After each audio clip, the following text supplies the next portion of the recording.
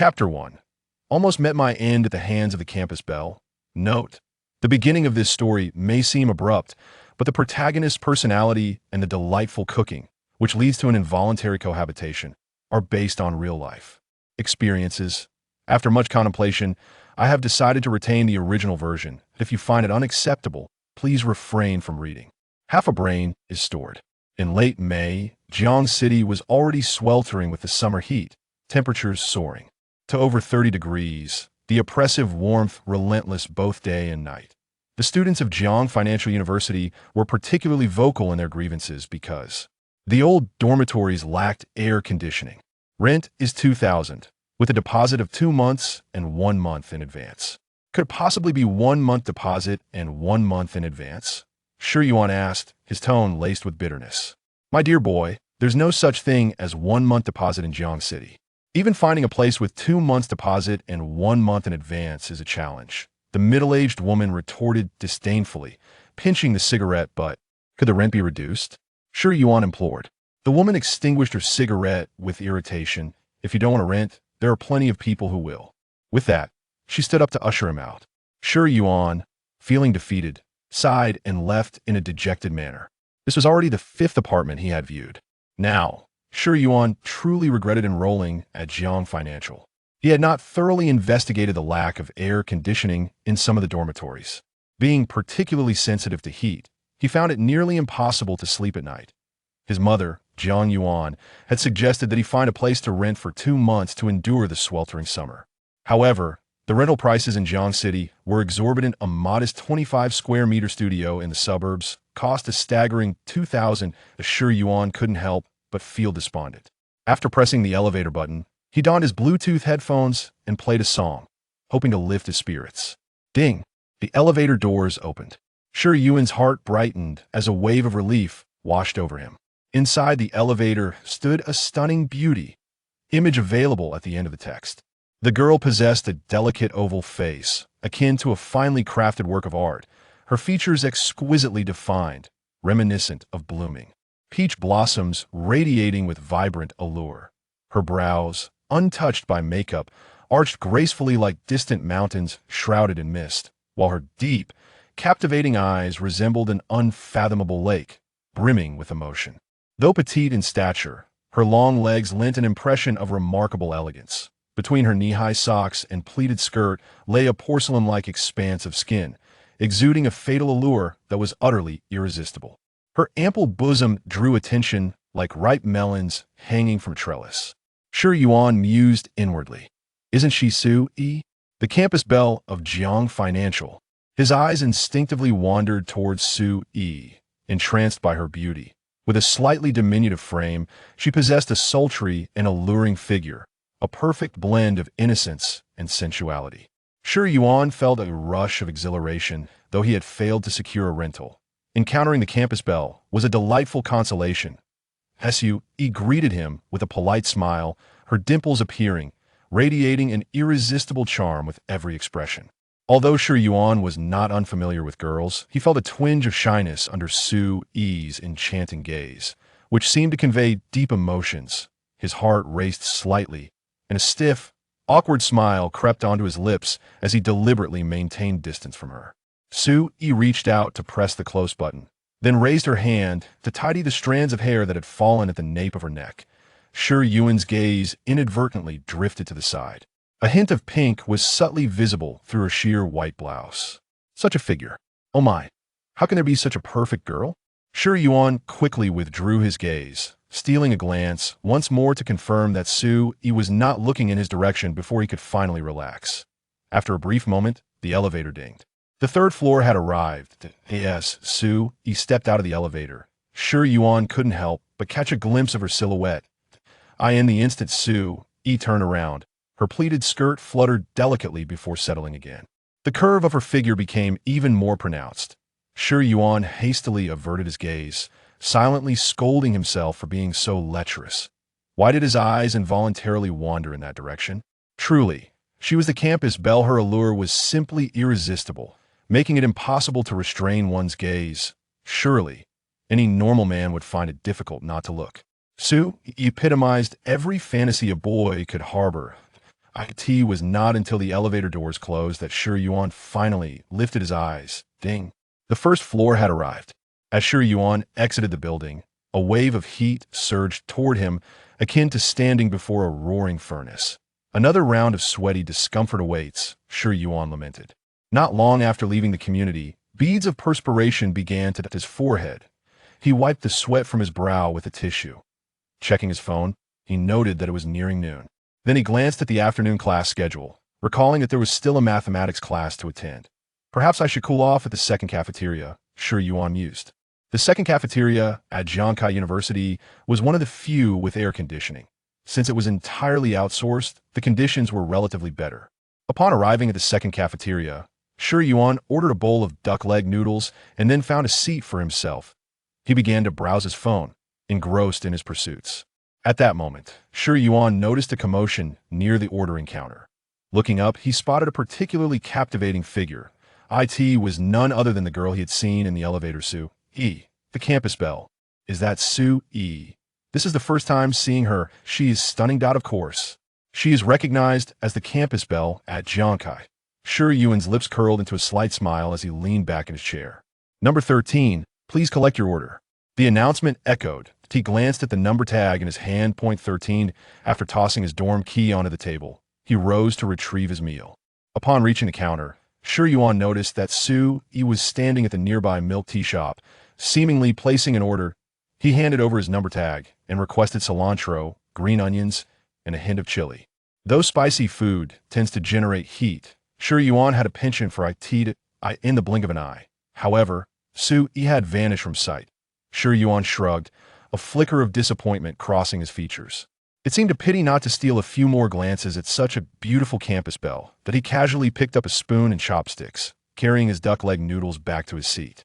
Yet, as he approached his table, he was startled to find Su E sitting directly opposite him. Shi Yuan glanced at the keys on the table and surveyed the surroundings. It was confirmed this was indeed his previous seat, that he suddenly found himself in a predicament, pondering where else he could sit at this hour without an available spot. This seat had just become vacant as two people had finished their meal and left. But to sit directly across from the campus belle while dining, given the current atmosphere, would he be labeled as overly ordinary by the enchanting girl? She would undoubtedly be subjected to public humiliation on the campus walls. Contemplating this, Shi Yuan felt a bitter pang. What bad luck! I can't even eat in peace. As Shi Yuan stood there with his bowl of noodles, Su E seemed to notice his discomfort. With a gentle smile and a melodious voice, she inquired, "Excuse me, is this seat taken?" The diners nearby turned their attention toward him, their eyes brimming with envy. Caught off guard by Su E's question, Shi Yuan momentarily lost his composure. He glanced around at the onlookers, wondering, were they all staring at? Damn it, it's just a campus beauty. Am I not allowed to engage in conversation? Taking a deep breath, he replied, no worries. They'll let the senior have it. Since Su E was a second-year student from the design department, she was indeed his senior. After he spoke, Shi Yuan felt a surge of awkwardness and quickly turned to find another seat. At that moment, Su E, with an apologetic tone, said softly, "It must be difficult to find a seat now. You can sit here." Shi Yuan hesitated. Su E reassured him, "It's all right, I inadvertently took your seat. And besides, I'm alone. I'll leave as soon as my milk tea is ready." Looking around, Shi Yuan noticed that every table was occupied. After all, it was an air-conditioned cafeteria. Finding an empty table at this hour was nearly impossible. Frustrated, he silently cursed Jiang Kai, thinking how a school this large couldn't afford proper facilities. Even if the dorms are bare, the cafeteria should at least provide for us. It's ridiculous that everyone from the school comes to the second hall to eat. With his shoulders slumped in resignation, he thought, fine, I'll just sit here. It was originally my spot anyway. And besides, dining with a beautiful girl is not a loss. Resolutely, Shi Yuan took a seat across from Su E, occupying his original place. Yet, even in the comfort of the air-conditioned room, he felt an inexplicable heat. His hands, awkwardly handling the noodles, betrayed his unease. He had never shared a table with unfamiliar people, especially not with a girl. However, Su E seemed oblivious to his discomfort. She leaned back in her chair, engrossed in her phone, her legs elegantly crossed. Suddenly, with a clatter, Shi Yuan's spoon slipped from his grasp, splattering soup onto his clothing. He set down his chopsticks and patted his pocket, only to realize he had just run out of napkins he would have to vigorously rub the stain out when he returned. At that moment, Sue extended a packet of wet wipes toward him. With a smile, she said, "Here, use this." Sure Yuan gazed at her delicate fingers, momentarily entranced. This campus beauty was surprisingly kind. Just then, the call for meal collection echoed through the room. "Student number 14, please collect your meal." Sue turned her head towards the milk tea counter, placing the wet wipes before Sure Yuan and politely bidding, "Goodbye, classmate." Yes, she rose to retrieve her meal. Sure Yuan admired her silhouette, then picked up the wipes from the table. "Is this kid trying to scam me for wet wipes? Interesting, this fellow has potential." Hearing this, Sure Yuan silently mused. It's just wet wipes, not something extraordinary. What a bunch of losers. Once again, she is merely a campus belle, making herself appear as if she has descended from the heavens. I wouldn't even want her if offered for free. However, the oil stains on my clothes must be addressed, lest they become impossible to remove. Consequently, I retrieved some wet wipes and diligently cleaned the grease from my attire. Following this, I hastily lowered my head and devoured my meal. After finishing, I picked up my tray and departed. At last, I began to comprehend how the saying, "beauty brings disaster," came to be. I hoped that I wouldn't end up buried alive by a horde of losers. That it was absurd to think that I could be indirectly ruined by a campus beauty. As I rose, I cast a glance at the milk tea shop, but Su Yi's figure had long since vanished. 5 minutes later, I returned to the dormitory, which remained as oppressively hot as ever. Each desk was equipped with a small fan, and a basin of water was placed inside the room. Upon my return, Zhang Sun, seated next to me, fanned himself while asking, "How was it? Any luck with the apartment?" It was evident he was inquiring about the housing situation. I shook my head and replied, "The location is decent, but the price is exorbitant." Zhang Sun exhaled a sigh of exasperation. That's just how it is in Jiangqing. Outsiders are often taken advantage of when renting here. He sighed again. "I was hoping that if you found a place, I could mooch some air conditioning. I can't afford a 2-bedroom. I wouldn't mind sharing a bed with you," Zhang Sun boldly declared, patting his chest. I retorted, "I do mind. Come on, they'll split the rent with you." We're the only 2 outsiders in this dorm. The others have all gone home since they have no classes. We're in this together.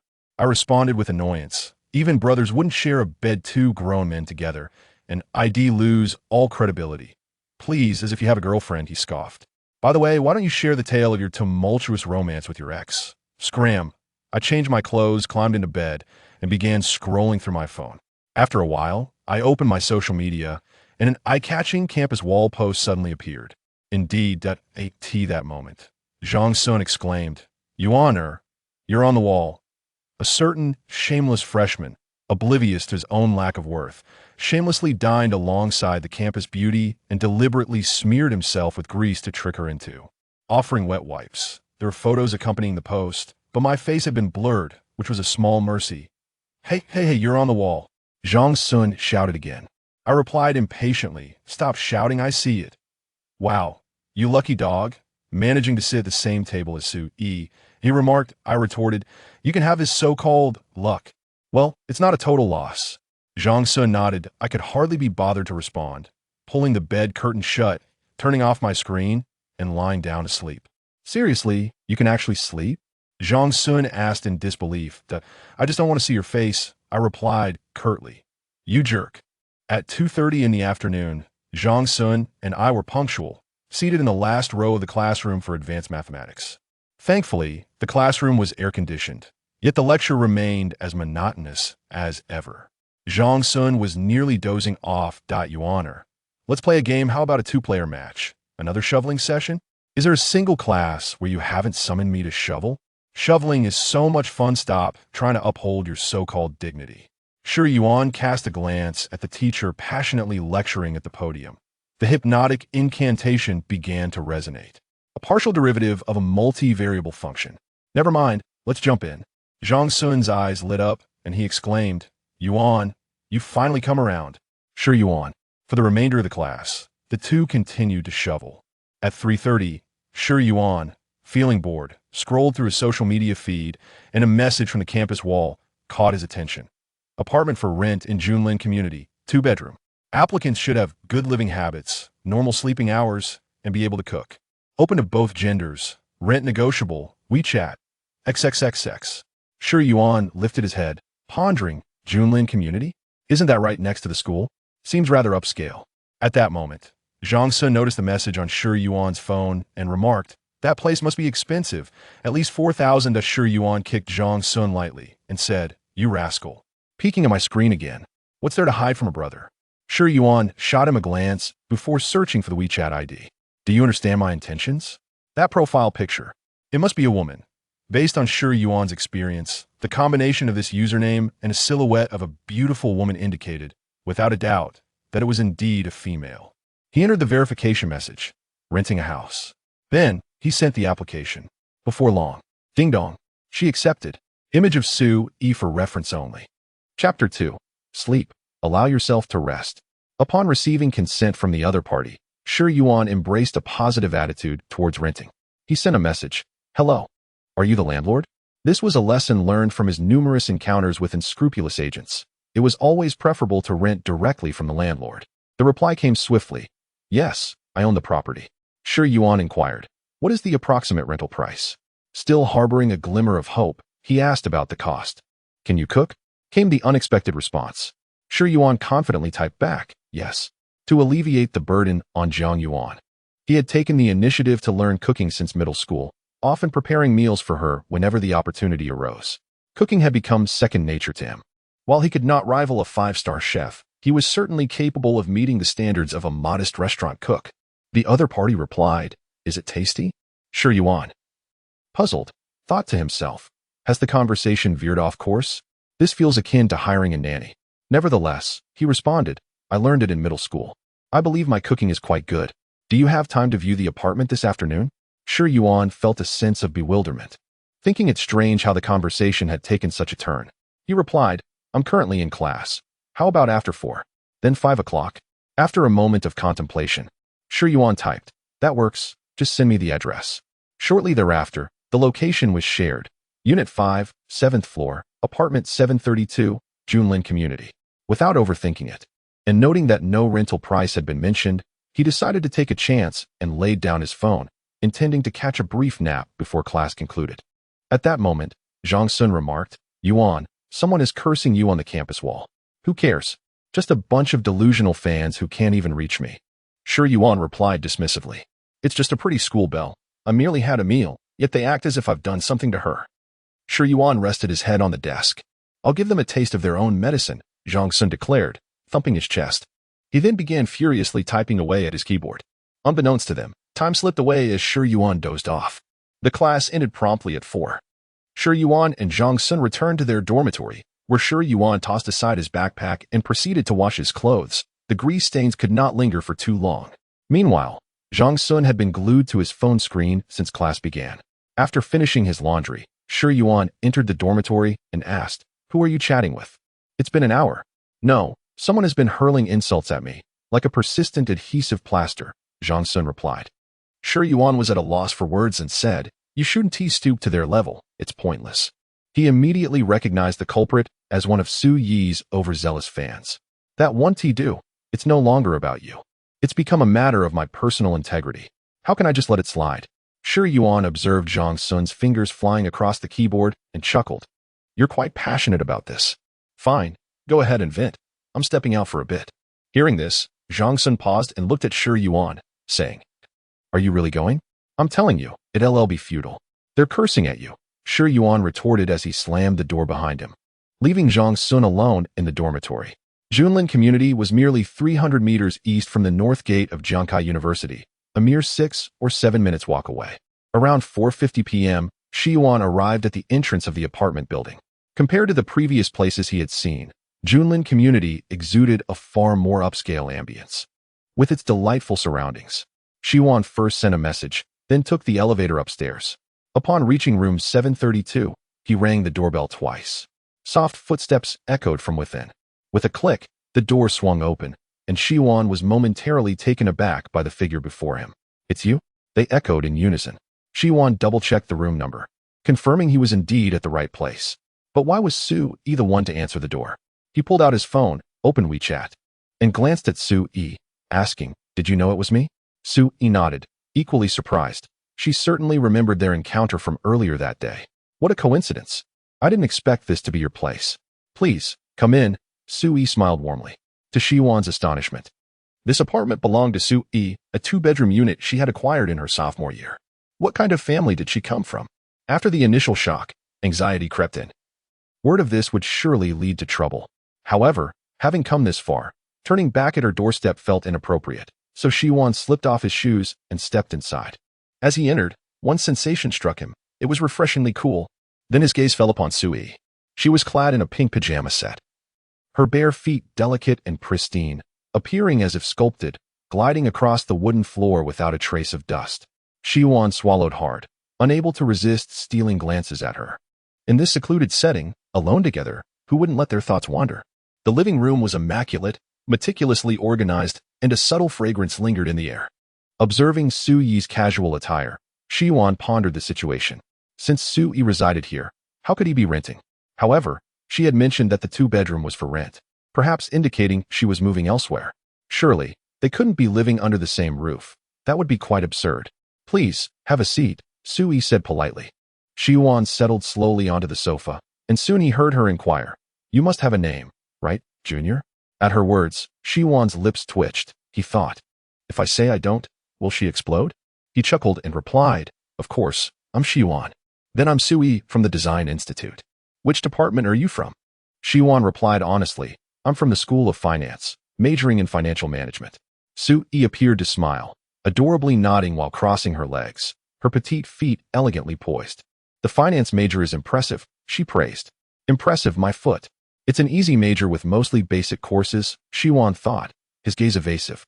Forced laughter escaping him as he considered making a discreet exit. Sui continued, "Shiwan, can you cook?" Shiwan nodded, "Yes." "Perfect timing. How about showing off your skills?" Sui playfully suggested. Senior Sui, I came here to look at the apartment, not to." Sui blinked her deep, star-like eyes and softly said, "If you cook well, I'll reduce the rent." Shiwan found himself momentarily at a loss under her gaze, feeling somewhat flustered. Ultimately, he conceded, "All right then. It's just cooking a meal. How difficult can that be?" However, Shiwan soon found himself in a state of bewilderment. Upon entering the kitchen of Sui's home, he discovered that although the space was impeccably clean, it was devoid of any culinary essentials. Only the gleaming kitchenware remained. He couldn't even spot the most basic ingredients like oil, salt, soy sauce, or vinegar. Turning to Sui, he inquired, "Senior, has this kitchen recently been renovated? Why is there nothing here?" Sui raised her delicate brows at his question and replied with a smile, "Oh, but there are things here."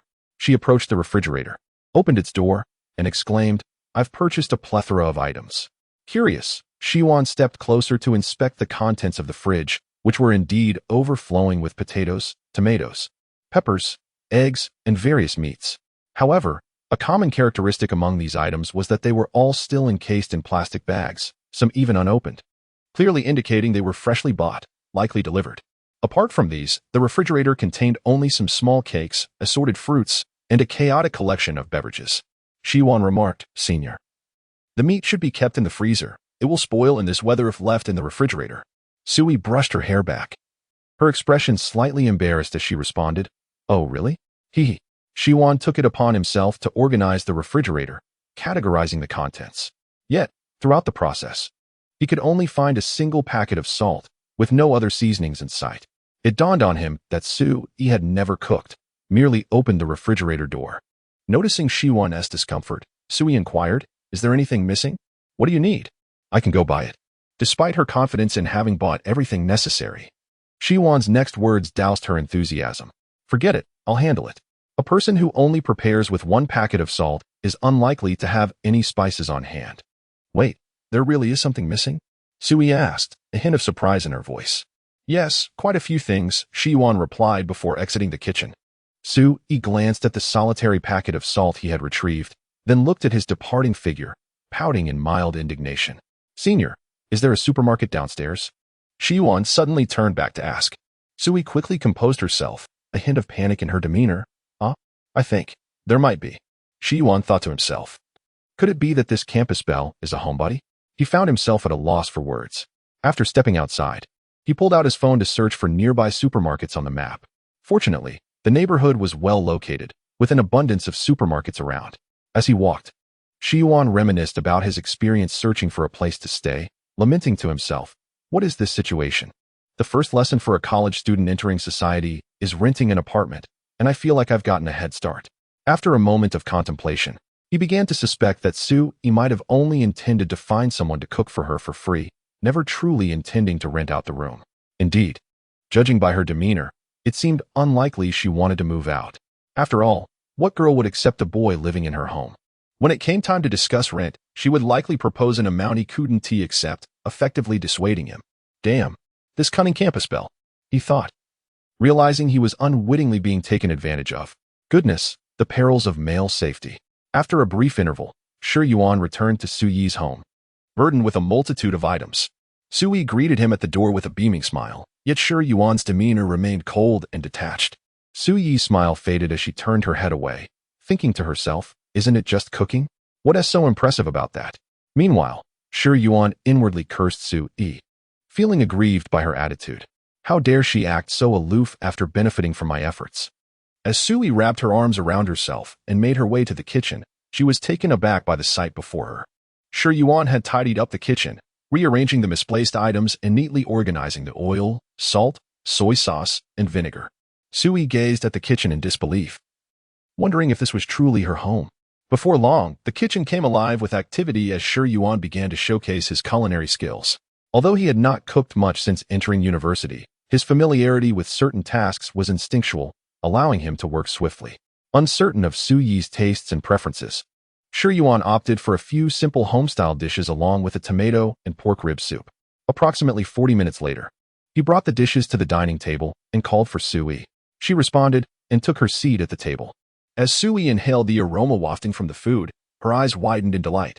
She had not encountered such enticing scents outside of renowned restaurants. In fact, she had already caught a whiff of the tantalizing fragrance in the kitchen, stirring her appetite, which had been protesting for some time. However, with Shi Yuan present, she felt the need to maintain her composure, forcing herself to focus on her phone. The rib soup will be ready shortly. Let's eat the rice first, Shi Yuan said as he served a bowl of rice for Su-yi. Su-yi nodded in acknowledgement, picking up her chopsticks while reminding herself to be poised and elegant.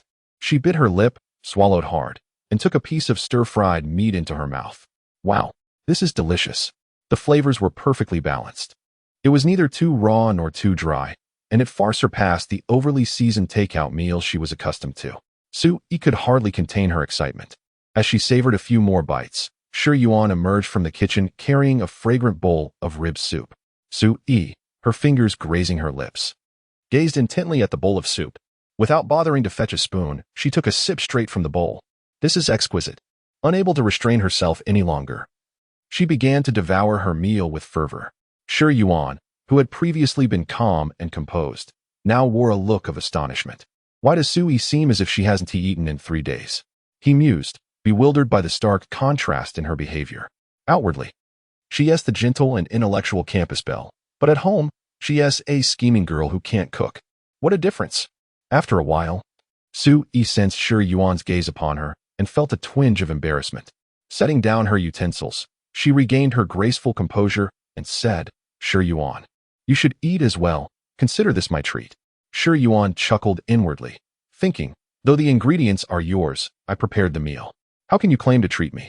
Moreover, she had already consumed most of the dishes and nearly half of the soup. Nevertheless, as they were in Su-yi's home, he felt it necessary to show her some courtesy. With a polite tone, he replied, it's all right. Seeing you enjoy the food so much has made me lose my appetite. Upon hearing this, Su-yi felt a surge of indignation. Yet she maintained a smile as she replied, it's not that I've done so much. We simply cannot waste food, can we? Completely oblivious to the matter of renting a room, she continued. Shi Yuan thought to herself, just keep your pride. I won't indulge you any longer. She removed her apron and stated, since you've had your fill, I shall take my leave. Do remember to place the unfinished food and the rib soup in the refrigerator. What? You say you're leaving? Absolutely not. Shi Yuan mused. You can't just dismiss my words, you sly girl. After all, I graciously prepared a meal for you, but I certainly won't wash your dishes. With that, Shi Yuan proceeded to the entrance to change her shoes. Seated cross-legged on the chair, Su-yi noticed that Shi Yuan was completely ignoring her words. Immediately, Su-yi jumped down and rushed to the door, exclaiming, "Hey, hey, hey, Shi Yuan, don't go?" Surprised, Shi Yuan replied, "Huh? I didn't expect this twist. What more does this cunning school belle intend to do? All right, senior, this is enough. Do not toy with me any further." Su-yi appeared bewildered, questioning, "What do you mean enough? When have I been toying with you? Aren't you here to rent a room?" Shi Yuan, unwilling to engage further with this scheming school belle, decisively stated, "Let us forget it. Your place is far too expensive for me to afford."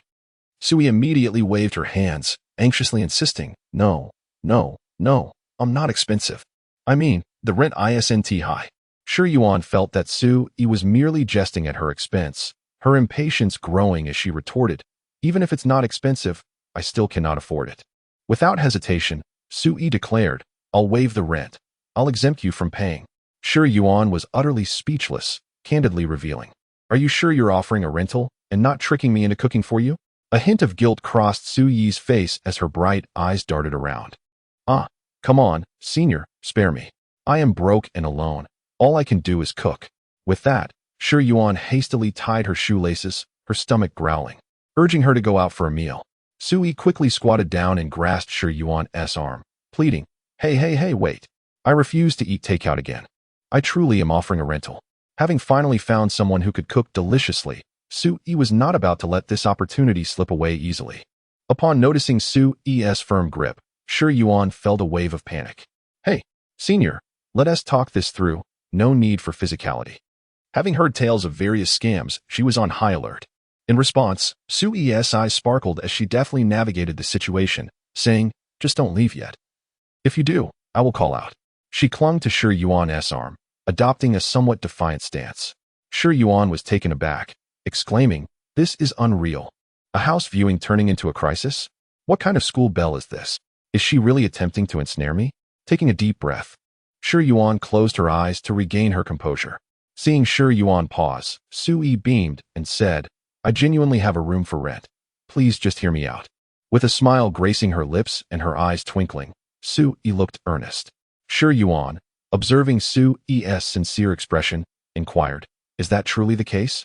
Su-yi nodded vigorously, her face brimming with sincerity. Deciding to hear Su-yi out, Shi Yuan thought perhaps there was indeed a chance for rent exemption. As she resumed tying her shoelaces, just as she was about to move, Su-yi quickly grabbed her once more. Shi Yuan glared at the shoelaces and declared, "I am tying my shoelaces." Only then did Su-yi release him, awkwardly chuckling. Oh. Once Shi Yuan secured his shoelaces and stood up, he said, "Now, let us discuss your conditions." Su-yi must have demands to present this condition. "Please, have a seat," Su-yi urged gently, apprehensive that Shi Yuan might leave. Shi Yuan was guided to the sofa by Su-yi, who then continued, "For this rental, I am seeking a tenant who can cook. The rent can be waived because I am rather inept in the kitchen." Shi Yuan interjected, "I mean, you can't cook at all." Su-yi took a deep breath, her chest visibly rising and falling, and continued, "You would be responsible for preparing meals for me.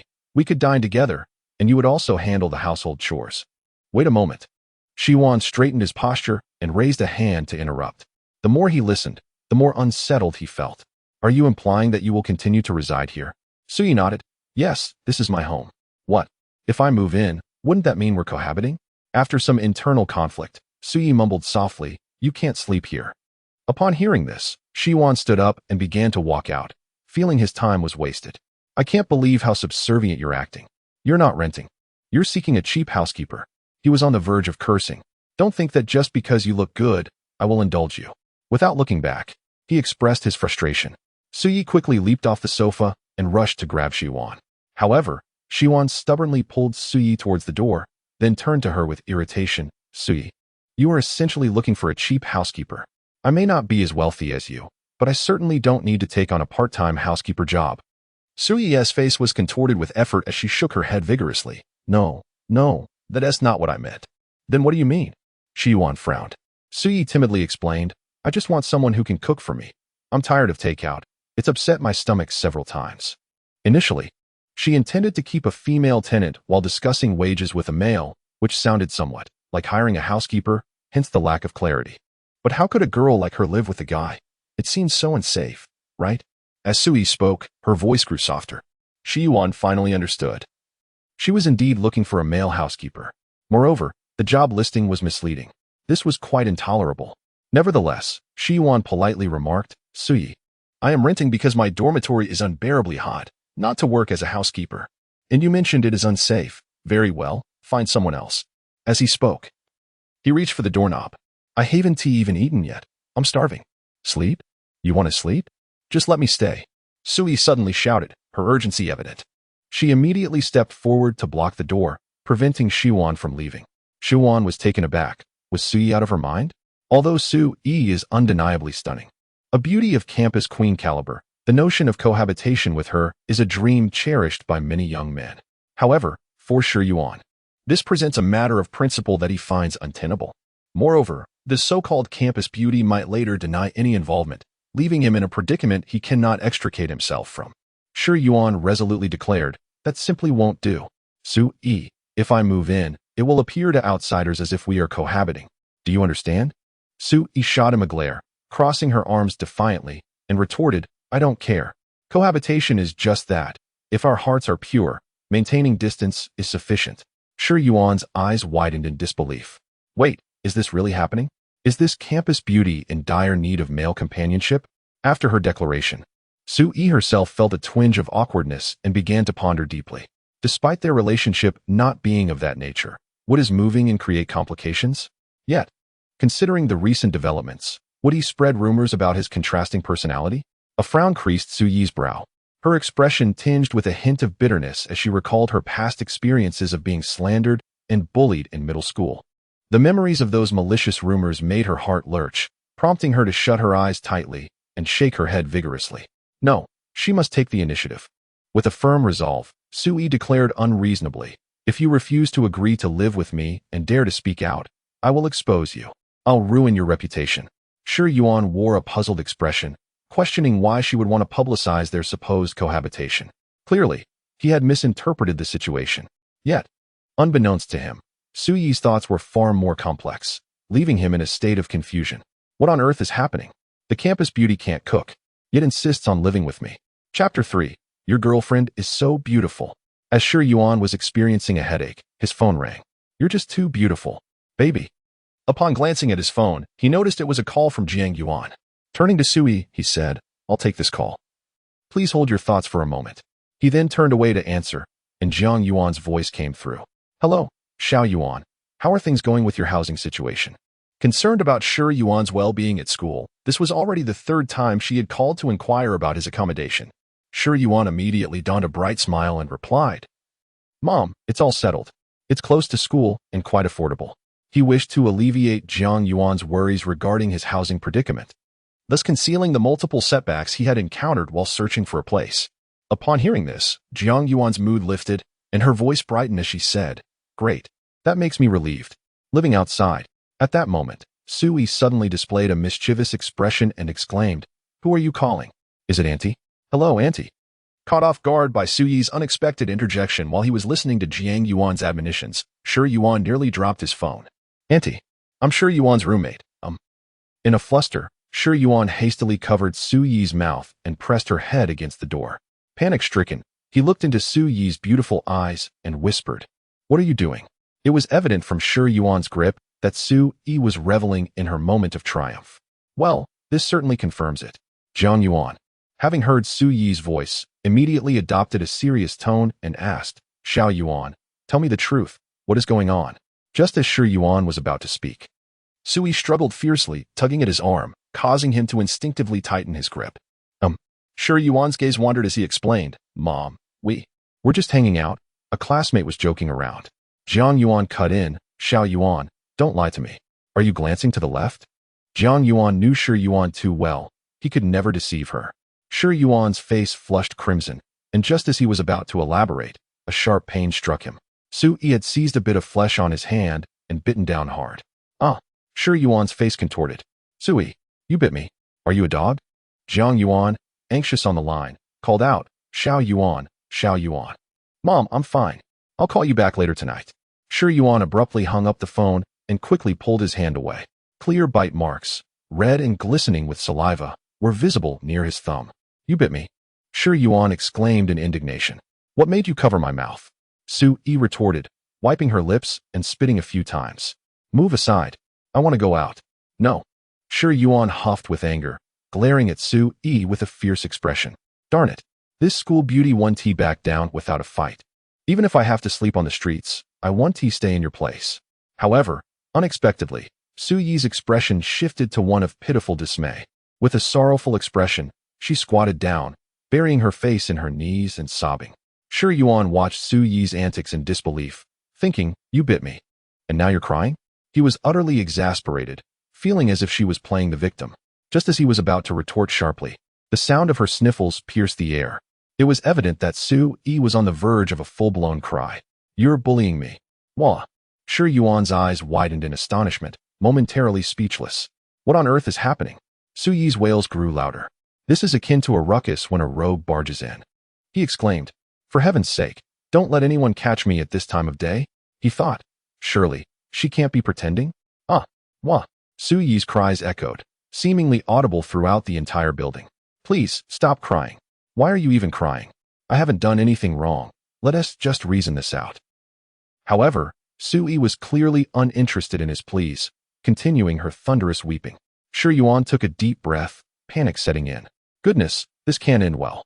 If things continue like this, I might truly be caught by the authorities. He realized that he would have to concede to her demands. After all, he was currently unable to find a rental, so free accommodation and cooking a meal seemed a small price to pay. He would later gather evidence and make his escape when she threw her little tantrums.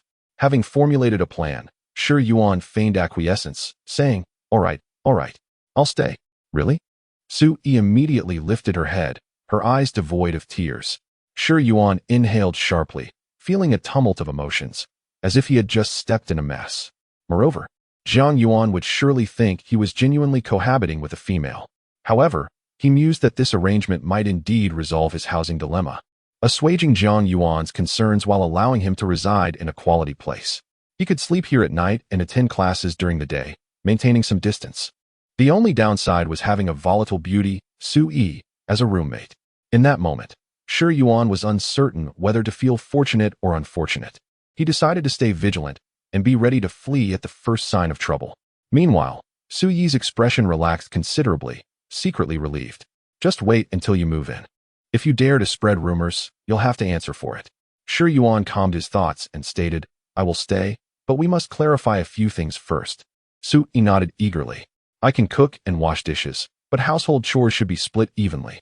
You must not boss me around. If you refuse, I would rather face disgrace than stay. He thought, now you're the one seeking my favor. I must establish my authority. Su Yi hesitated. Chores. I don't know how. Shi Yuan, sensing her sincerity, asked, you don't know? Then who has been doing all this? He gestured around the space. I hired a cleaning service. Huh, a cleaning service? How affluent. Shi Yuan remarked. It was well known that hiring help in Jiang City was exorbitantly expensive. It's so costly. My mother only gives me 1,000 a week, and hiring a service for a month costs 2,000, Su Yi lamented. Shi Yuan felt somewhat overwhelmed. After all, this was the esteemed Miss Su. A weekly allowance of 1,000, amounting to 4,000 in a month, was double his own. Surely, he could manage some simple tasks like sweeping the floor and wiping the tables. He would take on the menial labor.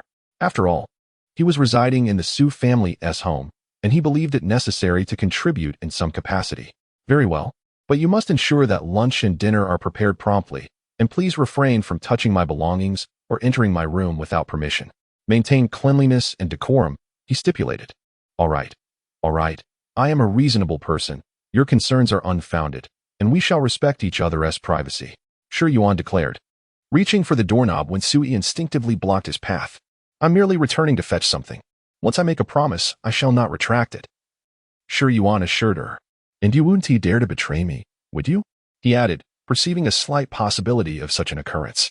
Initially, he considered requesting Su Yi to draft a written contract, but he soon realized that someone incapable of cooking would likely struggle with that task as well.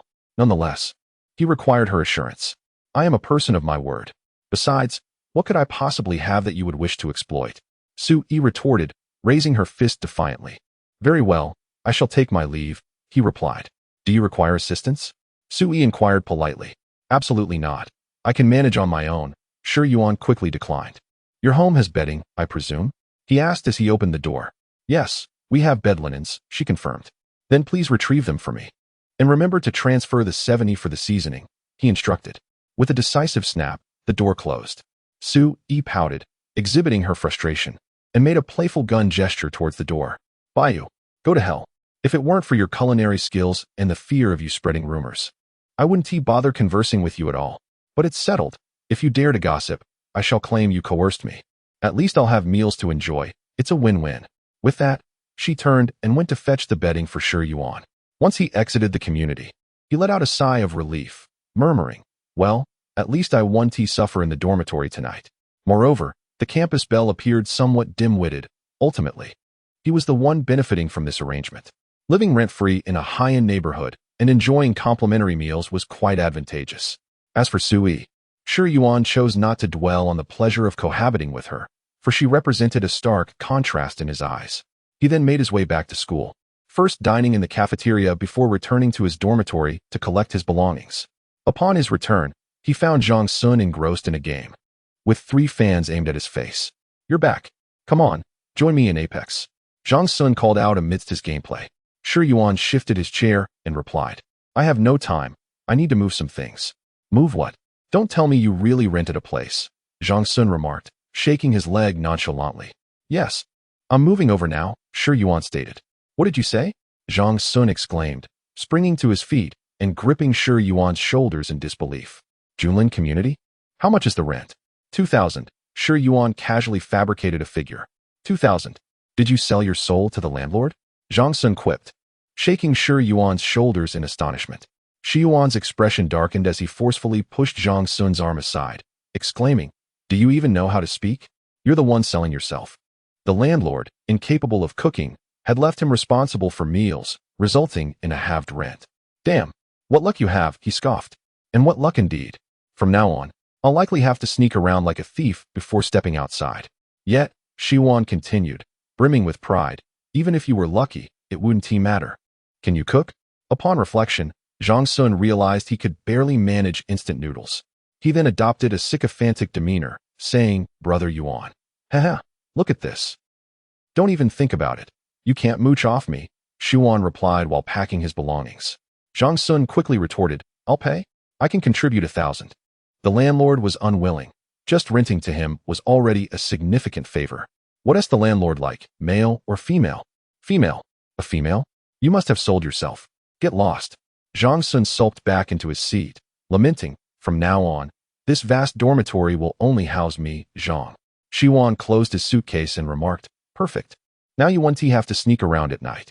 How do you know? Shi Yuan replied, exasperated, I'm right next door. I've grown accustomed to your bed shaking for 3 minutes. Don't you dare tell anyone about this. I couldn't care less about your affairs. Bye-bye, Shi Yuan said, lifting his suitcase. Is that all? Aren't you bringing any clothes or bedding? The bedding is new, and my clothes are drying. I'll bring them back after class tomorrow. Shi Yuan took only essential items and his computer. Zhang Sun was envious yet feigned indifference, saying, Just go. As Shi Yuan pulled his suitcase along the path, he suddenly heard someone calling his name at the entrance. Shi Yuan. He turned to see a familiar face, Yu. A senior from the street dance club, dressed in casual, breezy attire and sporting a high ponytail, exuding an air of confidence. Shi Yuan raised his hand in greeting. Sister Yu. She paused and inquired, What is with all the bags? Where are you off to? I rented a place and am moving in, he replied. All right. Your dorm doesn't have air conditioning, Yu remarked, her eyes sparkling. Do you need any help? No, it's just this, and it's not far, Shi Yuan smiled. We're south the place. Shi Yuan hesitated, feeling a bit awkward. Yu smiled gently and said, Well, hurry along then. Remember to come practice dancing tonight. With a wave, she continued on her way. Goodbye, Sister Yu. Yu didn't look back, merely waving her hand. After exiting the gate, Shi Yuan's phone buzzed. It was a message from Sue-E, main gate code, 1727. Followed by, I'm in the opposite room. Move your things quietly. Don't disturb me while I do my homework. Shi Yuan paid little mind, jotting down the code before tapping the screen. 10 minutes later, he arrived at the foot of the building. Ascending the stairs to Sue-Yi's doorstep, Shi Yuan entered the code in sequence, 1727. However, the door remained locked, emitting only a single beep. Was the password incorrect? Shi Yuan took out his phone and messaged Sui. The password is incorrect. After waiting a few minutes without a response, he thought, she's doing this on purpose. His expression darkened. He then tried another code, 1729, and the door swung open. Shi Yuan mused to himself, indeed, what a cunning woman. Upon entering, he found Sui lounging comfortably on a swing chair on the balcony, enjoying some fruit. Startled by his arrival, she exclaimed, "What are you doing here?" Shi Yuan feigned ignorance, replying, "What's wrong? Have you changed your mind?" At a loss for words, Sui stammered, I. Shi Yuan chose not to press further and walked inside. Hey, wait. Sui quickly dashed to his room. Shi Yuan was tidying up, but the space was impeccably clean, likely a testament to the efforts of the housekeeper. He paid no heed to Sui, quietly organizing his belongings. Leaning against the doorway, Sui said, I think I remembered the front door code incorrectly. It should be 1729. Is that so? Didn't you send 1729? Shi Yuan replied. Sui froze, checking her phone to confirm she had indeed sent 1727. No, I sent 1727, she insisted, staring at the screen. Oh, then I must have misread it as 1729. My memory isn't what it used to be, and my eyesight is failing. Shi Yuan stated calmly. Sui took a deep breath, her chest rising and falling, then forced a smile, asking, Do you need help tidying up? No, you should focus on your homework, he replied. Heh, you really know how to jab, Sui remarked, just as she turned to leave. A photograph slipped from a book Shi Yuan was holding, landing right in front of her. Quick to react, she bent down to pick it up. Oh, is this your girlfriend? She's quite beautiful, Sui exclaimed, gazing at the photo. Her mischievous nature surfaced. Return that to me, Shi Yuan demanded. Who is she? You won't tell me, then I won't give it back, Sui teased, hands clasped behind her back. Then I don't want it. You can throw it away. Shi Yuan replied, placing the book on the table and beginning to make his bed. Observing Shi Yuan's nonchalant demeanor, Sui thought, You think you can trick me, huh? Not a chance. After skillfully making his bed, Shi Yuan left to wash the dishes on the table and put the leftover food in the refrigerator. Sui stood in surprise, muttering softly, He really doesn't want it. Soon after, Shi Yuan returned, commanding, You should go out. Crossing her arms defiantly, Sui retorted, This is my house. Do you want to watch me change? I don't mind. Her beautiful eyes widened momentarily, and she obediently closed the door and stepped out. In a short while, Shi Yuan emerged, clad in a fitted sports outfit, complete with wristbands and a headband. Sui, lying sideways on the sofa watching television, was taken aback by his appearance. She thought to herself, This brat looks somewhat handsome in a change of clothes. At first glance, Shi Yuan appeared rather ordinary. However, his dedication to sports and exercise had bestowed him with an admirable physique and complexion. Sui slightly rose and gazed at Shi Yuan, inquiring, Are you heading out? Yes, he replied. Where are you going? That's not something I need to report to you, is it?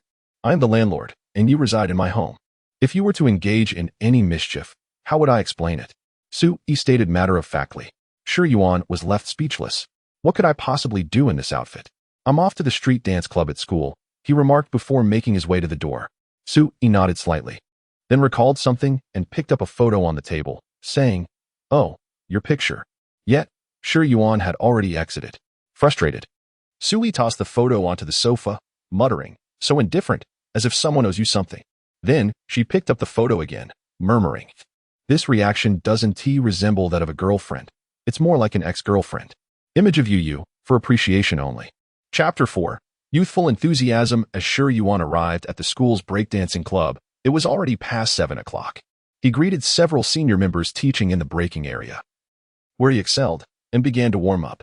At that moment, Yu, who was practicing in the jazz section nearby, noticed Shi Yuan stretching and approached him. Dressed in athletic wear, albeit slightly looser, Yu's tall figure was still elegantly accentuated, revealing her curvaceous silhouette. Her fair skin and delicately defined facial contours exuded an air of sophistication, resembling a valiant female general. Shi Yuan, you're a bit late today, she remarked, recalling that he usually arrived around 7. Shi Yuan smiled at Yu and replied, I took some time to gather my things. You must have arrived early, right? Not too long ago, thankfully. I'm not teaching today, Yu responded as she joined him in warming up. I think I saw you on the campus wall today, Yu mentioned while stretching her legs. Haha. I encountered an unfortunate school beauty. A bunch of overzealous fans nearly kept me in the cafeteria, Shi Yuan said self-deprecatingly. Well, you didn't lose out. Sui is incredibly beautiful, you laughed. Shi Yuan did not deny this point. Sui was indeed striking, with an enviable figure, especially her long, slender legs. Clearing his throat, he quipped, a beauty can also be a disaster. She's quite the scheming contrast.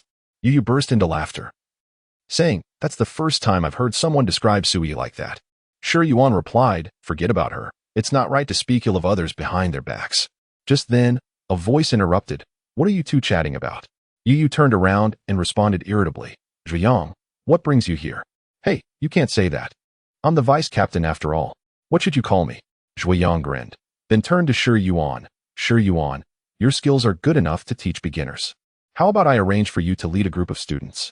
Having studied breaking since middle school, Shi Yuan had not practiced much during high school due to academic pressures, but he still retained most of his skills.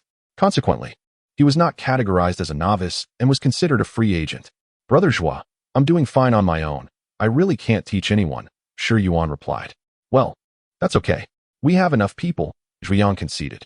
By the way, there's a performance competition at our campus on the 10th of next month. How about you represent the newcomers and perform a solo dance? Are you interested? After a moment's hesitation, Shi Yuan responded, I'll think about it. All right. Just let me know via WeChat once you decide, Zhuang said. At this juncture, Yu interjected, it's just a performance competition. The few of you are sufficient. Shi Yuan has only been here for half a semester, and you're already dragging him into this. With a grimace, Zhuang replied, though our breaking has plenty of appeal, we simply don't have enough time. This is not merely an opportunity for a new representative to perform. Rather, it is a chance to extend the duration of the event. We should not always be labeled as having only a minute's worth of material.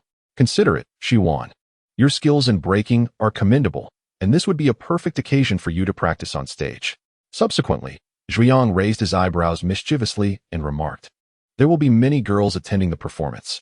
This is a splendid opportunity to mingle and perhaps even exchange WeChat contacts. Upon hearing this, Shi Yuan chuckled awkwardly. Well, Meanwhile, Yu's face grew increasingly dark with annoyance, and she couldn't help but interject, you incorrigible Zhuang. You only lead the younger students astray. None of your breaking crew are good influences. Zhuang retorted, see, you're getting flustered. I'm merely considering Shi Yuan's future. If he doesn't find a partner in his freshman year, he is likely to remain single for 4 years. Wouldn't you agree, Yue, the stunning beauty? Why not consider uniting with our breaking crew? Yue, upon hearing this, felt a surge of anger. You insufferable Zhuang. Repeat that. This was soon followed by Zhuang's pitiful cries. Shi Yuan observed the scene, noting Yu's fierce demeanor. Zhuang's penchant for teasing her often resulted in him enduring physical reprimands. The farce eventually concluded. After warming up, Shi Yuan began practicing the Thomas Flare, a move he felt somewhat insecure about. After dealing with Zhuang, Yue returned to her own practice. Half an hour later, Shi Yuan sat down to rest and noticed a message from Su Yi, which included a transfer of 70 yuan followed by a text stating, you must be home by 10:30, or you'll be sleeping on the streets. Shi Yuan pressed his phone screen, muttering indignantly, this cunning girl. However, he deemed the request reasonable, as he also valued maintaining a proper daily routine. 40 minutes later, he planned to practice a bit longer before heading home, when suddenly, a call from Zhang Yuan came through. Stepping outside to answer, he greeted, hello mom. Xiaoyuan, what are you up to? Practicing dance. Be careful not to injure yourself. I'm fine, mom. I've been practicing for years. Shi Yuan patiently listened to Zhang Yuan's concerns and responded accordingly. Then Zhang Yuan inquired, what happened today? Shi Yuan thought to himself, so it's about that matter again. Mom, I'll explain in detail when I get home. Has your tutoring session finished? Not yet. Xiaoying has some issues at home, so I'll be going over a bit later. Shi Yuan smiled. All right, I'll take my leave then. Please call me when you're done. Okay, stay safe out there. Bye mom. After hanging up, Shi Yuan exhaled, realizing his mother would be home quite late. He then opened the door and called out, Yue, I have to leave for a bit. Yue paused her movements and looked at Shi Yuan, asking, are you leaving already? Yes, I have some matters to attend to. Zhuge, I'm off. Zhuang gave an okay gesture. Goodbye, Yue. Yue seemed distracted and didn't register his farewell. Yue? I'm leaving now. As the evening approached, the streets outside Jiangkai were ablaze with lights and the cacophony of bustling activity. Time Yuan, after a brief wash, departed from the dance studio, leaving Yu seemingly burdened with unspoken words. Watching him leave, she let out a soft sigh, her demeanor reflecting a trace of melancholy. It was nearly 9 o'clock. The vibrant night market typically flourished near universities. Time Yuan indulged in some barbecued delicacies, perhaps a small celebration of the arrival of air conditioning days.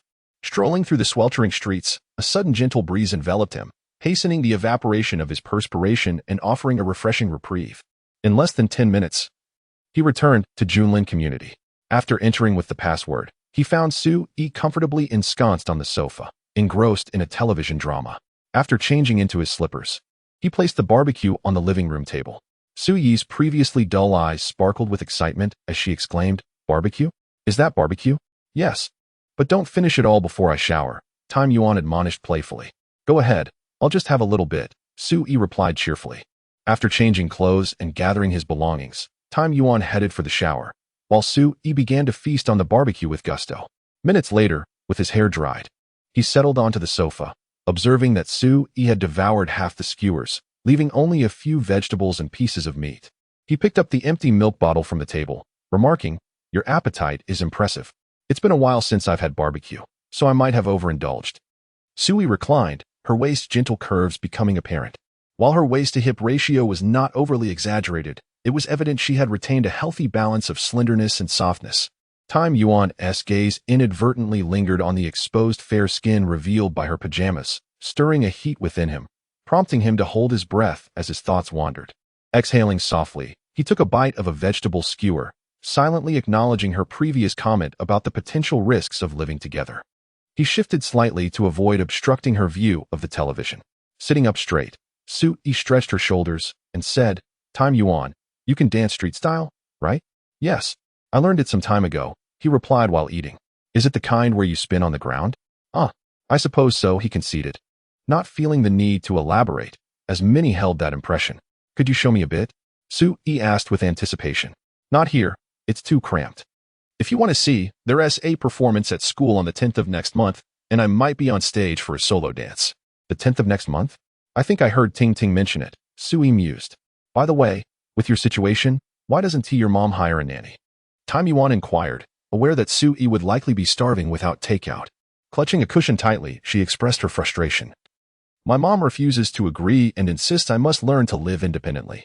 "Your mother is quite sensible," he remarked. Su-yi shot him a glance, retorting, "Humph. She simply doesn't have the time to manage me." Sure Yuan said no more after finishing his meal, discarding the waste into the bin.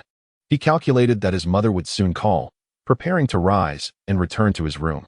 Just as he was about to stand, an idea struck him, and he turned to Su-yi, saying, "By the way, don't let anyone know I live here." "What's the matter? Are you afraid?" Su-yi teased with a smile. Sure Yuan chuckled. "Have you not seen the school walls? Just sharing a table with you has subjected me to online harassment. If news of our cohabitation leaks, my life may be in jeopardy." "You seem utterly unconcerned. To outsiders, we appear to be living together." Su-yi, reclining on the sofa, replied nonchalantly. "So what if we are cohabiting? What do I care about others' opinions as long as we know the truth? If they slander us, we can always report it." Having been a standout since childhood, Su-yi was no stranger to unfounded rumors. If she were to take every accusation to heart, she would have long succumbed to anxiety. She remained indifferent to labels such as school beauty or cohabitant. The reason for her hesitance about renting was a concern for safety living under the same roof as a male, coupled with her preference for solitude. "I am serious," Sure Yuan reiterated. He felt the need to be cautious around this school beauty. Who knows when she might put him in a difficult situation. "Understood," Su-yi nodded. "It's not exactly a glorious matter. I have no desire to boast about it. Besides, I rarely go out, so not many know I live here. Rest assured about your safety." Sure Yuan recalled their encounter in the elevator earlier that day and remarked, "I saw you in the elevator at noon. I was at my aunt's place nearby, helping her with some matters." Su-yi waved her hand dismissively. No wonder the elusive school beauty turned out to be a homebody. Nevertheless, Sure Yuan found it strange that she didn't have classes. He asked, "Do you have so few classes at the Design Institute?" Su-yi replied with a hint of bitterness, "While the classes are indeed few, the assignments are plentiful. By the end of the month, I still have over 10 paintings to complete." "That's just a few days away," Sure Yuan remarked, checking his phone, noting that it was already the 26th. Su-yi confidently asserted, "It's fine.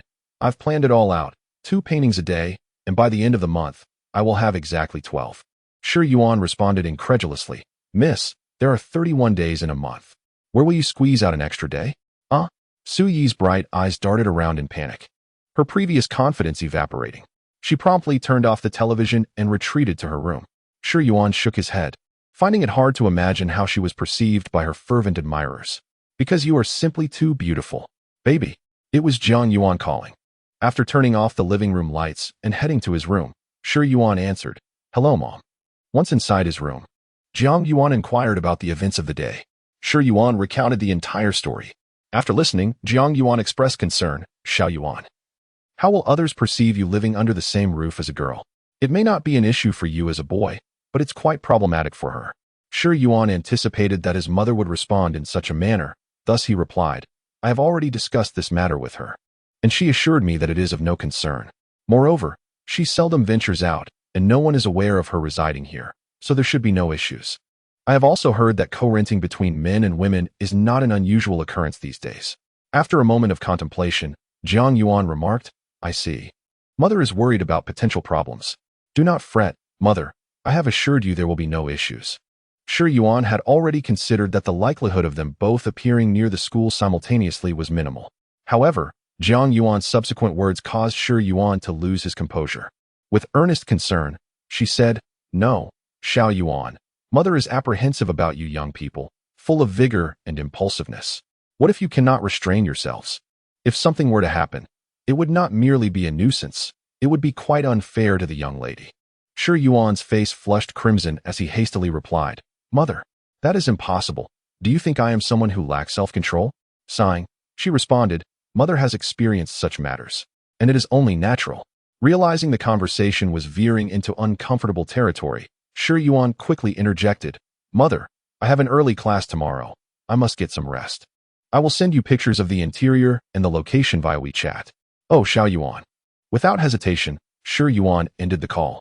One hand pressed against his forehead, feeling somewhat bewildered. His mother, truly.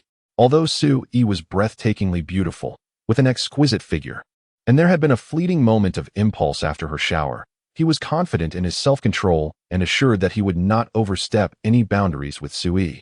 Never mind, summer vacation is just around the corner. It is time to sleep. After setting his phone alarm, Shi Yuan turned off the lights and lay down. It must be said that Su Yi's bed was indeed comfortable, larger and softer than his dormitory bed, and most importantly, equipped with air conditioning, allowing for a delightful slumber. With a light heart, Shi Yuan exclaimed, Let that scoundrel Zhang Sun suffer in the dormitory. Hurrah! Chapter 5 Only rubbing my girlfriend's belly at 3 in the morning. The room was enveloped in darkness, and the tranquility of the early hours was abruptly interrupted, due to the excessively low temperature set on the air conditioner by Shi Yuan. He was awakened from his slumber, shivering. Rising from bed, he reached for the remote control, but before he could locate it, he heard an unusual noise emanating from outside the door. Shi Yuan felt puzzled. What could Su Yi possibly be doing awake at this hour? Suddenly, a loud thud echoed, as if something had fallen. With widened eyes, he wondered if a thief had entered Su Yi's home. He crept to the door, pressing his ear against it to listen intently. Strangely, all was silent. Could it be that there was no burglar after all? In a neighborhood such as this, it seemed improbable for a thief to intrude. Just as Shi Yuan pondered this, another sound pierced the silence, this time resembling soft sobs. Su Yi. With a quick turn of the lock, Shi Yuan opened the door only to be struck by an unsettling sight. Su Yi lay crumpled on the floor. Su Yi, Su Yi. He called out twice, but received no reply. Turning on the corridor light, he discovered her curled up, her hair obscuring her face, hands clutching her abdomen, appearing to be in excruciating pain. Su Yi.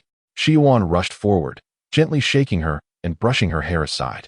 Her beautiful face was pale and worn, devoid of color, with tear-streaked cheeks. Her lips were ashen, lacking the strength to even open her eyes, and she appeared utterly drained. Oh no. Su Yi, what is wrong? She pressed her hands to her stomach and managed to utter a few strained words. My belly hurts, bellyache? Did you eat something bad? As soon as he spoke, Su Yi began to convulse. Her expression contorted in agony as fresh waves of pain gripped her abdomen.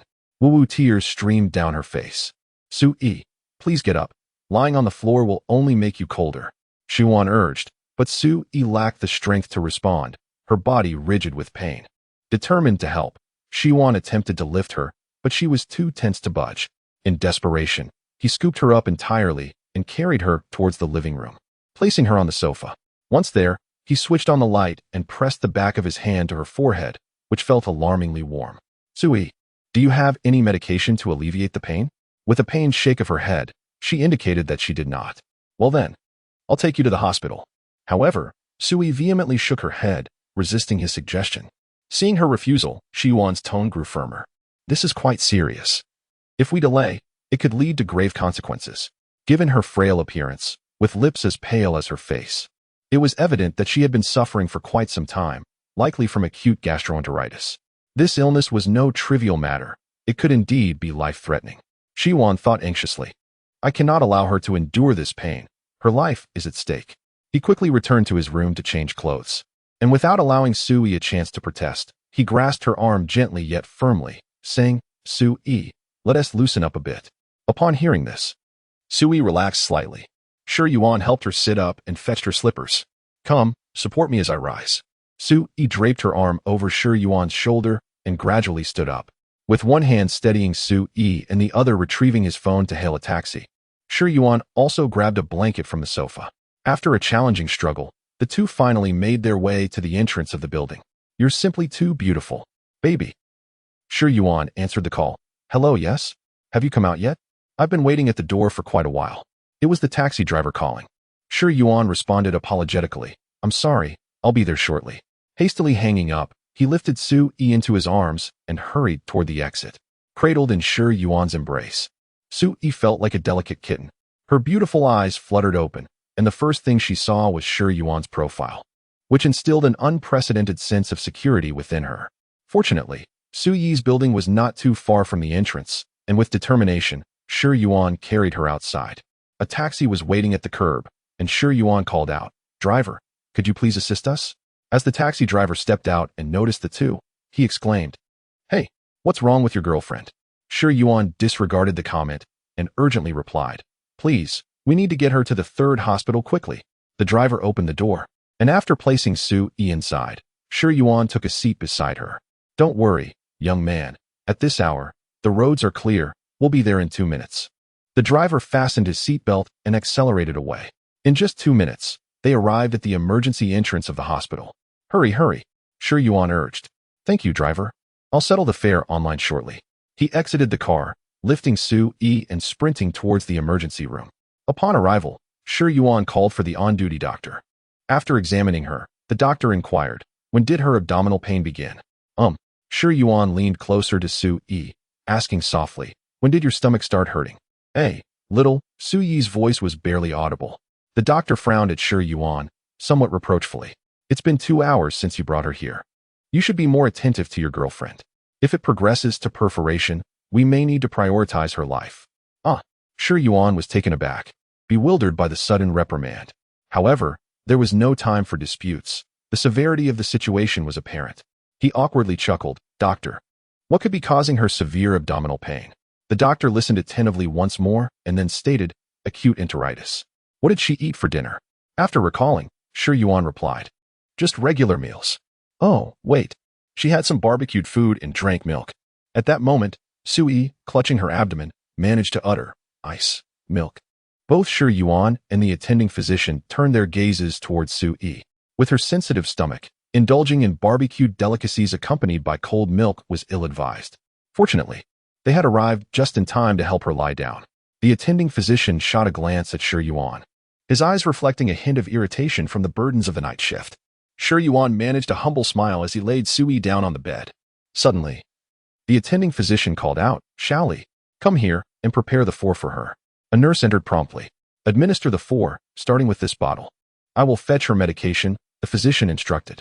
The nurse nodded, and the attending physician departed to retrieve the necessary prescriptions.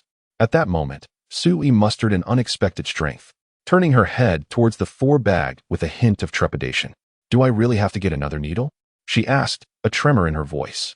Observing her distress, Shi Yuan could only offer consolation. It's all right. Once the four is administered, the pain will subside.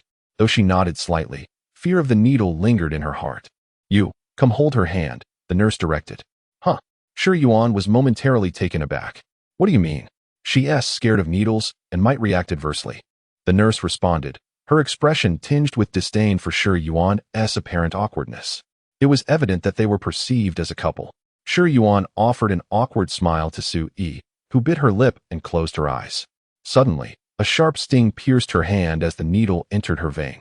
Call me if the 4 runs out, the nurse instructed. Shi Yuan responded with a grateful smile. All right, thank you. Once the nurse exited, he breathed a sigh of relief and inquired, how are you feeling? Is your stomach still hurting badly? Su Yi, with sincerity etched on her face, replied, it still hurts.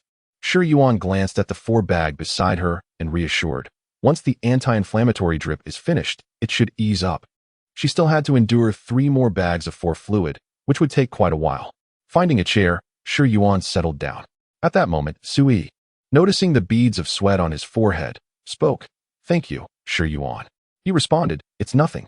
I brought the barbecue, so I share some responsibility. Aside from your stomach, are there any other discomforts, such as headaches or fever? He asked. Su Yi shook her head, feeling a slight diminishment of the distance between them. At that juncture, the attending physician entered with a prescription. Here's the medication list and the cost for the 4. You'll need to pay and collect the medicine shortly, then administer it to her all at once, he informed. Shi Yuan nodded in agreement.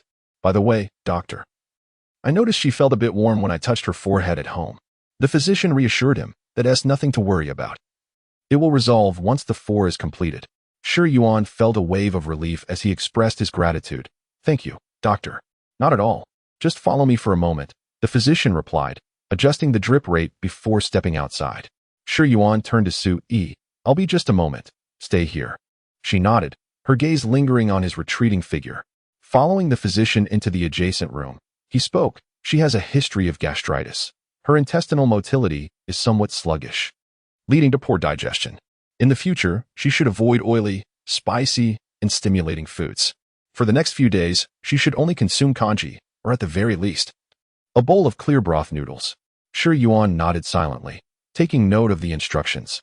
Additionally, let me teach you a set of traditional Chinese medicinal techniques. Gently massage her abdomen before and after meals to stimulate gastrointestinal motility. Otherwise, she may feel discomfort after eating. Upon hearing this, Shi Yuan was momentarily taken aback and shyly replied, me, massage her abdomen? The attending physician frowned and looked at Shi Yuan, remarking, what's so embarrassing about it? It's merely a tender gesture for your girlfriend.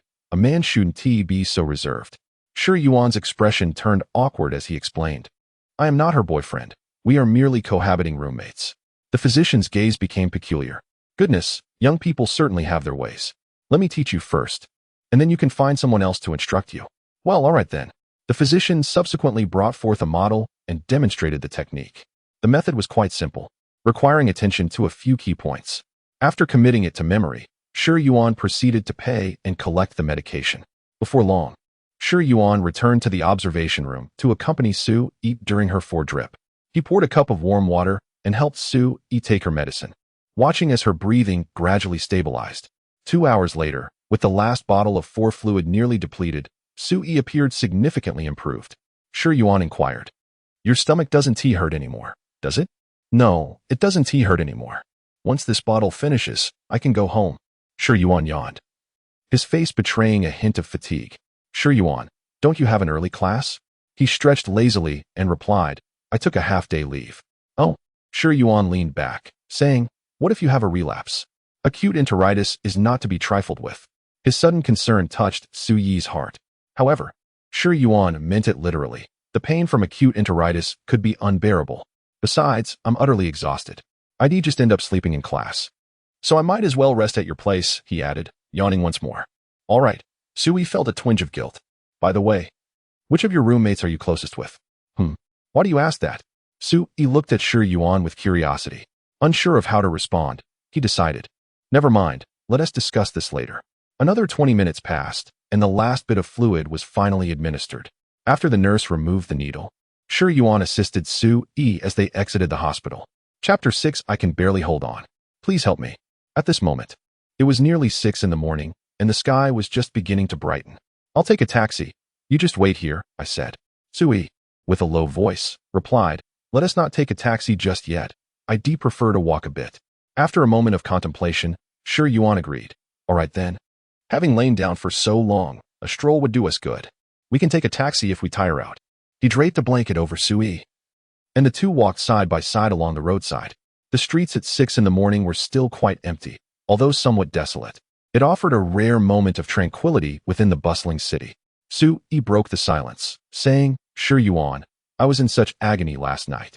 I'm grateful you were here. Thank you." Sure Yuan, resting his hands behind his head, replied, "It was your air conditioning that was too powerful, waking me up from the cold. Seeing you sprawled on the ground startled me." Sui pouted slightly and remarked, "I swear I'll never eat barbecue again. It's just too much. Hot barbecue with cold milk is hard to digest for anyone, let alone your sensitive stomach. You need to be more cautious." Sui added with a feigned innocence, but there was nothing else to drink at home. Only milk was left. Besides, who told you to bring back barbecue to tempt me? Sure Yuan chuckled, not wanting to argue with Sui, and consoled her as one would a child. All right. It's my fault. When we return, I'll make you porridge for breakfast and dinner, and you can have plain noodles for lunch. For the next few days. That will be your diet." Sui responded with reluctance. "Oh, by the way, I'm really sorry about yesterday. I didn't mean to get a bad stomach from takeout. I hope your mother didn't misunderstand. I can help explain." Sui's sudden apology caught Sure Yuan off guard, making him think that even the campus belle could be reasonable at times. He smiled and reassured her, "No, I've already explained it to my mom." He continued, "It seems you're really quite serious about your condition. It's no wonder you need someone to cook for you." With a pained expression, Sui lamented, "The last time I had takeout, it caused me stomach issues, and now it's been bothering me intermittently. Why don't you learn to cook for yourself?" "It's not that difficult," Sure Yuan shrugged. Sui replied with a bitter smile, "If I tried that, I'd probably end up poisoning myself. Besides, if I were that diligent, would I be suffering from a bad stomach due to takeout?" Sure Yuan's lips twitched slightly. At least this joke demonstrated her clear self-awareness. After walking for a while, Sure Yuan hailed a taxi, and within minutes they arrived back at the community. Once home, Sui obediently leaned against the sofa, afraid to move lest her stomach pain return. Sure Yuan prepared porridge for her, and upon bringing it out, he found that Sui had already fallen asleep. He approached her and gently said, "Wake up and drink the porridge before you go back to sleep. You need something in your stomach." Sui, still half asleep, slowly picked up the spoon to sip the porridge. "Wait a moment," Sure Yuan suddenly interjected. Sui paused and looked at him, asking, "What is it?" Sure Yuan recalled the attending physician's advice to massage Sui's stomach before meals, and feeling somewhat awkward, he asked, "Do you have any close girlfriends?" Sui's gaze dropped, regarding Sure Yuan with a puzzled expression. Shi Yuan hurried to clarify, "It's not as you think. I genuinely mean it. Is there no? Is there? Yes, but what does that have to do with me drinking kanji?" He hesitated. Shu Yuan, unable to meet Sui's gaze, continued, "The doctor advised that you should have your abdomen massaged using traditional Chinese methods before and after meals, otherwise." "What?"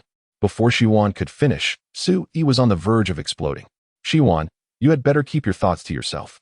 I appreciate you taking me to the hospital, but that does not mean I will allow you to act as you please." Sui, with all her strength, wore a stern expression.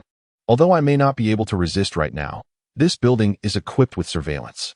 It was evident that Sui believed Shi Yuan was fabricating excuses to take advantage of her.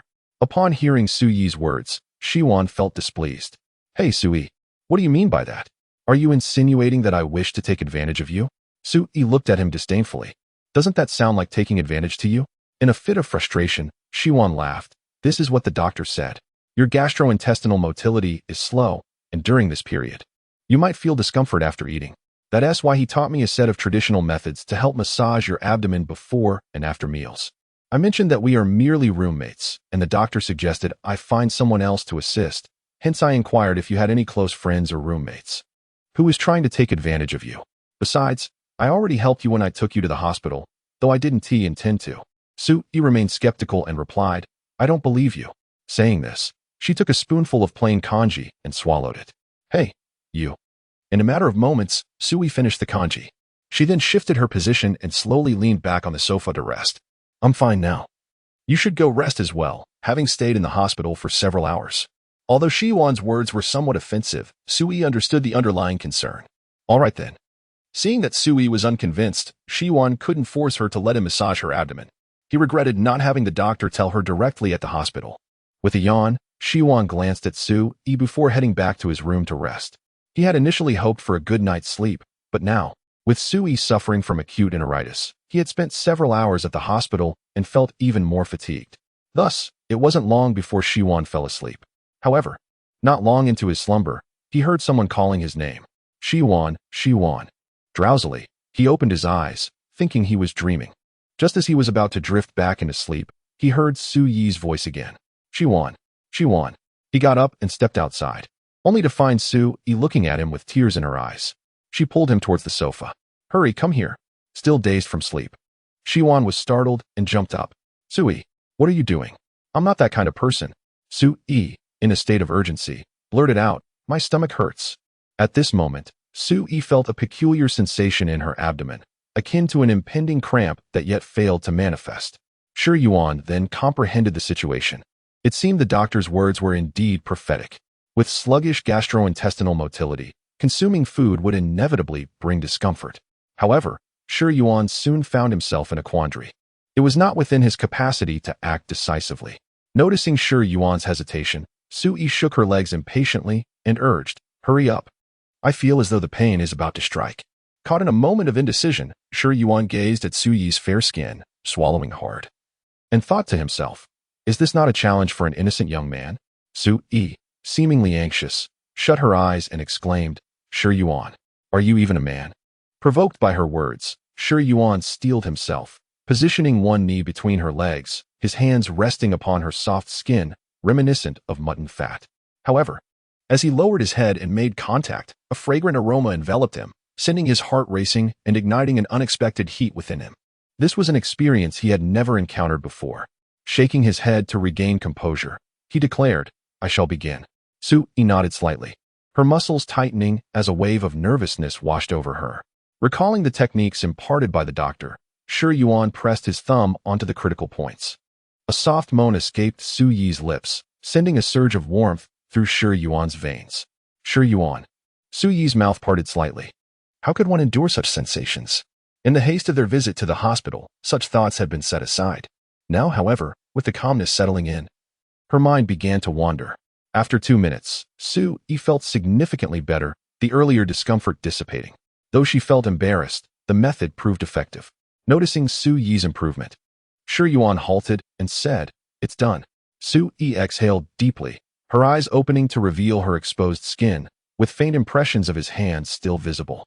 Her face flushed crimson in an instant. Biting her lip, she felt a surge of shame, casting a reproachful glance at Shi-Yuan. Upon witnessing the look in her eyes, Shi-Yuan sensed impending peril, yet it was too late. With a loud cry, Su-Yi kicked Shi-Yuan, sending him tumbling to the ground. Thud.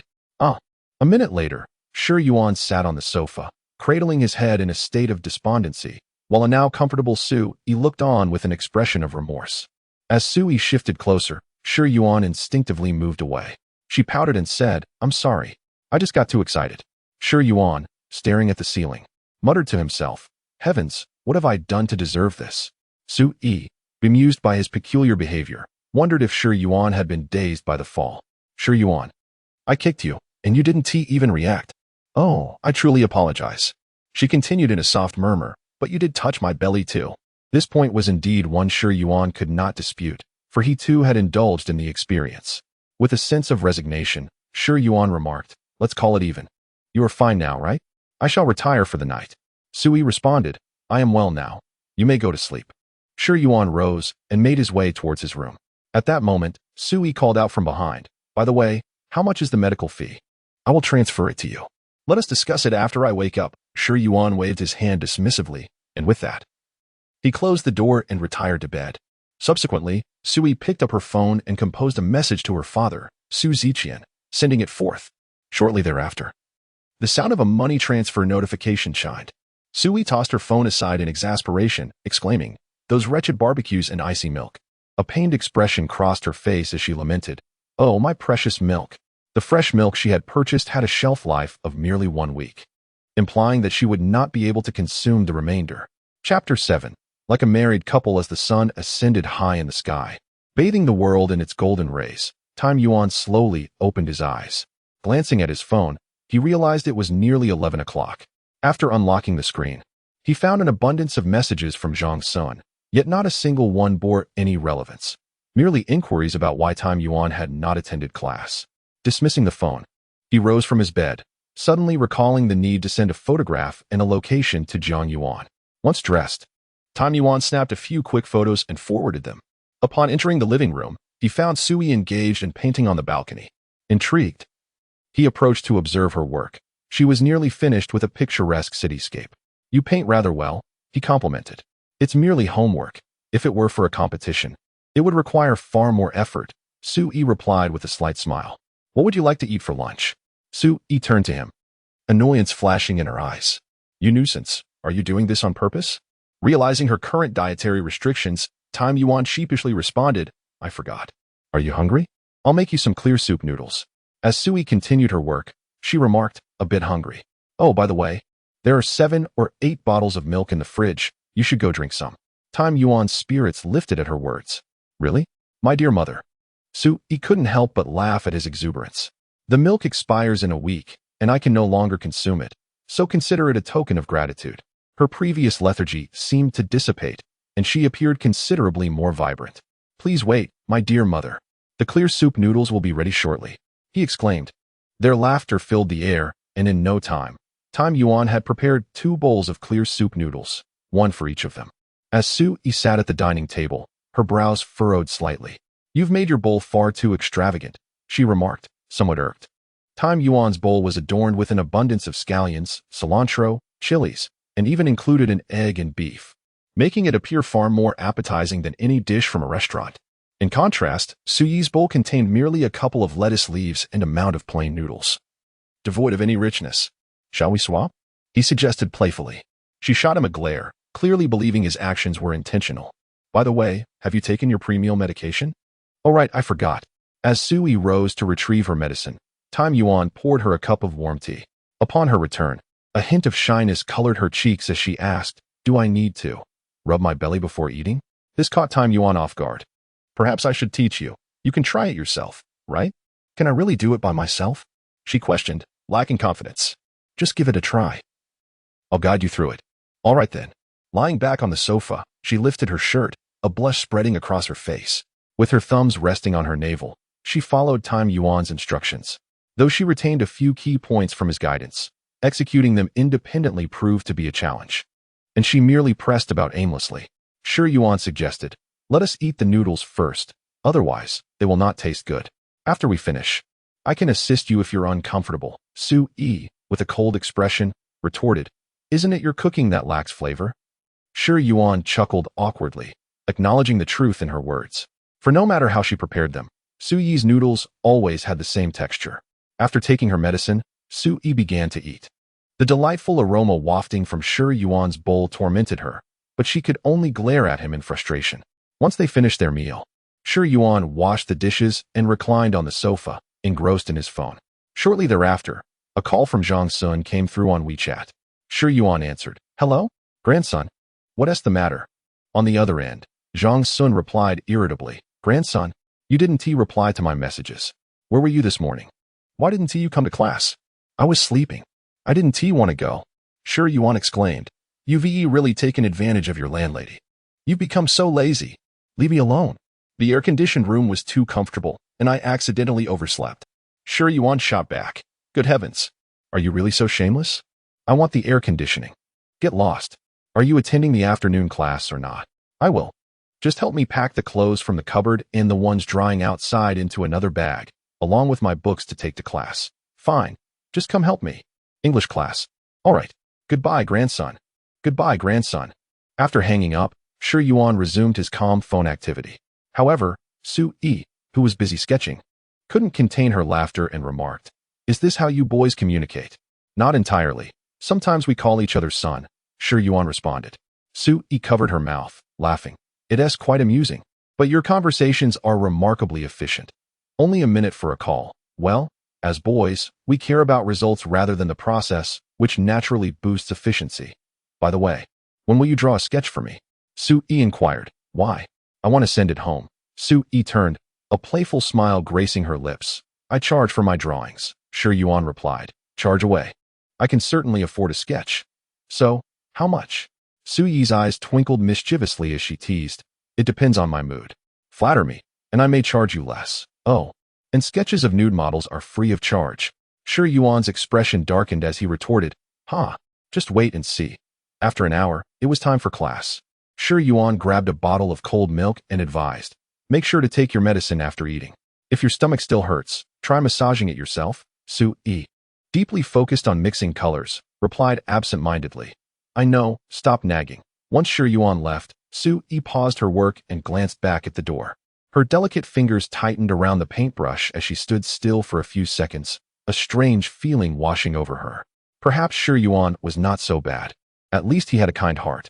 If he hadn't taken her to the hospital that time, she couldn't imagine what might have happened. She had previously thought of tricking him into being her servant. A wave of guilt washed over her, and she felt a bit uneasy. Their recent conversation had an air reminiscent of a married couple. As the clock approached 2 o'clock, Shi Yuan ambled under the sun on his way to class. In a moment of ennui, he noticed an electric scooter approaching from the side. The rider was Zhao Junyi, a classmate of Shi Yuan. Pulling up beside him, Zhao Junyi exclaimed, Hey, isn't that Shi Yuan? Not even carrying an umbrella on such a scorching day. Shi Yuan observed that Zhao Junyi's girlfriend was dutifully holding an umbrella for him. With a disdainful smile, Shi Yuan chose to ignore him, perceiving him as nothing more than a show-off. Noticing Shi Yuan's indifference, Zhao Junyi scoffed and accelerated away. Shi Yuan felt no inclination to even insult such a thick-skinned individual. 5 minutes later, Shi Yuan arrived at the classroom for his English lesson. Zhang Sun had reserved a seat for him, classic rear row by the window, a true haven. Well, Yuan, are you really selling yourself? How did you manage to get a chilled drink? Zhang Sun quipped. Shi Yuan retorted, Move aside, I don't wish to consume compounds.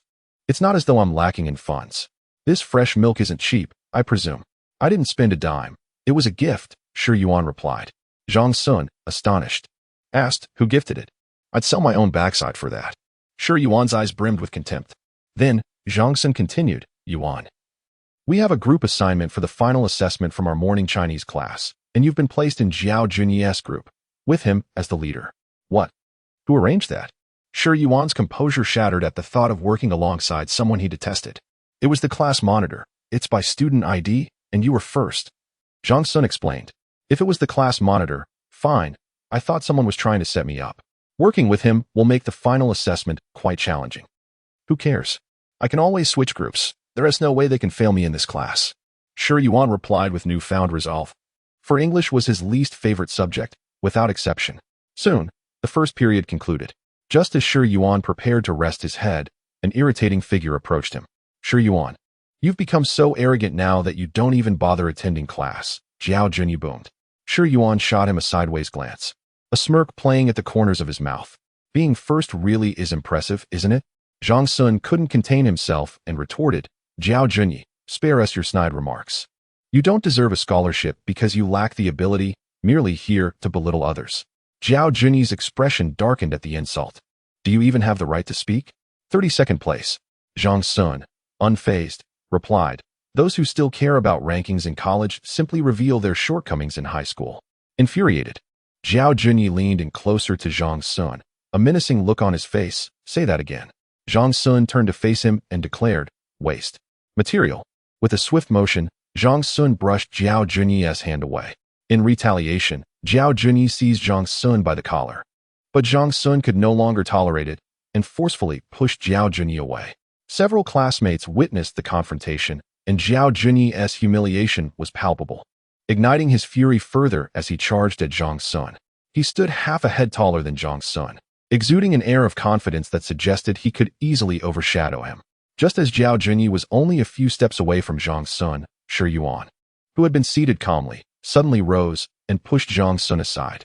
In the next moment, a swift sidekick struck Zhao Junyi's upper body, sending him staggering back, nearly toppling to the ground. Shi Yuan stood firm, hands in his pockets, and coldly remarked, Zhao Junyi, let me tell you, cease your sarcastic antics before me. If you lack real skill, stop trying to act tough. Should I hear my name from your lips again, I shall break your teeth. Zhao Junyi was momentarily taken aback, not out of fear, but because Shi Yuan's sudden barrage of fists and words had left his mind in disarray. Previously, no matter how Zhao Junyi had provoked him, Shi Yuan had remained silent, leading Zhao to believe he was merely a paper tiger. But now, The unexpected eruption had caught him off guard. Gone was the arrogant demeanor. Instead, a hint of trepidation flickered in Zhao Junyi's gaze, particularly as Shi Yuan, standing at 180 centimeters, towered over him slightly. Zhang Sun, observing from the sidelines, felt a surge of satisfaction, thinking, damn, being tall does have its advantages. It instills a sense of pressure. The girls in the class were taken aback by this display of dominance from the previously inconspicuous Shi Yuan, with some already discreetly capturing the moment on their phones. Shi Yuan clapped Zhang Sun on the shoulder, instructing him to sit down. As they settled, the teacher entered, signaling the start of class. Zhao Junyi had no choice but to swallow his pride and return to his seat under the watchful eyes of his classmates. Just as he turned, Shi Yuan called out, "Hey you." Zhao Junyi turned back, and Shi Yuan provocatively added, "In terms of academics, you may have the upper hand, but in combat, I could take you on twice. Next time, bring your girlfriend along. I'll hold an umbrella for you." Zhang Sun's eyes widened in astonishment. Shi Yuan's sharp retorts not only aimed to wound physically, but also to strike at the heart, showcasing formidable prowess. Zhao Junyi was enraged. His face contorted with fury as he pointed at Shi Yuan, exclaiming, "Shi Yuan, just wait." Shi Yuan simply averted his gaze, ignoring him. "That student. Can't you see class is in session? Return to your seat," the teacher reprimanded.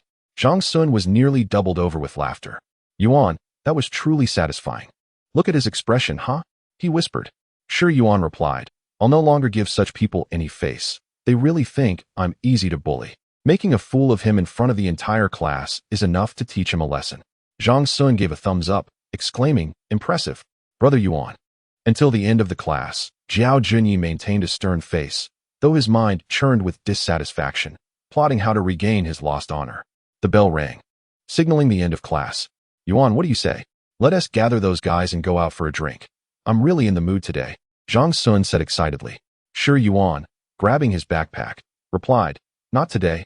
I have something else to attend to later. I'll invite you another day. Drinks are on me." Zhang Sun smiled. "All right. It'll be another tale of 5 sworn brothers and 1 father. Such little ambition. I'm off. Goodbye." "Goodbye. Please invite me over to enjoy the air conditioning at your place next time." Zhang Sun's remark struck Shi Yuan as oddly peculiar. "Currently, I find myself living under the roof of Su Yi, and I must tread carefully with my words." Chapter 8. I wish you were a eunuch after class. Shi Yuan went to the supermarket adjacent to the school to purchase some fresh vegetables, intending to add them to the congee he was preparing. For plain congee was rather bland. Upon returning to Su Yi's home, Shi Yuan unexpectedly pushed the door open, startling Su Yi. "What are you doing? You scared me to death," Su Yi exclaimed, her voice tinged with reproach. Shi Yuan glanced at the television screen, realizing that Su Yi was engrossed in a horror film. "How can you be frightened by a horror movie during the day?" he questioned. "That's precisely why I watch it in the daytime, to avoid being terrified at night.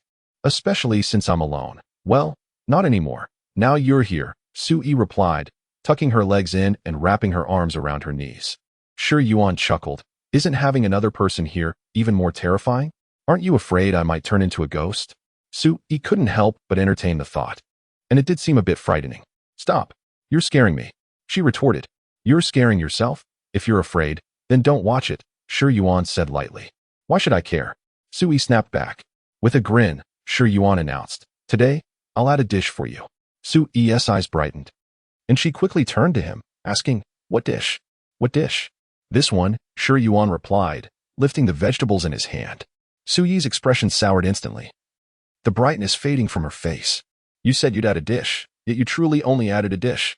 Shi Yuan continued, "I can't possibly prepare lavish meals for you. I'm merely trying to make your food a bit more flavorful while you remain here." Su Yi was immediately displeased, protesting. "Congee can still be made interesting.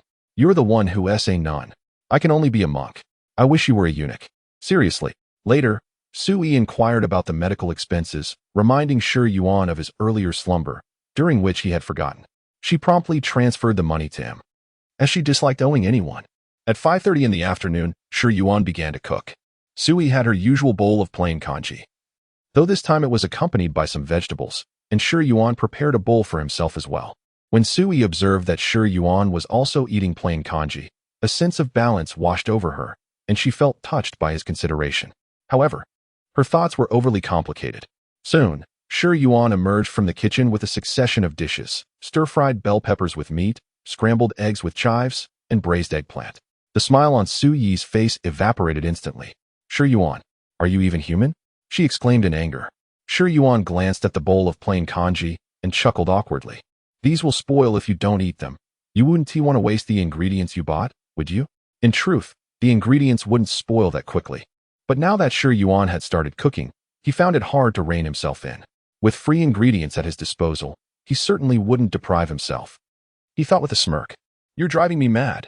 Sui fumed, realizing her earlier sentiment of gratitude was misplaced. No, these are my ingredients. Upon hearing this, Shi Yuan became indignant.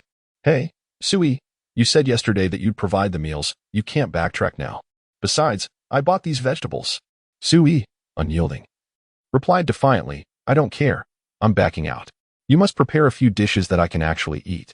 The doctor has advised you to consume only porridge. Shi Yuan, feeling helpless, implored, then accompany me in eating porridge. Why should I? Came the reluctant reply. You. Su Yi's words were abruptly interrupted as she lowered her gaze to her abdomen, which was subtly aching. With a grimace of discomfort, she lifted her eyes to Shi Yuan and, with a quivering voice, uttered, my stomach, it hurts. Shi Yuan, perplexed, questioned, how could your stomach hurt? Are you feigning it? Yet before he could ponder further, Su Yi rose and reclined on the sofa, her small hands gently massaging her belly. Observing her demeanor, Shi Yuan hurried over, sensing that this was no act. Casting a doubtful glance aside, he inquired, a bowl of clear soup shouldn't cause this. I only added a smidgen of oil and skimmed it off. Su Yi, what did you eat this afternoon? Upon hearing this, Su Yi turned her head away, guilt washing over her. Shi Yuan swiftly deduced that she must have indulged in something inappropriate. What did you eat? Did I not instruct you against eating recklessly? You might need a trip to the hospital. In a hushed tone, Su Yi mumbled, I just had half a small cake. Shi Yuan was taken aback. She dared to eat cake, this audacious campus belle. Su Yi, have you forgotten the pain while your wound has yet to heal? He admonished. I was just craving it. I didn't eat yours. Su Yi bit her lip defensively. Well, I can't concern myself with that. Oh, I realize my mistake. Please help me massage it. Just a little, Su Yi pleaded, her hands flailing in desperation. What massaging? You need to take your medicine. ISNT it's supposed to be taken before meals. Twice a day? Take another dose to press it down. Shi Yuan went to the water dispenser, filling a cup for Su Yi. She quickly swallowed 2 pills, finally feeling a sense of relief. Eat less porridge. Half a bowl will suffice, Shi Yuan advised. Su Yi meekly replied, oh, and then began to sip her porridge slowly, 1 spoonful at a time.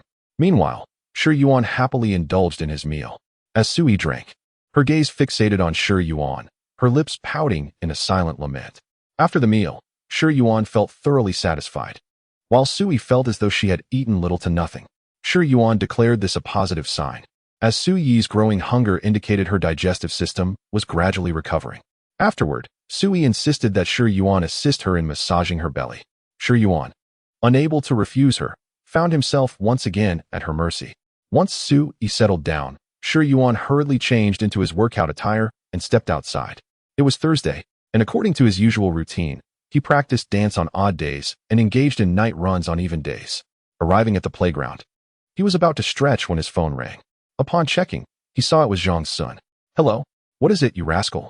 Zhang Sun sounded anxious. Yuan. Trouble has arisen. What happened? Shi Yuan inquired.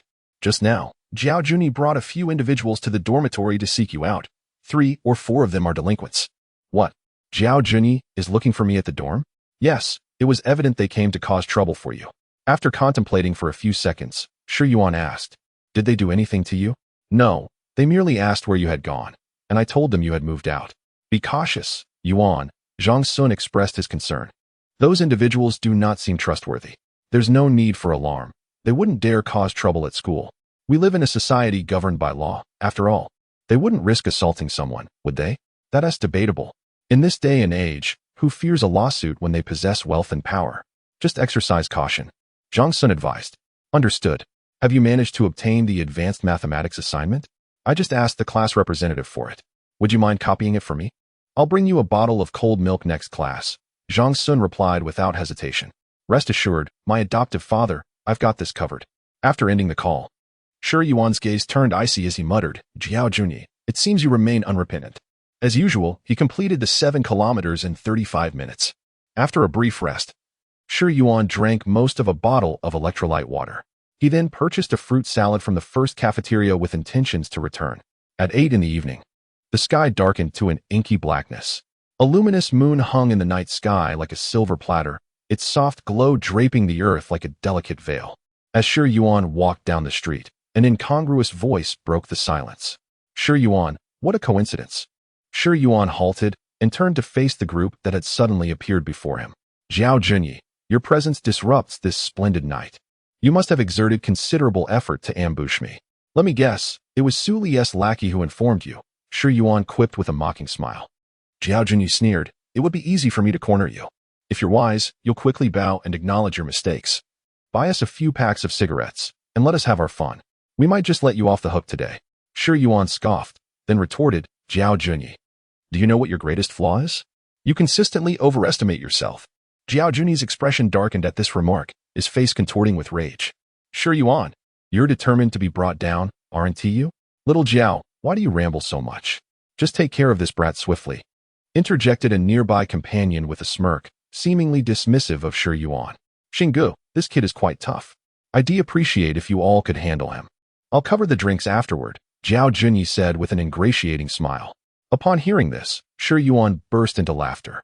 Shi Yuan, you can still laugh when your end is near, Zhao Junyi said, visibly irritated. Zhao Junyi, you just reminded me of a courtier beside an emperor, Shi Yuan chuckled.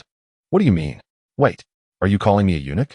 As soon as he finished speaking, Shi Yuan turned and sprinted away.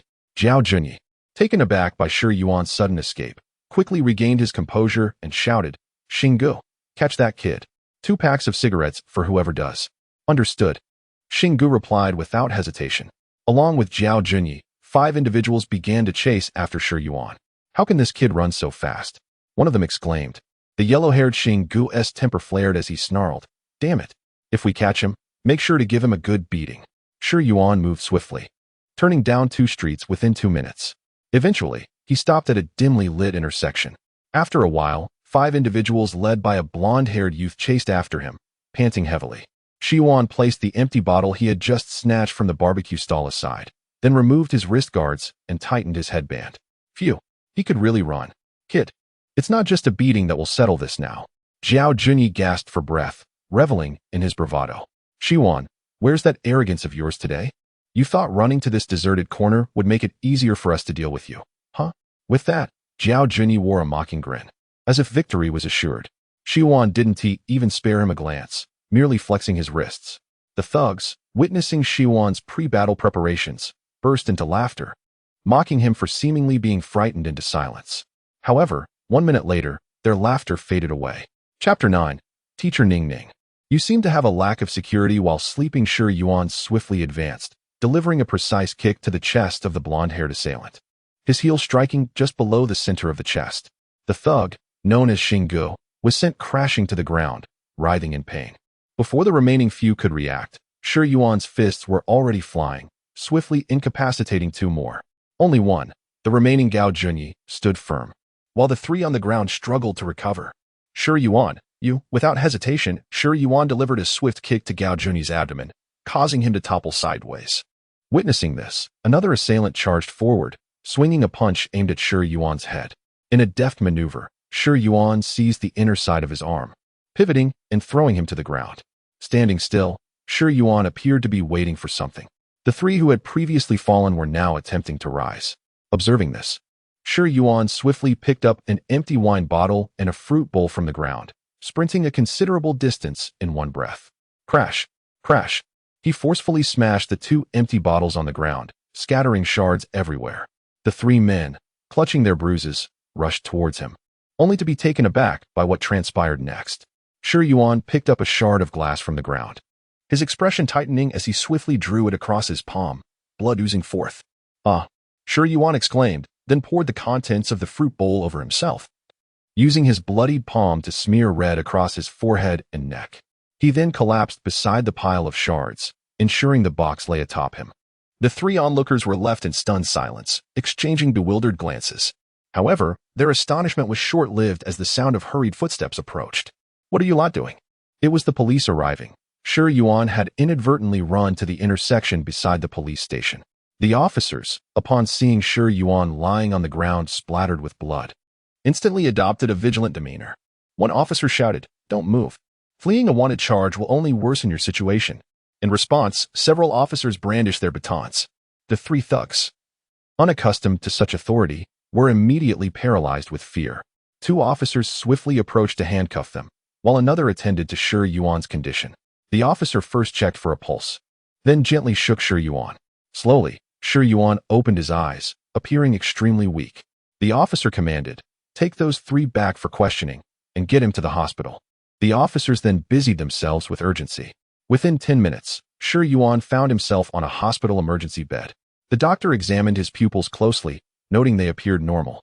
After cleaning the blood from Shi Yuan's forehead, the doctor assessed his injured hand, applying antiseptic for disinfection and bandaging it. The nurse proceeded to treat and wrap Shi Yuan's wounds. Upon the doctor's emergence, the officers stepped forward to inquire, "Doctor, how is he?" It seems he suffered a minor cut on his hand. No other significant external injuries are evident, but he remains unconscious. We cannot rule out a head injury. His breathing is relatively stable. We should observe him further. How did this happen? A police officer responded, "He was assaulted by a group of delinquents. Please return to your duties for now. Inform his family to come over. I will notify you when he regains consciousness." After confirming the situation, the officer departed. A short while later, Shi Yuan opened his eyes. The doctor entered to examine him, and, upon noticing his awakening, hurriedly inquired, "Sir, how do you feel?" Shi Yuan struggled to respond, "My head. It hurts." The doctor's expression shifted, and he examined Shi Yuan's head, finding no apparent external injuries. He arranged for a CT scan of the brain. After half an hour, Shi Yuan completed the CT scan and was transferred to a hospital room. Not long after, a woman in her 20s, adorned with light makeup, entered the room. It was Ning Ning, Shi Yuan's counselor. Her chest rose and fell rapidly, breathless, and with a look of concern etched on her face. Upon catching sight of Ning Ning, Shi Yuan felt no surprise. It was anticipated. "Shi Yuan, Shi Yuan," Ning Ning called out as she approached the bedside. Shi Yuan turned to meet her worried gaze and slowly replied, "Teacher Ning Ning, how are you feeling?" Ning Ning asked anxiously. "Dizzy. Doctor, doctor," she shouted. The doctor promptly arrived. "What is the matter with him? Where is he injured? Is it serious?" Ning Ning questioned in rapid succession, leaving the doctor momentarily bewildered. "May I ask your relation to him?" he inquired. "I am his counselor. He is my student," Ning Ning quickly answered. The doctor then became more serious and explained, "He has a cut on his hand that has been treated, and there are no other external injuries. However, he appears somewhat dazed, and we cannot rule out a head injury. We will wait for the CT results.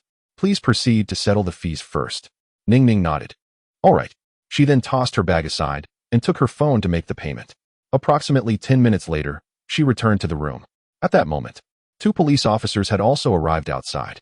Upon entering, the officers asked Ning Ning several questions. Before long, the doctor returned with the CT results. He explained to the three of them, "The CT results show no abnormalities. It may be a residual effect of stress and should gradually improve. Additionally, he will need a tetanus shot for his wound." Ning Ning finally breathed a sigh of relief, grateful that Shi Yuan was not seriously harmed. Otherwise, her role as a counselor would be in jeopardy. "Ms. Ning, please notify us when he recovers. We will need his assistance in the investigation," one of the officers requested. Ning Ning nodded. "Of course I will." After the police left, she continued to gaze at Shi Yuan with concern. However, Shi Yuan soon could no longer maintain his composure and instantly returned to his normal self, startling Ning Ning. "Shi Yuan, you are all right," she exclaimed. Shi Yuan, feeling guilty, replied, "I apologize, Teacher Ning Ning, for making you come out at this late hour." "What happened?" Ning Ning asked, puzzled. Shi Yuan recounted the events that had transpired. After hearing his account, Ning Ning's expression turned serious. "This Jiao Junyi must be held accountable for such actions. He deserves to be punished." Subsequently, Ning Ning turned to Shi Yuan and said, "Shi Yuan, impose a punishment, but do not be excessively harsh. Otherwise, his future will be irrevocably tarnished." Although Shi Yuan had no intention of putting Jiao Junyi in a dire predicament, he also would not let him off easily.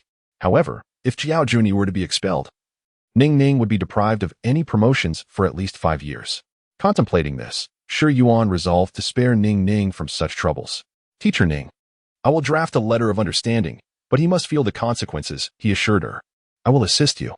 Ning Ning suddenly interjected, this matter is his fault. You are right. He must feel the pain. Otherwise, he will not learn. Shi Yuan smiled, aware that Ning Ning was a reasonable person. Next, Shi Yuan took out his phone and sent a message to Su Yi, informing her that he would not be returning that night and advising her not to eat recklessly. It was necessary to stay for another night to make it believable. Besides, Ning Ning had already paid, and the room was equipped with air conditioning. Teacher Ning, you should return. There is no need for you to stay here and watch over me. Ning Ning expressed her concerns. I should keep an eye on you. How can you be alone? I'm fine. Really? I still have to go to the police station tomorrow morning. I am the counselor. I will stay as long as I wish, Ning Ning replied with a serious expression. Shi Yuan remarked. You graduated just a few years ago, right? They proceeded to engage in a lengthy conversation, covering topics from campus life to personal experiences. Having graduated with a master's degree not long ago and working as a counselor at the school, Ning Ning still retained a hint of youthful exuberance, often conversing as an equal, akin to a familiar classmate. Before they knew it, morning arrived, and at 7 o'clock, Shi Yuan awoke to find Ning Ning still asleep in the adjacent hospital bed, curled up with the blanket, lost in sweet slumber. He got out of bed and gently patted her. Teacher Ning, it's time to get up for work. Not yet, Ning Ning murmured, turning over to continue her sleep. It seemed that working individuals were reluctant to rise in the morning. Shi Yuan leaned in and called out, Teacher Ning. Zhang Sun is about to jump off the building. Ning Ning opened her eyes reflexively, but upon seeing Shi Yuan before her, she let out a sigh and stretched languidly, producing a soft sound. Teacher Ning, you seem to lack a sense of security while sleeping. With a sharp gaze, Ning Ning retorted, forget what you just saw immediately. Shi Yuan chuckled awkwardly. All right, I'll forget. We should be on our way. After putting on her shoes, Ning Ning lay back down for a brief moment. But within 10 seconds, she sat up again and said, let us go. I'll treat you to breakfast. Seeing Ning Ning's peculiar behavior, Shi Yuan thought she might want to linger in the hospital bed a little longer. He then smiled apologetically. I have caused you so much trouble. Let me treat you to breakfast, Teacher Ning. Ning Ning picked up her bag and glanced at Shi Yuan with a smile. Do you know that treating a girl to breakfast can be somewhat embarrassing? Huh, you are a girl? Shi Yuan blurted out. Ning Ning immediately furrowed her brows and turned to kick Shi Yuan lightly on the calf. Shi Yuan quickly pleaded, yes. Teacher Ning is the youngest and most beautiful girl. Ning Ning straightened her collar, regaining a semblance of the authoritative demeanor expected of a counselor, and remarked, as a university student without any source of income, how could I possibly expect you to pay for my meal? Now let us go. After completing the discharge formalities with simplicity, the two indulged in breakfast near the hospital. Ning Ning first drove to the university to sign in, and thereafter, she took Shi Yuan to the police station. Chapter 10. The fault of a father in a child's misconduct. Upon arriving at the police station and explaining the situation, the officers took Shi Yuan and Ning Ning to record their statements. Later, in the mediation room, they found Zhao Junyi and his parents seated. After Shi Yuan and Ning Ning took their seats, the police informed Shi Yuan, following our investigation, the individuals who injured you have prior records of brawling. Thus, they will be detained and penalized according to the law. He is the mastermind behind this incident. However, considering it is his first offense, we are willing to offer a chance for mediation. You may choose to reach a settlement with them or opt for an injury assessment and pursue an appeal. Upon hearing the word appeal, Zhao Junyi's parents immediately grew anxious. His mother, Yin Li Juan, exclaimed urgently, Officer, my son was momentarily reckless. Since this is his first offense, could we not pursue this matter further? We are willing to compensate, but we cannot let him go to prison. The officer, visibly displeased, struck the table twice, his expression grave as he rebuked, momentarily reckless? Do you understand the nature of this incident? A public brawl occurred right next to the police station, and it escalated. Fortunately, we arrived in time. Otherwise, the consequences could have been dire. At this moment, Zhao Junyi, feeling wronged, interjected, I didn't hit him. He lured us there and attacked us while pretending to be unconscious. His father, Zhao Yuliang, snapped angrily, silence. He was filled with frustration and resentment, dismayed by his son's lack of maturity and awareness. Zhao Junyi promptly lowered his head, silenced by his father's wrath. The officer participating in the mediation, also filled with indignation, sternly warned, Zhao Junyi, I advise you to adjust your attitude. If you do not wish to mediate, we can proceed with your detention right now. Upon hearing this, Zhao Yuliang hastily stood up. Officer, this reckless boy is ignorant. I apologize on his behalf. We wish to mediate. The officer, maintaining a serious demeanor, replied, mediation is not a mere suggestion from me. The incident occurred in a blind spot of the surveillance, and the final assessment will largely depend on the victim's account and circumstances. If it is determined that there were financial losses and minor injuries, this could escalate to robbery and intentional injury. Even if a letter of understanding is provided later, a criminal record will still be established.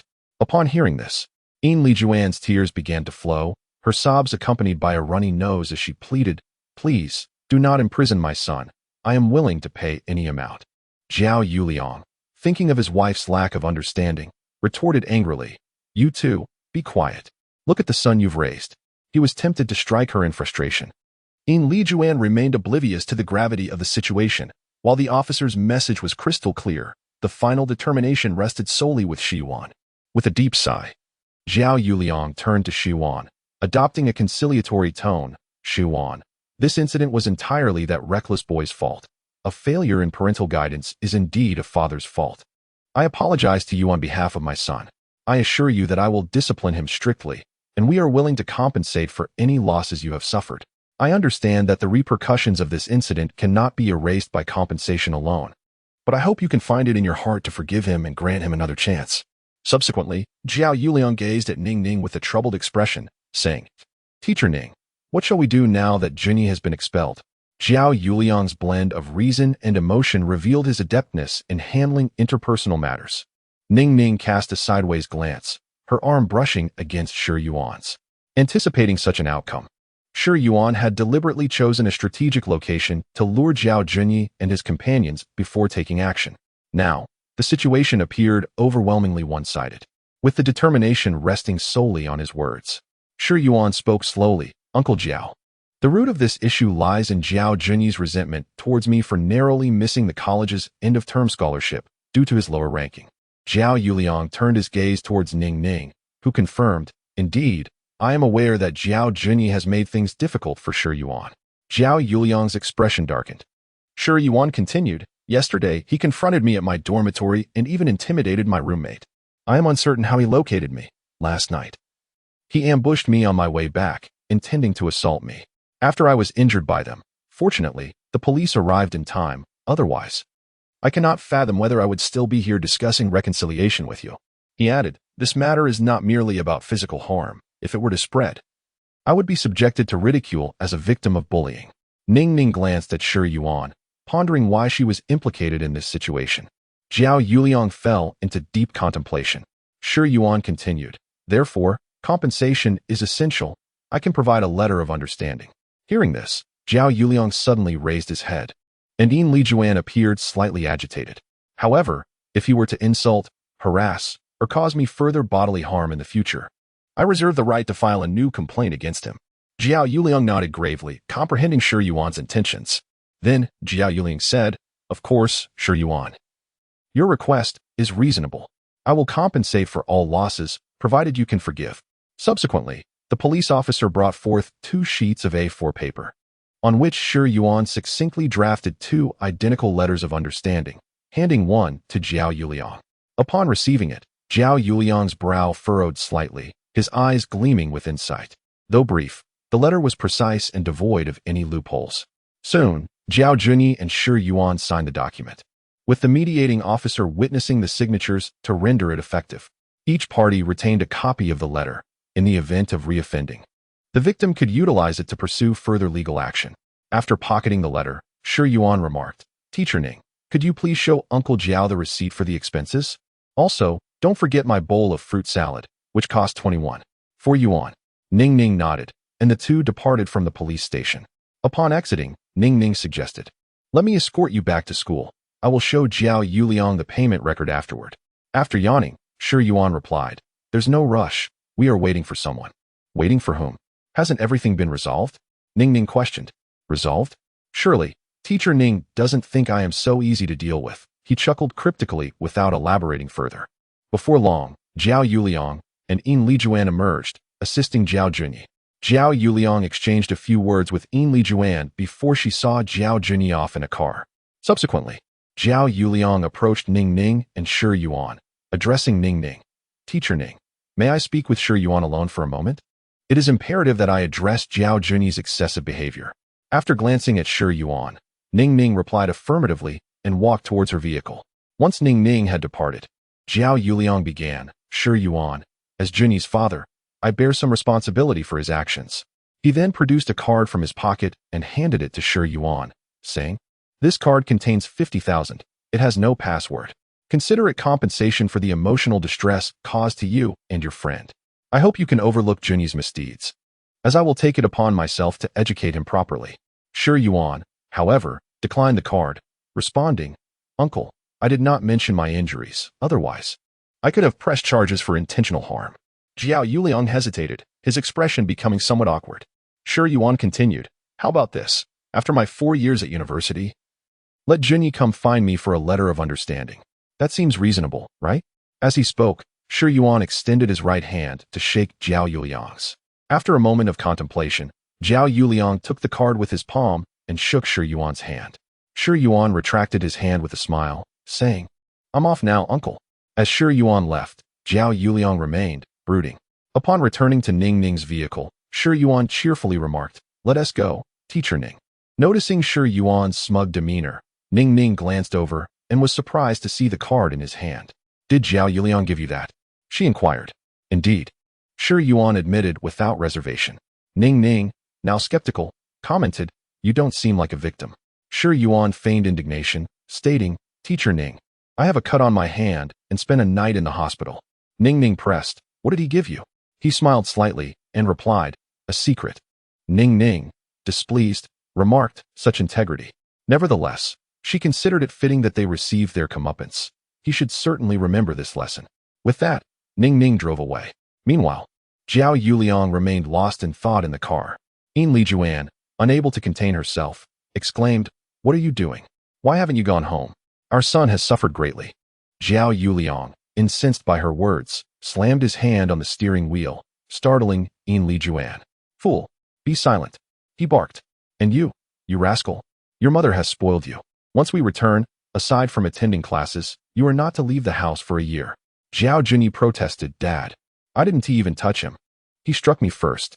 Zhao Yuliang, at a loss for words, couldn't fathom how he had ended up with such a foolish son. From now on, avoid him at all costs. Do you hear me?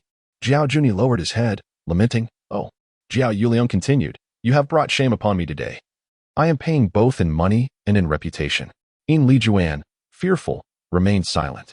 Zhao Yuliang started the car and glanced sideways, declaring, I'm not joking. That kid is sharper than those seasoned manipulators. From now on, keep your distance from him. Should you provoke him again, do not expect me to clean up after you. With that, Zhao Yuliang drove away. He was acutely aware that Zhao Junyi stood no chance against Shi Yuan. This defeat at his hands was inevitable. During the mediation, every word spoken by Shi Yuan struck a chord that they could not contest, specifically, the issue of emotional distress, for which compensation knows no bounds. Ultimately, reserving the right to litigate was a strategic move against him. Should Shi Yuan find a reason to appeal in the future, it would render this encounter a complete embarrassment, and Zhao Junyi would be beyond saving. This compensation had become an unavoidable obligation. Furthermore, Shi Yuan had not directly submitted the letter of understanding. Instead, he set a time frame of 4 years, indicating that during this period, they would remain vulnerable to his grasp, compelled to bow their heads in submission. Chapter 11. You Rogue. Shi Yuan. At 8:30 in the morning, Shi Yuan requested Ning Ning to drop him off near the school. He needed to hurry back to Su Yi's house, as the WeChat messages were incessantly pouring in. On the way to Su Yi's residence, Shi Yuan made a call to Zhang Yuan. Hello, Xiao Yuan. It's nothing, Mom. A fool just delivered money to me. Zhang Yuan was perplexed by Shi Yuan's words. Mom, I currently have 50,000 yuan. I'll transfer it to you tomorrow. Upon hearing this, Zhang Yuan seemed startled and hurriedly asked Xiao Yuan, where did you get so much money? Are you involved in something illegal? Shi Yuan was taken aback by her reaction. No, Mom. A fool blocked me halfway with his accomplices, and the police apprehended him. He compensated me 50,000 as mental distress fees. Ah, Zhang Yuan gasped again, then expressed her concern. Xiao Yuan, are you all right? Did you get hurt? Shi Yuan chuckled. No, Mom. How could I possibly be injured?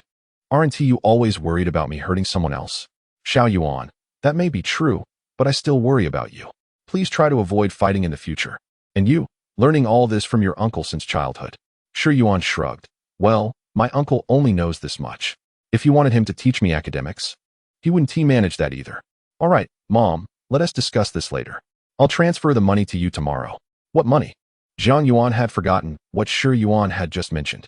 The compensation for my mental distress. Xiao Yuan, that money don't worry, Mom.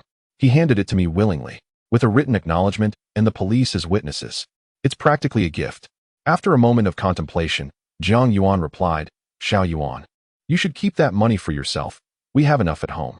Shi Yuan insisted. No, Mom, what use do I have for so much money? I can manage with a little for meals. You should use it to renovate the house or something. Zhang Yuan responded, I'm usually at home, and we don't need anything extravagant. Besides, we've grown attached to these furnishings over time. There's no need for change. You can decide what you want to buy, just don't spend it recklessly. Hearing this, Shi Yuan ceased to refuse and candidly stated, all right then. I'll save it for now. By the way, Xiao Yuan, when are you going to find yourself a girlfriend again? Sister Zhang's son is already getting engaged. Shi Yuan nearly stumbled in disbelief.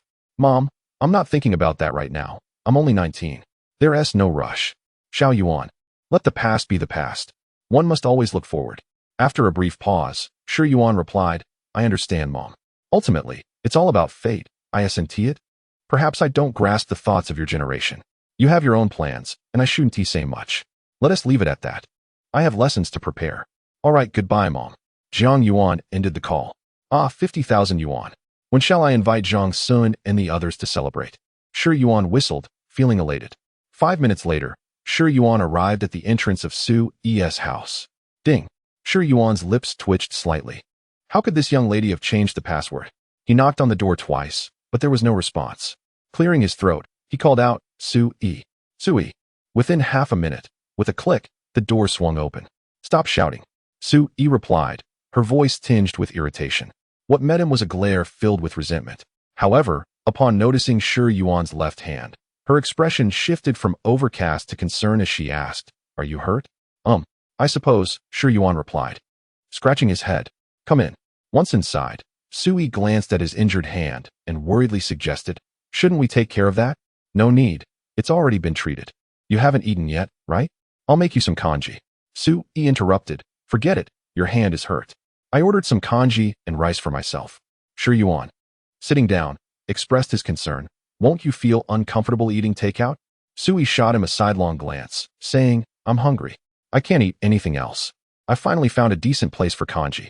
Although it could be better, at least it won't upset my stomach. All right, my bad. But before we discuss that, how did you get yourself so dirty? Only then did Shi Yuan realize he was still in his sportswear, stained with splotches of dirt. Would you believe me if I said I fell and scraped my hand? Sui looked at him as if he were foolish and replied, Shi Yuan, are you a fool, or do you think I am? Hurry up and wash up, you're filthy. Shi Yuan chuckled awkwardly and then went to take a shower. Having a cut on his hand was indeed inconvenient, and it took him 20 minutes to finish. After changing into a tank top and shorts, he emerged and asked, Do you need to wash those clothes? Sui replied, Just leave them there. The cleaning service is coming this afternoon to wash everything together. All right then. Since Sui had hired the cleaning service for the month, having already spent the money, he could enjoy being a bit pampered for a few more days. After putting his clothes away, Shi Yuan settled down in the living room when his phone buzzed. Upon checking, he saw a transfer from Ning Ning, amounting to 21. For the fruit dessert. Shi Yuan replied, This money is for you to enjoy some fruit dessert. I appreciate you making this trip, Teacher Ning. Ning Ning responded, You're missing this bowl of fruit dessert. Come by the administration building tomorrow morning. The college has heard about this matter and needs to take action against Jiao Junyi. You'll need to explain the situation. Shi Yuan thought it was not surprising that the college would find out. This meant that Teacher Ning would have to bear some responsibility as well. He replied, All right, I apologize for the trouble, Teacher Ning. Ning Ning sent back a few angry emojis. After dismissing the screen, Shi Yuan pondered when he could treat Ning Ning to a meal. Although this incident wasn't particularly serious, it had inadvertently caused trouble for her, leaving Shi Yuan feeling somewhat guilty. Taking a deep breath, he suddenly noticed Sui watching him. Why are you looking at me? Honestly, what did you do last night? Su Yimin's face was clouded with suspicion as she questioned. Have you fallen victim to a scam? Huh. Shi Yuan was momentarily taken aback. Returning late at night, injured, wasn't he this? Shi Yuan quickly interrupted Su Yi with annoyance. What are you thinking? What scam? Have you been reading too many novels? A scam would not have let me off so easily. Then it is certain you were up to no good, Su Yi asserted confidently. You. Shi Yuan was genuinely impressed by Su Yi's thought process. She had directly labeled him a rogue. I'm not discussing this with you. It's true, Shi Yuan said, ignoring Su Yi and engrossing himself in his phone. Perceiving Shi Yuan's indifference, Su Yi hurriedly smiled apologetically. I'm sorry. I'm just curious about where you went. You must have a story to tell. Share it, please. Su Yi leaned closer, poking Shi Yuan with a wooden hammer used for back massages. Share it, share it. Annoyed by Su Yi's antics, Shi Yuan ultimately yielded, saying, fine, I'll tell you. But there's really not much to it. There's a fool in our class who has been targeting me. Last night, he and his friends ambushed me on my way back from running. And we ended up fighting. In the end, they were swayed by my arguments and voluntarily went to the police station to confess their mistakes, even compensating me for emotional damages. Su Yi frowned slightly and remarked, if you wrote novels, no one would read them. Your story lacks coherence and is quite dull. Don't be a downer. Go paint your pictures, Su Yi retorted, displeased, and tossed the wooden hammer toward Shi Yuan. Shi Yuan caught it and set it down. Just then, his WeChat notification chimed. It was a call from Zhang's son. Shi Yuan answered, hello, grandson. Grandson, I heard Zhao Junyi confronted you off campus last night. Who told you that? Shi Yuan inquired. Ning Dao informed me. Shi Yuan suspected that Ning had asked Zhang's son about the situation. Grandson, you weren't harmed, were you? No, I even managed to extort some money from that fool. What? How much did you extort? 1 card. Wow, you really got a lot from him. His father is wealthy from business. Don't spread this around. I'll invite teacher Ning for a meal sometime, and you should join us. Okay, father-in-law. Shi Yuan hung up the phone. As soon as he ended the call, Su Yi crawled over, excitedly asking, Shi Yuan, you extorted money? How much did you get? Seeing the thrill on Su Yi's face, Shi Yuan doused her enthusiasm with cold water, saying, why are you so excited about me extorting money? Haven't you seen it before? They hit me. It's only right they compensate me. How much was in that card? 50,000. 50,000. Su Yi exclaimed in shock. Shi Yuan replied, Isn't that just a drop in the bucket for you? Su Yi, who could afford a 2-bedroom apartment and had a generous monthly allowance, certainly came from a wealthy family. Yet, she responded, my mom wouldn't give me that much money. People typically raise sons with modesty and daughters with abundance. But my mom is quite unconventional. As she spoke, Su Yi pouted her lips. Yuan, what should I do? I really want to hit her. Yuan, how do you plan to spend this money? Su Yi inquired once more. Yuan casually replied, why do you care how I spend it? Let's discuss something, shall we? Su Yi said in a coy tone. Yuan immediately sensed Su Yi's ulterior motives. Su Yi, you aren't thinking of taking my money, are you? We agreed that the rent would be free. Don't even think of reneging on that. Su Yi seemed to have her intentions exposed, stammering, Who said I wanted to go back on my word? I just want to buy something. It's just a little money. Upon hearing this, Yuan understood, saying, so you want to borrow money, right? We're not strangers. It feels awkward to say borrow. Su Yi grinned.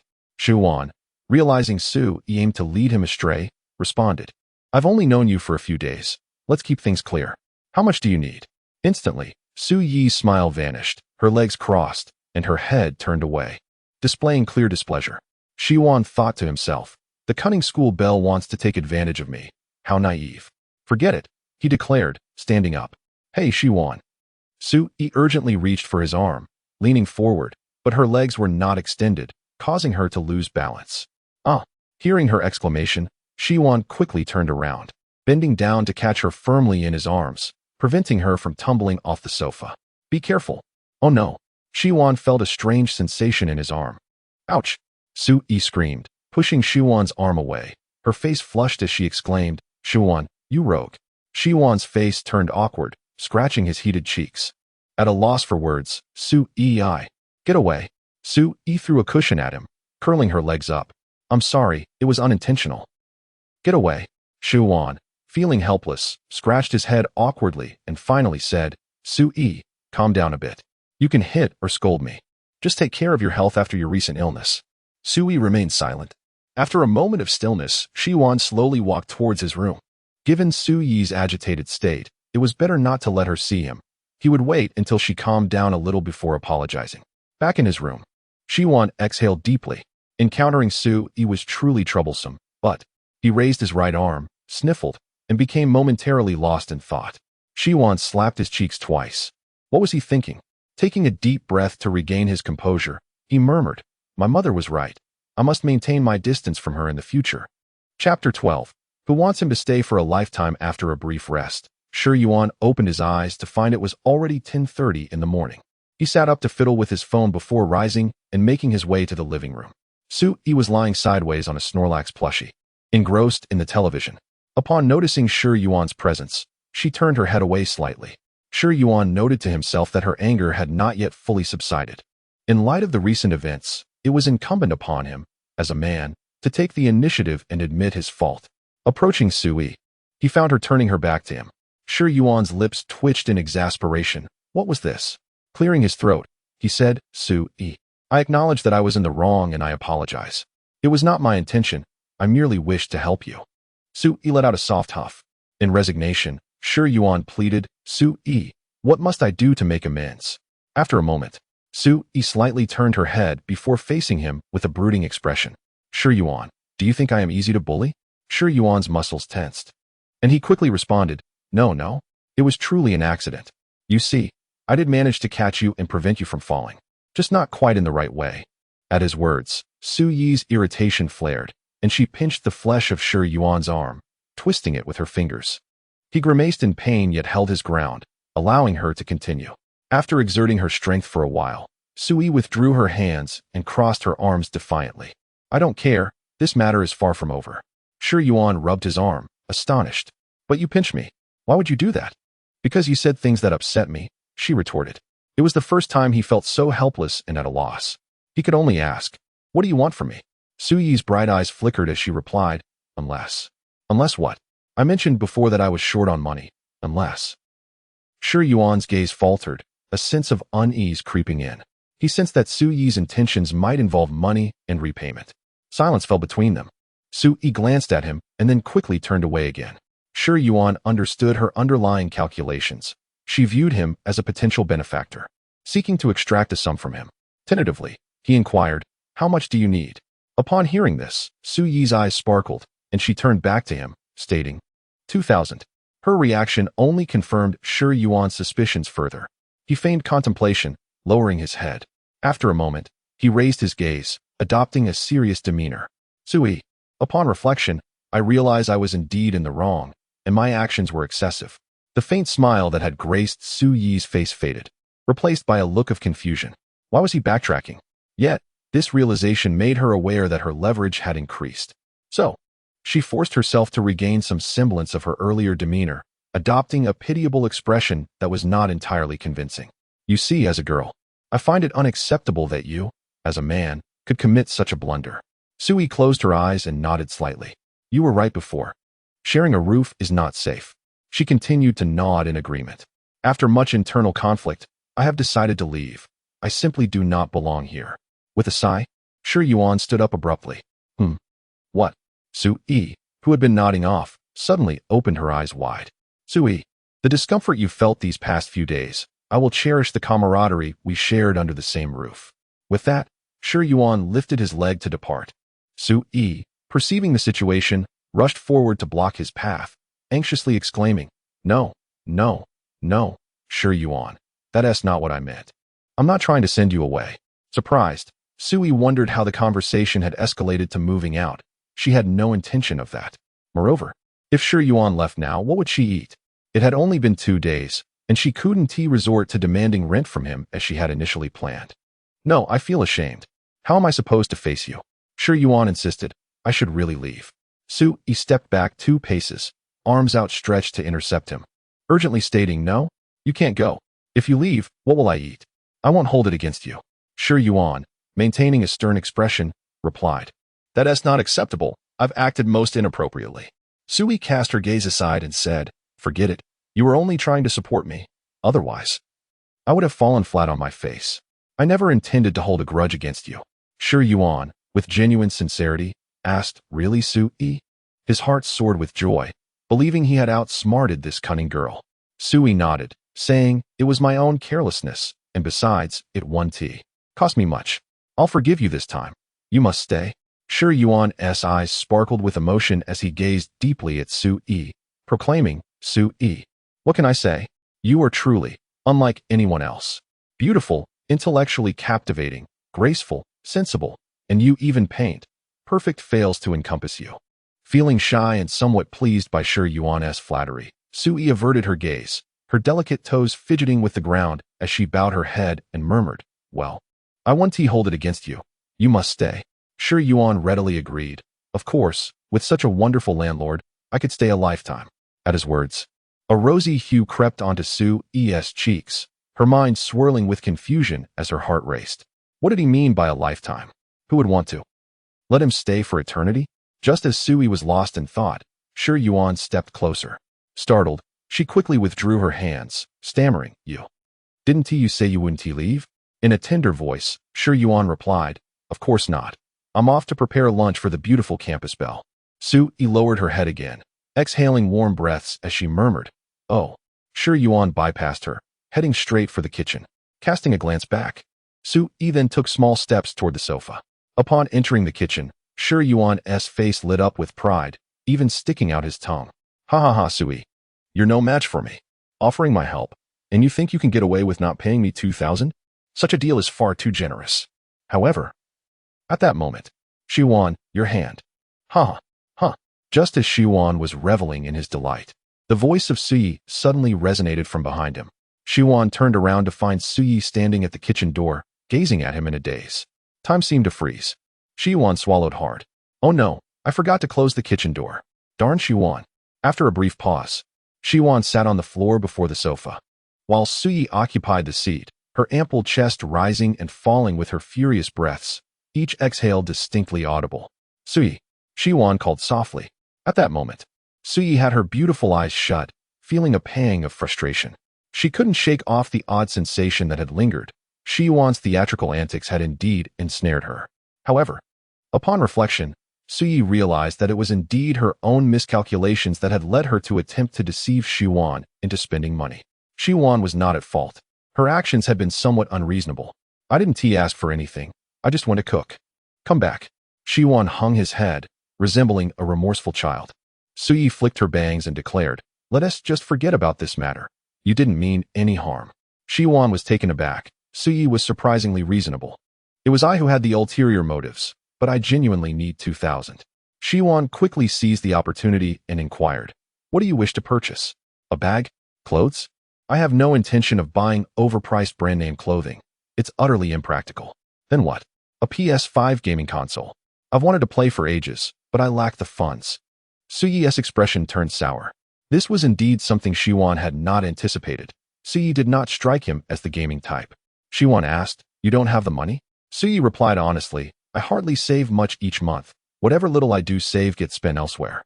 This time, my father transferred me 2,000 because I fell ill. I calculated that with an additional 2,000, it would be just enough, and the remaining funds would last until the next allowance." Ah, this. Shiwan found himself at a loss for words. "Is your budgeting this precise, even accounting for me? This money will be considered a loan. I will repay you gradually." "Sui, it's not that I'm unwilling to lend you, but this is too." Just then, Sui's phone chimed. She opened it to find an urgent repayment reminder from HB.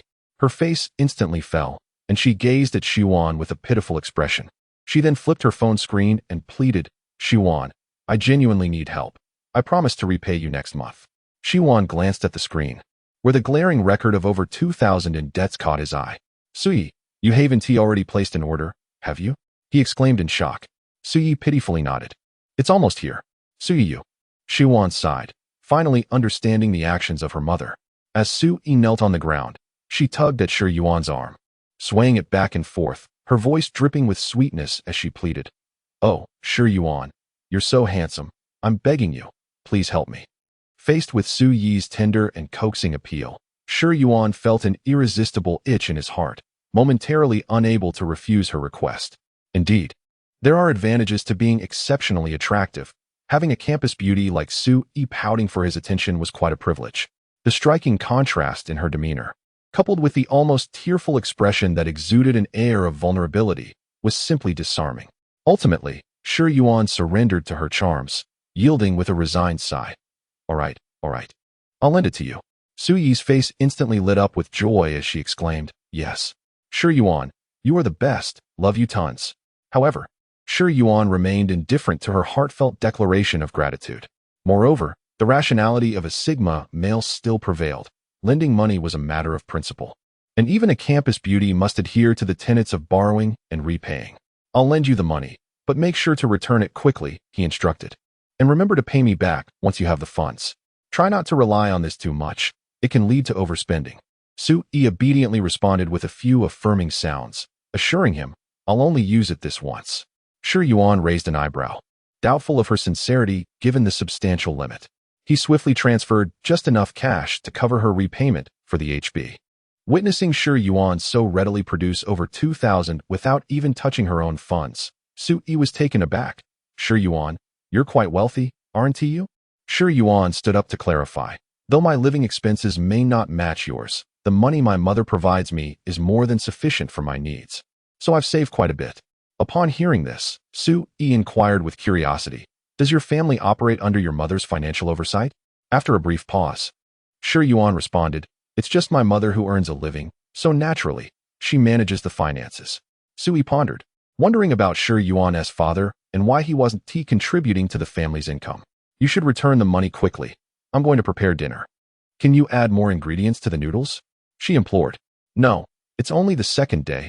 At least wait until a couple more days, until you finish your medication. Shi Yuan replied firmly. Oh. Su Yi's expression fell slightly, but she acquiesced to Shi Yuan's guidance. Then, she glanced at Shi Yuan's bandaged hand and asked, is your hand all right? Shi Yuan casually replied, it's nothing. The cut isn't deep. I'm just making a simple bowl of clear broth noodles. If you need help, just call me. With that, he casually responded and headed to the kitchen to prepare the meal. Meanwhile, Su Yi happily repaid her debt, eagerly anticipating the arrival of her cherished gaming console. After enjoying a bowl of clear broth noodles and a bowl of beef soup noodles, she felt a wave of drowsiness wash over her post-meal. After taking her medication, she retired to bed. Once Shi Yuan washed the dishes and spent a little time on his phone, he too returned to his room to rest. Chapter 13. With such a temper. Fear not the onset of early menopause at 2 o'clock in the afternoon. Shi Yuan awakened and stepped outside. A mere glance transformed his surroundings. Su Yi stood before the full-length mirror in the living room, impeccably dressed. The casual short-sleeve top harmonized beautifully with her A-line skirt, reminiscent of a blooming flower complemented by vibrant green leaves. Her slender waist swayed like a willow branch in the breeze, while her pert posterior resembled a luscious peach. Curvaceous and enticing, her long, fair legs were akin to exquisitely carved jade pillars, shimmering under the radiant sunlight. Even in a loose-fitting ensemble, the graceful contours of her figure were undeniable. Su Yi, adorned as she was, resembled a ripe peach, exuding an alluring charm. Shi Yuan rubbed his eyes and stretched his neck, unable to resist casting a glance at Su Yi's straight legs, feeling a stir of emotions. Indeed, she was strikingly beautiful. It was no wonder the campus walls were adorned with declarations of affection for her. To have her as a girlfriend would be nothing short of perfection. Perhaps a touch scheming, perhaps a tad contrasting. As Su Yi turned to head towards the door, she announced, I'm heading out. Please remember to open the door for the housekeeper at 4. Shi Yuan responded absently, yawning as he sank into the sofa. Hey, what did you change the front door code to? He suddenly recalled that Su Yi had altered the code, leaving him puzzled about how he would exit without it.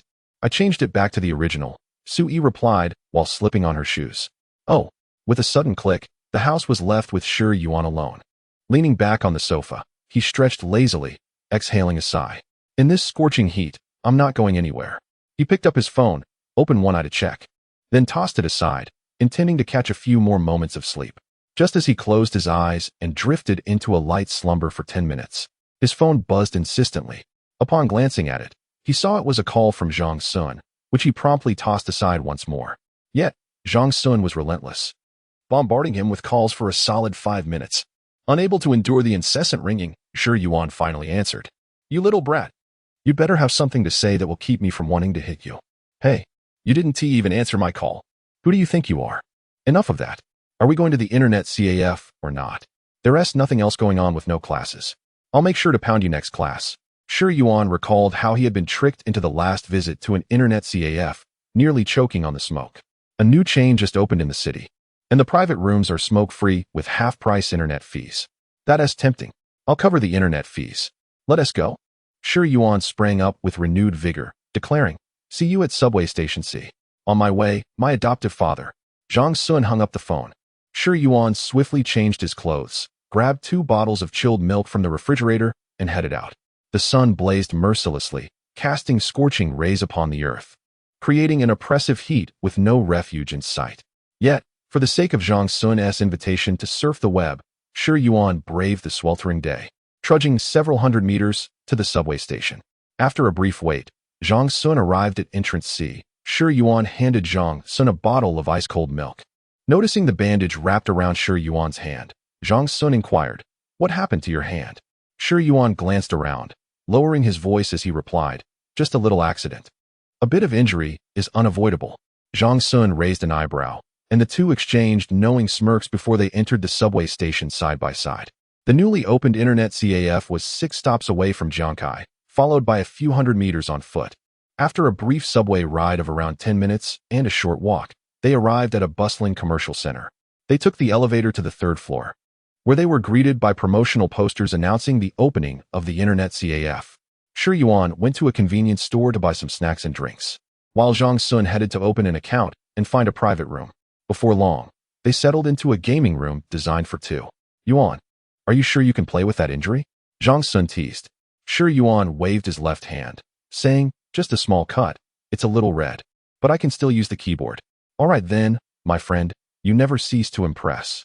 They both chuckled as they wiped down the gaming equipment with wet wipes before diving into their gaming battle. Unbeknownst to them, time slipped away, and soon it was 4:10. Just as they finished a match and were gearing up for another, Sure Yuan suddenly noticed an incoming call on WeChat. He removed his headphones and picked up his phone, only to be taken aback. "What on earth?" he exclaimed in confusion upon seeing it was Su Yi calling. He pushed his chair back, planning to step outside to take the call. "Yuan, who is it? Are you really going out to answer?" Zhang Sun asked, intrigued. My mom just called. I'll step out for a moment," Sure Yuan replied as he slipped out of the room. Once outside, Sure Yuan hesitated before answering the call. "You lazy bum. Have you been sleeping all day?" Su Yi's voice boomed from the other end, sounding as if she were scolding her son. Sure Yuan quickly distanced the phone from his ear. What is going on? Why is this cunning school beauty acting so irrationally? He wondered. "I sent you dozens of messages asking you to let the housekeeper in."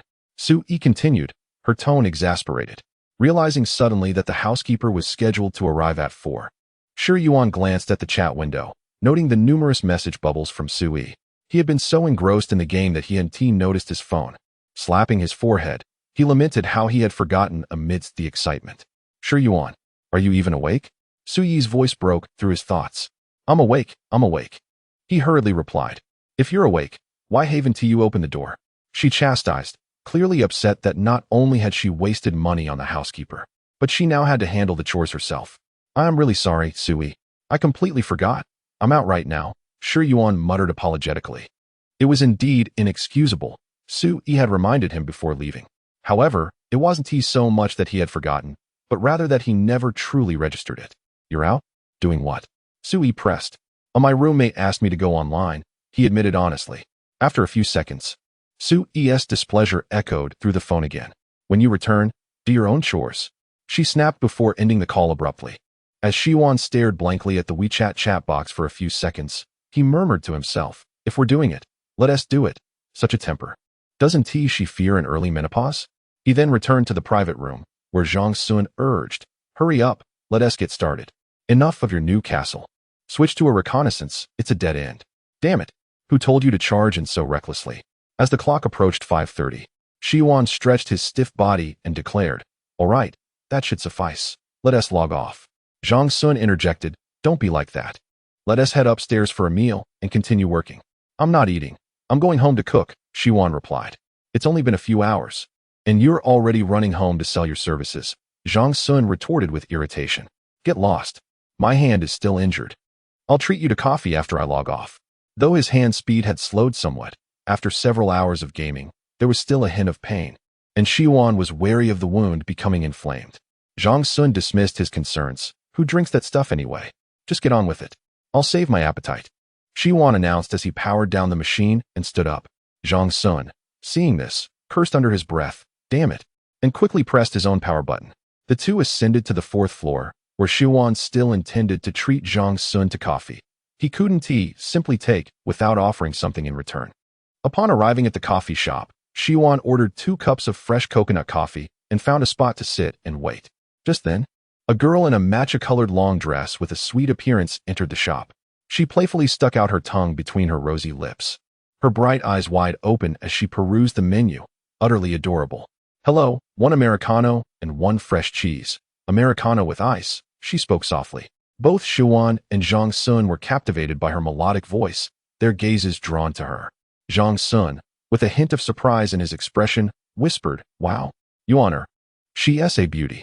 Xiwan also acknowledged the girl's charming and delicate features with a nod. Indeed, she is beautiful. Yuan, I've never seen you pay attention to any girl. I thought you were impotent, Zhang Sun teased. Get lost. Your grandfather could break through the ceiling this morning. Xiwan replied sharply. After a few moments of jesting, Xiwan looked up and said, it should be about time. As he rose to fetch the coffee, the sweet girl had already stepped ahead of him to collect her order and exited the shop. Xiwan glanced at her retreating figure. She was petite and dainty, resembling a little lowly. Turning back, Xiwan remarked, Hello, 879. A harried staff member emerged from behind the counter, searching through several bags on the table but failing to locate Xiwan's coffee. The staff member called out, Hey, Xiaoyu, ISNT 879 ready yet? The girl named Xiaoyu replied, puzzled, it was just taken. Xiwan, hearing this, narrowed his eyes and looked at the printed slip in his hand. 879. Must have been a mix-up. I'm 879. The staff member glanced at the slip and confirmed it was indeed correct. After checking another bag, she exclaimed, Xiaoyu. It was actually 876. It was given to the wrong person. The young female attendant, named Xiaoyu, gasped slightly, her expression turning flustered. She hastily set down her tools and repeatedly apologized. I'm so sorry. I'm so sorry. Hold on with the apologies. It must have been that American girl who just ordered. Please redo it quickly, the staff member reminded her. Oh dear. Why must I take on a part-time job like this? Xiaoyu felt a sense of disappointment wash over her as she realized she had misheard the order number, confusing 876 with 879, which would undoubtedly lead to a financial penalty. Noticing Xiaoyu's downcast demeanor as she retreated, Xiwan commented to the staff. She will likely realize she took the wrong order. Let us wait a moment before remaking it. Xiaoyu, who had taken this part-time position for a modest wage, was now anxious about how much would be deducted from her earnings for this mistake. If the little girl returned the incorrectly received order, a remake would be unnecessary. Returning to his seat, Xiwan was approached by Zhang Sun, who inquired, Is your order not ready yet? It's done. The attendant gave the wrong order. We'll just wait a moment, Xiwan replied. Zhang Sun nodded and resumed scrolling through his phone. Moments later, the young girl indeed returned. Hello. This doesn't seem to be mine. I think I took the wrong one, she said, her voice melodious. The attendant quickly approached with an apologetic smile. I'm so sorry for the oversight. This one is yours. She handed over the bag marked with the number 876. However, the girl appeared hesitant and did not accept the coffee. She then gently added, I've already taken a sip of this coconut coffee. The attendant, looking somewhat troubled, replied, Oh, I see. That's all right. We will prepare a fresh cup for you, and you may keep this one. Meanwhile, Xiaoyu, busy in the background, wore a pained expression, thinking to herself that she was surely destined to incur losses. At that moment, Xiwan noticed the girl's return and approached her. Hello, you mistakenly took my coffee, he said. The girl's eyes flickered as she glanced at Xiwan and replied, Oh, I'm sorry. I've already had a sip of this one, and the attendant said they would remake it. The attendant courteously interjected, Please wait a moment, sir. It will be ready shortly. Just as the girl was about to retrieve her coffee, a more striking figure entered through the door. Chapter 14. A Forceful Encounter. Ting. Is it all right? Her voice, warm and refined, exuded a sense of maturity and intellect, contrasting with the youthful innocence of a little girl. The two individuals standing at the food counter turned their gaze towards the entrance upon hearing the voice. A beautiful and familiar silhouette came into view. Su-yi. Sure, Yuan? Both instinctively called out each other's names. The little girl named Ting, witnessing the scene, asked in bewilderment, "Sister E, do you know each other?" Sui, her delicate face showing signs of surprise, found her thoughts drifting back to the events of the afternoon. After a moment, she regained her composure and smiled. We've met a few times. Shi Yuan, awkwardly fidgeting with his toes against the floor, scoffed internally at her words. What a casual acquaintance. Sister E, you drank their coconut coffee. Huh, this coffee is yours. Shi Yuan remarked, a playful smirk gracing his lips as he looked at Sui. It's no problem.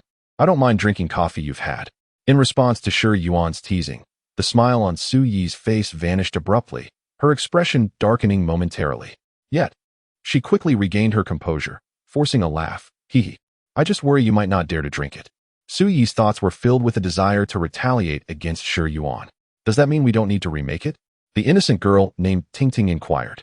Suyi's expression shifted to a more severe demeanor as she cast a disapproving glance at her. Mu Yuding. Then we should remake it. Mu Yuding's face fell.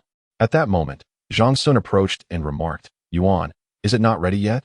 But upon noticing Sui, he nearly stumbled in surprise. He nudged Shi Yuan and whispered, the campus bell. Shi Yuan replied calmly, I know. Look at you. You're acting like you've seen an alien, Zhang Sun teased. Just then, Mu Yuding took Suyi's hand and led her towards the coffee shop. What is happening? Zhang Sun's gaze remained fixed on Sui and Mu Yuding. Shi Yuan glanced at Zhang Sun and said provocatively, the campus belle mistakenly drank your coconut coffee. How does that feel? Like a protagonist in a romantic tale. A bit. Zhang Sun replied shamelessly. Shi Yuan looked at him with disdain. Have you overindulged to the point of brain atrophy? Before long, a cup of coconut coffee was prepared. The staff handed it to Shi Yuan, apologizing, I'm sorry. Shi Yuan took the coffee and glanced at the sullen Mu Yuding, thinking to himself, this is beyond help. Although earning money is challenging, one must still take responsibility for their mistakes. As Shi Yuan and Zhang Sun were about to leave, a sweet voice suddenly rang out from behind. Hey, Shi Yuan, right? Sui hurriedly whispered, Ting, don't. Hearing this, Shi Yuan turned to look. Mu Yuding jogged over, and Sui was unable to hold her back. Hello, I'm Mu Yuding, Sister Es Jr. I'm sorry about earlier. No worries. We must be destined. How about we have a meal together? This. Shi Yuan was still contemplating when Mu Yuding turned back and declared, Sister E, he agreed. As Shi Yuan listened, he felt somewhat perplexed, wondering when he had ever agreed to this. Was this not an instance of coercion? Not far away, Sui was so infuriated that she felt dizzy. Mu Yuding then turned to Zhang Sun and said, Hello, my name is Mu Yuding. Faced with the charming and sweet Mu Yuding, Zhang Sun fumbled, stammering, I'm Zhang Sun. May I join you for a meal? Mu Yuding's eyes sparkled, her lips curving into a delightful smile, her demeanor enchanting. Zhang Sun realized he could not refuse. Well, I suppose that's all right. Mu Yuding smiled gently. Shi Yuan observed Zhang Sun, who appeared bashful like a blooming flower, and sneered. You've got some nerve. This guy is usually quite flirtatious, yet he turns to stone in front of a girl. He can't even muster a coherent response. Let's go. There's a particularly delicious place in Area C. With that, Mu Yuding walked out.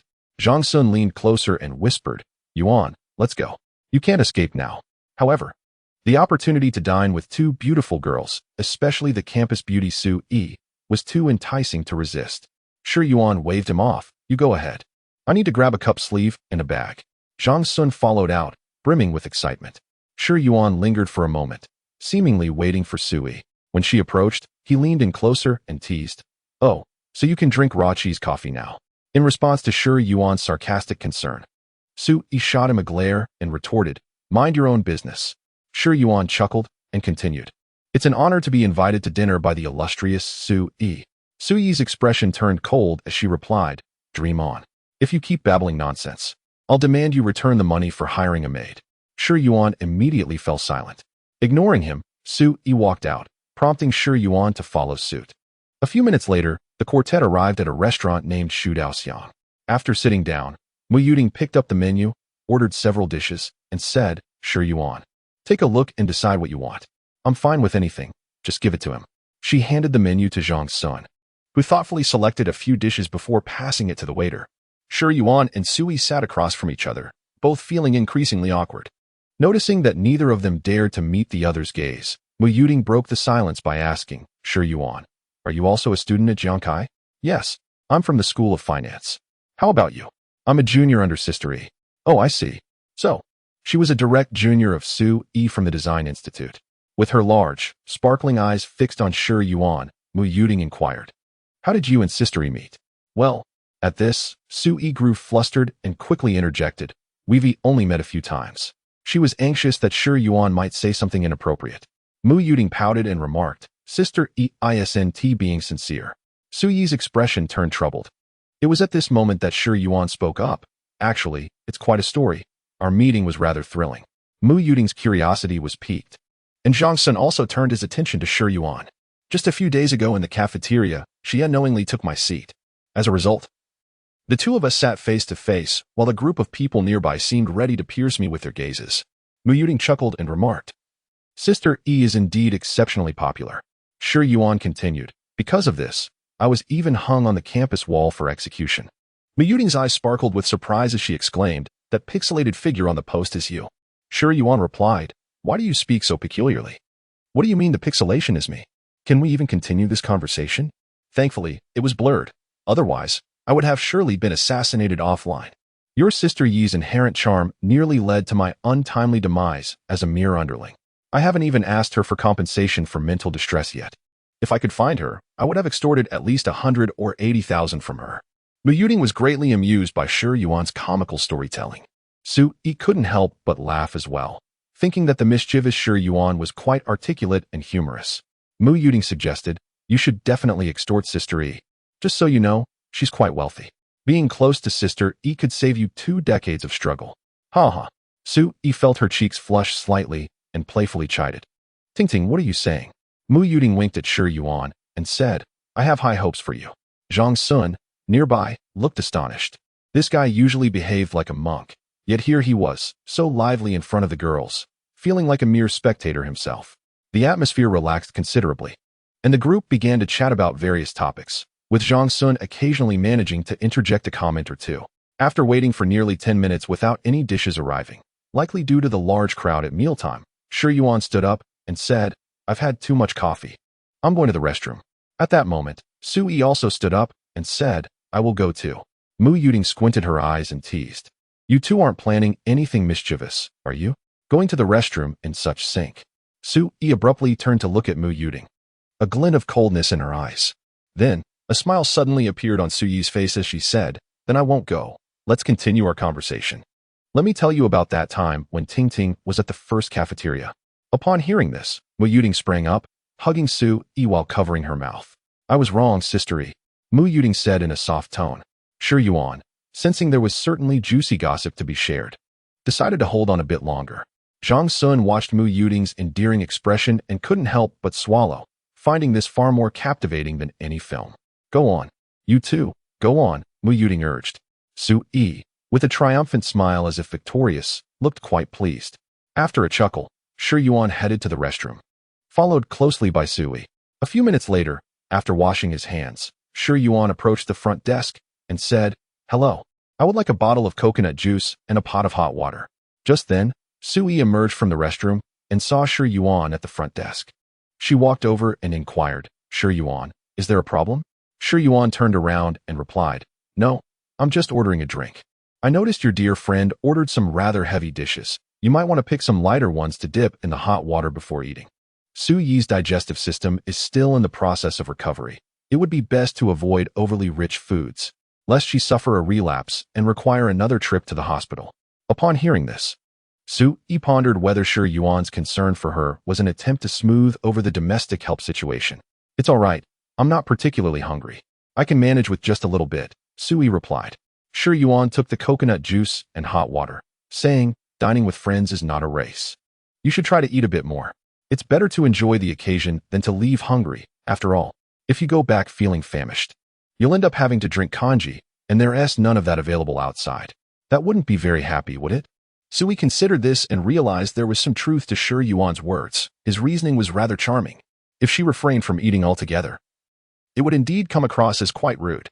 All right then, let us return. The dishes should be arriving soon. Unbeknownst to her, Su Yi had acquiesced to Shi Yuan's thoughtful arrangements.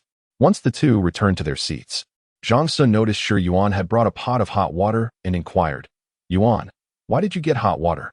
We're at a restaurant. Why not drink something else? Well, I got the coconut juice, but what if someone doesn't tea like drinks? Shi Yuan replied, giving him a sidelong glance. Zhang Sun awkwardly chuckled in response. Shi Yuan poured hot water into several cups for everyone. At that moment, the dishes were served: spicy chicken, hot pot blood curd, spicy black fish, and mapo tofu. Shi Yuan observed that these were presumably ordered by Mu Yuding, clearly indicating she had no intention of allowing Su Yi to eat lightly. Meanwhile, Mu Yuding's eyes sparkled with excitement, her tongue licking her lips as if she were ready to dive in. Shi Yuan poured another cup of hot water for Su Yi, silently acknowledging that like attracts like, a foodie's best friend must also be a foodie. I won't hold back. Let us dig in. Mu Yuding exclaimed eagerly, promptly picking up her chopsticks. Zhang Sun watched Mu Yuding relish her meal with a hint of awkwardness, his movements appearing somewhat stiff. After a few bites, Shi Yuan noticed Zhang Sun's discomfort and couldn't help but chuckle inwardly at his awkwardness. After the meal, Mu Yuding, who lived in the city, decided to take a taxi home. The three of them continued their journey together on the subway, arriving during rush hour. The train was filled with workers, yet there were no students from Jiangkai University in sight. Shi Yuan felt a sense of relief. Otherwise, he might have been thrust into the limelight again. This troublesome school beauty was like a hot potato.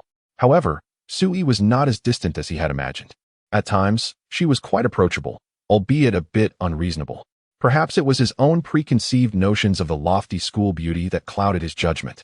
As evening approached, around 7 o'clock, the three exited the subway station. Zhang Sun was the first to speak. I'm heading back to school. Goodbye. Goodbye, Shi Yuan replied with a smile. See you, Su Yi added with a slight smile. Upon noticing Su Yi's smile and her initiative to say goodbye, Zhang Sun felt a sudden jolt of confusion, wondering if Su Yi might have feelings for him. Ha, ha, ha. Goodbye, Senior Su Yi. Zhang Sun turned, took a deep breath, and attempted to maintain his composure as he walked toward the school gate. After Zhang Sun departed, Shi Yuan asked, So what do you think? Should I leave first? Or will you? Su Yi comprehended Shi Yuan's intention, wishing to avert unnecessary complications. A sudden sense of being despised washed over her, stirring a slight discontent within her heart. Did he perceive her as a ticking time bomb, so fearful of her presence? Subsequently, Su Yi cast a glance at Shi Yuan and remarked, It's merely a few hundred meters. Shi Yuan shrugged, maintaining his distance from her. The two proceeded along the sidewalk, walking in opposite directions. After taking 6 or 7 steps, Su Yi turned her head to sneak a look at Shi Yuan, who appeared utterly bored. Observing his nonchalant demeanor rekindled memories of the afternoon's events, prompting her to huff in irritation and quicken her pace. Chapter 15. Miss Su, may I savor your freshness? Within mere minutes, the two returned to the residential complex. As soon as they stepped inside, Shi Yuan's phone chimed. It was a message from Yu Yu, inquiring why he had not attended dance practice. After changing his shoes, Shi Yuan settled onto the sofa to reply, I injured my hand, taking a few days off. At that moment, Su Yi emerged from her room after changing clothes and remarked, You can toss your clothes straight into the washing machine. Just wash your underwear yourself. Understood, Shi Yuan replied while typing. Also, my clothes should be washed separately. All right. And please tidy up the living room and bathroom. Su Yi's tone was slightly frosty. Shi Yuan nodded at the screen and said, Oh. Su Yi furrowed her brows slightly and approached, deliberately stating, You are such a jerk. Oh, what? Why are you swearing at me? Shi Yuan looked up, surprised. Su Yi, irritated, retorted, That is all you heard, right? She snatched Shi Yuan's phone away. Hey, what are you doing? Shi Yuan stood up. Su Yi glanced at the chat box, just as Yu Yu sent another message. After reading it, her expression darkened, revealing either calmness or discontent. Then, with a smile, she shook the phone and said, Shi Yuan, you seem rather busy, fighting, dancing, online, and even dating. Shi Yuan, momentarily puzzled, asked, What are you talking about? Give my phone back. No way, go wash the clothes. Su Yi, don't push it. I'm not your housekeeper. Su Yi's temper flared at his audacity. How could he act so justified? I haven't even brought up the domestic matters with you yet, she declared, hands on her hips. Shi Yuan stood his ground, replying, Fine, let us settle it. You just owe me money, and you should repay what you owe first. Why you? Su Yi was at a loss for words. Stinky Shi Yuan, you're being unreasonable. Hand over my phone, or repay me immediately. With a huff, She turned her head aside, coldly snorting before extending her hand with the phone, saying, "Here." After receiving the phone, Shi Yuan stated, "I admit I was wrong regarding the domestic issues. I will wash your clothes, but you must tidy your room yourself. I want to go into your space." He then sat back down. Fuming, Sui shouted, "Who said I needed you to tidy my room? Shameless." After her outburst, she stormed off, stomping her foot as she returned to her room. Shi Yuan called after her, "Don't forget to take your medicine. Mind your own business. With that temper, you'll end up breaking the door," he thought, wondering if Sui was nearing her time of the month, given her irritable demeanor. Shi Yuan opened the WeChat chat window and saw Yu's message. "Shi Yuan, are you free next Monday?" However, there were no further messages, as if she were waiting for his reply. Monday?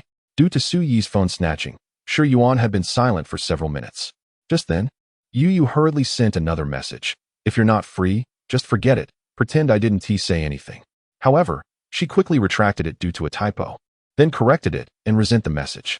Shi Yuan gazed at Yu's series of actions, somewhat bewildered, and casually inquired, "Sister Yue, is there something on your mind?" This time, it was Yue who found herself at a loss for words. After a few minutes, she replied, "There's a photography exhibition in Jiui City. My roommate has something to attend to and cannot go. Are you interested?" A photography exhibition? It seemed that Sister Yue had a keen interest in photography.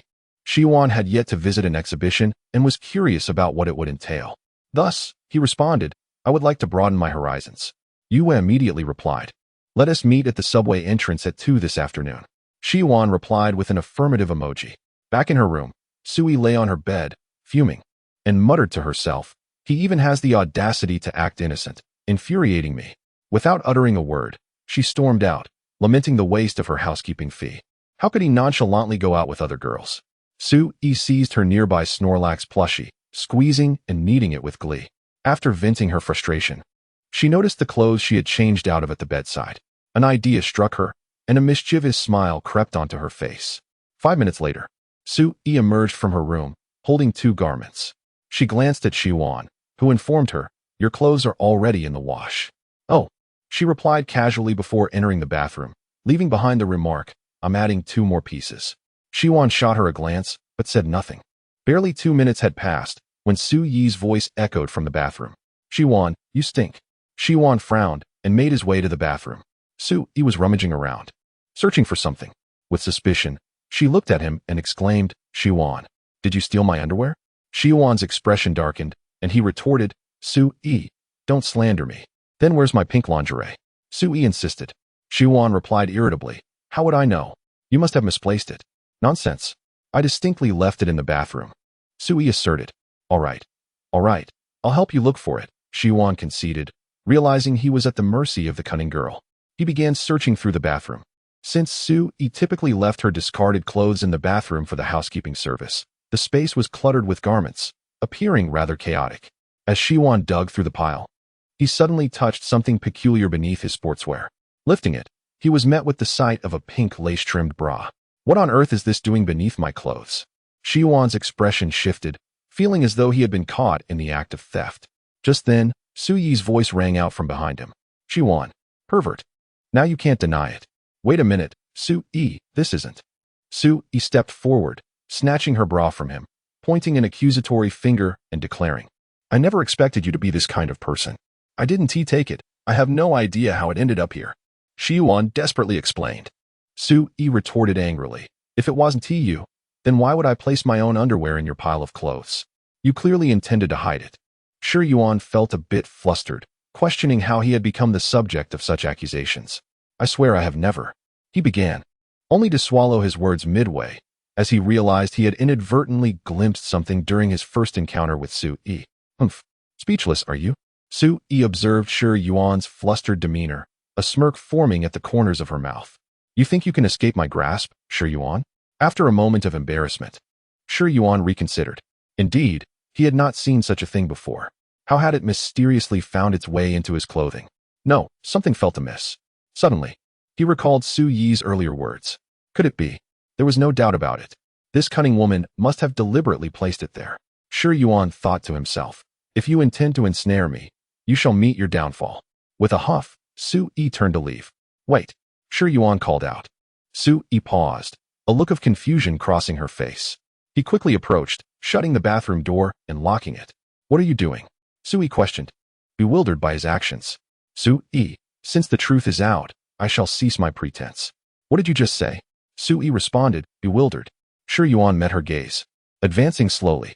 As she retreated step by step until her back met the wall, she looked up at him. "Shi Yuan, what do you intend to do?" "Ha ha. What do you think?" A mischievous grin spread across Shi Yuan's face. "Since you've discovered my secret, we might as well proceed without reservations. Miss Su, would you care to experience something new? You are despicable. Move aside." Sui protested, attempting to shove him away. Shi Yuan swiftly deflected her arm, pinning her against the wall with one hand. Their faces were mere inches apart, and an electrifying atmosphere enveloped them. As Shi Yuan gazed at Su Yi's blushing cheeks, an unexpected surge of affection coursed through him, his heart racing. Goodness, she was astonishingly beautiful. Yet, the performance must continue. Su Yi, trembling with fear, felt a wave of panic wash over her. Could it be that her prank had truly exposed Shi Yuan? He couldn't possibly be a pervert, could he? What would she do then? A frown creased her face as her small hands clenched, her breaths quickening. The fabric of her nightgown rose and fell with her racing heart. Meanwhile, Shi Yuan's expression grew increasingly intense as he leaned closer, his gaze roaming over her graceful figure. "How delightful, Miss Su," he murmured. Suddenly, he lunged forward. "Ah!" Su Yi screamed, startled, before crouching down and shielding her face. A smile crept onto Shi Yuan's lips as he opened the door and stepped outside. Upon hearing the door creak open, Su Yi opened her eyes, only to realize that she had been tricked by Shi Yuan. "You scoundrel! You played me!" Su Yi dashed out, only to collide headfirst with Shi Yuan, who was blocking the door. "Ouch!" Su Yi rubbed her delicate forehead, expressing her displeasure. "Why did you block me with your hand?" Shi Yuan, with a bemused expression, replied, "If I hadn't tea, would it not hurt as much?" In a fit of exasperation, Su Yi retorted, "It hurts regardless. I hope you break your chin." "Su Yi, that's quite an exaggeration, and you even used your own underwear to set me up." Glancing at the pink garment in her hand, Su Yi, feeling a twinge of guilt, stammered, I didn't tea. It was clearly you." "Still in denial? I'm impressed. Your contrasting nature and cunning traits are truly remarkable." As he spoke, Shi Yuan made his way to the living room sofa and settled down. "Calm down. You should be careful not to develop wrinkles," he added. "Get lost." She shot back. All right, I admit my fault." Upon seeing Shi Yuan concede, Su Yi huffed and stubbornly walked over to sit down. "Honestly, Su, the school bell, you are utterly ridiculous. You're an entirely different person outside compared to at home. If this got out, it might cause quite a stir." In a threatening tone, Su Yi warned, "If you dare to spill this, I'll have your head." Shi Yuan raised his hands in surrender. "I won't say a word. I have no interest in your affairs." A smirk played on his lips, as he mused that Su Yi was not so different from the other school bells he'd imagined. Publicly dignified, yet privately a different character altogether. It baffled him why she felt the need to present such a contradictory facade. It would be far better to be genuine. Nonetheless, Su Yi's fiery spirit intrigued him. "I'll wash your clothes today and tidy up the room.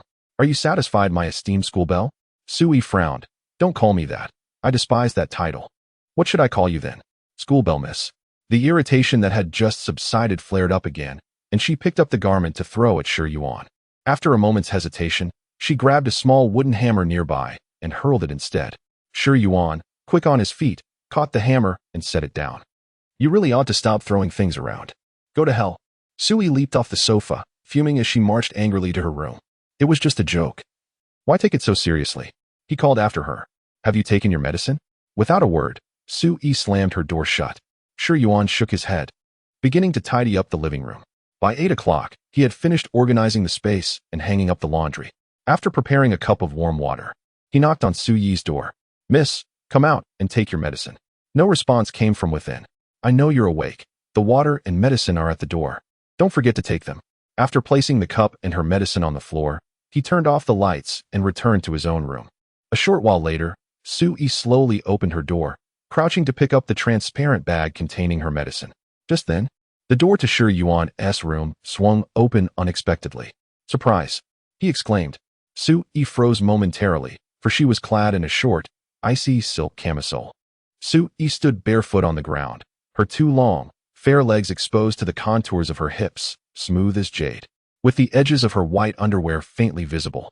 Although the nightgown was of a relatively loose design, it could not conceal the alluring curves of her figure, with two magnificent forms pressing against her knees, appearing as if they were enveloped in a viscous liquid. This nightgown felt as though she wore nothing at all. The areas it covered were almost negligible, lending an even more provocative sensation than being completely unclad. A sudden blush crept across Su Yi's face, and a scream shattered the stillness. Ah! Moments later, a loud thud echoed as the door was forcefully slammed shut, leaving only Shi Yuan and the steaming cup outside. Shi Yuan's heart raced uncontrollably, and he swallowed hard, silently closing the door. Chapter 16, A Sin. Shi Yuan leaned against the door, reminiscing about the exhilarating scene that had just transpired, her mind in turmoil, unable to dispel the vivid images. Was she not wearing pajamas? Initially intending to tease her to lighten the mood, it had now spiraled into chaos. Shi Yuan collapsed onto her bed, closing her eyes to regain her composure. However, as moments passed, an array of new images flooded her mind. Glancing down, she exclaimed in surprise. Hastily, she turned to the side, attempting to conceal her embarrassment. After half an hour of chanting and meditative reflection, her breath finally steadied.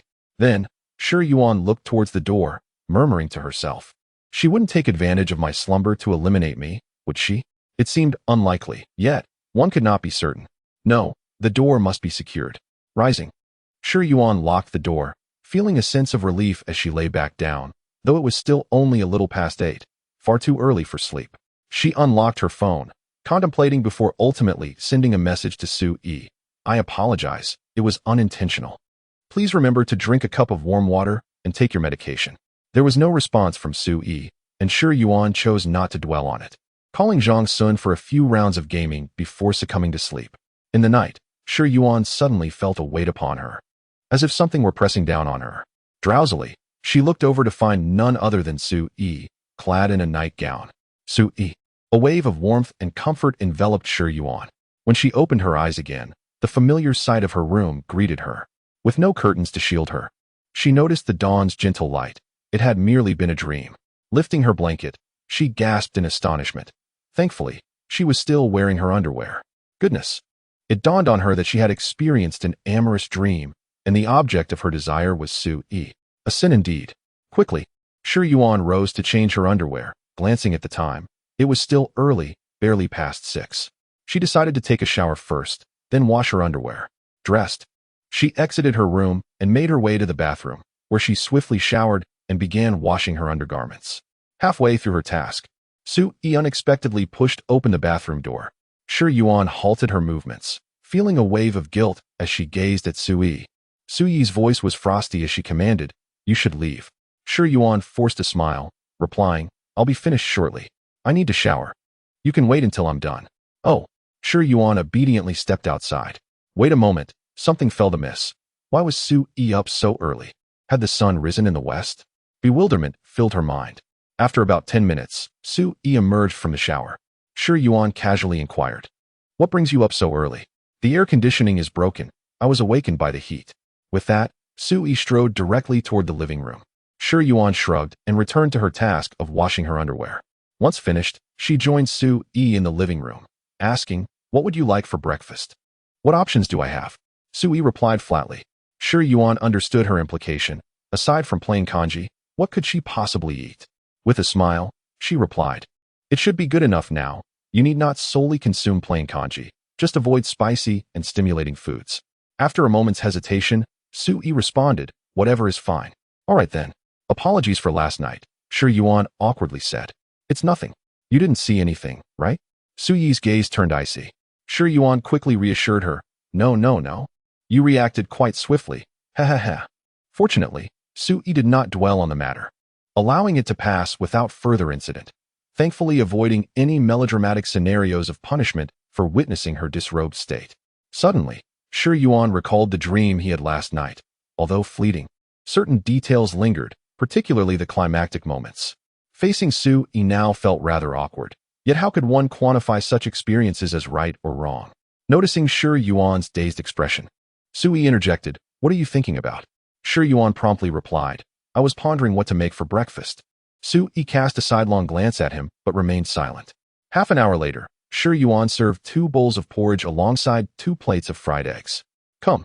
Breakfast is ready. Purple sweet potato oatmeal porridge with fried eggs. Approaching the table, Sui inhaled the aroma and remarked, "It smells delightful. You seem to possess quite a few skills." Shi Yuan explained, "Once, my mother fell ill from overwork. Yet she had to leave early for her job without time to eat. So, I taught myself to make porridge, waking up early to prepare breakfast to warm her up." After tasting a spoonful, Sui praised, "It's quite delicious. By the way, what does your mother do for a living?" While eating, Shi Yuan replied, "She's a high school teacher back in my hometown." "Oh, a teacher sounds wonderful." Shi Yuan responded, "Not exactly, especially for middle school teachers. They often have to rise before dawn." Sui considered this, acknowledging the reality of early morning and evening study sessions tied to academic performance. Regarding Shi Yuan's father, she had sensed his reluctance to discuss him last time, so she refrained from asking further. As they chatted, Sui's phone rang. "Hello. You reported an air conditioner repair, correct?" "Yes, that's me," Sui confirmed. "Unfortunately, we have a high volume of repair requests lately. We may not be able to come until next Monday." "Next Monday? That has quite a delay. I sincerely apologize. We will arrange for someone as soon as possible." A hint of disappointment crossed Sui's face as she ended the call. Shi Yuan remarked, "It's normal for this season. Too many air conditioners are malfunctioning. How am I supposed to sleep these next few days?" Sui lamented. "What seems to be the issue with your room's air conditioner?" Peering at her phone, Sui replied, "How would I know? I woke up to find it had stopped working. Does it display any error codes?" "What? What do you mean by display?" Shi Yuan, exasperated, explained, "Air conditioners usually show various indicators for different faults to facilitate repairs. Let's eat first, after we finish. I can take a look and see if I can fix it myself." Sui nodded, "All right." After their meal, Shi Yuan washed the dishes and followed Sui into her room. Sui's master bedroom was significantly larger, adorned with a distinctly feminine touch, with plush toys and cushions scattered about. The most prominent feature was a massive wardrobe, overflowing with a myriad of garments. "This room of yours is far superior to mine," Shi Yuan teased. "Don't stare around." All right, let me turn on the air conditioning." Sui activated the air conditioner using the remote, and the display showed F0. Shi Yuan glanced at it with a hint of exasperation. Sui inquired, "Can you fix it?" Shi Yuan shook his head and replied, "I'm afraid not. F0 indicates a lack of refrigerant. This requires a professional." "What can be done then?" Shi Yuan asked. "When was this air conditioner installed?" "Typically, new units shouldn't encounter such issues."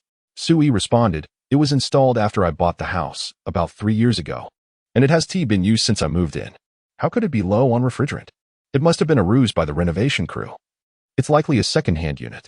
Sui, upon hearing this, felt a surge of anger, exclaiming, "How despicable."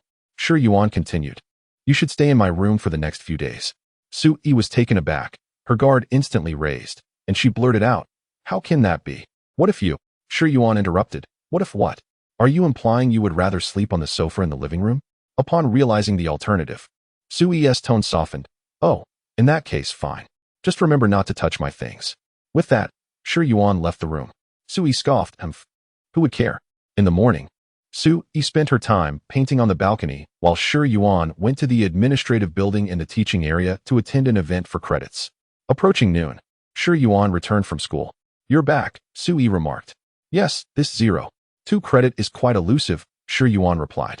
After listening to a lengthy lecture, "I have to write a reflection." Sui chuckled, "That is how it goes with college credits." Shi Yuan curiously asked, "Have you accumulated enough credits?" Sui, adjusting her easel, replied, "Yes, I've reached the limit." "So soon? You must have participated in quite a few pointless activities," Shi Yuan remarked. Sui shook her head. "Not really." Shi Yuan was surprised. "Then how did you earn your credits?" Sui turned her head, a playful smile on her face. "Are you asking for my guidance?" Shi Yuan's expression fell, and he gritted his teeth. "I suppose so." Sui nodded, teasingly adding, "Oh dear, as a junior, how could I refuse to share my insights?" Shi Yuan glared at her triumphant demeanor, feeling irritation boil within. Sui continued, "Actually, during my freshman year, I was part of the student council office. The student council organizes many activities that offer credits, and they're quite easy. Now, there are plenty of new ones popping up." Upon hearing this, Shi Yuan felt a rush of frustration. It was as if she hadn't said anything at all, given that he wasn't part of the student council. Well said. Listening to your words is like hearing a profound truth, he retorted. What does that mean? It's utterly useless. Su Yi's expression hardened as she picked up an orange peel and tossed it at Shi Yuan. He caught it and tossed it into the trash bin, saying, I'm not in the student council, so you've effectively said nothing. I haven't finished speaking yet. Su Yi shot back in annoyance. The activities of the student council are not publicly announced, yet they are processed through the credit system for application. During the step of counting participants for registration, there are often a few spots left due to rounding or because some individuals missed the registration deadline. Therefore, my suggestion is to find someone within the student council department to assist you with your registration. This way, you can effortlessly earn credits. Shi Yuan expressed a look of confusion and asked, Is it really possible? Of course, I replied. A roommate of mine managed to secure credits this way. Some people even make pocket money for drinks through this method. This was the first time Shi Yuan had encountered such a notion, yet he responded, But I don't have any friends in that department. Zhang Sun, that rascal, hasn't he even joined a club? Su Yi, with a charming tilt of her head, remarked, That leaves me unable to assist you. I'm not part of the department anymore. Why didn't you stay in the department?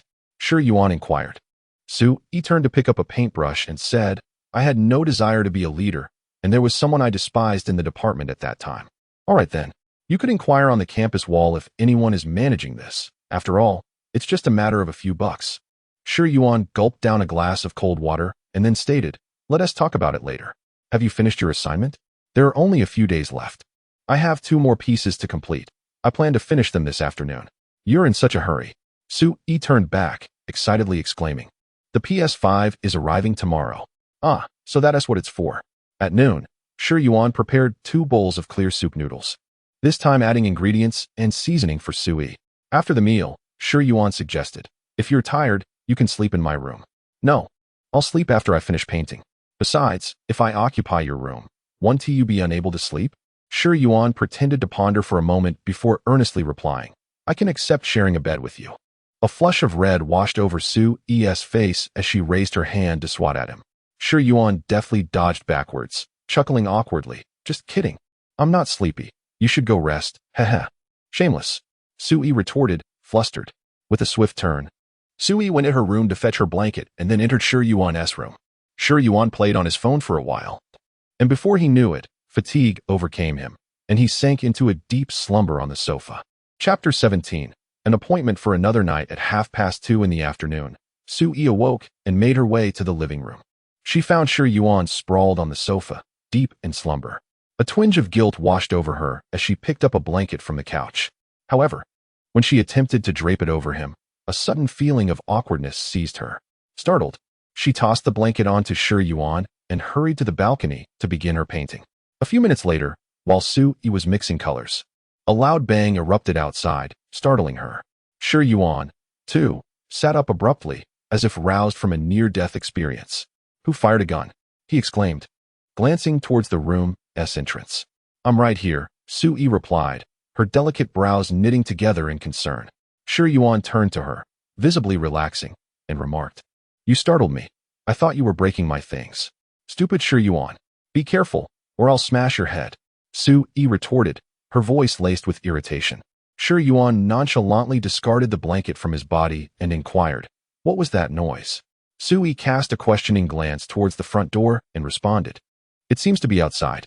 Let us take a look, Shi Yuan said as he rose to approach the door, with Su Yi trailing behind him. Upon opening the door, they discovered an elderly woman with silver hair, clad in a coarse, patterned dress, bending down to pick up something that had fallen.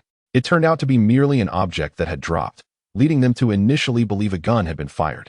As the clock struck 6 in the evening, Shi Yuan had prepared 4 dishes, introducing Su Yi to a new flavor. After dinner, he tidied up the utensils and changed his clothes in preparation to go out.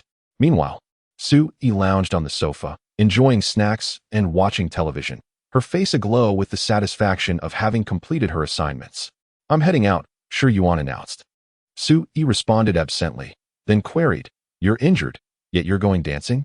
The moment the words left her lips, she felt a wave of awkwardness wash over her, questioning whether this could be deemed as concern. I'm going for a run, Shi Yuan replied, not waiting for Su Yi's response before stepping out. Su Yi stood momentarily, bewildered by Shi Yuan's exercise mania.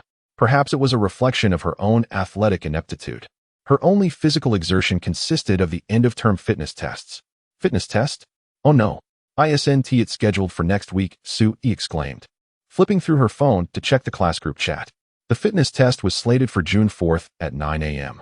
A wave of dismay washed over her as her previously buoyant mood dissipated. The fitness test for Sue, it felt akin to facing a calamity. Meanwhile, Shi Yuan arrived at the sports field, which seemed unusually crowded that day. It appeared that several colleges were also preparing for their fitness tests next week, explaining the throngs of students. Following the protocol, he began with leg stretches to warm up. Suddenly, someone tapped him on the shoulder from behind. Turning around, he was greeted by a familiar face. What a coincidence. Shi Yuan. Yao Yu, what brings you to the sports field? Aren't you supposed to be practicing your dance? Shi Yuan asked, noting that Yao Yu was dressed similarly to when she practiced, with beads of sweat glistening on her forehead, indicating she had been exercising for some time. Yao Yu brushed back her loose strands of hair and replied, the fitness test is next Friday, so I came to do some running. Is the Design Institute also having their fitness test next Friday? Yes, the notification was just issued yesterday.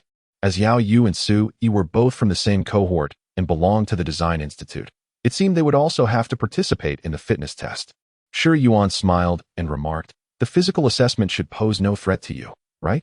He was well aware that Yu was also a fitness enthusiast, and for her, an 800-meter run was merely a trifle. Yu humbly replied, I haven't done endurance runs in quite some time. I'm a bit out of practice. After 2 laps, she found herself gasping for breath. Shi Yuan commented, with so many people around, the amount of oxygen available will be less. So you'll undoubtedly perform better during the assessment than you are now. Yu chuckled, your reasoning is quite amusing. With a smile, Shi Yuan announced, I'm off now. Goodbye, Yu. He turned toward the track. Just then, Yu called out from behind, Shi Yuan. He turned back. Would you like to run together? Shi Yuan replied, aren't you tired after your run? I might go a bit faster. Yu quickly countered, not at all. I've rested for a while. Running with you could elevate my performance. Shi Yuan agreed. All right, let us run together then. The two commenced running side by side. Initially, Yu struggled to catch her breath, but by the second lap, she gradually found her rhythm. As they ran together, Yu's ponytail swayed, and her tall figure stood out beautifully in the crowd, becoming a striking sight. Hey, isn't that Yu? A girl pointed in their direction. No way. How could it not be? That's definitely Yu. Several girls nearby chimed in. Who is she running with? Wow, he is quite handsome, and look at that physique. The sound of someone swallowing. She must have ditched us for that guy. He is from another department. I've never seen him before. Could he be a freshman? Oh, going for younger ones. The girls in question were Yu's roommates, Wen Yao, Jiang Shui, and Yi Hongquan. Jiang Shui quickly exclaimed, Stop, stop. Yu slowed down and walked a bit before resting on the grass. Let us go see. The group of girls hurried towards Yu. As Yu sat on the grass, catching her breath, Shi Yuan happened to run past her. After following him with her gaze for a few seconds, a gentle smile spread across her face. Yu was startled by Wen Yao's sudden remark. Turning around, she found herself surrounded by her eager friends. Oh, someone abandoned her roommates to run with a handsome guy, Wen Yao teased, her tone dripping with jealousy. And he has such a wonderful physique. I didn't realize Yu was eating so well every day. Yu's face flushed as she attempted to push them away, saying, Stop surrounding me like this. Oh, you're blocking Yu from seeing the handsome guy, they exclaimed. I didn't expect our tough girl to be shy. The girls immediately sat in a row beside Yu, teasing her further. Where did you meet this handsome guy with such a great physique? They all gazed at Shi Yuan as he ran past. What are you all thinking? He is just a junior from the dance club. Yue gently pushed away Wenyo, who was nestled against her arm. Oh, a junior, the three exclaimed in unison. Wow, though his face isn't extraordinary, his physique, splendid. Indeed, he can run for so long without tiring. His stamina is impressive. If he were to be a boyfriend, the possibilities would be boundless. Wenyo linked her arm with Yoyue's and remarked, Our Yue certainly knows how to choose her boyfriends. Yue, already blushing profusely, fluttered her hands and covered her cheeks, saying, Stop it. Who's choosing boyfriends? Wenyo feigned hesitation. Oh, if he isn't a prospective boyfriend, then I might just take matters into my own hands. I'll make him mine tonight. Yue immediately interjected. No way. A chorus of gasps ensued. Still denying he's not a boyfriend? Why would you even consider making a move on a junior? This is scandalous. Yue was left dizzy by their relentless teasing. Really? Yue, that extra ticket to the exhibition you bought? It can't be for. Yi Hongchuan began. Oh no, please stop. Yue was nearly mortified, hastily covering their mouths and attempting to lead them away. However, the girls insisted on greeting Shiwan, collectively restraining Yue. 20 minutes passed, and Shiwan showed no signs of stopping. Yue, his endurance is remarkable. Yes, I'm completely numb sitting here. It seems only Yue can keep up with him. Yue blushed again, scolding. Can you all refrain from being so crude? After a while, Shiwan finally paused. 100 meters away. He has stopped. Quick. The group rose, ready to push Yue forward. Hey, what are you doing? Yue protested vehemently, but the numbers were against her. Reluctantly, she was dragged before Shiwan. Classmate. Shiwan instinctively turned at the sound. Calling me? Yue? Upon seeing Yue and several unfamiliar girls, he appeared slightly taken aback. Yue, feeling quite awkward, introduced them. These are my. Jiang Shui interjected. Hello, classmate. We are Yue's friends. Shiwan smiled and greeted them. Hello, seniors. Hello, young man. I'm Wenyo, she said, her eyes sparkling as she appraised his physique. Shiwan felt a sudden sense of vulnerability, his hair standing on end. Yi Hongchuan, appearing more demure, said politely, Hello, junior. I'm Yi Hongchuan. Shiwan replied courteously, You can just call me Shiwan. When it was Jiang Shui's turn, she boldly approached and patted Shiwan's arm, exclaiming, Quite sturdy. A perfect match for our Yue. A female leopard. Yue's eyes widened in shock as she rushed forward to pull Jiang Shui back, pinching her side. Ouch, that hurts. Shiwan chuckled. How did you manage to get into Jiangkai? What is going on here? Sure, Yuan. She tends to speak without restraint, Yu promptly clarified. Jiang Shui, with an air of righteousness, retorted, How can you say I speak without thought? Your gaze just now was positively sparkling, and those two expressions. Just then, Jiang Shui felt a sharp pain in her waist. Wen Yao and Yi Hongchuan burst into laughter, finding Jiang Shui's straightforwardness quite amusing. At this moment, Yu wished for nothing more than to vanish into a crevice, pulling the others along to make their exit. Suddenly, Wen Yao dashed back to Shi Yuan's side, producing her phone as she said, Shi Yuan, let us connect on WeChat and get acquainted. Wen Yao? Yu turned back, exasperated. With a playful grin, Wen Yao replied, Oh, don't worry. I have no intention of encroaching on your territory. I merely wish to get to know Shi Yuan. Yu felt a silent anguish. Shi Yuan, not wishing to decline, retrieved his phone and displayed his WeChat card. After Wen Yao scanned it, she turned and waved goodbye to Shi Yuan. However, just as Shi Yuan thought it was over, Wen Yao suddenly turned back, her voice dripping with allure. Let us meet up one evening soon. Shi Yuan nearly dropped his phone in surprise. Wen Yao? Yu was far from reassured about this predatory friend of hers. Yet, Wen Yao had already fled with her phone in hand. Watching Wen Yao depart, Yu quickly glanced back at Shi Yuan, her pace hastening as she left. Hey, Yu, don't go. Jiang Shui called after her. Once the duo had exited, Yi Hongchuan smiled gently, saying, Shi Yuan, I shall also take my leave. Shi Yuan raised his hand in farewell. Goodbye, Yi Shu Edre. Yi Hongchuan nodded softly, her steps light as she followed after them. After they left, Shi Yuan exhaled deeply, a pensive look crossing his face as if he were contemplating something profound. After a brief respite, he consumed nearly half a bottle of electrolyte water. Once he had relaxed his muscles a bit, he departed the playground. Chapter 18. I can also sleep in the living room. As evening approached, around 8 o'clock, Shiwan returned to Junlin Community, holding a bowl of fruit. Upon entering, he noticed that Su Yi was absent from the sofa. He walked into the living room and was surprised to find Su Yi performing sit-ups on the floor. What could have prompted Su Yi to exercise? Was she channeling the spirit of Hawking or James? Her cheeks were flushed, and each sit-up seemed to require every ounce of her strength, making it a strenuous effort. Shiwan placed the fruit on the table and squatted down, inquiring, Miss, what is going on here? I am practicing. Next week, physical assessment. Su Yi articulated each word with determination, and after completing 5 sit-ups, she collapsed onto the yoga mat. So tired, she lamented. Rolling over, she spotted the fruit and weakly requested, Is that fruit? Let me have a couple of bites. Observing Su Yi in her exhausted state, Shiwan stood and suggested, You should take a break. Isn't your physical condition rather poor? Why do you care? Su Yi replied, eyes closed, as her small hands gently massaged her abdomen. Shiwan took a couple of watermelon pieces from the fruit bowl and remarked, Even in this state, You still act like a cooked duck. Stubborn. Save me 2 pieces. As long as you can get up before I finish eating, she countered. After a brief silence, Sui suddenly asked, Shiwan, am I fat? Huh. I wouldn't say so. Is there fat on my stomach? How would I know? It's your stomach. Shiwan answered a bit defensively. Truth be told, he did have an inkling about whether or not Sui had some extra weight.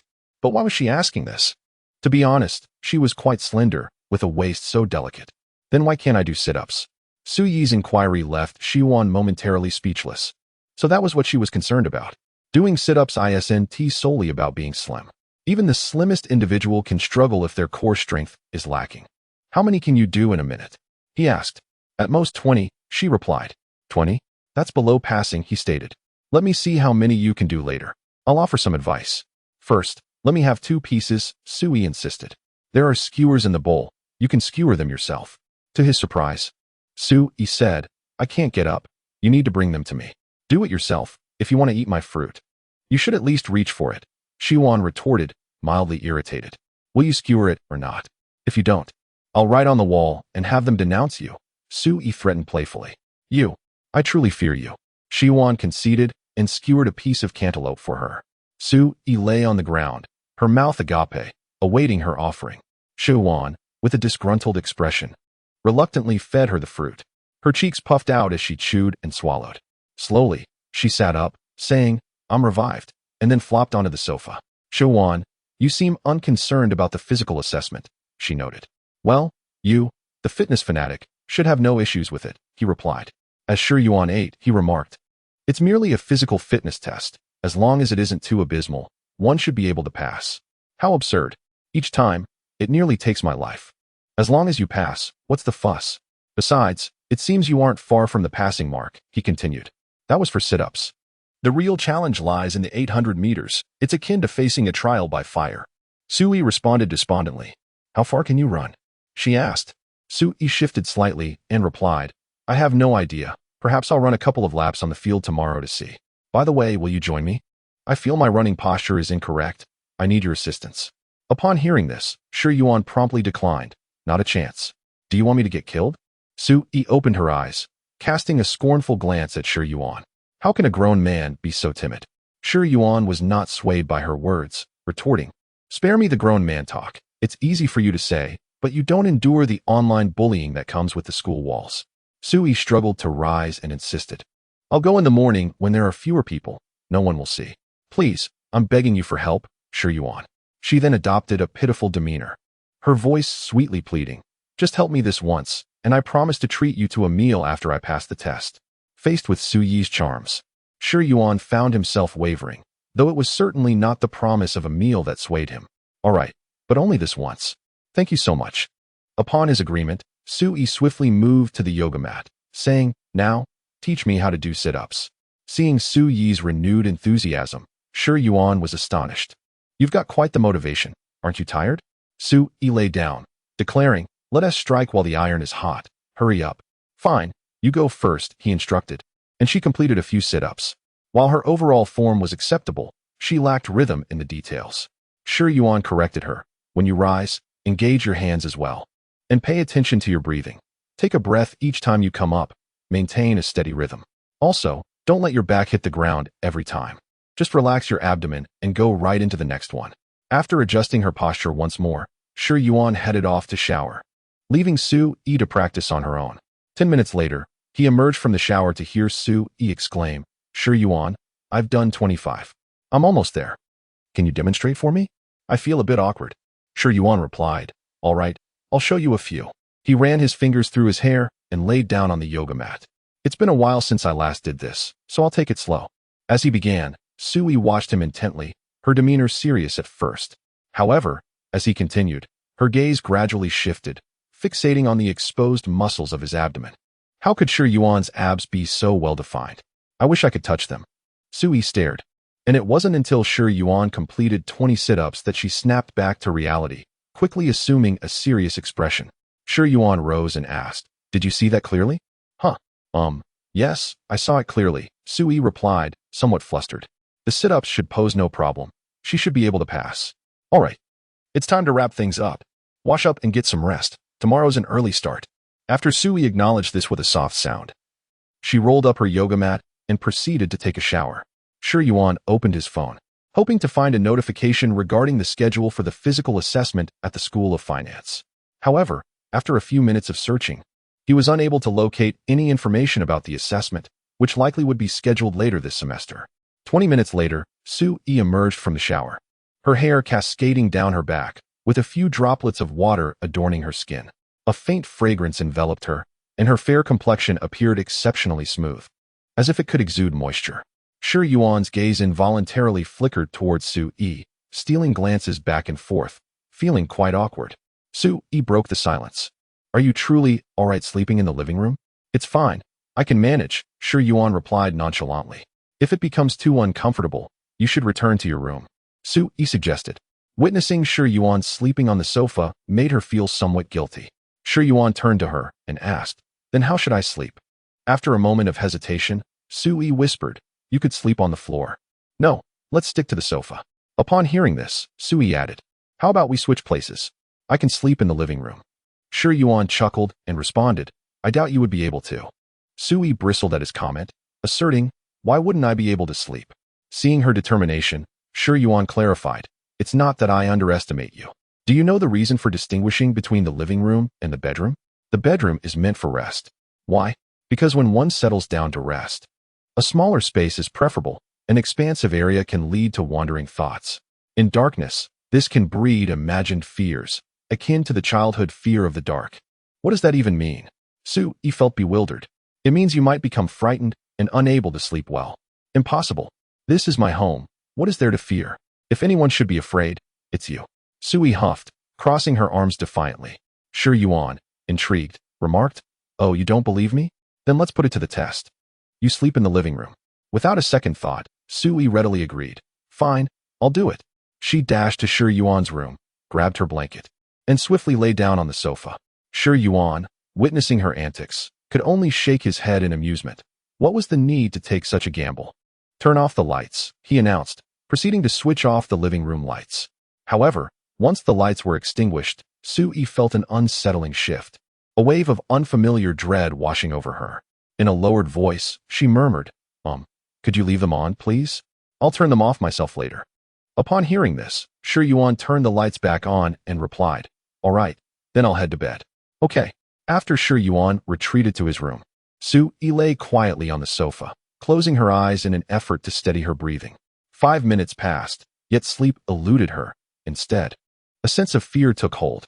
Unbidden images from horror films flooded her mind, as she imagined the shadows lurking in every corner of the living room.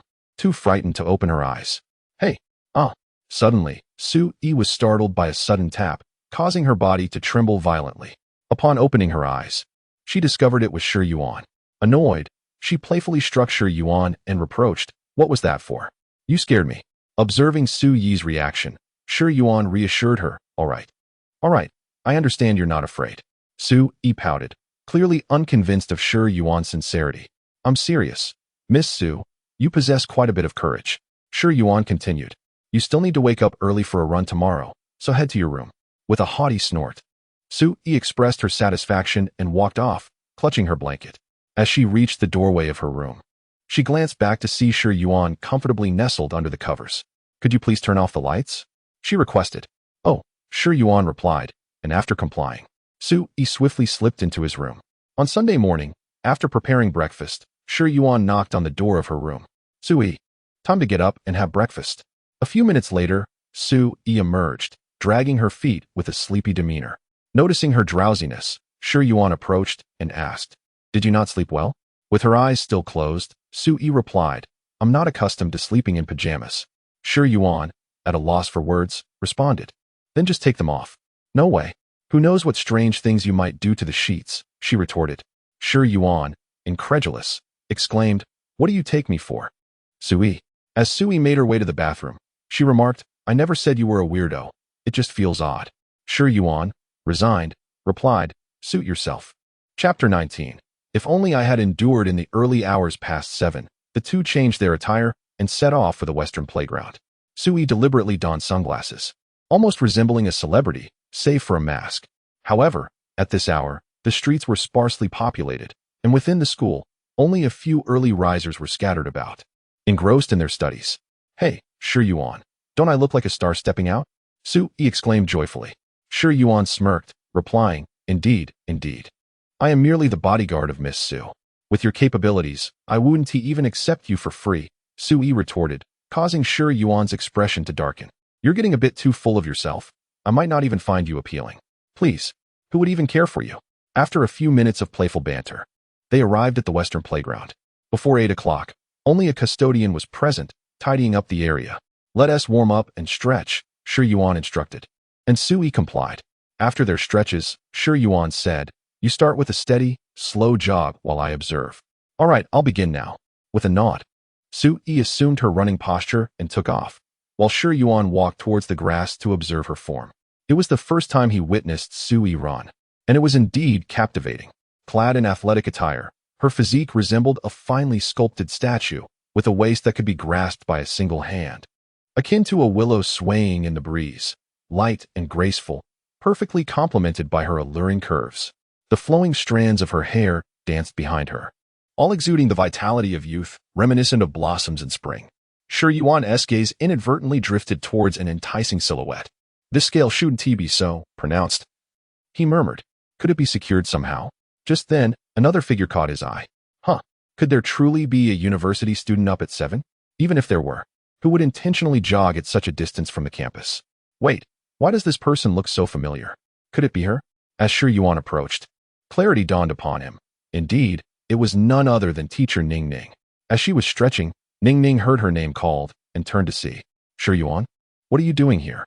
"Well, I'm here to accompany a friend for endurance training in light of the upcoming physical assessment," Shi Yuan explained. Who would have thought that the teacher who loves to sleep in would actually be out for a morning jog? Ning Ning raised an eyebrow, pointing at Shi Yuan with a slightly frosty tone. "If you dare speak of this, I'll call your parents." "Why would you call my parents? I've done nothing wrong," Shi Yuan protested. Ning Ning chuckled softly. "There's always something to fabricate. The most venomous heart belongs to a woman." "You're quite ruthless," Shi Yuan remarked, receiving a sharp glare from Ning Ning. "Just know that I'm aware." At that moment, Su Yi completed her lap and returned to the starting point, only to find Shi Yuan absent. After catching her breath, she looked up and spotted Shi Yuan conversing with Ning Ning. "That scoundrel. He actually abandoned me to flirt with a girl. Somehow." Su Yi felt quite displeased and hurried towards the two individuals. "Teacher Ning Ning, last time." "You scoundrel." Upon hearing Su Yi's voice, Shi Yuan turned around. Su Yi was glaring at the two with a frosty expression. "Have you completed your lap?" Shi Yuan inquired. "Yes." Su Yi's words were laced with evident emotion. Shi Yuan was taken aback and then asked with confusion, "Who provoked you this time?" Without responding, Su Yi shifted her demeanor to one of delight, scrutinizing Ning Ning before remarking, "Your taste is commendable, Shi Yuan." Ning Ning smiled faintly at this, but chose not to elaborate. "What are you talking about?" Shi Yuan appeared bewildered. Su Yi nodded. "I was complimenting you. I didn't realize you were such a dandy. Isn't this about that last date on WeChat?" "Oh, let us not discuss that," Shi Yuan quickly interjected. Ignoring him, Su Yi continued, "With an ex-girlfriend added to the mix, it's a blooming affair." At this, Shi Yuan hurriedly interrupted. Hey, stop right there, she is." Before Shi Yuan could finish, Ning Ning suddenly stepped forward, resting her arm on his shoulder. Leaning in to tease, "You're still flirting with other women while I'm here, you naughty man." Shi Yuan's mind short-circuited, leaving him frozen in place. Ning Ning playfully nudged him before turning back to continue her warm-up, her demeanor triumphant. Su Yi stood momentarily stunned, her chest heaving in indignation as she exclaimed, "Scoundrel Shi Yuan! Shameless!" With a swift turn, she attempted to leave. Shi Yuan glanced at the unfazed Ning Ning, then stepped forward to grasp Su Yi's arm. "Don't go." Su Yi struggled fiercely, rebuking, "Pervert, let me go." Yet Shi Yuan's grip was as unyielding as a vice. He could not allow her to leave. Otherwise, it would be akin to stepping into a quagmire. Su Yi continued her tirade. "You jerk. Let go, or I will scream." "Stop making a fuss. Why would you scream?" "What jerk? I'm not your boyfriend, and besides, she is my counselor." Su Yi, who had been raising her hand, froze in place. "What did you say?" Now it was Su Yi's turn to be taken aback. Shi Yuan released her, introducing Teacher Ning Ning, our class counselor. Ning Ning approached with a smile. "You must be Su Yi." Su Yi's face flushed instantly, her earlier bravado vanishing like mist, lowering her head as if she were being reprimanded for not completing her homework. What a beautiful young lady. Su-yi, adopting a repentant demeanor, spoke softly. Teacher, I'm sorry, I didn't know. At that moment, Su-yi wished to vanish into thin air. Ning-ning beamed, waving her hand dismissively. It's all right, it's all right. She gently supported Su-yi's arm, speaking softly. It appears I am not yet past my prime. I still possess some charm. Shi Yuan chuckled lightly. That sounds rather peculiar. Ning-ning shot him a playful glare and kicked his calf lightly. Then, with a tone of sincerity, she said, I apologize for the misunderstanding earlier. It was my fault. Isn't it right? Shouldn't you apologize to me? Shi Yuan said, speechless. Get lost. By the way, Su-yi, you are from the Design Institute, aren't you? Su-yi replied softly with a hum. Ning-ning, appearing contemplative, remarked, You have your physical assessment next week. The endurance run that Shi Yuan just mentioned is yours, right? Su-yi was already too embarrassed to speak. Observing this, Ning-ning suggested, it would be beneficial for Shi Yuan to guide you. After all, he secured first place in the long-distance event at the freshman sports meet. Ning-ning turned to Shi Yuan, saying, You better take this seriously. If she fails her assessment, I will have a word with you. Shi Yuan responded, What the? How did you accumulate so much virtue to have such a beautiful girl by your side? I'm off to run now, goodbye. Ning-ning briskly walked towards the track. Oh, take care, Shi Yuan replied, his face downcast. After Ning-ning left, Su-yi pitifully said, Why didn't you stop her? Tears were welling in Su-yi's eyes.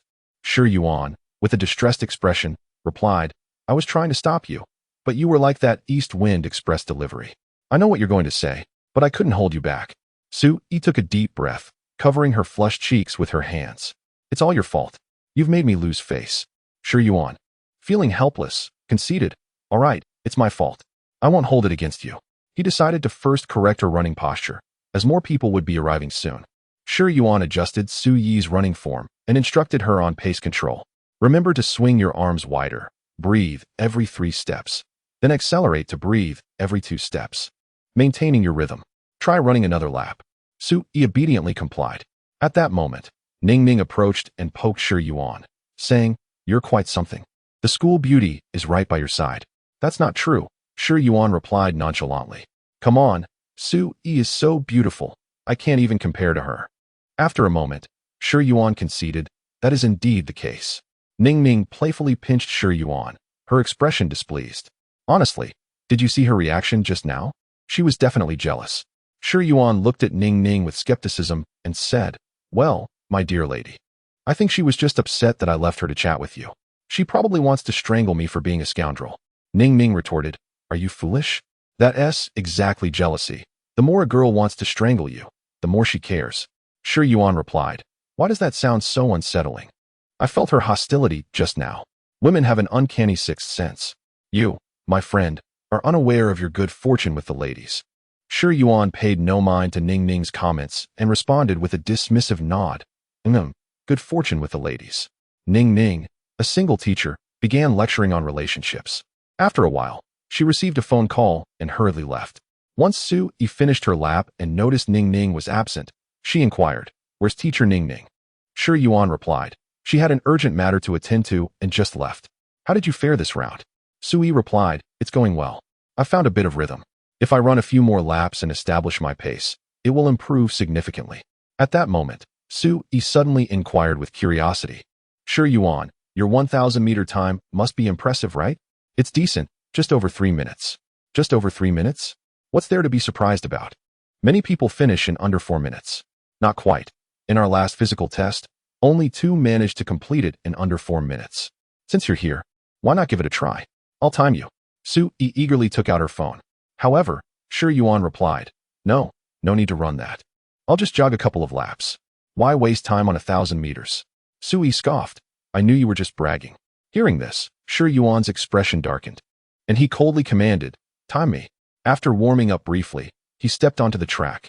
Su-yi chuckled to herself as she started the timer with a press of her finger. Go.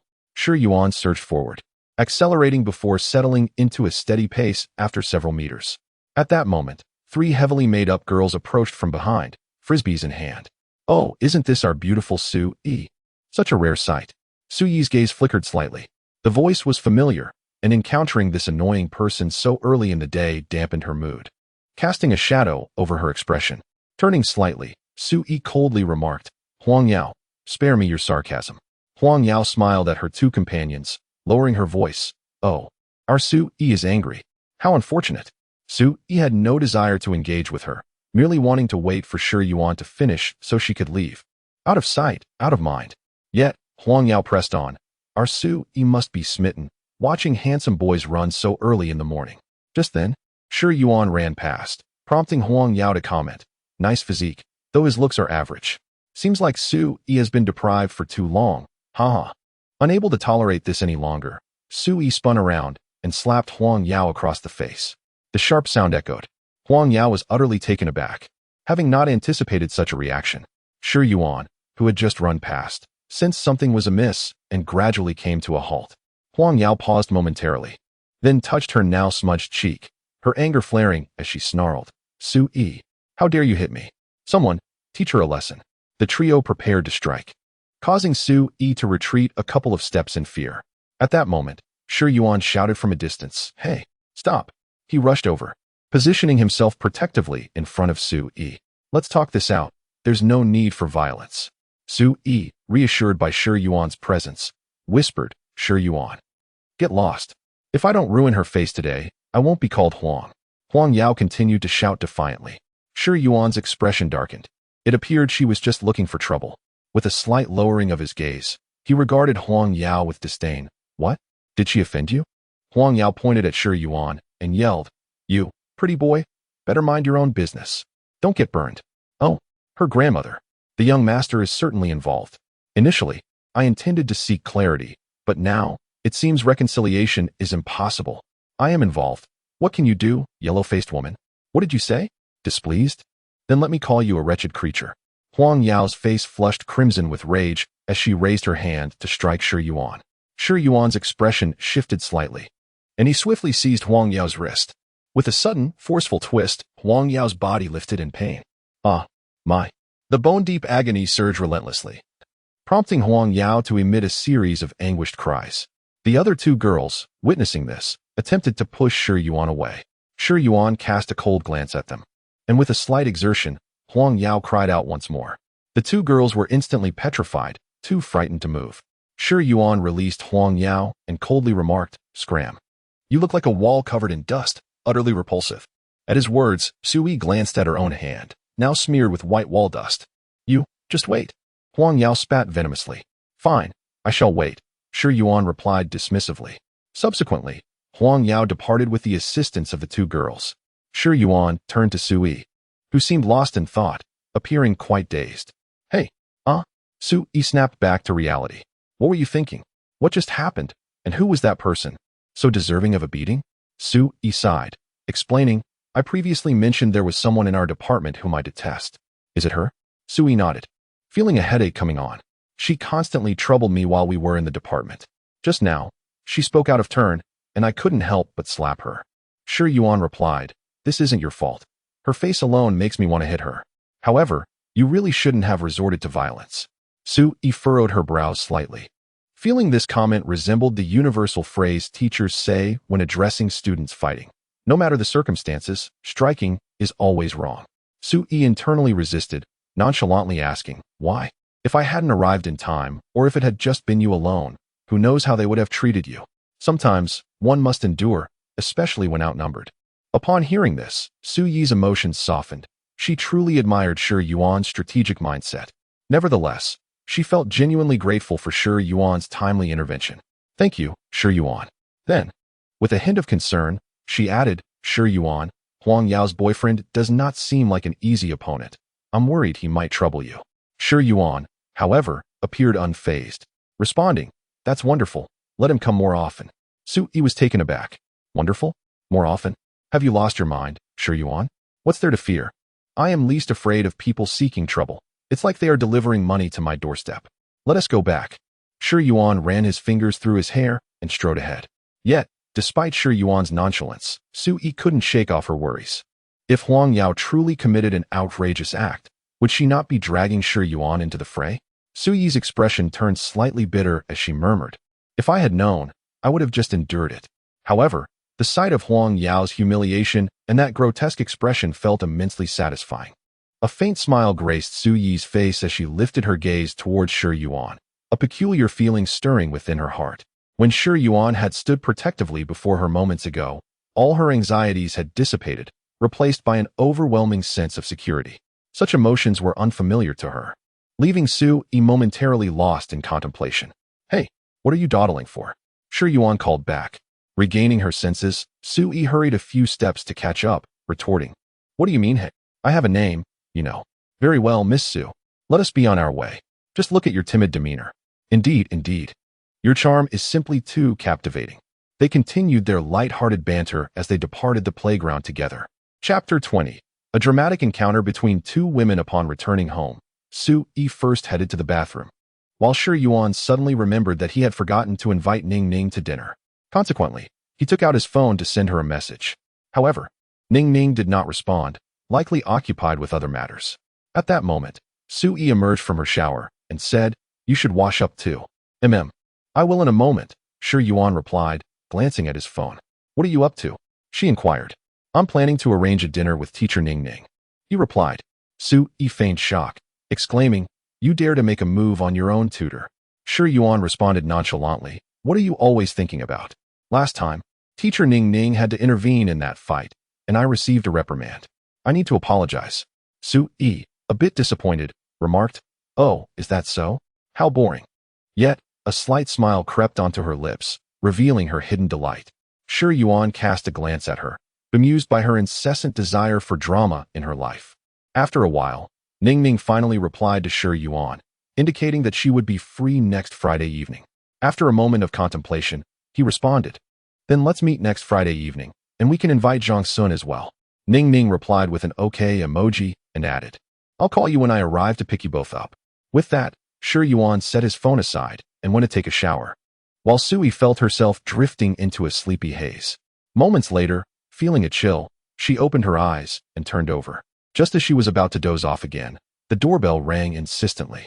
Groggy, Su Yi rose to glance toward the door. The doorbell rang again, this time more urgently. Suddenly, she recalled that she had called for a delivery. "I'm coming," she called out. However, before she could reach the door, the sound of the lock turning echoed, and someone pushed the door open. Surprise, Ijia. The visitor was none other than Mu Yuting. Su Yi stood momentarily dumbfounded, blinking her bright eyes in disbelief. Mu Yuting strode confidently inside, grabbing Su Yi's hand and declaring, "Ijia, let us go play badminton." Only then did Su Yi notice Mu Yuting's sporty attire and the badminton bag slung over her shoulder. The memory of their plan to play badminton together on Sunday resurfaced in her mind. Observing Su Yi's dazed expression, Mu Yuting asked, "What's wrong, Ijia? You're not still asleep, are you?" At that moment, Shi Yuan emerged from the bathroom, not noticing Su Yi, and casually asked, "Did your gaming console arrive?" Upon hearing Shi Yuan's voice, Su Yi's eyes widened in shock, and she dared not turn around. Mu Yuting, upon seeing Shi Yuan, momentarily lost her composure. Her mouth slightly agape, she murmured, "Ah?"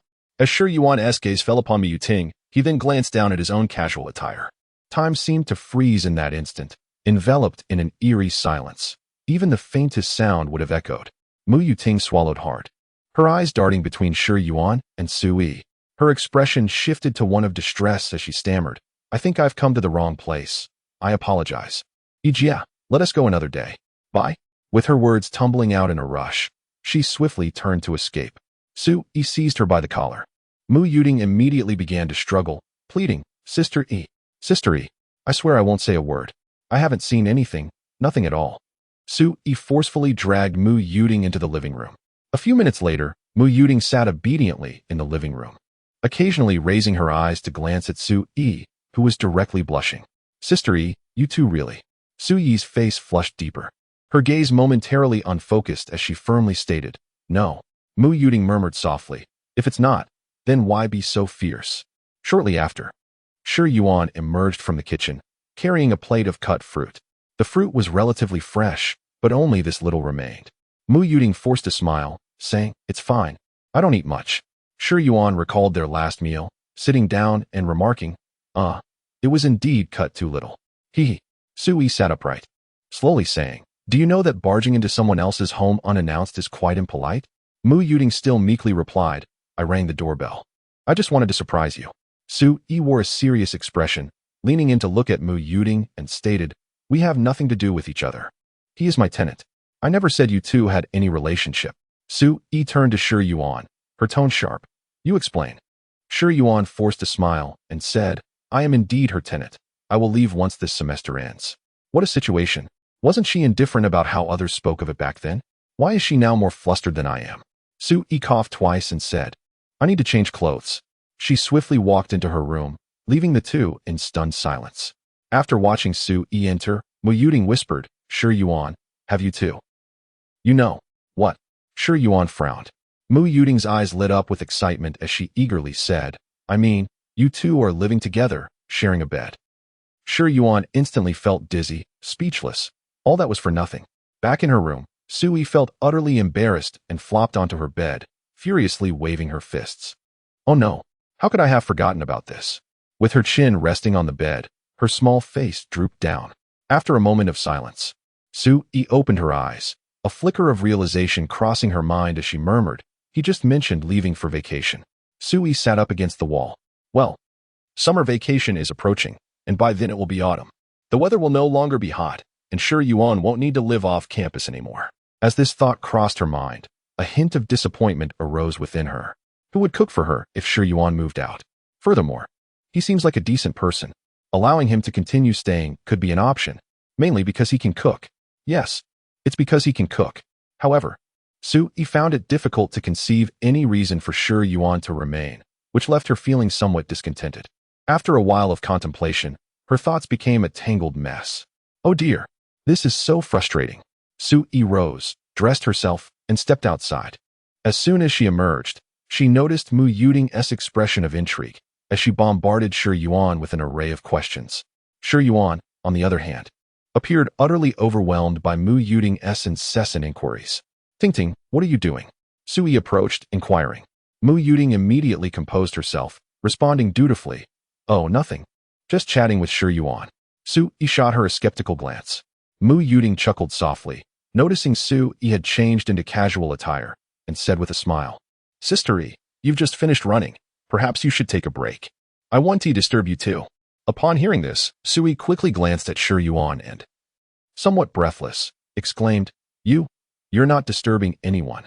Sister-y, don't worry, I won't tell anyone. You two are perfectly safe, Mu Yuding assured, casting a reassuring look and playfully winking.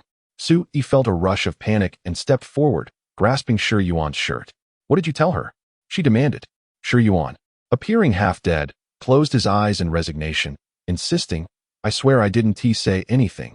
She just won't believe me. Su-yi pushed Shi Yuan away, her anxiousness palpable as she fervently explained, Ting, he is genuinely my tenant. There is nothing between us, understand? Didn't I tell you I needed a tenant who could cook? Mu Yuding, with an innocent gaze, nodded vigorously. Yes. You even said that a male should be the housekeeper, and the female should stay. Su-yi pressed her forehead in frustration, feeling dizzy. Mu Yuding, noticing her distress, smirked slightly and glanced toward the table. Suddenly, her small hand moved, knocking over a glass of water, which splashed onto Shi Yuan. Oh dear, I'm so sorry. Mu Yuding exclaimed, swiftly leaning in to grab at Shi Yuan's waist. Instinctively, Shi Yuan recoiled, but Mu Yuding seemed determined, lunging toward him. Su-yi gasped at the scene, her eyes wide and lips tightly pressed together, feeling an undeniable sense of discomfort, as if a cherished possession was being encroached upon right before her eyes. Mu Yuding was nearly nestled into Shi Yuan's embrace when she exclaimed, Oh no. Shi Yuan, your shirt is wet. You should change. With that, she lifted his tank top. Hey, Shi Yuan instinctively stepped back. Su-yi caught a glimpse of Shi Yuan's toned abdomen and could no longer contain herself. Mu Yuding, what are you doing? She exclaimed, her face flushed, as she seized Mu Yuding's hands and pushed her away. Shi Yuan, speechless, could only lament the suddenness of the entire situation. It is often said that 3 women make a scene, and these 2 were certainly putting on quite the performance. Sister-y, I'm just helping Shi Yuan change his clothes. Look how wet he is, Mu Yuding lamented with a pitiful expression, her sorrowful eyes and pouting face more dramatic than the green tea she resembled. Why doesn't she consider attending a film academy? Su-yi's breath quickened, her face flushed. and even her fair neck bore a hint of crimson. Her speech became somewhat incoherent. And no, there's no such a thing. Don't you know that men and women should maintain a respectful distance? Upon hearing this, Mu Yuding seemed to have a sudden epiphany and exclaimed, "Oh, it does seem that way." With that, she rose abruptly, a triumphant smile spreading across her face, patted Shi Yuan's shoulder, and then fled as if for her life. Once the chaos subsided, an awkward silence enveloped the room. Su Yi's cheeks burned as she bit her lip, her gaze averted from Shi Yuan, her toes fidgeting restlessly. Shi Yuan finally spoke, "I'll go first." At that moment, Su Yi, suddenly filled with indignation, retorted, "Don't misunderstand. I simply can't stand you two messing around in my house." Her response was clearly an attempt to veil her embarrassment. Shi Yuan appeared somewhat subservient, suggesting, "Then I should go change my clothes?" Without a word, Su Yi turned and hastily retreated to her room. The door slammed shut, leaving Shi Yuan alone, bewildered by the whirlwind of emotions. He sighed deeply, shaking his head, and muttered, "What a predicament, caught in the crossfire of two scheming women. I have become the unwitting victim." Chapter 21. What is EA? It was only by 10 in the morning that Su Yi finally emerged from her room. She barely glanced at Shi Yuan, who was enjoying some fruit, and swiftly made her way to the entrance. There, she revealed a box, her face alight with anticipation. There was no need to elaborate. It was indeed a gaming console. Shi Yuan's eyes sparkled upon seeing it. He had seen the PS5 before, but had yet to experience it firsthand. With such a large television screen in Su Yi's home, playing with the controller would surely be exhilarating. As if nothing had transpired, Shi Yuan remarked, "Is this it? It must be the domestic version." Su Yi paused, avoiding his gaze, and after a moment, she replied, "It's the Japanese version." "How did the Japanese version arrive so quickly?" Su Yi proceeded to unveil the package with a small knife, explaining, "This was purchased by someone else who misordered and couldn't return it. Fortunately, it was resold secondhand just a few days ago." Now Shi Yuan understood the rapid delivery. Each version of the console had its own merits. Some preferred the domestic version due to concerns about repairs, while others favored the Japanese version. Su Yi, however, seemed unconcerned about the repair aspect. Suddenly, a thought struck Shi Yuan. He stood up and asked, "Do you have money to buy games?" Su Yi appeared momentarily stunned and turned back to him. "Huh? I still need to buy games." Shi Yuan felt a wave of dizziness. He had assumed Su Yi was knowledgeable about the differences between the PS5 versions and understood these matters.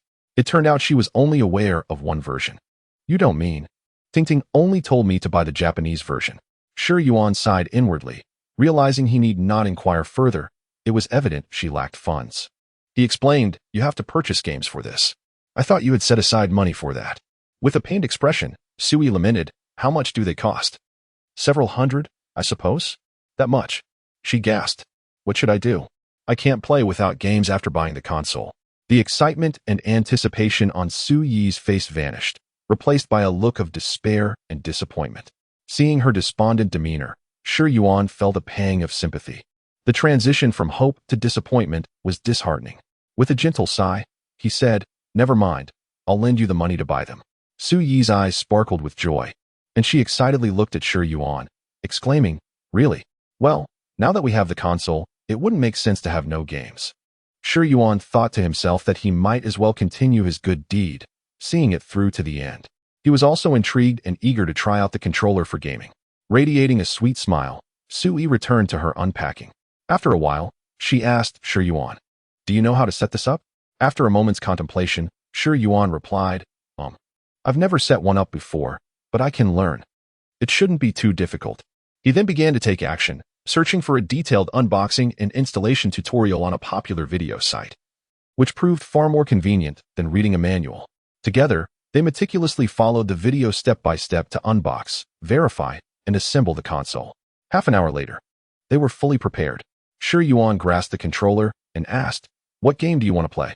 Su Yi, having bought the PS5, surely had at least one or two games in mind. She promptly named one. "It Takes Two." However, Shi Yuan hesitated. "It is not that I have never heard of this game. It simply requires two players, necessitating the use of two controllers. Now that we have managed to gather two participants, the console only comes with one controller." Thus, Shi Yuan remarked to Su Yi, "This game can only be played with two players. And we happen to be two, don't we? If you are unwilling to play, I can call Tingting." Su Yi appeared somewhat eager, brimming with anticipation. However, Shiwan raised his hand and said, "But we only have one controller." In response, Suyi maintained her composure and chuckled, "I have one." Shiwan looked at her in astonishment. "You do?" Suyi revealed that she possessed an elite controller. "Indeed, my aunt has one. I brought it along." She then dashed to her room, returning with a black and white game controller. "Look." Shiwan glanced over and confirmed that it was indeed compatible, and it appeared rather expensive. It seems Suyi's aunt is also quite the gaming enthusiast. "All right then, let us embark on this journey together." Together is one of the commendable games produced by EA. Shiwan began navigating the digital store with the controller.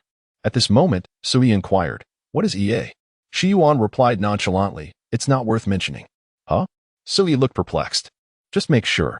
This isn't inexpensive," she added. Shiwan nodded affirmatively, proceeded to make the purchase, and after some fiddling, they finally launched the game. However, the screen immediately displayed an unknown error. Sui's heart sank as she exclaimed, "What is going on?" Shiwan, remaining calm, reassured her, "Don't worry. It's an EA specialty.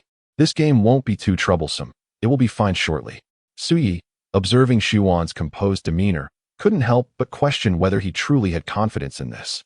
Yet, within a few moments, after restarting the game, he successfully entered without any issues.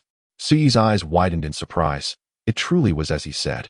Shiwan remarked, "I played this game once on my computer with Zhang's son. The story and various aspects are quite decent, though it's a bit odd for two men to play together." As they entered the game, the initial storyline unfolded. During the narrative, Suyi suddenly interjected, "Aren't the two characters in the game supposed to be a couple?" Shiwan responded rather nonchalantly, "It's just a game, and besides, they are a couple on the verge of divorce." Suyi pondered this, realizing it was indeed designed for couples or romantic partners. In that light, it felt somewhat peculiar for two men to engage in it. Nevertheless, Suyi discreetly glanced at Shiwan, who seemed utterly unconcerned. How thick-skinned he is. Although the game is fictional, the notion of two characters working through their relationship issues. How embarrassing. With this thought, Suyi's cheeks warmed, and she stammered, "I need a sip of water." After a brief while, Suyi returned just as the storyline concluded. Shiwan suggested, "Let us familiarize ourselves with the controller and see how to operate it." Shiwan began to acclimate himself, finding it less awkward than anticipated, and within a few minutes, he had mastered the controls. However, at that moment, Suyi's character was nowhere to be found on the screen. As Shiryuan shifted his perspective in search of Su-yi, she was already a world away. "Shiryuan, how do I jump? Why am I here? Why am I shattered?" "Ah, I'm back again." Shiryuan replied, standing so high. "You claim you don't know how to jump?" He began to instruct Su-yi on the controls, explaining the buttons. However, there were too many buttons for Su-yi to memorize, and she floundered about like a headless fly. Exasperated, Shiryuan could only advise her to remember a few fundamental commands and to take her time. "I can't jump over. I can't keep helping you. That wouldn't be fair. Just follow my instructions. Hold this button, press jump when you near the edge, then double tap to dash, and you'll make it." Sui glanced at the controller, utterly bewildered by Shiryuan's instructions. Observing her struggle, Shiryuan felt as though he were teaching a primary school student arithmetic. Sui's memory was utterly lacking, and she forgot immediately after hearing the instructions. After several failed attempts, Shiryuan was almost inclined to persuade her to give up. Yet Sui remained fervent, nudging him with her elbow and imploring, "Shiryuan, please teach me again." By noon, as they began the first chapter, Shiryuan stretched and declared, "It's noon. I'm going to make lunch." However, Sui seemed as if she were entrenched in the game, stubbornly insisting, "I won't eat until we finish this chapter." Shiryuan's stomach had been growling for quite some time. If he waited until they completed the first chapter, he might starve. He promptly rejected Suyi's request. "No, are you playing to pass the level or for enjoyment? Haste makes waste, and there isn't much of this game left. Playing it all at once would be pointless." With that, Shiryuan swiftly got up and dashed into the kitchen, leaving no room for Sui to argue. With Shiryuan gone, Xiaomei could hardly continue playing. Sui let out a huff, setting down the controller, stretching her supple waist, her pajamas riding up slightly, revealing her fair skin at the curve of her hips.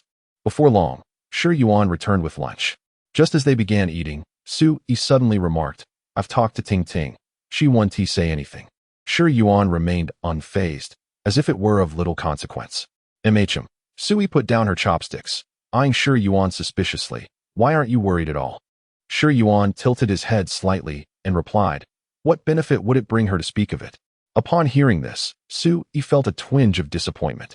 She couldn't shake the feeling that Shi Yuan might not care even if rumors of their cohabitation spread. Su-yi quietly acknowledged this and resumed her meal. After finishing, Su-yi mentioned she had something to attend to and went out after tidying up. Shi Yuan planned to rest for a bit before heading to the supermarket in the living area to buy some supplies. The prices at the school were relatively cheaper than outside. But before he could lie down, his phone chimed. Picking it up, he saw a message from the QQ group chat. Gather at teaching area, Building 5, at 1:30 p.m. The sender was the group leader, Zhao Junyi. Shi Yuan recognized this individual's QQ account, marked by a cool, aloof male avatar. Shi Yuan frowned in annoyance. Why pick such a time? What is wrong with them? Nevertheless, regardless of the discussions, one must attend the final project for the language class. Shi Yuan tidied up, took a bottle of milk, and then set out. Chapter 22. Isn't pursuing her something every boy desires? Today, the weather was not the sweltering summer heat typically associated with this time of year. Rather, it was overcast. At around 1:30, Shi Yuan arrived at the foot of Building 5. 3 individuals were already there, including Lin Kai, the study monitor from the same group. Upon noticing Shi Yuan's arrival, Lin Kai approached with a smile, momentarily breaking away from her amusing conversation with the other 2 girls. Shi Yuan reciprocated with a smile of his own. Lin Kai then added with a hint of apology, I'm sorry, Shi Yuan. I forgot that you and Zhao Junyi would be in the same group. It seems like there is some tension between you two. Hearing this, Shi Yuan chuckled softly. It's all right. Sorting by student numbers is quite reasonable. We can't just make special accommodations because of personal disagreements, can we? That would surely tire you out. Lin Kai appeared to be cheerful and generous, diligent and responsible in her studies, which left Shi Yuan with a favorable impression of her. Just as the words left his mouth, 2 figures approached from a distance, Zhao Junyi and Su Li. Lin Kai glanced sideways at them, then turned to Shi Yuan with a slight smirk. Shi Yuan glanced back and found himself locking eyes with Zhao Junyi, who instinctively looked away. Not forgetting the words of Zhao Yuliang. After clearing his throat, he spoke, It seems everyone is here. Thank you all for coming out in this weather. The primary purpose today is to hold a meeting and discuss the specifics of our project. A few minutes later, the 6 of them gathered in an empty classroom. Zhao Junyi initiated the discussion. First, does anyone have thoughts or suggestions regarding the project? At this moment, Shi Yuan could no longer contain his curiosity and leaned over to Lin Kai, whispering, What project are we discussing? Lin Kai hesitated for a moment, then pondered before replying quietly. The teacher assigned each group a topic, and the content is open-ended. Our group has chosen Taoist culture. Taoist culture? At this point, one of the girls chimed in, I think we could start with the prominent figures in Taoism and present our findings using a paper and a PowerPoint presentation. Lin Kai nodded in agreement. I think that's a good idea, especially since this is a humanities topic. Does anyone else have differing opinions? Silence ensued. All right. Let us proceed from this angle. We will each gather information on notable figures in Taoism to prepare, Zhao Junyi stated. Su Li quickly concurred. Yes, yes. Wait a moment. Shi Yuan interjected, and Zhao Junyi averted his gaze slightly, attempting to avoid direct eye contact with Shi Yuan as he lowered his voice. Shi Yuan, do you have a different opinion? Shi Yuan did not respond immediately. Instead, he turned to Lin Kai and suggested, I believe we could adopt a fresh perspective. Rather than relying on the conventional historical figures and thematic explanations, Lin Kai appeared puzzled. A new perspective? Precisely. Our final assessment is based on scores and rankings, and those traditional topics are unlikely to captivate attention. We should aim for something distinctive, Shi Yuan proposed to the others. Curiosity piqued. The rest inquired about what he meant by distinctive, yet no one noticed Zhao Junyi's brow furrowing in displeasure at being overlooked as the group leader. While Su Li stood awkwardly by, unsure of what to say, Shi Yuan continued to elaborate. The progenitor of Taoist culture, Laozi. I wonder if anyone has heard that Laozi is the only individual to have escaped Earth. Escape from Earth? Lin Kai expressed her confusion. Yes, in simpler terms. Earth is a prison, surrounded by a net that confines souls from transcending after death. However, Laozi comprehended the truth of the universe, becoming the sole individual to attain liberation. The Tao Te Ching also encapsulates Laozi's cosmic perspective, and it has been verified that he left behind secrets of transcendence within its verses. When integrated, this concept significantly elevates the novelty and sophistication of the paper. Upon hearing Shi Yuan's explanation, Lin Kai and the 2 other girls immediately became intrigued. finding Shiwan's ideas quite compelling. Meanwhile, Zhao Junyi had long been overlooked by the group, and feeling somewhat embarrassed, he mustered the courage to speak. This idea is indeed novel. But isn't it a bit too fantastical? A paper should be grounded in reason and evidence. Shiwan cast a sidelong glance, yet did not direct his gaze towards Zhao. Just as he was about to respond, Lin Kai interjected. We are not scientists. The teacher has encouraged open content and innovation. Moreover, from what I understand, the theory of Earth as a prison has been recognized as having a basis, alongside more pertinent hypotheses like the Turkey and Thanksgiving theory, which are elaborately described in the novel The Three-Body Problem. Wow, Lin Kai, you are quite knowledgeable. The two girls turned to Lin Kai, casting appreciative glances her way. Even Shiwan was slightly astonished. Lin Kai indeed had a broad range of knowledge and had read extensively. This line of thought was something he had encountered by chance before. Yet he was surprised that Lin Kai could extrapolate so much from it. Zhao Junyi, upon hearing Lin Kai's words, was left speechless, as he knew virtually nothing about these subjects and had no words to refute them. I think this is a commendable line of thought, Lin Kai added. Su Li looked at Zhao Junyi, who pondered for a moment before raising his head and stating, let us proceed with that. Now, let us discuss the collection of specific materials and the work on the paper. Zhao Junyi, eager to reclaim his position of authority and regain face, boldly declared, I believe we can divide the tasks, 2 people per group, to gather materials. Su Li and I will collect information on Laozi, while you two will gather detailed data on academic hypotheses. Finally, it will fall upon the class representative and Shiwan to gather the philosophical concepts of the universe as portrayed in the Tao Te Ching. Lin Kai immediately discerned the underlying implication. The difficulty of the tasks assigned to her and Shiwan was considerably greater, as it entailed not merely gathering information, but also analyzing, summarizing, and synthesizing findings far beyond what 2 individuals could manage. Zhao Junyi was evidently attempting to create obstacles. Just as Lin Kai prepared to voice her objections, Shiwan interrupted her, affirming, that sounds good, let us proceed. However, Shiwan suddenly added, the PPT and the framework of the paper will also be our responsibility. Zhao Junyi, who had initially worn a sullen expression, suddenly relaxed, having expected Shiwan to make excuses for trouble, but was instead taken aback by this new requirement. This is not merely a matter of laborious toil. It spares us from the division of tasks for the upcoming paper and presentation. Zhao Junyi felt a surge of joy and exclaimed, Sure. Yuan immediately rose and declared, all right, let's conclude this meeting. With that, he vacated his seat. Zhao Junyi instinctively nodded, only to later realize the absurdity of the situation. After all, he was the group leader. What authority did Shi Yuan have to declare an end? Nevertheless, the meeting had been quite pleasant. He decided to let the young man have his moment. Zhao Junyi exchanged a knowing glance with Su Li, who understood, and together they exited the classroom. After the others had departed, Lin Kai caught up with Shi Yuan and inquired, Shi Yuan, what are your thoughts? The section on the universe cannot possibly be completed by just the 2 of us. We have only 3 days left to submit our outline and materials. Lin Kai's face was etched with 1,000 worries. Shi Yuan, however, waved his hand dismissively, exuding an air of calmness. No worries, leave it to me. You can handle the subsequent PPT and framework of the paper. But, trust me, they conversed as they walked, passing by the playground. 2 striking figures emerged from the exit, and the 4 of them crossed paths. Shi Yuan halted instinctively as he found himself scrutinized by a pair of eyes that felt like a thief's. What a coincidence. What brings you back to the playground again? Lin Kai inquired, her expression one of perplexity, before it dawned on her. This person must be the campus belle, Su Yi. It appeared she was acquainted with Shi Yuan. Su Yi's delicate brows furrowed slightly, her expression tinged with displeasure, reminiscent of their last encounter. Before she could speak, her companion's gaze darted rapidly between Su Yi and Shi Yuan. With a sly smile, she leaned in to whisper something in Su Yi's ear.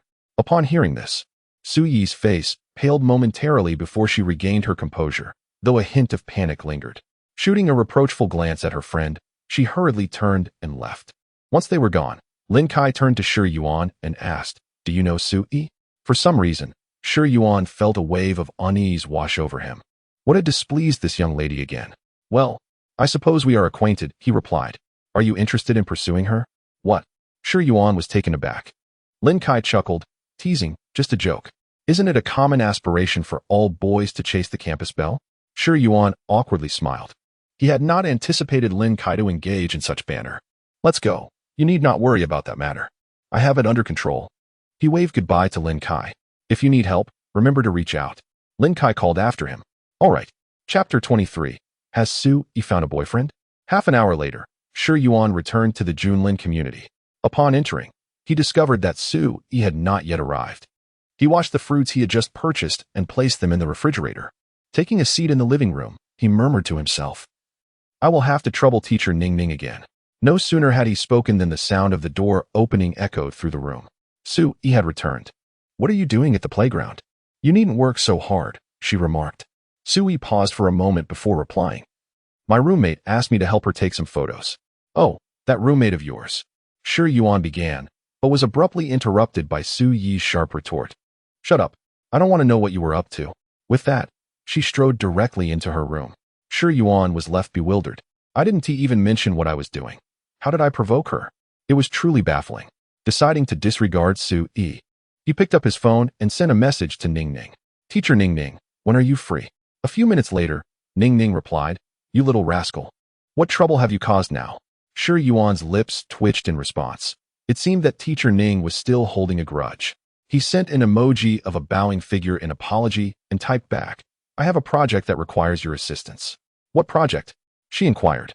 You study finance. While my specialty is psychology. It's not related to our fields. It concerns our class's final assessment in Chinese. The theme is Taoist culture, and we aim to connect it with modern scientific hypotheses to explore Laozi's cosmology. Do you happen to have a paper on Laozi's cosmology? Ning Ning responded, puzzled. How do you know about that? Did you peek at my computer? Shi Yuan hurriedly clarified. No. I saw it on your desktop when I was in your office last time. What a coincidence. May I borrow it for reference? The gracious and beautiful teacher Ning Ning sent a disdainful emoji before replying, You little trickster. You can borrow it. It's not an important paper anyway. Shi Yuan's spirits soared, and he quickly expressed his gratitude. Ning Ning continued, I'll send it to you tonight. I didn't bring my own computer. Shi Yuan eagerly agreed. Nice. Got it. He recalled the title of the paper he had seen last time, which was almost identical to what he intended to write, thus providing a useful reference. Most importantly, from Ning Ning's tone, it seemed that the paper was not of great significance, allowing him to feel at ease in his undertaking. As evening approached, Shi Yuan prepared dinner. He stood before Su Yi's room and called out, Miss Su, dinner is ready. After a brief moment, footsteps echoed from within. Su Yi opened the door, her expression brimming with irritation. Oh, still upset, are we? Shi Yuan teased. You're the one who is upset. May you choke. Su Yi retorted before heading to the dining table.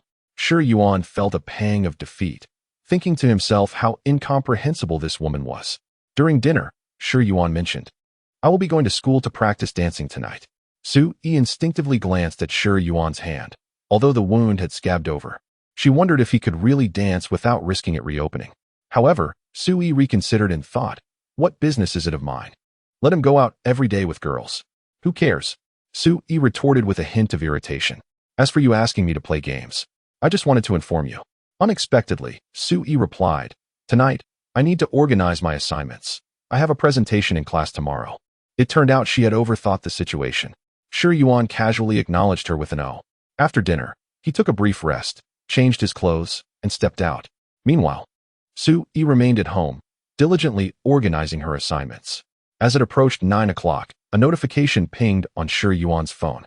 Upon opening it, he discovered a file sent by Ning Ning, accompanied by a note advising him not to use it for anything else. Shi Yuan chuckled softly, preparing to tidy up and head back. He exchanged pleasantries with the two vice captains. Just then, Yu approached and asked, Shi Yuan, are you heading back? Upon hearing this, Shi Yuan turned to Yu, smiling as he replied, Yes, I have a final project to work on. Yu pondered for a moment and murmured, Oh right, it's the end of the term. Do you need any help? Shi Yuan politely declined. No, it's not a bother at all. I'm off now. All right, goodbye. Remember about tomorrow afternoon, Yu reminded him. Shi Yuan assured her, Of course, I won't forget. I'll reach out then. After Shi Yuan left, Yu felt somewhat uneasy. This was her first time inviting a boy out, and Shi Yuan's seemingly indifferent demeanor left her uncertain. Did he not wish to go with her? Upon returning, Shi Yuan found Su Yi absent, likely still in her room organizing her assignments. He changed his clothes, took a shower, and went to his room to access the papers. Over the next 10 minutes, Shi Yuan skimmed through the documents and made brief notes. Ning Ning, a graduate of a prestigious university, certainly lived up to her reputation. Even this seemingly unimportant paper was of remarkable quality. However, what delighted Shi Yuan the most was that the content and main arguments were practically ready for immediate use. He promptly picked up his phone and messaged Lin Kai, forwarding his concise notes. A few minutes later, Lin Kai replied, Shi Yuan, did you gather all this information by yourself? You could almost write a paper with it. She then sent 2 shy emojis. Naturally, she was unaware that Shi Yuan was merely reaping the rewards of others' efforts. Shi Yuan responded, it's nothing. It took some effort, but these materials happen to be readily available. He added, the rest of the paper and the PPT will still rely on you. Lin Kai quickly replied, all right, I'll take care of it. Just as Shi Yuan set his phone down, he heard some commotion outside. He stood up and stepped out, finding Su Yi on the balcony fiddling with her easel. Hearing the noise, Su Yi turned and said to Shi Yuan, the fruit is quite fresh. Could you slice some for me? Oh, Shi Yuan replied casually. Then turned to head to the kitchen. While cutting the fruit, a thought struck him. Wait, why am I catering to her now? However, he shrugged it off, thinking it was just slicing some fruit. He returned to the living room with a plate. Just as Su Yi finished her task and walked towards her room with a stack of papers. After a while, Su Yi emerged from her room. Shi Yuan glanced at her and inquired, are you all set? Su Yi nodded gently and replied, yes, it's all organized. She picked up a piece of fruit and put it in her mouth. At that moment, Shi Yuan noticed a still life painting placed on the balcony floor. What about that one? Is it unfinished? Su Yi responded, that should be kept. It's not useless. Still life paintings require high standards. And I've ruined quite a few. The number of assignments is sufficient already. The painting is rather good, Shi Yuan remarked. Hearing his praise, Su Yi dismissively retorted, if you were to become a teacher, you certainly wouldn't receive a salary. Shi Yuan scratched the corner of his mouth and chuckled softly. Shi Yuan spent the night in the living room. The following morning, he woke early to prepare breakfast. After they had eaten, they set off for the teaching area. Shi Yuan deliberately delayed their departure a bit, as it was Monday and nearly all students had early classes. He had frequently heard about the phenomenon of waiting at the school gate to catch a glimpse of the campus beauty. However, upon witnessing Shi Yuan's behavior this time, Su Yi's expression revealed her displeasure. Sure enough, 10 minutes later, a throng of people blocked the school gate. Upon seeing this, Shi Yuan grimaced, thinking to himself that it was fortunate he had anticipated this. Otherwise, he would have found himself on the confession wall again. Upon arriving at the classroom, Shi Yuan discovered that this period was microeconomics. Zhang Sun, that rascal, had already arrived early to secure a seat. Shi Yuan couldn't fathom why this kid was so eager to attend class, practically arriving half an hour early each day. When Zhang Sun saw Shi Yuan, he excitedly exclaimed, Yuan, did you just see Su Yi? She was right at the school gate. Shi Yuan remained unfazed by his excitement and replied, no. What a pity. I caught a glimpse of her. Her looks and figure are something else. Zhang Sun continued, already lost in his fantasizing. Seeing Zhang Sun's lewd expression, Shi Yuan felt a wave of disgust and retorted, you're such a loser. A mere glance and you can concoct an entire drama. When have I ever been a loser? I don't wait at the school gate for her every day, Zhang Sun protested. Close enough, he added. Zhang Sun continued. You see, you lack romance. Although she is a lofty campus beauty, it doesn't hurt to feast one's eyes once in a while. Shi Yuan chuckled and replied, in terms of visual feasting, I believe you indulge more at night than during the day. Zhang Sun's face flushed instantly as he crossed his arms around Shi Yuan's neck, saying, if you keep bringing this up, I'll get mad at you. All right, I won't mention it. Let go, Shi Yuan said. Zhang Sun settled back into his seat and glanced around the classroom, relieved to see only a few people present.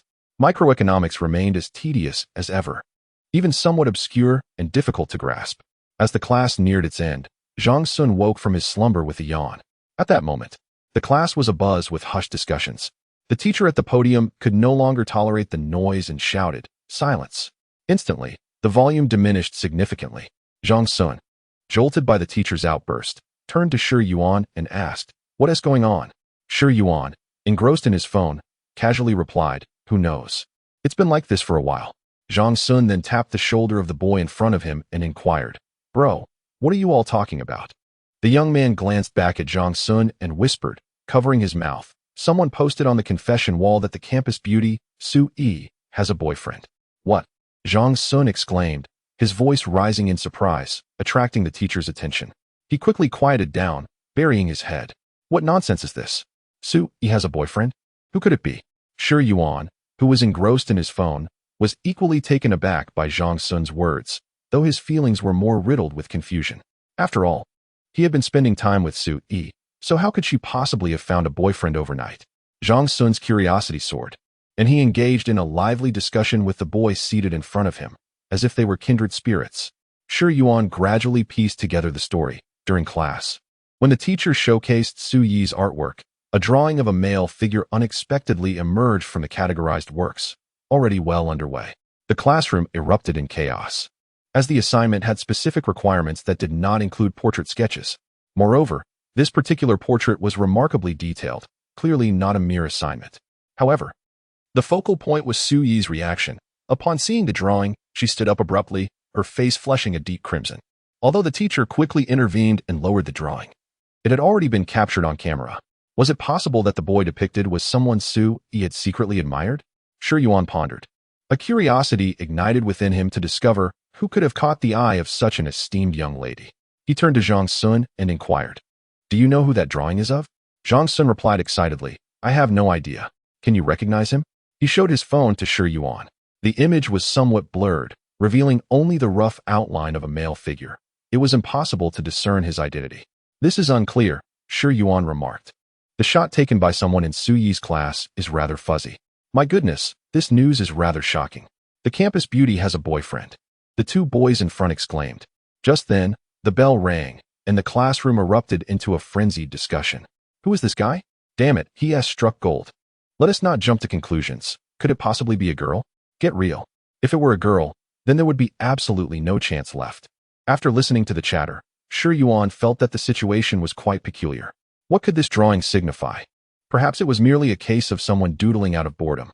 Zhang Sun, however, insisted that's impossible. The drawing clearly has a real-life model.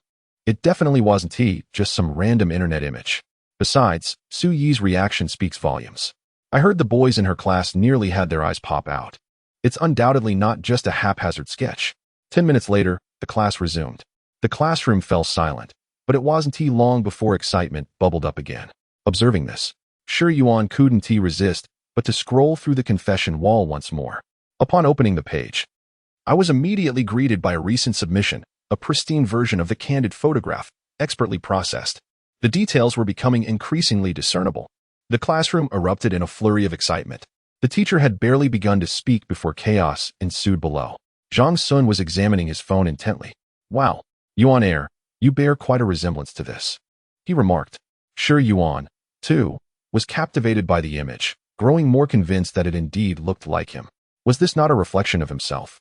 Had he not jested with Su Yi about her sketching his portrait? Could she have taken it seriously? Given Su Yi's nature, it seemed improbable that she would actually draw his likeness. Moreover, why had she not confided in him? At that moment, a thought struck Shi Yuan. Was it possible that the person she secretly admired was him? Unthinkable. They had only known each other for a few days. Such affection could not blossom so swiftly. Besides, she was the school beauty. Her standards must surely be sky high. It could merely be an illusion. Better not to plunge headlong into such matters again, lest he find himself in an uncomfortable predicament. Having experienced one such incident, it was wise to avoid a second. "Yuan Air, I remember last time you." Shi Yuan quickly nudged Zhang Sun, who promptly fell silent. This school was truly a breeding ground for talent. Who among the idle miscreants had managed to enhance the clarity of that photograph? If anyone commented on it, it would undoubtedly solidify the rumors. Shi Yuan scanned the room, relieved to find that no one was looking their way. Thankfully, he was not particularly conspicuous in class. Yet, upon turning around, he caught Zhang Sun gazing at him with an unusual intensity. "What are you staring at?" Shi Yuan inquired. Zhang Sun leaned closer and whispered, "Bro, is that really you?" Shi Yuan immediately denied it. "Not a chance." "Then how could it look so much like you?" Zhang Sun pressed. "Damn it. I only said it resembled you to warn you. If this gets linked back to me, it'd be like stepping in muck, no matter how you spin it." "It would be disastrous," Shi Yuan retorted, exasperated. Zhang Sun seemed to grasp the situation, nodding in understanding, and refrained from further comment. He would doubt anyone but his brother, for he truly hoped that his friend was speaking the truth. He wished for his brother to thrive, but feared that he might flourish too much. Shi Yuan contemplated silently. It would be best not to mention this incident upon returning home. Chapter 24. Could it be a date? At 10 o'clock in the morning. The second class had just ended. Zhang Sun proposed, "Shall we go out for a stroll this afternoon?" Shi Yuan replied, "I can't. I have matters to attend to." "Since when have you had so many affairs?" "Get lost. I really do have something to do." "All right then. I'm off." Just as Shi Yuan was packing his belongings to leave the classroom, someone called out to him. Turning back, he saw it was Lin Kai. "Shi Yuan, I've already organized and submitted the materials. Thank you for your trouble." Lin Kai smiled. "It should be me who is a bother to you." "That photo on the campus wall, doesn't it look like you?" Lin Kai's sudden remark caught him off guard. Upon hearing this, Shi Yuan stiffened. Cold sweat trickling down his back. "Huh? He really? You seem quite anxious." "I was just joking." Lin Kai laughed heartily. Shi Yuan awkwardly replied, "I'll take my leave now. Please take care of the paper and PPT." "All right, goodbye." After Shi Yuan left, Lin Kai tilted her head, a mischievous smile gracing her lips. "Hiding it quite well, aren't you?" Upon returning to his apartment, Shi Yuan received a message from Yu. She inquired whether he wanted to head out early for lunch. Naturally, he could not agree, as he still needed to prepare a meal for Miss Su. A few minutes later, Su Yi unexpectedly returned. Seeing Su Yi enter, a wave of confusion washed over Shi Yuan. Wasn't her class supposed to last the entire morning? "Why are you back at this hour?" Su Yi appeared startled by the question, lowering her head as she replied, I took a leave and came back early." This made sense. Shi Yuan had come to understand the influence of the campus bell. Previously, he had dismissed the rumors as mere exaggerations, but now it seemed they were quite accurate, with news traversing the campus walls unceasingly. Sui didn't utter another word, not even changing her shoes as she walked straight to her room. It appeared she was in a rather foul mood. Once the door closed, Shi Yuan murmured to himself, "This is something I absolutely cannot inquire about." At noon, Shi Yuan prepared a more sumptuous lunch than before. "Su-yi, come out for lunch," he called from the doorway. Before long, Su-yi emerged in her pajamas, bypassing Shi Yuan to head towards the dining table. He paid no mind. He understood that she was currently vexed by the earlier incident. During the meal, Su-yi was somewhat timid, her beautiful eyes cautiously glancing at Shi Yuan as she asked, "Did you see the campus wall?" "I did," Shi Yuan responded, though slightly taken aback. He did not shy away from the topic. Then, Su-yi hesitated for quite some time, but did not continue. Shi Yuan, observing her struggle, slowly remarked, "Isn't this kind of thing quite normal?" "Huh, right. Having someone you like is quite nice. Who says the campus belle must be pure and untouched by worldly affairs?" Shi Yuan couldn't resist hinting further. Su-yi was momentarily stunned, and after a long pause, she asked, "What did you say?" Feigning ignorance, Shi Yuan replied, "Huh? Did I say something wrong?" Su-yi appeared frustrated, wondering if there was something wrong with her perception or if his portrayal was lacking. "In the afternoon, I went out and should return by evening. If I come back late, you can have a little something to tide you over." However, Shi Yuan felt that this was rather inappropriate and deftly redirected the conversation. Su-yi glanced at Shi Yuan and inquired, "Do you have plans this afternoon?" Shi Yuan nodded and replied, "Yes, a friend from the club invited me to hang out." "Where are you going?" "To Jioi City. There's a photography exhibition." "A photography exhibition? Isn't that an unusual place for leisure?" She had an extra ticket, so I thought I'd join her to take a look. Upon hearing this, Su-yi suddenly sensed something amiss. The photography exhibition in Jioi City? She recalled it was quite expensive and notoriously difficult to obtain tickets. Just like that, someone was giving one away? "Is it that girl who messaged last time?" Su-yi asked nonchalantly. "Which time?" Maybe I remembered it wrong." Although Su-yi feigned indifference, a trace of worry crept into her heart. Shi Yuan appeared puzzled but did not dwell on it, lowering his head to continue eating. As 2 o'clock approached, Shi Yuan quickly tidied up and departed. After he left, Su-yi hurriedly changed her clothes and made a phone call. Moments later, a voice came through the line. "Sister E, what are you doing?" "I'm still asleep." "No sleeping. Come with me to Jioi City." "Huh? What's in Jioi City?" "No more nonsense. Hurry up, or we won't be sisters anymore." "Oh." 20 minutes later, Su-yi dragged the still drowsy Mu Yuding into a CAF in Jioi City. Mu Yuding rested her chin on her hands and looked at Su-yi, saying, "Sister E, you dragged me for 20 minutes just for coffee?" Su-yi simply sipped her coffee, her gaze fixed on the entrance of the photography exhibition across the way. Sister E, if you don't explain why we're here, I might just leave. Su E quickly pulled Mu Yuding back, pleading, aren't we best friends? Mu Yuding vehemently denied, no, just plastic friends.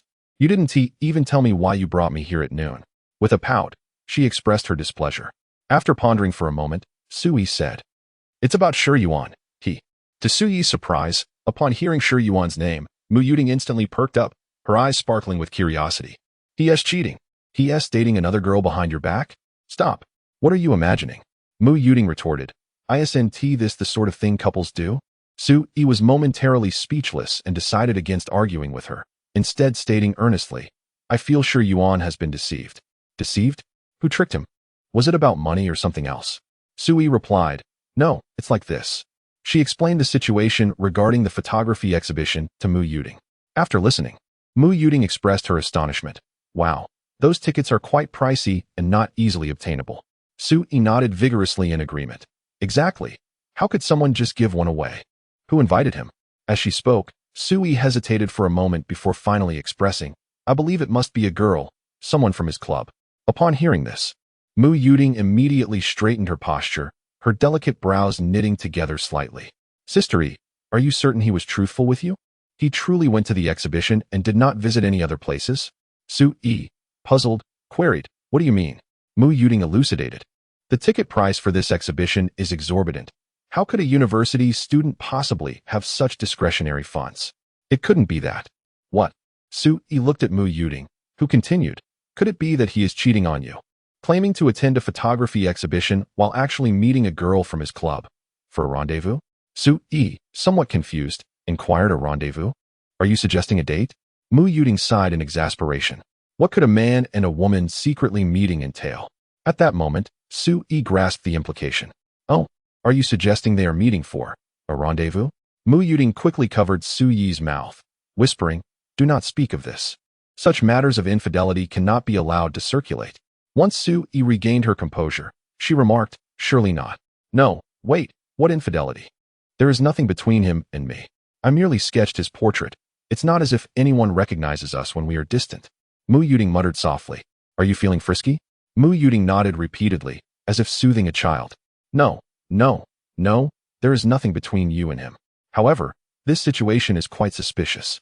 How can we be certain he wouldn't engage in such behavior? After all, Shi Yuan appears rather physically appealing, does he not? His needs in this regard must certainly. At this, it was Su Yi's turn to cover Mu Yuding's sweetly adorned mouth. Blushing furiously, Su Yi stammered.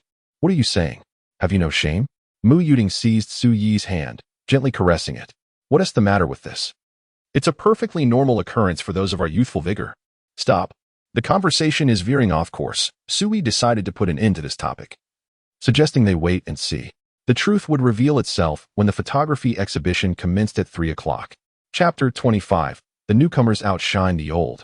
The boyfriend surpasses the roommate. Su Yi decided to wait and see. However, as she finished her coffee and the exhibition was about to commence, she noticed that Shi Yuan had yet to arrive. A sense of foreboding crept into her heart.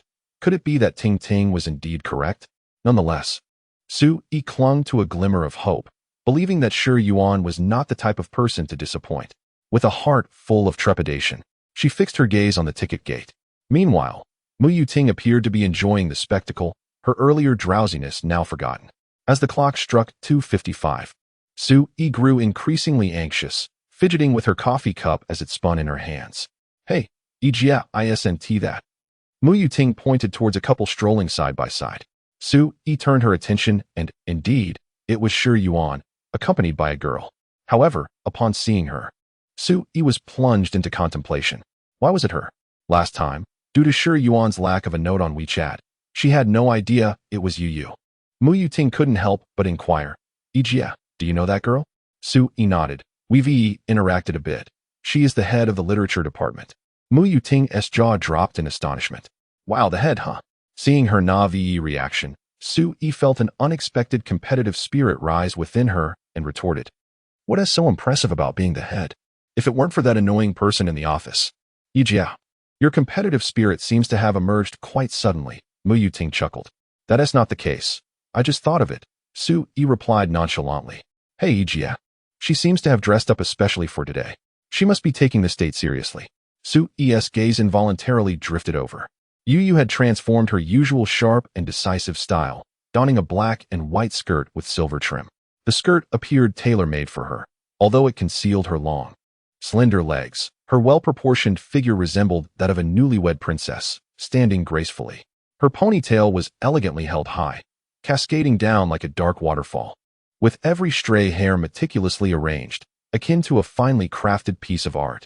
Her originally smooth complexion was now adorned with subtle makeup, resembling a blooming peony, vibrant and captivating, adding a unique charm to her presence. This outfit not only subdued her usual casualness, but also evoked the spirit of a heroine from ancient times, exuding an air of vintage elegance. Mu Yuting praised, "She really knows how to dress. That skirt suits her perfectly." Su Yi's expression turned icy as she retorted, "Whose side are you on exactly?" Mu Yuting chuckled awkwardly, and then said amiably, "Oh, even if she looks good, she can't compare to you, Ijia. You are a campus beauty. However," she added, "but it feels like Shi Yuan standing next to her is quite a letdown. She looks so glamorous, while Shi Yuan, it's as if he's just out for a casual grocery run. Haha." Su Yi scrutinized Shi Yuan closely and realized it was indeed the case. He appeared far more casual, almost identical to his usual self, indicating that he did not regard this so-called date with any seriousness. In Su Yi's heart, an inexplicable sense of tranquility emerged. "Sister Yi, they've entered." Mu Yuting's gaze was fixed. "Sister Yi, they won't be engaging in any illicit behavior inside, will they? Kissing, hugging, and such." Su Yi was left speechless, pondering whether this young girl had watched too many Korean dramas. "Why are you so agitated? Are you envious of their embrace?" Mu Yuting retorted, "What are you talking about, Sister Yi? I'm here to catch them in the act. If you say another word, I'm leaving." "Who asked you to catch them?" In the exhibition hall, Shi Yuan accompanied Yu Yu for a while before they settled on a bench to rest. "Shi Yuan, why did you take up street dance?" Yu Yu initiated the conversation. "It's a matter of interest, but mainly for the sake of looking cool," Shi Yuan replied. Yu Yu chuckled and said, "To have persisted for so many years, you must be quite impressive." "Oh, impressive? I'm merely keeping myself occupied," he said. "By the way, why haven't you joined the student council? You seem easy to get along with and quite capable."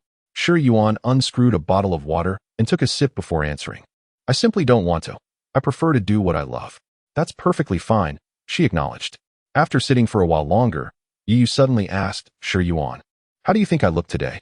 Understanding her intent, Shi Yuan turned to her and said, "You look beautiful, but it's not solely due to your clothing.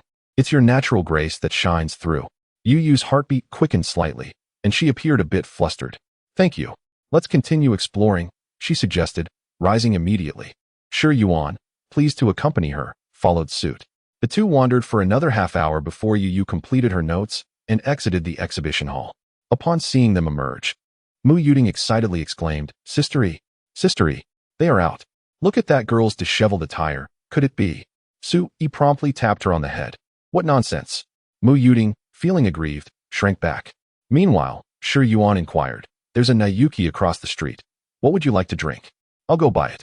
Yu Yu, without hesitation, responded gently, "Green grape, please." "Thank you. I'll organize my notes and wait for you at the nearby CAF." "All right," Shi Yuan said before departing to procure the milk tea. Hey, Sister Yi, she's coming this way," Mu Yuting said, watching Yu Yu approach. "I see. Be quiet. Does she know we're here to catch them?" "Who is catching anyone?" Su Yi exclaimed, shaking Mu Yuting's head. The latter felt as though her brain was being rattled. "Then what should we do?" Mu Yi calmly replied, "Whatever we ought to do, we shall drink coffee. Are we to run away instead?" "What would that make me, Su Yi?" Yu Yu arrived at the CAF, ordered 2 servings of pastries, and chose a seat. Observing this, Mu Yuting quietly cautioned Sister Yi. "She ordered 2 servings. Doesn't that mean? What is there to fear? We are conveniently here to enjoy our coffee," Su Yi replied nonchalantly. Mu Yuting wore a look of utter bewilderment. Yu Yu, however, was oblivious to the 2 newcomers, engrossed in managing the photos on her phone and the notes in her notebook. Just as Yu Yu was deep in concentration, 2 individuals burst through the back door, making a beeline for her table. Suddenly, Yu Yu found her eyes covered. "Guess who I am? Wen Yao?" Wen Yao swiftly released her grip and leaned against Yu Yu's shoulder. "Oh dear, too familiar. I can't fool you. What brings you here?" Jiang Shui remarked with a teasing expression, "We came to deliver your ID." "What do I need my ID for?" Wen Yao interjected playfully. You said, for what? Yu Yu's face flushed instantly, while Wen Yao and Jiang Shui erupted in laughter. Oh dear, Shi Yuan will be here shortly. You all. Oh my, are you chasing me away already? Truly, newcomers surpassed the old boyfriend's triumph over roommates, Wen Yao jested. Fear not. Hong Jun is keeping an eye on things at Naishui. Hong Jun has come along with you. Yu did not anticipate that Yi Hong Jun would join in their mischief. So, did you confess to him just now? Jiang Shui inquired eagerly. Yes. Did you make any progress? Yu Yu's cheeks burned with embarrassment as she hurriedly pushed the two away. What are you talking about? You two are ridiculous. Meanwhile, Su Yi and Mu Yuding were observing the trio. Ijia, why have two more come? They're Yu Yu's roommates. I've seen one in the office, Su Yi replied. Why did they bring their roommate for support? Ijia, could it be that Shi Yuan has truly been captured by her? Though this statement sounded rather peculiar, it struck a chord with Su Yi. For a moment, she was taken aback, pondering what she was truly worried about. After all, Shi Yuan was not her possession. What was the purpose of this visit? Why was she so concerned? Or perhaps, had she already developed feelings for him? Slowly, Su Yi lowered her eyelids. Lost in thought. Chapter 26. Clearly fond of Shi Yuan as Su Yi pondered, when Yao and Jiang Shui had already vanished, leaving only Yu Yu seated in her original position. At that moment, Shi Yuan entered, carrying 2 cups of milk tea. Previously unfamiliar with the photography exhibition, he soon realized that it was no ordinary showcase, with ticket prices that were simply exorbitant. Yu Yu had generously gifted him a ticket, which weighed heavily on his conscience. Determined to reciprocate, he resolved to find an opportunity to return the favor. Upon seeing Shi Yuan enter, Mu Yuting immediately seized Su Yi and turned her toward herself. Fortunately, Shi Yuan was oblivious to the two, making a beeline for Yu Yu. Recovering from her daze, Su Yi felt a twinge of disappointment. It seemed that Shi Yuan truly did not notice her presence. An impulsive desire to leave surged within her, for watching Shi Yuan and Yu Yu together was undeniably disheartening. Yet, if she were to leave, she would fret about the situation, leaving her in a state of profound discomfort. I believe I just spotted your roommate, Shi Yuan remarked as he placed the bags on the table. Yu Yu's eyes flickered at his words as she replied, Oh really? They might be getting their nails done nearby today. Ah, he responded. Have you organized your notes? Not yet. I'll do it when I get back. I ordered some snacks. Care to try? Yu Yu's lips curled into a subtle smile, a gentle glow gracing her cheeks, with Shi Yuan's visage reflected in her eyes. Yes, thank you, Shi Yuan replied graciously. Mu Yuting, observing the exchange, interjected, Sister Yi. Her gaze is unmistakably fond of Shi Yuan. A surge of anger welled up within Su Yi as she retorted, I see it. Noticing Su Yi's genuine ire, Mu Yuting refrained from further commentary. Shi Yuan, may I pose a question? Yu Yu inquired after a moment of hesitation. Shi Yuan set down his milk tea and replied, Of course. Yu Yu fidgeted with her fingers, contemplating before asking, have you ever been in love? Do you have someone you like? At her question, Shi Yuan's expression momentarily faltered, and after a brief pause, he answered, I suppose so, during high school. And now? Yu Yu pressed eagerly. We've already parted ways, Shi Yuan shook his head. Although he had experienced romance in high school, it had not ended well. Have you considered finding someone you like in university? Yu Yu's heart raced, her entire being taut with anticipation for Shi Yuan's response. Upon hearing her inquiry, Shi Yuan felt a sense of clarity wash over him. After a moment of reflection, he remarked, Since entering university, I have indeed met some remarkable young women, but perhaps fate has yet to align. Yu Yu's expression visibly dimmed at his response. Indeed. Fate is quite significant, she murmured, succumbing to a moment of silence. Sister Yi, what were they talking about? The atmosphere feels different, Mu Yuting whispered. Su Yi had been watching the two intently. Although she could not hear their conversation, their expressions conveyed that it was certainly not a matter of joy. A sense of relief washed over her, as if a part of what she had temporarily lost had returned. Shi Yuan, let us go to the clock tower for a photo, she suggested. Yu Yu regained her previous smile. Shi Yuan responded with a gentle smile, saying, All right. The two rose together and headed outside. Just as they were nearing the seats occupied by Su Yi and Mu Yuting, a voice unexpectedly rang out. Su Yi, I didn't expect to see you here. This sudden exclamation startled both Su Yi and Mu Yuting. Shi Yuan and Yu Yu also heard it, and couldn't help but pause. The speaker was a boy from Su Yi's class, who had come to buy coffee. Su Yi lowered her head, her cheeks flushed with embarrassment. She was at a loss for how to respond. It was an awkward situation. What a coincidence to run into a classmate. Mu Yuting quickly intervened. Hello, Su Yi's classmate. What a coincidence. Hello. What are you drinking? I just bought some. Let me treat you, the boy said generously. No, it's fine. We've already had some and we're just about to leave, Mu Yuting hastily replied, picking up her cup. Seeing this, the boy didn't press further and smiled brightly. All right, then I won't disturb you. Su Yi cast a sidelong glance at Shi Yuan and Yu Yu, but it was perhaps better not to look. She inadvertently locked eyes with Yu Yu. There was no escaping now. However, to Su Yi's surprise, Yu Yu took the initiative to step forward, smiling as she greeted, Su Yi, you're here for coffee too? Su Yi felt as if she were being pushed into a corner, raising her gaze to Yu Yu and forcing a stiff smile. Yes, this place has great coffee. Meanwhile, Shi Yuan observed the scene with a puzzled expression. Especially Su Yi, what was she doing in Jiui City? Given her habits, she would usually be lounging at home on such a hot day. Even if she wanted coffee, she would likely order takeout. Shi Yuan, this is Su Yi. You should recognize her, Yu Yu said with a smile. Of course, Shi Yuan knew. Yu Yu was referring to the incident by the campus wall. But the current situation with Su Yi was entirely different. After mentally preparing himself, Shi Yuan managed to utter, I suppose I know her. Su Yi also feigned a first-time meeting demeanor. Mu Yuting struggled to contain her laughter, wanting to giggle but unable to do so. At that moment, the boy returned. Looking at Shi Yuan with suspicion, Bro, you look really familiar. Have we met before? Huh, I don't think so, Shi Yuan replied, puzzled, racking his brain but unable to recall. Oh, that painting. Yes, you must be. Suddenly, Su Yi seemed to lose her composure, standing up and interjecting. What a surprise to see you here, Yu Yu. I remember there's a great snack place nearby. Without waiting for a response, Su Yi pulled Yu Yu along as she hurried out. Yu Yu looked bewildered but followed suit. Mu Yuting couldn't help but burst into laughter and then stood up to follow. The boy's eyes darted back and forth, a smirk forming on his lips as he leaned closer to Shi Yuan, whispering, Bro, I'm Luo Cheng. Let us be friends. This lad must have recognized that Su Yi's painting was of him. Perhaps he had all sorts of thoughts swirling in his mind. One should not strike a smiling face. When someone takes the initiative to befriend, one cannot simply disregard their goodwill. Zhang Sun. The name resonates widely. Luo Cheng promptly responded with courtesy. What a melodious name. Come, let us exchange WeChat IDs, and I shall treat you to a drink on another day. Shi Yuan did not decline, and they exchanged their WeChat contacts.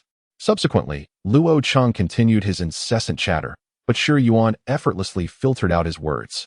Brother Sun, let us be frank. Is the campus bell truly your creation? Luo Cheng raised his eyebrows inquisitively. At this juncture, to deny it would suggest some hidden guilt. Thus, Shi Yuan conceded, indeed.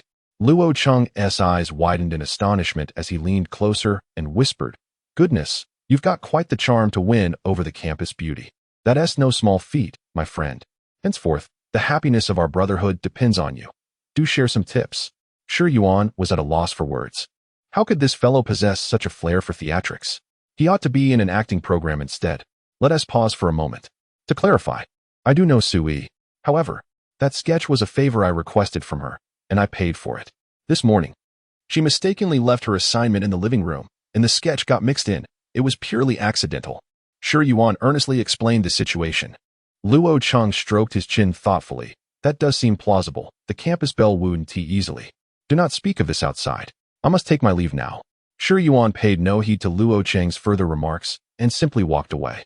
Luo Cheng remained rooted in place, sensing something amiss. An assignment left in the living room. Wait a moment. How could he possibly know that? I see. Luo Cheng contemplated a startling realization that left him utterly flabbergasted. Chapter 27. For Sister Yu Yu, not for me. After Shi Yuan stepped out, he strolled toward a nearby snack shop. Upon entering, he observed 3 individuals enjoying their food and engaging in cheerful conversation. Noticing Shi Yuan's arrival, Yu Yu raised her hand and called out, Shi Yuan, over here. He walked over to the group. Shi Yuan. Su Yi mentioned there's a photography studio nearby where we can rent a camera. Shall we head to the clock tower later for some pictures? Sure. Shi Yuan replied with a forced smile. For some reason, the sight of Su Yi alongside Yu Yu made him uneasy, and he felt a chill of sweat running down his back.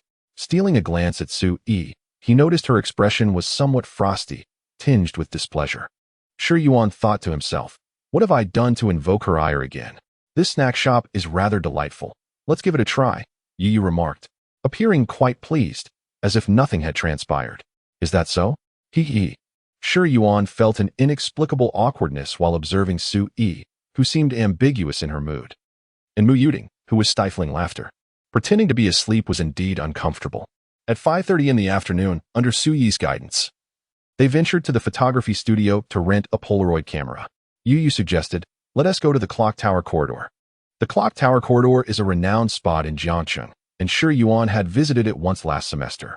Unfortunately, he had missed the stunning sunset views that often adorned photographs. Fortunately, the weather today was splendid, promising a chance to capture the sunset. Despite it being a Monday, the clock tower attracted a considerable crowd. Yu meticulously selected an optimal shooting location. Let's set up here. This large window will perfectly enhance the ambience. Su Yi gazed out at the sunset, noting that both the angle and lighting were quite favorable. One must admit, Yu had a knack for this. The angle was ideal for profile shots. Shi Yuan, you stand over there, Yu instructed. Huh? Where exactly? Shi Yuan, feeling somewhat inept at photography, asked. By the window. Quickly, the lighting is just right, Yu urged. Shi Yuan hastily set down his belongings and positioned himself as directed. Turn your face a bit more. Lower your head slightly and look at a 60-degree angle. Really? It needs to be that precise? Close enough, just a tad lower. With Yu pressing the shutter, a photograph was captured. Mu Yuding hurried over, and Su Yi also moved closer to see the result. Wow, you look so handsome, Mu Yuding exclaimed. Are you kidding? Shi Yuan isn't that handsome, he retorted, feeling slightly offended. Yu seems quite pleased as she smiled. Su Yi, what do you think? Yu suddenly inquired, catching Su Yi off guard. It's quite nice. Your photography skills are impressive, Su Yi replied. Sister Yu, take one for me too. Take one for me. Mu Yuding eagerly interjected. All right, and Su Yi, you'll have one too. We'll each have a photo. Su Yi nodded in agreement. Mu Yuding dashed over to strike a pose, and with a few guiding words from Yu, she managed to capture a photograph that exuded a wonderful essence. It was now Su Yi's turn. On this day, she had not made any special effort to adorn herself. In fact, her face bore no trace of makeup. Yet, the mere presence of her breathtaking beauty rendered all other girls insipid in comparison. Su Yi gently swept her hair aside and gradually approached. With her head slightly bowed, she closed her eyes and then slowly opened them. Snap! Wow! Sister Yi, you look absolutely stunning. This is beyond captivating. If I were a man, I would certainly be unable to withstand that gaze. Shi Yuan, what do you think? Isn't Sister Yi a peerless beauty? Mu Yuding intentionally directed her gaze at Shi Yuan. The unexpected question caught Shi Yuan off guard, forcing him to commend. As expected of the campus belle, she would look beautiful no matter how she is photographed. That whimsical Mu Yuding, I shall not let you escape unscathed. Su Yi, feeling a bit shy, responded, Oh, it's not me. It's all thanks to Yu's excellent photography. Grinning, Yu interjected, No need for modesty, Shi Yuan is right. With your features, you would look lovely in any shot. Hearing this, Su Yi felt a wave of happiness wash over her, a smile gracing her face. Next, Yu found the perfect angle and handed the instant camera to Su Yi, taking one for herself as well. Then, Mu Yuding suggested, let us take a group photo. I want one with Sister Yi. All right, let us do it here. Yu replied. Mu Yuding pulled Su Yi closer, wrapping her arms around her, while Yu seized the moment to capture their picture. Afterward, Mu Yuding whispered to Su Yi, Sister Yi, why don't you take a photo with Shi Yuan? A hint of unease flickered across Su Yi's face, and after a moment's hesitation, she softly rebuked, Are you trying to provoke me? With that, she cast a fleeting glance at Yu before quickly averting her eyes. In truth, Su Yi was inclined to take the picture, yet it felt somewhat strange, especially with Yu taking the shot. As for Yu, she appeared to be in contemplative thought. Suddenly, Mu Yuding suggested, Sister Yu, you look so lovely today. Why not have Shi Yuan act as a prop? And you can take a photo together? The words left the three in shock. Both Shi Yuan and Yu were momentarily dumbfounded, while Su Yi shot a furious glance at Mu Yuding. Mu Yuding approached Yu, snatching the instant camera. Come on. It's such a rare occasion. I'll take one too later. Mu Yuding continued to pile on the encouragement. Well, Shi Yuan, what do you think? Yu decided to seek Shi Yuan's opinion. Shi Yuan replied firmly, No way. What? Mu Yuding was utterly bewildered. This was not how the process was supposed to unfold. Yu was similarly taken aback, realizing she had overlooked Shi Yuan's feelings. However, Shi Yuan quickly added, "I'm fine with taking a picture with you, but not with you." Upon hearing this, Mu Yuding was infuriated. "You insufferable Shi Yuan. Why am I not worthy of your attention? Why grant Sister Yu the privilege and not me?" Sui. Yu. Shi Yuan. This statement sounded rather peculiar. "In any case, I want to take a photo with you. Just give up on that notion." Shi Yuan smirked, casting a challenging look at Mu Yuding. Mu Yuding grew increasingly agitated, exclaiming that she was ready to lash out. Sui promptly intervened to restrain her. "Such a detestable man. I am hardly interested," she declared. "There are plenty of them on the street, and they are far more attractive." Upon hearing this, Shi Yuan felt an unmistakable sense of delight. Sui, having discerned Shi Yuan's intent to provoke Mu Yuding, reluctantly accepted the instant camera to capture a photo of the two. Yet, she soon felt quite uncomfortable. Through the lens, the sight of Yu and Shi Yuan together was painfully conspicuous. At that moment, Mu Yuding began to direct the scene. "Closer, closer. We can't fit them all in." Look into his eyes, gaze deeply. As her excitement mounted, Sui tightened her grip on the camera, unable to endure any longer. She set the camera down and rummaged through her bag resting on the ground. Approaching Mu Yuding, she swiftly brushed two pale fingers across her face. Mu Yuding yelped as if she had been struck on the foot. Ijia, what are you doing? What is this? I need to wash my face." With that, her playful mood vanished, and she took out a mirror to attend to her appearance. Shi Yuan, bemused, realized that she must have a cleanliness obsession. After tending to Mu Yuding, Sui seized an opportunity to click the shutter, feeling relieved to have completed the task. It was unbearable to witness the closeness between the two. They were almost touching. After the photo was taken, Yu exhaled deeply, her cheeks still flushed. Shi Yuan, having noticed Yu's expression, understood her feelings all too well. However, he did not reciprocate her affections, having subtly communicated his stance. He believed that Yu was not the type to cling to unrequited love. Yu, seemingly aware of her rosy complexion, sought an excuse to retreat. "I should check for more film. I'll take care of it." Sui handed the instant camera to Yu, her mind replaying the earlier scene. Filled with mixed emotions, she then glanced at Shi Yuan, leaning against the window. Was she feeling jealous for his sake? Had she truly developed feelings for him? Yet, they had only known each other for a few days, and he could be rather infuriating at times. Nevertheless, he did seem rather agreeable. As this thought crossed her mind, a subtle smile graced Suyi's lips, her face softening with tenderness as she silently gazed at Shi Yuan. Meanwhile, Mu Yuding continued to dab at her cheeks. Once Yu completed her task, she turned to Sui, intending to suggest a different angle for another shot. However, as she turned back, she caught sight of Suyi's gaze fixed on Shi Yuan, filled with tenderness, admiration, and possessiveness. Yu's heart jolted, and her entire being felt electrified. She realized that such sentiments could only arise from genuine affection. But how could Sui possibly harbor feelings for Shi Yuan?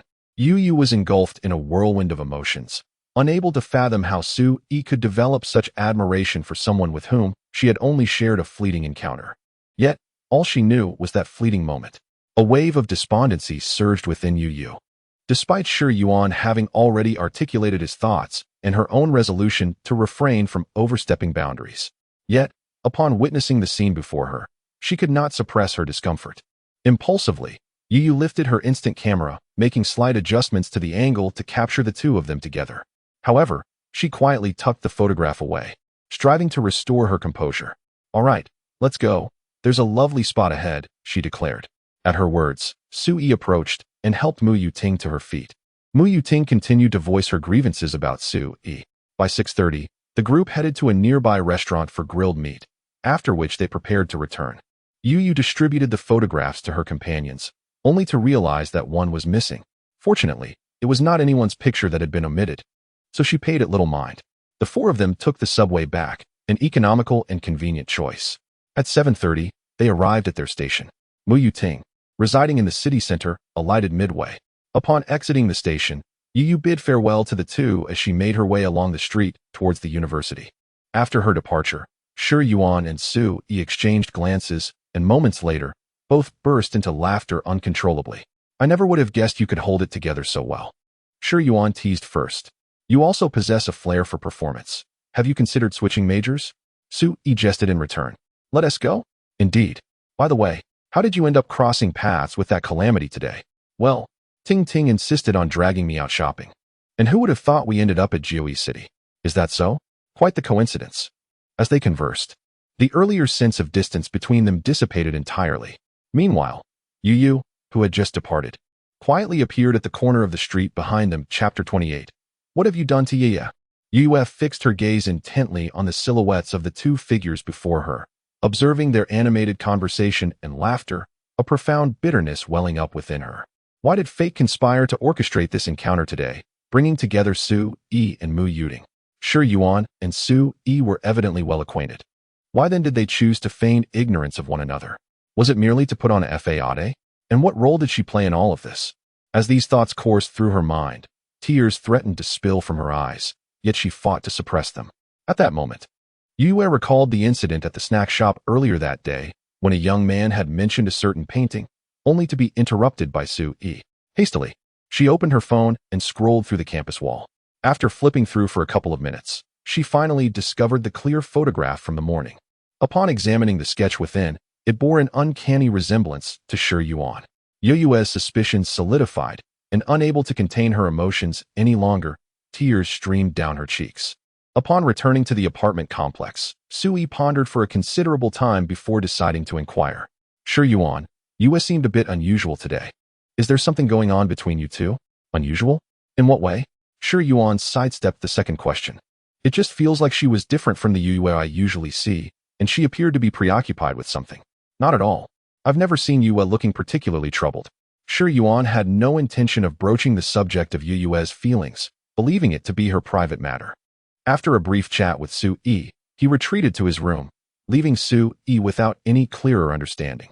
Nevertheless, she was certain that Shi Yuan and Yue did not share that kind of relationship. Yet, Su Yi couldn't help but overthink, feeling an insatiable urge to delve deeper into the matter. The following day, Shi Yuan had a late class in the morning and left for the teaching area at 10. Su Yi remained at home as usual. At noon, after classes ended, Shi Yuan and Zhang Sun agreed to indulge in some sundaes. However, as they stepped out of the classroom, Shi Yuan was suddenly yanked aside by someone. Hey, Yuaner. Upon focusing on the person before him, Shi Yuan recognized her as Jiang Shui, Yue's roommate. Jiang Shui seized Shi Yuan by his collar, her eyes blazing with fury as she shouted, "You scoundrel! What have you done to Yeye? What did you say yesterday?" Shi Yuan stood frozen, utterly bewildered. What did I say yesterday? Zhang Sun watched, apprehensive of Jiang Shui's wrath, too intimidated to utter a word. Wait, is there some kind of misunderstanding? Shi Yuan quickly raised his hands in surrender. Misunderstanding my foot. Did you say something to upset Yeye? Jiang Shui retorted angrily. No, nothing happened yesterday. Yeye returned home utterly heartbroken, her eyes swollen from crying. And you say nothing happened. Tell me the truth. Did you reject her? Yes. Shi Yuan did not intend to deny it, but he believed that Yue would not be so profoundly affected by such a rejection. Surely, there must be another reason, though he was unaware of what it might be. Yeye cares for you so deeply. Why would you turn her down? Jiang Shui argued vehemently. Upon hearing Jiang Shui's words, Zhang Sun's eyes widened in astonishment. His mouth agape with disbelief. This was indeed a significant revelation. This fellow was undeniably remarkable. Hey, you're being unreasonable, Shi Yuan retorted, breaking free from Jiang Shui's grasp. What on earth has happened to you? We must ascertain the facts first. Once Jiang Shui had regained her composure, she explained. Since returning yesterday, she has remained in bed, refusing to eat, and has ignored all calls. I heard you crying for quite some time. Shi Yuan's brows furrowed deeply, his conviction growing that there was more to the story than met the eye. You must return and inform her that I am waiting for her in the fourth hall. Regardless of the circumstances, she must come out. This matter is not as you both believe. I need to understand what is truly going on. However, Jiang Shui appeared skeptical, her expression one of distrust. I assure you, I did not speak any harsh words yesterday. If you don't believe me, go and ask her yourself. But for now, you must get her out. She cannot go on without food. Shi Yuan's mind was a whirl of confusion, uncertain about the events of the previous day that he had not been privy to. Nevertheless, his concern for Yu overshadowed everything. It was alarming to see someone so cheerful in such a state. The situation was grave, and clarity was imperative. After pondering for a moment, Jiang Shui seemed to come to a similar conclusion. They needed to uncover the truth. All right, wait for her in the fourth hall, she instructed. Just as Jiang Shui was about to depart, two figures approached from a distance, their appearance rather untimely. Zhao Junyi and Su Li. Shi Yuan, you haven't left yet? You and Lin Kai did a commendable job. I found it quite detailed, Zhao Junyi declared, adopting an air of superiority. Having previously been overshadowed by Shi Yuan, Zhao Junyi sought to reclaim his stature by critiquing the data collection. With a flippant tone, he added, "Oh, is this your girlfriend? Quite an eye you have." At this, Jiang Shui's face darkened, nearly landing a slap on him. "Hello, beautiful," Zhao Junyi began, but before he could finish, he was sent flying several meters away. Shi Yuan swiftly approached, seizing Zhao Junyi by the throat, his voice low and menacing. "Stop putting on a show for me. If you utter anything that displeases me again, I will beat you senseless and send you off to jail." Zhao Junyi, confronted by Shi Yuan's fierce demeanor, was paralyzed with fear, unable to move. He had intended to humiliate Shi Yuan, but never anticipated that Shi Yuan would resort to violence. The other students still lingering nearby were drawn to the scene. Their attention captivated. Zhang Sun and Jiang Shui both stood in shock, particularly Jiang Shui, who had not expected Shi Yuan to exhibit such courage. That kick had been anything but trivial. Meanwhile, Su Li had already retreated to a safe distance, fearful that he might also become a target. "Get lost," Shi Yuan shouted. "And you. If you keep gossiping behind my back, I will end you." Su Li trembled, swallowed hard, and bolted away. After Zhao Junyi and Su Li departed, Zhang Sun stepped forward earnestly. "Shi Yuan, if there's anything I can assist you with, just let me know." "It's nothing. You should head back," Shi Yuan replied. "All right. Just call me if you need anything," Zhang Sun said before descending the stairs alone. "Go call Yu. I'll head to the fourth hall first." After a moment of surprise, Jiang Shui replied, 5 minutes later, Shi Yuan arrived at the fourth hall, which remained as desolate as ever. He first ordered 2 beverages and 2 lunches. Subsequently, Shi Yuan called Su Yi via WeChat. The reason for the direct call was that Shi Yuan needed to inquire whether Su Yi was aware of certain matters that could not be conveyed through text. Upon the call connecting, he greeted, "Hello, Su Yi. I probably won't be back for lunch today. If you don't wish to order takeout, just make do." What is the matter?"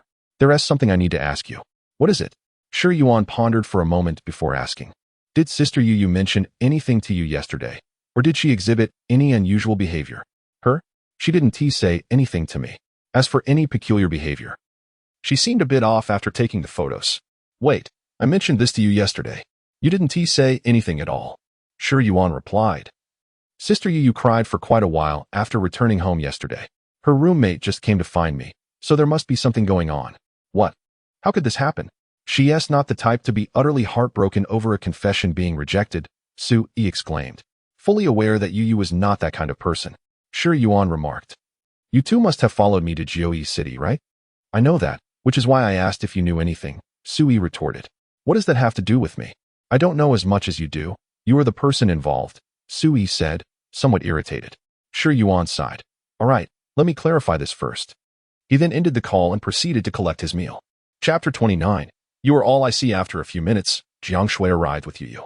Yu was dressed in casual attire, and although she had applied makeup to conceal her weariness, her exhaustion was still quite evident. Jiang Shui urged Yu to take a seat and shot a glare at Shi Yuan before departing. Once seated, Yu averted her gaze, perhaps not wishing for Shi Yuan to notice her frailty. Shi Yuan looked at Yu and spoke. "Sister Yu, I ordered a variety of dishes. I hope they are to your liking." After a moment of hesitation, Yu replied, "You summoned me merely for a meal?" "Not exactly.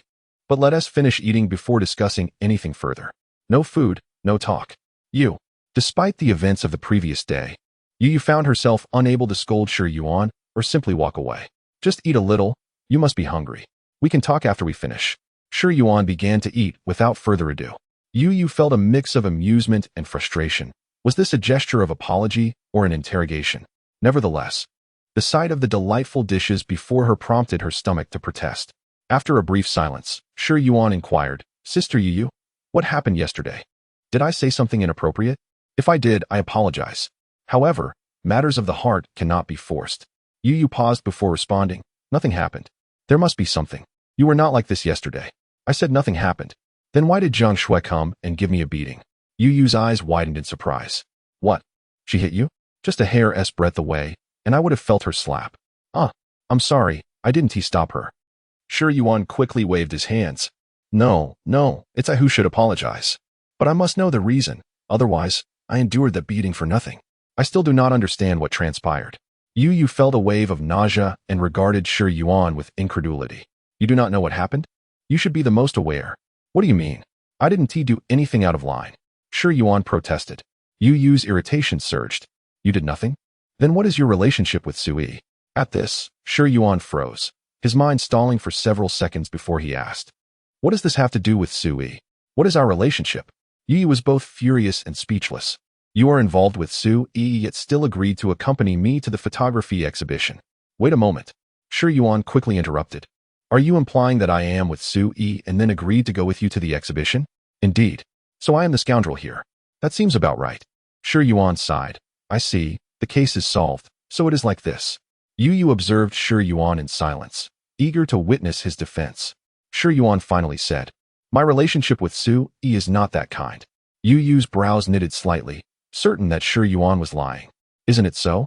When you both returned yesterday, you were laughing and chatting together. Don't tell me you and Sui just happened to live in the same place.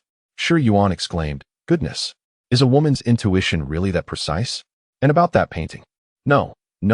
That painting was something I asked Sui to help me with. I wanted to send it home. She accidentally included it while organizing her assignments.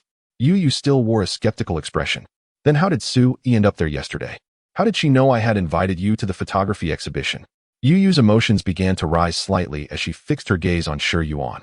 Well, after a moment of hesitation, Shi Yuan said, Perhaps it would be better if I clarified this in person. Please wait a moment. As he spoke, Shi Yuan opened his phone and called Sui. By the way, it turns out that Sui and I really do live in the same place. I am her tenant.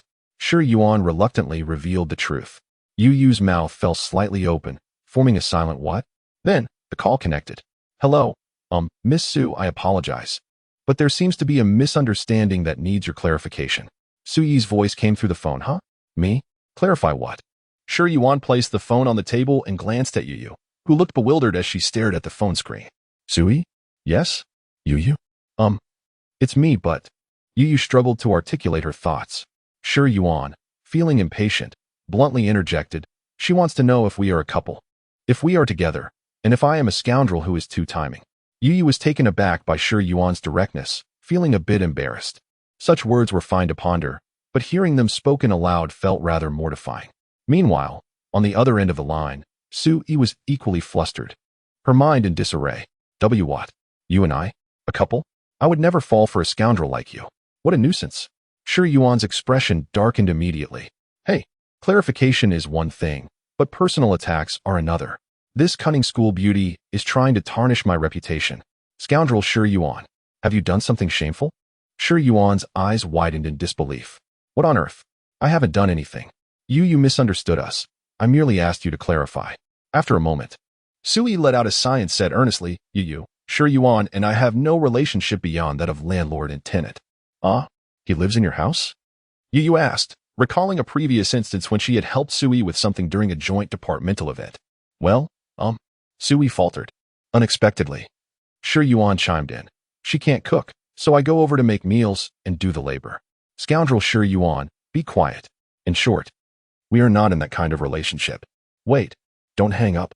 Why were you and that disaster so coincidentally in Jiu City yesterday? Yu inquired. Which disaster? Shi Yuan replied, exasperated. The one with the obsessive-compulsive disorder. Yu. I have already said that Ting insisted on taking me shopping, and we took a taxi to Jiu City. Oh, the call has already ended. Damn, it's hung up. Shi Yuan helplessly remarked. Now it's clear, isn't it? After a while, Yu finally said, I'm sorry, I misunderstood you. And also Sui. Yet Yu still seemed somewhat displeased. It's all right now. It's good that the misunderstanding has been clarified. However, Yu remained silent. Shi Yuan patiently waited for her. After a long time, Yu forced a smile and said, Sometimes, it's not about being early but rather being timely. Fate is truly significant. Shi Yuan, I like you. Shi Yuan was taken aback, momentarily frozen. After a while, Yu continued, but we lack the fate to be together. Let us leave it at that. I want to overstep in the future. Yu sniffled, stood up, and prepared to leave. By the way, Su Yi just deceived you. At her words, Shi Yuan looked up at Yu Yu. Yu Yu placed a photograph on the table. With a bitter smile, she remarked, "Eyes cannot lie." After saying this, she turned and departed. Shi Yuan silently picked up the photograph, which prominently featured a stunning girl standing quietly in the sunset. Gazing longingly at a boy by the window, Shi Yuan was stunned. It was not merely the girl's exquisite form that captivated him, but rather the adoring glimmer in her beautiful eyes. A subtle smile crept onto his lips as he fixated on a singular point. "In my eyes, there is only you." Around 1 o'clock, Shi Yuan returned to the community. Su Yi, upon seeing him, approached with irritation and asked, "Shi Yuan, what was that phone call about?"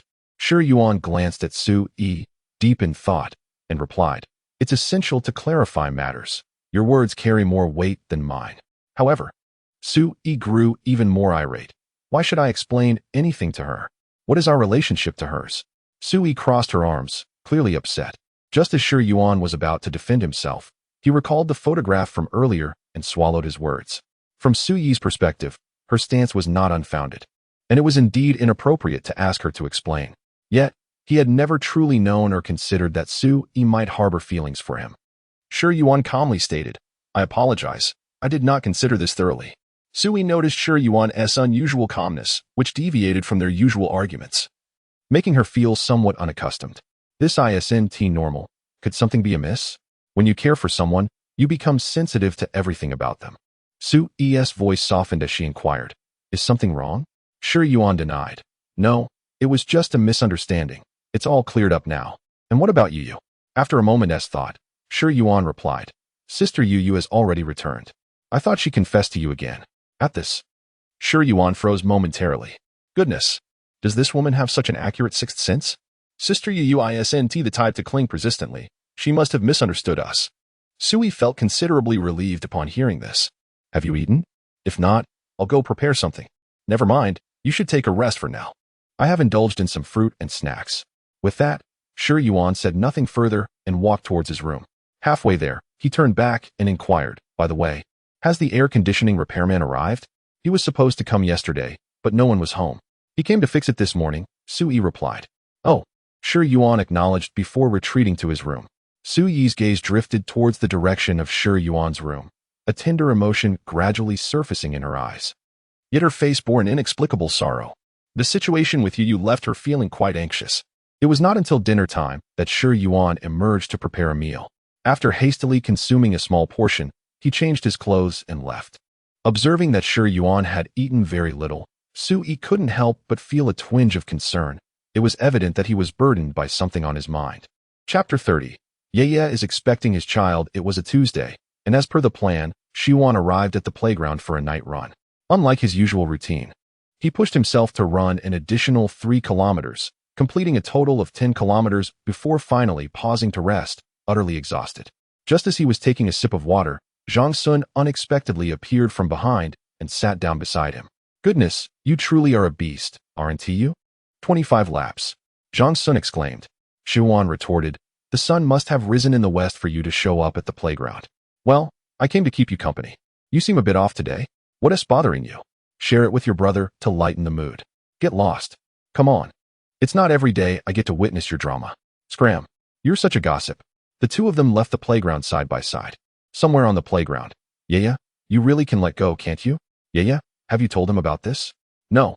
After a moment of silence, Jiang Shui suddenly spoke up. "The way you all talk, it's as if Yaya is pregnant with his child. It's just a worthless man. There are plenty of good ones out there. Yaya, find someone better in the future. Drive him mad." Jiang Shui's straightforward nature could hardly tolerate the incessant attachment. Yi Hongxuan remarked, "It's not easy to truly let go of someone you genuinely care for." The three of them fell silent again. After a brief pause, Yue stood up and said, "Let us head back." "Yaya, it's fine. We probably won't see each other again." The sense of desolation was palpable in Yue's voice. Sighing, Zhang Sun suggested they go for a drink to help Shiwan drown his sorrows. However, Shiwan declined, feeling it wasn't yet the time to seek solace in alcohol. The two wandered through the night market stalls, but hardly ate anything. By 9 in the evening, Shiwan returned to the community. He was quietly watching television on the sofa. Upon his return, Shiwan said nothing and went straight to change and shower. observing him. Sui couldn't help but feel a sense of worry. When Shuan emerged, Sui approached him. Shuan, do you have something on your mind? Shuan did not respond immediately, casting a glance at Sui before pausing briefly to say, does the landlord care about the mental well-being of the tenants? Isn't that a bit intrusive? Hearing this, Sui furrowed her brow, feeling a pang of discomfort, as if her warmth was met with cold indifference. Coupled with the events of the day, even Sui's usually good temper began to fray. Then go and fend for yourself. It would be best if you just disappeared. My good intentions only serve to burden me. If you were gone, I wouldn't have to deal with you anymore. With that, Sui slammed the door and retreated to her room. However, as soon as the door closed, she regretted her words, glancing back at it. Wishing to explain herself, Shuan cast a complex look at the closed door before turning off the living room lights and television and returning to his room. The following morning, Wednesday, Shuan had an early class. Sui woke up early but found Shuan missing. That scoundrel didn't even say goodbye before leaving, Sui murmured to herself. Just as she finished washing up, Shuan surprisingly emerged from his room, fully dressed. Sui gasped in shock. Why are you still at home? Aren't you supposed to be in class? Shuan leaned against the doorframe, replying, I didn't hear the alarm. What is wrong with you? Sui noticed something was amiss with Shuan. I don't know. Are you coming down with something? Shuan felt a dizzying heaviness in his head, as if he might collapse at any moment. His body felt weak, and he had a slight urge to vomit. The more Sui observed Shuan, the more concerned she became. Come sit down. She helped him to the living room. Let us take your temperature to see if you have a fever. Shuan took the thermometer. 5 minutes later, Sui gasped in amazement at the reading. 38.5 degrees. Where did you go last night? Where could I possibly go? I was just running on the playground, Shuan replied, exasperated. The temperature dropped drastically last night, and you didn't bring a jacket? Sui reproached him gently. No. Honestly, we need to go to the hospital, Sui insisted urgently. What? To the hospital? Anyone would have a slight reluctance upon hearing that. Your lips are pale. Of course, we need to go. Let me change my clothes. Sui hurriedly dashed to her room. Moments later, she returned to assist Shuan out the door. Once downstairs, she said, I'll call a taxi. Lean against me. As she took out her phone, Shuan rested against the wall, feeling utterly drained. Sui paced anxiously. The morning rush hour is so slow. After nearly 10 minutes, the taxi finally arrived. She quickly supported Shuan as they headed outside. It was now 8:40 a.m., and the streets were crowded with cars. A journey that usually took 5 or 6 minutes to the third hospital now extended to over 10. Sui and Shuan sat together in the back seat, with Sui continuously urging the driver to hurry. Shuan felt his eyelids grow heavy, and soon he dozed off, leaning against her. Sui gasped in alarm, quickly pulling Shuan closer to her, allowing him to rest against her shoulder. Driver, could you please go a bit faster? Miss, don't rush me. It's not that I don't want to go faster, the driver replied. At that moment, Shuan's phone suddenly rang. Sui glanced at the screen and saw an unfamiliar number before answering. Hello? Hello, Shuan? Sui thought the voice sounded familiar. Hello? Is that you? Shuan? Why aren't you in class? It was Ning calling. Realizing that Shuan hadn't attended class or requested leave, Ning naturally called to inquire. Sui steeled herself and said, Ms. Ning, Shuan is ill. I'm taking him to the hospital. Could you please excuse him from class? Ill? Who are you? I am Sui, she stammered. Sui? How come Ms. Ning? In any case, I need to take him to the hospital now. Please help him inform his teachers. Thank you. Sui hurriedly ended the call. Miss, we've arrived. Putting her phone away, Sui swiftly opened the car door and helped Shuan get out. However, for Shuan, the weight was too heavy for Sui to bear. Fortunately, there were volunteers at the entrance of the third hospital today who helped to assist Shuan inside. Upon reaching the emergency room, they were rather fortunate as it was not overly crowded, prompting Sui to swiftly call for a doctor. Yet, upon the doctor's arrival and seeing the two, he expressed surprise, asking, What brings you here? Did your boyfriend indulge in something he shouldn't have? This doctor was the same one who had treated Sui previously. Feeling somewhat embarrassed, Sui replied, No, he must have caught a chill last night, and now he has developed a fever. Could you please take a look? Have you taken his temperature? It's 38.5 degrees. The doctor examined Shuan's pupils and listened with his stethoscope. This was no mere chill. What is it then? Sui felt a wave of panic at the thought of a serious illness. Do not worry, it is not a major issue. The doctor then proceeded to administer several silver needles into Shi Yuan's hand and subsequently hooked him up to and for. Once the 2 bags are finished, call for me, and I will prescribe some medication. Sui nodded, feeling considerably relieved, and inquired, Doctor, what is his condition? The doctor remarked, Oh, I nearly forgot to mention. He appears to be quite diligent in his running regimen. Indeed, it was during last night's night run that he caught a chill. While catching a chill may be trivial, a slight cold poses little threat to him. The main concern is that his exercise level has exceeded his limits. Exceeding his limits? But he has always exercised like this. Sui replied, perplexed. Shi Yuan exercised daily. Surely, it could not have been a sudden incident. The doctor clarified, it refers to the energy intake relative to his output. His consumption was too high, surpassing his body's capacity. Once he exceeded that limit, it all relied on willpower, but once he ceased, he would feel drained. You could simply understand it as exhaustion. Advise him not to overdo it. Exercise must be moderate. By the way, how much did he eat last night? And how long did he run? Sui responded, he hardly ate anything, and when it comes to running, he usually covers 7, 8, 9, 10 kilometers? The doctor's eyes widened in disbelief. 7, 8, 9, 10 kilometers. Goodness. It's as if he were training like a special forces soldier. And he barely ate anything. Fortunately, his physical constitution is robust. Most people would struggle to stand after such exertion, yet he managed to endure it through the night. Come by later for the prescription, and remember not to disturb the needles in his hand. Oh, certainly. Thank you, doctor. After the doctor departed, Sui exhaled deeply, regaining her composure. That troublesome Shi Yuan. Why does he push himself so hard? Yet, witnessing his frail appearance tugged at her heartstrings. 10 minutes later, Sui collected the prescription and paid for the medication. As she returned and settled down, she noticed a familiar yet unfamiliar figure in the distance. Teacher Ning Ning. Upon hearing, Ning Ning turned to look and spotted the two. Approaching them, she glanced at the unconscious Shi Yuan. What happened to this rascal? The doctor mentioned he exceeded his exercise limit, caught a chill, and is somewhat exhausted. He nearly couldn't get up after dragging himself through the night. That troublesome lad truly offers no respite. Ning Ning glanced at Shi Yuan and remarked, but isn't he out and about every day? It's puzzling. Did he only exceed the limits yesterday? Sui interjected. He barely ate anything for dinner last night, and then possibly overexerted himself. At this, Ning Ning paused, casting a meaningful glance at Sui before continuing. I have excused him from class with teacher Xiao this afternoon, since he doesn't listen anyway. It's best to let him take care of it himself. Sui nodded in agreement. You must be tired. I can keep watch. You should return to rest. And I'll see him home afterward, Ning Ning suggested. After a bit of turmoil, Sui felt quite fatigued. Just as she was about to agree, she hesitated and quickly replied, I'm not tired at all. I can stay. Are you truly all right with that? Ning Ning inquired. It's perfectly fine, I assure you. Sui affirmed earnestly. Seeing this, Ning Ning conceded. Very well, I shall stay with you. An hour later, Shi Yuan awoke from his slumber, slowly opening his eyes and feeling considerably better. Sui had been vigilantly watching over him, and upon noticing his awakening, she leaned in and asked, Shi Yuan, how do you feel? Sui appeared oblivious to Ning Ning's presence, observing Sui's expression of concern. Ning Ning understood the unspoken sentiments, but chose not to interrupt. Shi Yuan, gazing at Sui, spoke with a weak tone. Where am I?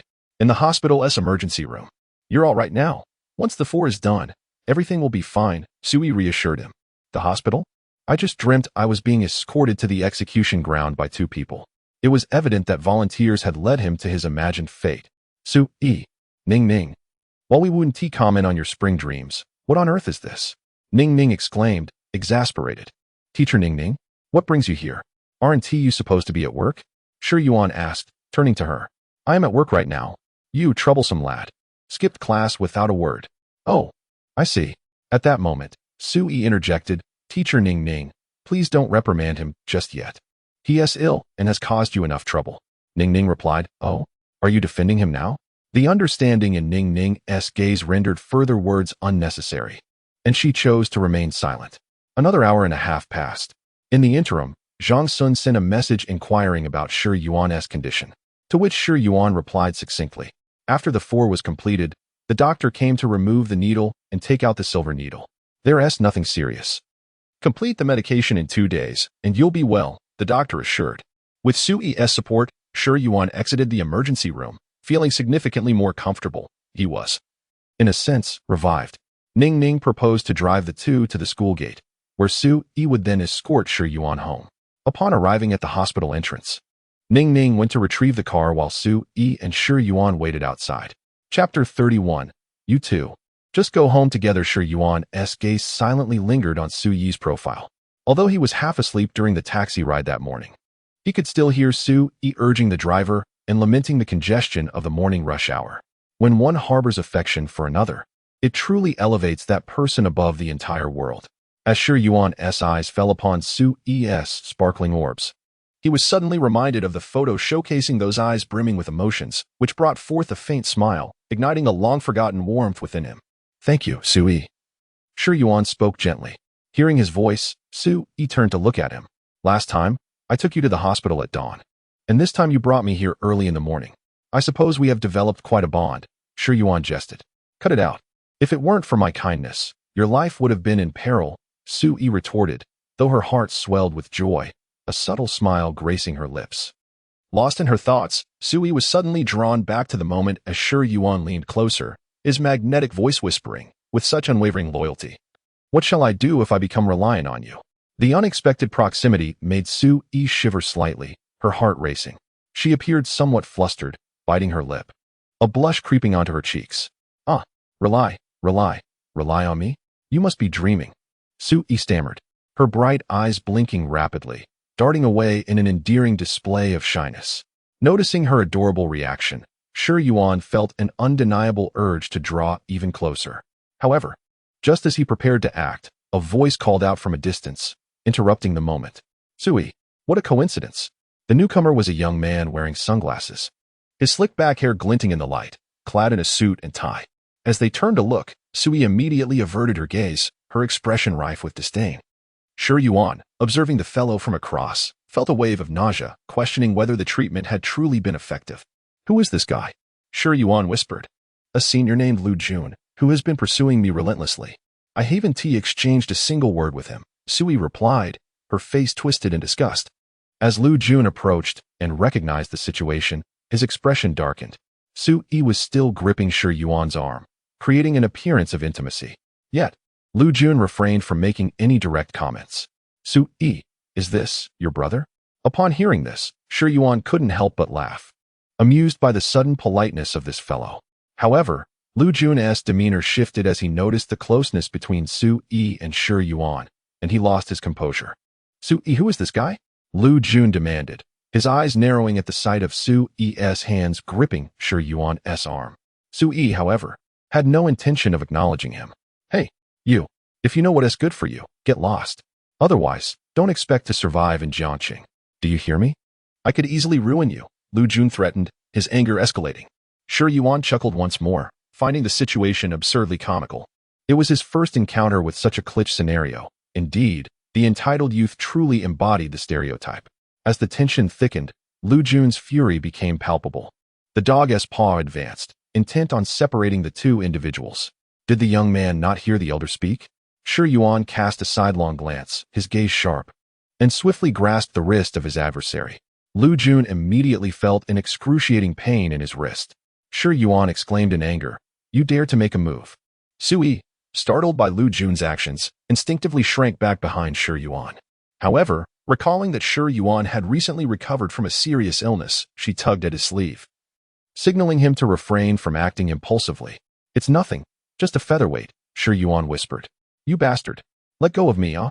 With a fierce glint in his eyes, Shi Yuan pulled him closer and delivered a decisive blow to the inner side of his shoulder. My arm." With Lu Jun's anguished cry, he collapsed onto the ground, his entire arm rendered powerless. "Right by the hospital entrance, let's take him there," Shi Yuan remarked nonchalantly. Lu Jun grimaced in pain, disregarding his dignity, and hurried towards the emergency room. "Shi Yuan, he will definitely seek revenge on you," Su-Yi expressed her concerns, seeing the unspoken worry etched on her face. Shi Yuan replied half-jokingly, "The last one said he would take revenge on me too. And look, I'm perfectly fine. Lu Jun's family is a prominent business dynasty in Jiangqing. I've heard they wield considerable influence, and I fear Is your family more powerful than his? This. What are you comparing? Be serious. Is your family not greater? Then he is merely a toad trying to eat swan meat. With you shielding me, what is there to fear? You. I. Oh, all right. He doesn't even know who I am. Besides, unless he brings along an army, it's all just empty talk. At that moment, Ning Ning drove up and called out, "That couple over there, get in the car and head home." Su Yi, drawn by Ning Ning's attention, blushed instantly upon hearing her words. Shi Yuan shot a glance at Su Yi before turning to Ning Ning. "Teacher Ning, I thought you were rather serious." Once in the car, Ning Ning remarked, "Honestly, you two seem quite well matched." Ah. Su Yi was momentarily flustered, an involuntary gasp escaping her lips. Suddenly, Shi Yuan exclaimed loudly. Of course, Su Yi was startled again, but this time with a hint of joy. Standing next to Teacher Ning makes me look like an old cow courting tender grass. You little brat, who are you calling old? Do you dare to be tossed out? Shi Yuan chuckled, but I never said I was the tender grass. Why are you so anxious? Besides, if I really threw you out, haha, let's not speak of it. Su Yi, her face flushed the entire journey, kept her gaze fixed on the car door, silent. We've arrived. Where do you two live? I might as well drop you off at home, Ning Ning said teasingly. Shi Yuan immediately caught the subtlety in her words, while Su Yi hurriedly declined. No, it's all right. There is no need to trouble Teacher Ning. I can take him back. Ning Ning smiled knowingly. All right then. Shi Yuan thought to himself, now Su Yi is the one afraid of being seen. But her bashful demeanor is rather amusing. After alighting from the vehicle, Ning Ning called out, Su Yi, I wish to exchange a few words with Shi Yuan. Shi Yuan approached and inquired, what instructions do you have for me, Teacher Ning Ning? With a smile, Ning Ning gazed at Shi Yuan and remarked, having captured the heart of the campus belle indeed changes one's demeanor. Your words now carry such confidence. Shi Yuan retorted, when have I ever spoken with such confidence? I wonder how many lifetimes of good fortune you have accumulated. Observing Su Yi's anxious demeanor a moment ago, he continued, it seems she has genuinely taken a liking to you. Shi Yuan did not refute this, but merely sighed. I never imagined you would be so curious about your students, Teacher Ning Ning. Curiosity? Rather. This is a reminder for you not to miss out on such a splendid opportunity. My studies in psychology are not without merit. You remain blissfully unaware of your own fortune. With that, she declared, I must return to school now. You two should head home together. Ning Ning shared a knowing smile before turning to leave. Shi Yuan pondered. She truly knows. Psychology indeed holds its mysteries. A few minutes later, the two returned to the neighborhood. It was already midday, and Shi Yuan announced his intention to cook, yet Su Yi vehemently opposed.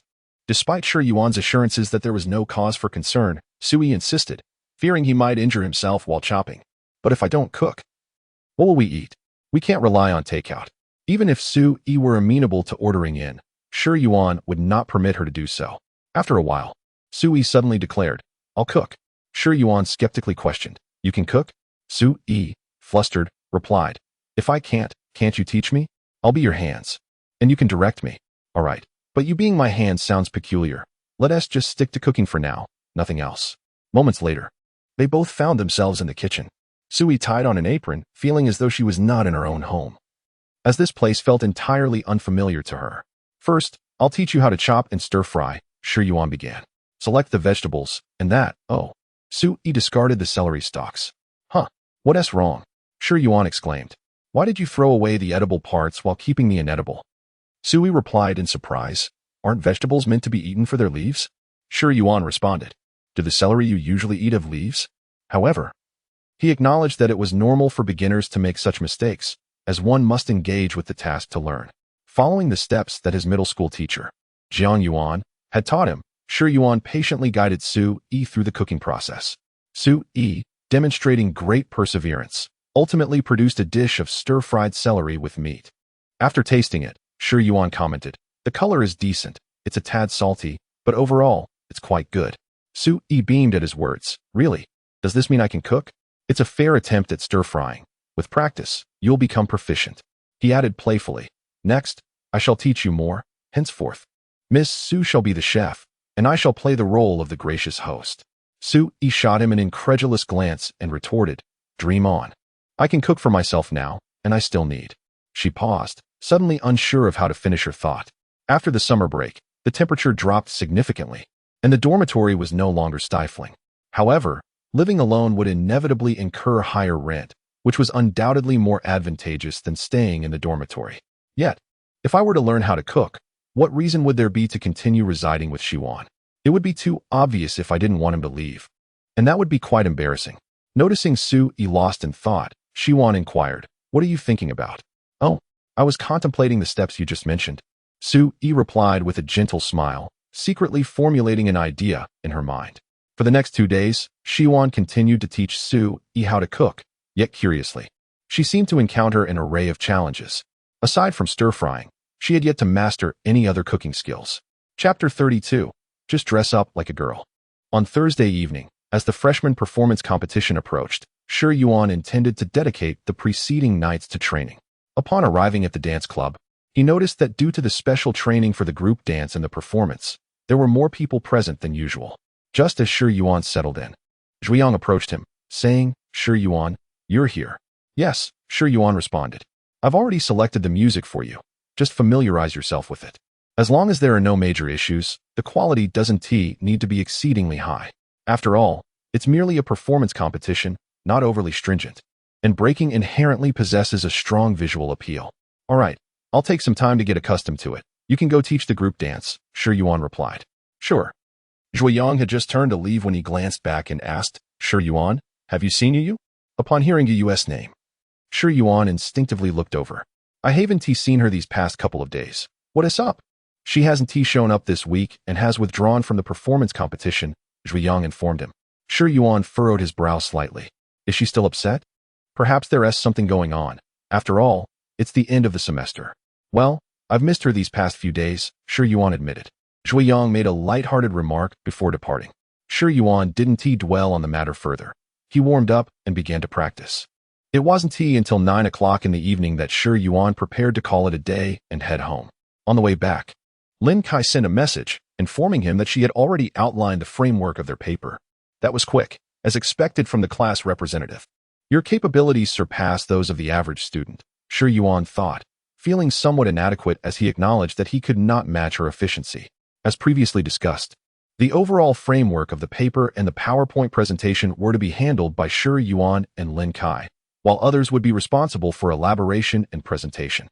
Lin Kai had suggested several times to Yuan that the tasks should be redistributed, not due to an inability to complete them, but because she couldn't bear the thought of others reaping the benefits without contributing. However, Yuan had already made up his mind. He intended to list only the two of them as the main authors. From the information previously submitted, it was evident that they had gathered the most critical components, rendering the contributions of others unnecessary, even if they later protested, given their language teacher's fair and strict disposition. It was unlikely that any additional credit would be awarded to the others. The most crucial aspect was that this time, individual contribution scores would be assessed, ensuring that the ratings for the two of them would be the highest. Upon understanding Yuan's reasoning, Lin Kai felt relieved and praised him for his thoughtful consideration. Upon returning to the community, Yuan noticed Su-yi looking sullen. "What's wrong? Who has offended Miss Su this time?" Su-yi immediately responded with a grimace. "We have the physical fitness test tomorrow morning." Yuan replied, "You've known about this for a while, haven't you? Just take the test. You can't avoid it. It's a nightmare. What's so dreadful about it? Moreover, you haven't even managed to run a complete 800 meters during this time. Whose fault is that?" Yuan pointed out. Su-yi had only gone for a morning run once and had not mentioned the fitness test again since then. Yuan, "Yes, run it for me." You want me to run in your place?" Su-yi eagerly responded. Yes. Tingting told me it's possible, but it will cost money, and there's a risk. If we get caught, it'll be over." Yuan immediately replied, "Don't even think about it. Even if there were no risks, I still wouldn't go." "Why not?" The boy retorted, "I could run 800 meters for you. Do you think the teacher is foolish? Just dress as a girl." Sui laughed as she spoke, as if she could already envision Yuan in women's attire. Yuan's expression darkened instantly. "You should strive on your own, rather than always thinking of evading challenges. There are certain matters one must face courageously. The sense of achievement after success far surpasses mere luck." Sui continued to sulk. After a moment, she inquired, "When will your college conduct the physical tests?" Yuan responded, "Tomorrow we will test for the sprint and pull-ups. No word on the others yet." The thought of Shi Yuan complaining about this arrangement crossed his mind.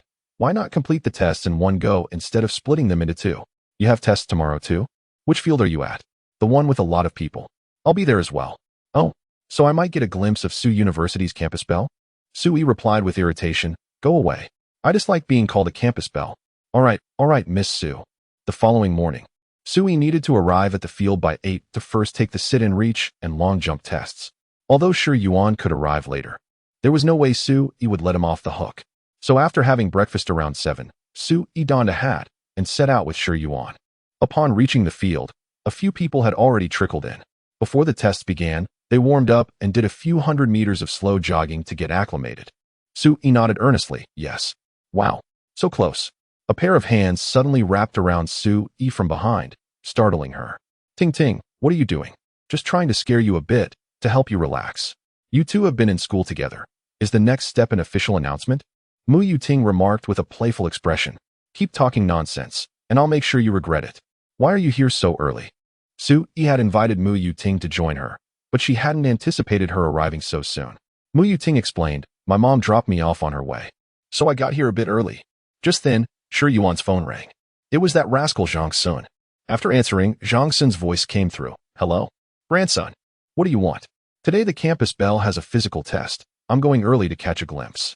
Zhang Sun and Shi Yuan typically spoke loudly, making it easy for Sui and Mu Yuting to overhear. After glancing at Sui, Shi Yuan replied, do you have to be so crass? Less chatter.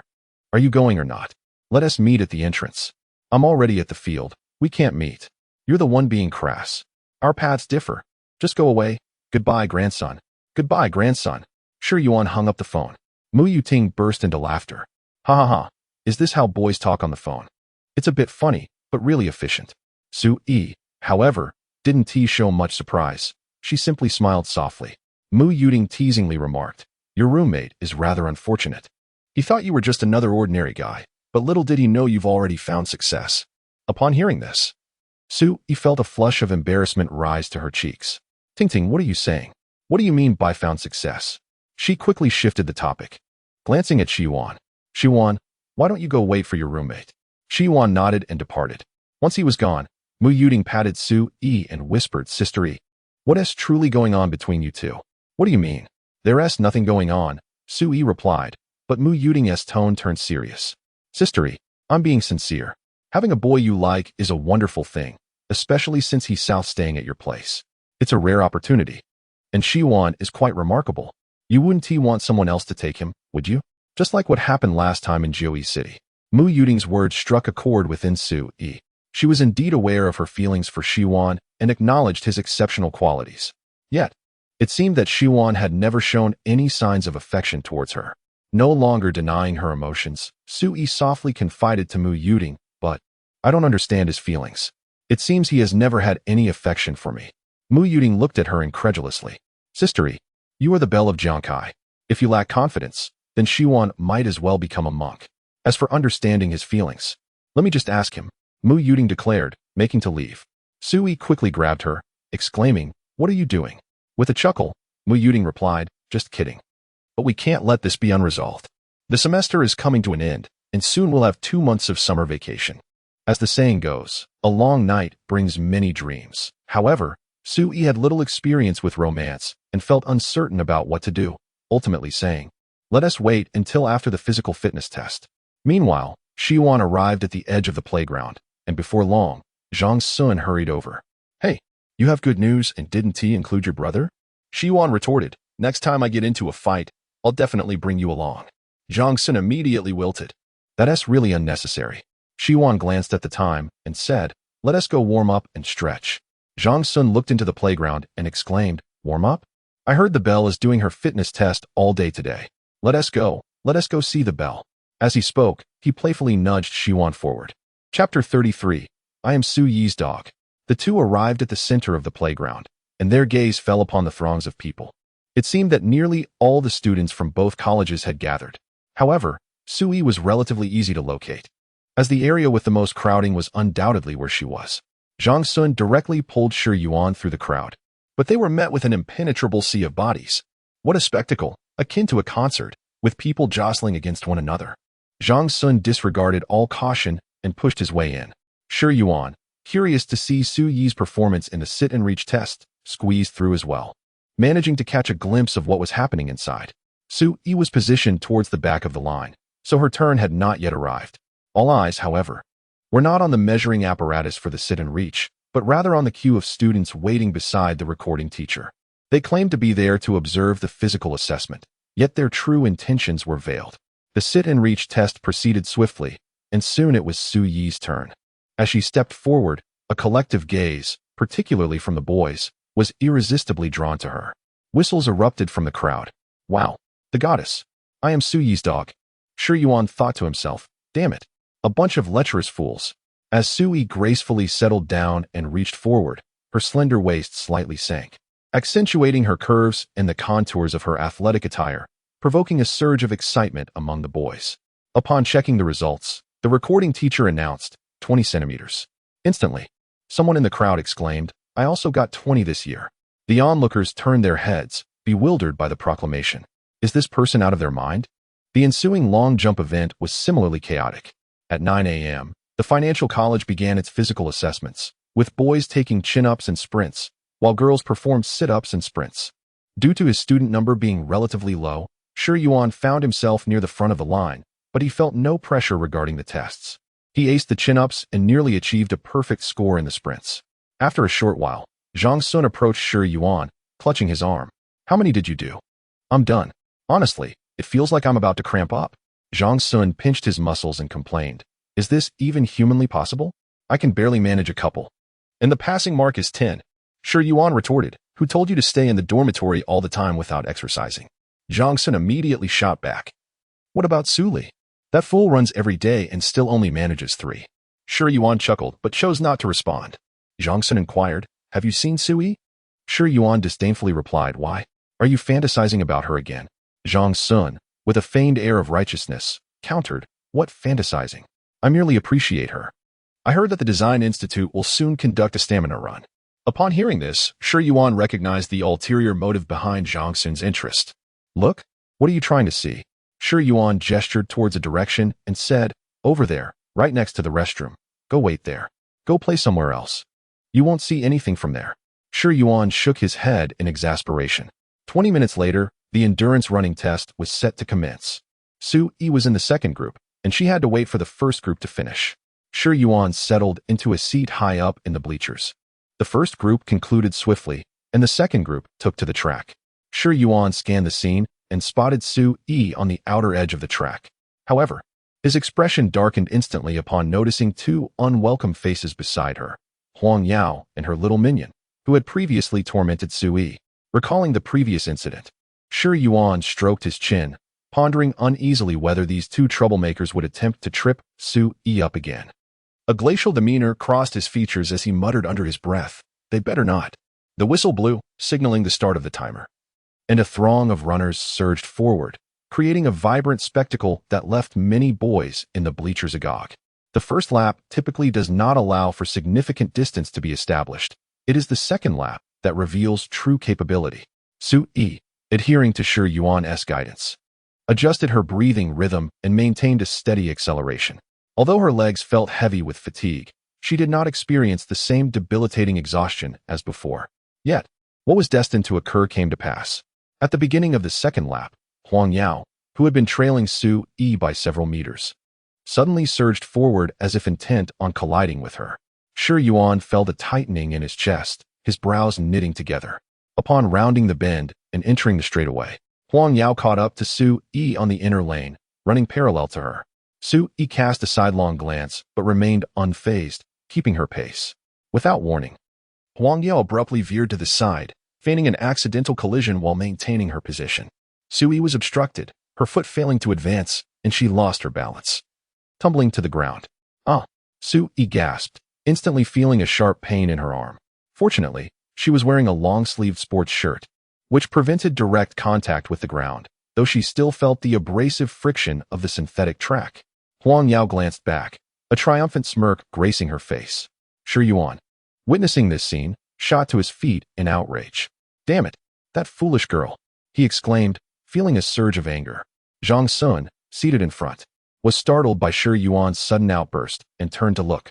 Yuan, there's no need to be so worked up. Shi Yuan scanned the vicinity but found that few were paying attention, as many shared in the collective ire that made his reaction seem unsurprising. On the track, Sui quickly regained her footing, steadied her breath, and resumed running, her pace quickening. Shi Yuan cast a deep glance at Sui before slowly resuming his seat, his gaze shifting coldly to Huang Yao in the distance. At that moment, Zhang Sun quietly inquired, "What happened, Yuan?" Shi Yuan replied icily, "That idiot did it on purpose." On purpose? Zhang Sun had assumed it was an accident, unaware of the animosity between Huang Yao and Sui, leaving Shi Yuan unable to provide an explanation. Zhang Sun, noticing the lethal chill in Shi Yuan's expression, refrained from probing further. Such incidents are commonplace in a large group test, after all. Meanwhile, Sui was gasping for air on the track. As Sui neared the final 100 meters, she gritted her teeth and began to accelerate, determined to surge towards the finish line. However, not long after she started, a hindrance appeared before her, Huang Yao's little lackey, who seemed utterly fatigued, obstructing Suyi's path. Shi Yuan furrowed his brow once more. It appeared that the two foolish individuals had conspired to humiliate Sui during the physical assessment in front of so many onlookers, ultimately ensuring her failure. How infuriating! Upon seeing the figure blocking her on the track, Sui comprehended that this was a deliberate tactic orchestrated by Huang Yao. Yet, if she remained obstructed, reaching the passing mark would indeed be uncertain. With a fierce glare, Sui accelerated once more, forcefully shoving the person in her way aside. The lackey barely managed to maintain her balance, nearly tumbling to the ground. After evading her, Sui did not look back and charged forward. Ultimately, she triumphed against the odds, crossing the passing line. However, Huang Yao still stood at the finish, reveling in her triumph. Upon witnessing Suyi's arrival, Shi Yuan rose with a decisive and sharp tone, instructing, "Let us go back." He then fixed his gaze intently towards the direction of the finish line and strode forward. "Hey, the exit is over there," Zhang Sun reminded him. "Let us head out that way and perhaps encounter someone." Zhang Sun was puzzled by Shi Yuan's intent but nonetheless followed suit. Chapter 34. Your husband is standing up for you upon reaching the finish line. Sui appeared to be devoid of fatigue, her icy gaze directed towards Huang Yao. Sensing the murderous intent behind Suyi's eyes, Huang Yao instinctively averted her gaze. The playground was bustling with people, many of whom, particularly the boys, cast unkind glances at Huang Yao. Yet, this seemed to be within Huang Yao's expectations. As she boldly approached Sui, standing before her with a sincere expression and uttering, "I apologize for accidentally bumping into you earlier. I was afraid of failing, so I didn't stop my apologies." Huang Yao's words were laced with regret, her face a mask of earnestness. Many onlookers relaxed slightly, acknowledging her attitude of contrition despite having collided with their goddess. Sui remained silent, fixated on Huang Yao. A faint, chilling smile played at the corners of Huang Yao's lips as she thought that Sui would have to swallow this humiliation in silence. However, Huang Yao's assumptions were misguided. Just as she prepared to utter more courteous remarks, a figure swiftly approached from her side and collided with her, knocking her back. Huang Yao felt as if a wall had struck her, losing her balance and landing unceremoniously on the ground. The spectators gasped, sensing that something extraordinary was unfolding. Was someone avenging the school beauty? Mu Yuding, who was midway through her path, halted to observe the scene. Huang Yao, now on the ground, felt pain radiating from her bottom and shoulder. After a surprised exclamation, she instinctively exclaimed, "Who was that? Are you blind?" The crowd's expressions soured once more. It appeared that Huang Yao, the deceptive beauty, had finally revealed her true self. Sui was momentarily taken aback, her gaze shifting to see Shi Yuan standing beside Huang Yao. "My sincerest apologies, I accidentally bumped into you. I was worried about missing out on the warm meal and failed to notice you. So sorry." Shi Yuan's demeanor was jovial and exceedingly amicable. "You." Huang Yao looked up, ready to unleash her anger. However, upon seeing Shi Yuan's face, her words faltered. Shi Yuan's expression shifted in an instant. He scrutinized Huang Yao coldly, as if attempting to see through her very essence. Huang Yao felt a shiver of fear creep into her heart under Shi Yuan's piercing gaze. Shi Yuan then turned his attention to Huang Yao's small entourage, who trembled and silently stepped back. "Leave," he commanded, his voice sharp and authoritative. The two girls jumped in fright. The onlookers erupted in cheers of satisfaction at the unfolding drama. Su-yi, initially startled, felt warmth bloom in her chest at the sight of Shi Yuan's retreating figure, accompanied by an indescribable sense of relief. Yet, before Shi Yuan could take more than a couple of steps, Huang Yao's voice, laced with venom, rang out behind him. "Don't go, instructor. He just deliberately bumped into me and took the opportunity to harass me." Coincidentally, the instructor had just arrived. The crowd's expressions darkened once again, muttering about the absurdity of such a petty complaint, with some unable to suppress their laughter. What a ridiculous stage this was, still seeking the teacher's intervention. How comical. Su-yi had not anticipated Huang Yao's unexpected maneuver, and she couldn't help but worry that Shi Yuan would face difficulties. Huang Yao's counselor, a stern-looking individual, turned to Shi Yuan and said, "Please wait a moment." Upon hearing this, Shi Yuan halted, looking innocent as he replied, "Teacher, you must observe carefully. I didn't even touch her, I merely passed by." "Nonsense. You clearly bumped into me just now." "What? When did I collide with you?" "Ask if anyone witnessed me hitting you." Shi Yuan maintained a posture of unwavering confidence. "Hey, Sun Zi, did I just bump into her?"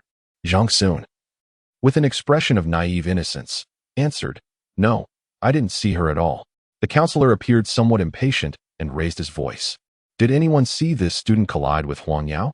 "No, he just walked past." "Why are you framing him?" "I didn't see anything. I didn't see anything." The counselor, seeing this, said nothing further and walked away. Shi Yuan chuckled and, with Zhang Sun, proudly made his way to the exit. "Just wait." Huang Yao was fuming, nearly bursting with rage, wishing to strangle Shi Yuan. Mu Yuding stepped forward, grasping Su-yi's hand, and whispered in her ear, "Your husband is standing up for you." "Ah!" Su-yi gasped, the warmth of Mu Yuding's breath sending tingles through her body, rendering her cheeks crimson. The unexpected words from Mu Yuding made Su-yi blush even deeper. This scene did not go unnoticed by several boys nearby. "Wow, the goddess is shy? Damn. Had I known, I would have been the first to slap that bitch. That guy stole my chance, damn it." Huang Yao nearly spat blood upon hearing this, her gaze towards Su-yi filled with jealousy and hatred. Mu Yuding then provocatively looked at Huang Yao, a derisive smile playing on her lips, as if mocking her as a fool. "Sister Yi, you should rest. We have a project this afternoon." Mu Yuding, along with the blushing Su-yi, sauntered away. Huang Yao glared at their retreating figures, seething with rage, her nails digging into her flesh in humiliation. After a casual chat, Shi Yuan and Zhang Sun decided to head back. It was nearly 11 when Su-yi finally returned home, accompanied by Mu Yuding. Su-yi invited her to keep her company. She couldn't let her eat alone in the cafeteria. As soon as Mu Yuding entered, she spotted the PS5 Su-yi had purchased and exclaimed, "Wow, Sister E, you are so efficient. And it's the Japanese version, fantastic. I'm definitely coming over more often. Why don't I just stay at your place?" Su-yi chuckled helplessly, replying, "There are only 2 rooms. You can't sleep with me." This was indeed true. Shi Yuan occupied 1 room, and Mu Yuding could not bear the thought of sharing a bed with anyone else, leaving no room for her. Yet, Mu Yuding frivolously replied, "What's the big deal? You and Shi Yuan can share a room, and I'll take the other. Just don't make too much noise." Cough, cough. Shi Yuan, who had been lounging on the living room sofa, nearly choked on his own saliva. The calamity truly knows no bounds. It is indeed challenging to fathom Su-yi's thoughts. She cast a glance at Shi Yuan, her cheeks flushed, and with feigned indignation declared, "Regardless of your meal, you may go to the cafeteria by yourself." Immediately, Mu Yuting adopted a pitiful demeanor, exclaiming, "Ah, Sister E, I traversed mountains and rivers to accompany you. How could you bear to let me go to the cafeteria all alone?" Following this, she sported a mischievous grin and added, "Moreover, the male host has yet to voice his opinion. I shall not take my leave." Su-yi was rendered speechless, her embarrassment palpable as she muttered, "Do not speak any further." Mu Yuting, reveling in her apparent victory, was in high spirits. Just as Su-yi was flustered, Shi Yuan interjected, "I am not sending you away. However, may I inquire why you did not participate in the physical assessment?" He had intended to ask this during the assessment earlier. Being a student of the Design Institute, Mu Yuting was expected to participate as well. Mu Yuting explained, "I am in poor health and cannot engage in vigorous exercise." "Oh, is that so?" Shi Yuan recalled that this was indeed the case, as there was another student who could not participate due to health reasons. "You two may sit for now. I shall prepare lunch," he stated as he rose to head towards the kitchen. However, he suddenly remembered something and turned back, asking, "Su-yi, how is your injury?" Sui was taken aback by Shi Yuan's unexpected concern. Her mind momentarily blanked before she replied, "It merely scraped some skin. It is nothing serious." Shi Yuan nodded. "That is good to hear. In the future, do not feel obliged to treat that shrew with kindness. Such individuals prey on the weak." "Oh, right," Sui replied obediently. Shi Yuan then entered the kitchen, and Mu Yuting could not resist exclaiming, "Wow, Sister E, he seems to have quite the fondness for you. He just stood up for you and now shows concern." Sui, however, appeared troubled as she remarked, "Concern does not equate to affection." Mu Yuting replied incredulously, "You both are utterly naive when it comes to feelings. You, with that striking appearance, become insecure when it comes to someone you like. As for Shi Yuan, he must have been aware of your feelings for quite some time." Sui gasped in surprise. Then why has he shown no reaction? Doesn't that imply he is uninterested?" Mu Yuting regarded her with a strange look, questioning her reasoning. If he were uninterested, why would he have defended you earlier and shown concern now? He even turned down Sister Yu, and he possesses admirable qualities. What more could one desire? A fairy tale princess? I believe he must have his own reasons, Mu Yuting speculated. Sui, perplexed, inquired, his own reasons? Mu Yuting conjectured. Could it be that he suffers from impotence? The blush that had faded from Suyi's face returned in an instant. You must be serious. Mu Yuting chuckled and then suggested, perhaps he has been hurt emotionally in the past. Who can say for certain? Sui said, a hint of melancholy in her tone. What should I do then? Mu Yuting proposed, there are two approaches, one gentle, the other forceful. Sui, with caution, replied, the gentle one. You should engage him in conversation, inquire about his past, and seek the underlying reasons. Sui immediately felt that this was an impossibility. For when it came to manipulation, he was far from being a match for Shi Yuan. Perhaps only his mother could extract anything from him.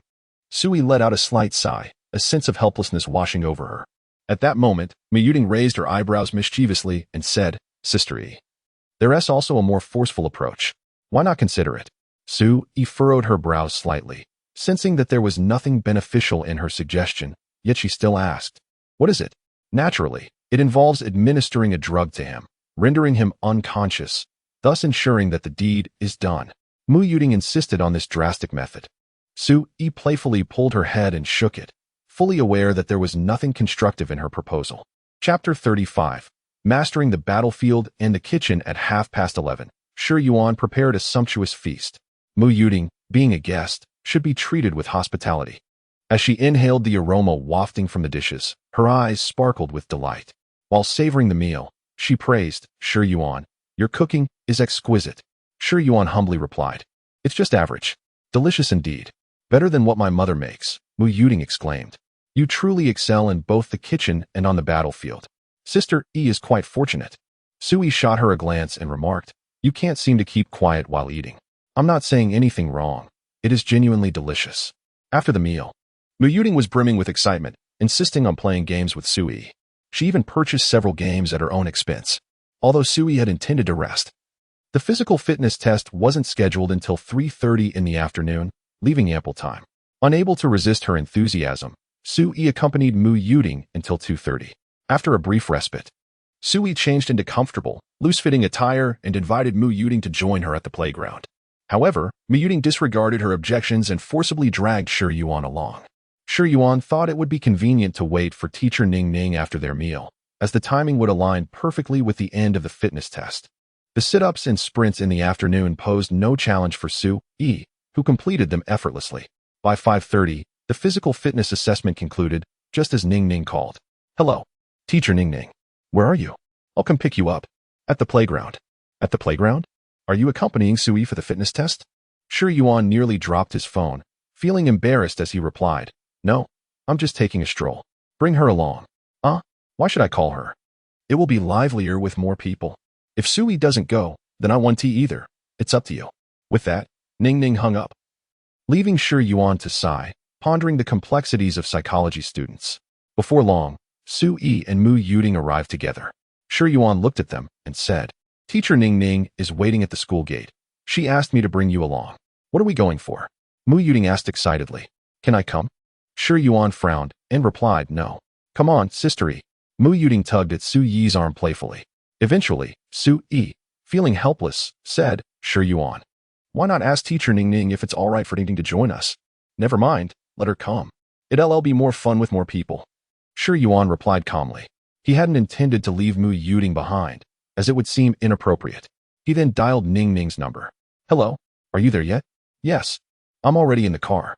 Great. We'll be there soon. Bye. Bye. After hanging up, Shi Yuan said, let us go to the school gate. The distance from the teaching area to the playground was merely a few hundred meters, and the trio arrived shortly. Upon seeing the three of them, Ning Ning couldn't help but ask, who is this? Sui smiled as she introduced, this is teacher Ning Ning, my friend Mu Yuding, a first-year student at the Design Institute. Ning Ning is the counselor for Shi Yuan. Mu Yuding greeted enthusiastically, hello, teacher Ning. I didn't expect such a young and beautiful counselor. If I had known, I would have chosen finance back then, Ning Ning beamed at the compliment, clearly delighted, and replied, oh, you really know how to flatter. Hop in. I'll take you out for a feast. The three settled into the back seat of the car, with Zhang Sun occupying the front passenger seat. Mu Yuding asked excitedly, Teacher Ning, what are we going to eat? Ning Ning responded with a smile. I once went to a seafood restaurant with friends, and it was quite good. Seafood? Isn't that rather expensive? Mu Yuding inquired. Not at all. It's not on me. Shi Yuan is paying, Ning Ning declared with flourish. Is that acceptable for you, Shi Yuan? How could I refuse? Shi Yuan reluctantly conceded, feeling the weight of the situation. He turned to Zhang Sun, saying, are you okay with seafood? Huh. Zhang Sun seemed startled. Seafood? Am I allergic? Why do you look like you just woke up? Shi Yuan retorted, exasperated.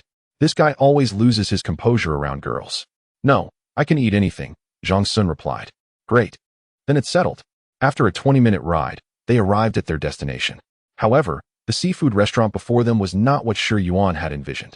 He expected something grand, but it appeared quite ordinary, lacking any signs of opulence. Yet, the establishment was indeed impeccably clean. Ning Ning remarked, what? Disappointed? Ever heard of great talents hidden in the city? Sometimes, extravagant hotels and upscale restaurants can't compare to humble places like this. This restaurant has been around for many years. The owner was originally a fisherman who has now opened a restaurant. The ingredients are freshly caught, and the skill is undeniable. Moreover, the prices are reasonable. Let us head inside. It should be less crowded now. Once inside, they found a spot to sit, and a middle-aged woman approached them, asking, what can I get for these handsome gentlemen and lovely ladies? Ning Ning replied, we'll have a medium set meal, plus a small lobster and 3 large crabs. You all can choose what you want. Let Shi Yuan foot the bill, and the lobster and crabs are my treat for you.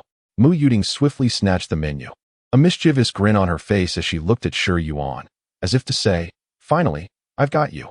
Shi Yuan, sensing her ulterior motives, momentarily regretted bringing her along. Nevertheless, Mu Yuding ordered a few items without going overboard, while Su Yi and Zhang Sun opted not to order anything further, feeling it was already ample. Once the dishes arrived, they were indeed as Ning Ning had described. The food was exceptionally clean and visually appealing. Shi Yuan couldn't help but marvel at how experience shapes one's palate. If he had brought his 5 mints to explore, they would likely have faced a culinary disaster. All right, let us dig in and see how it tastes, Ning Ning said generously.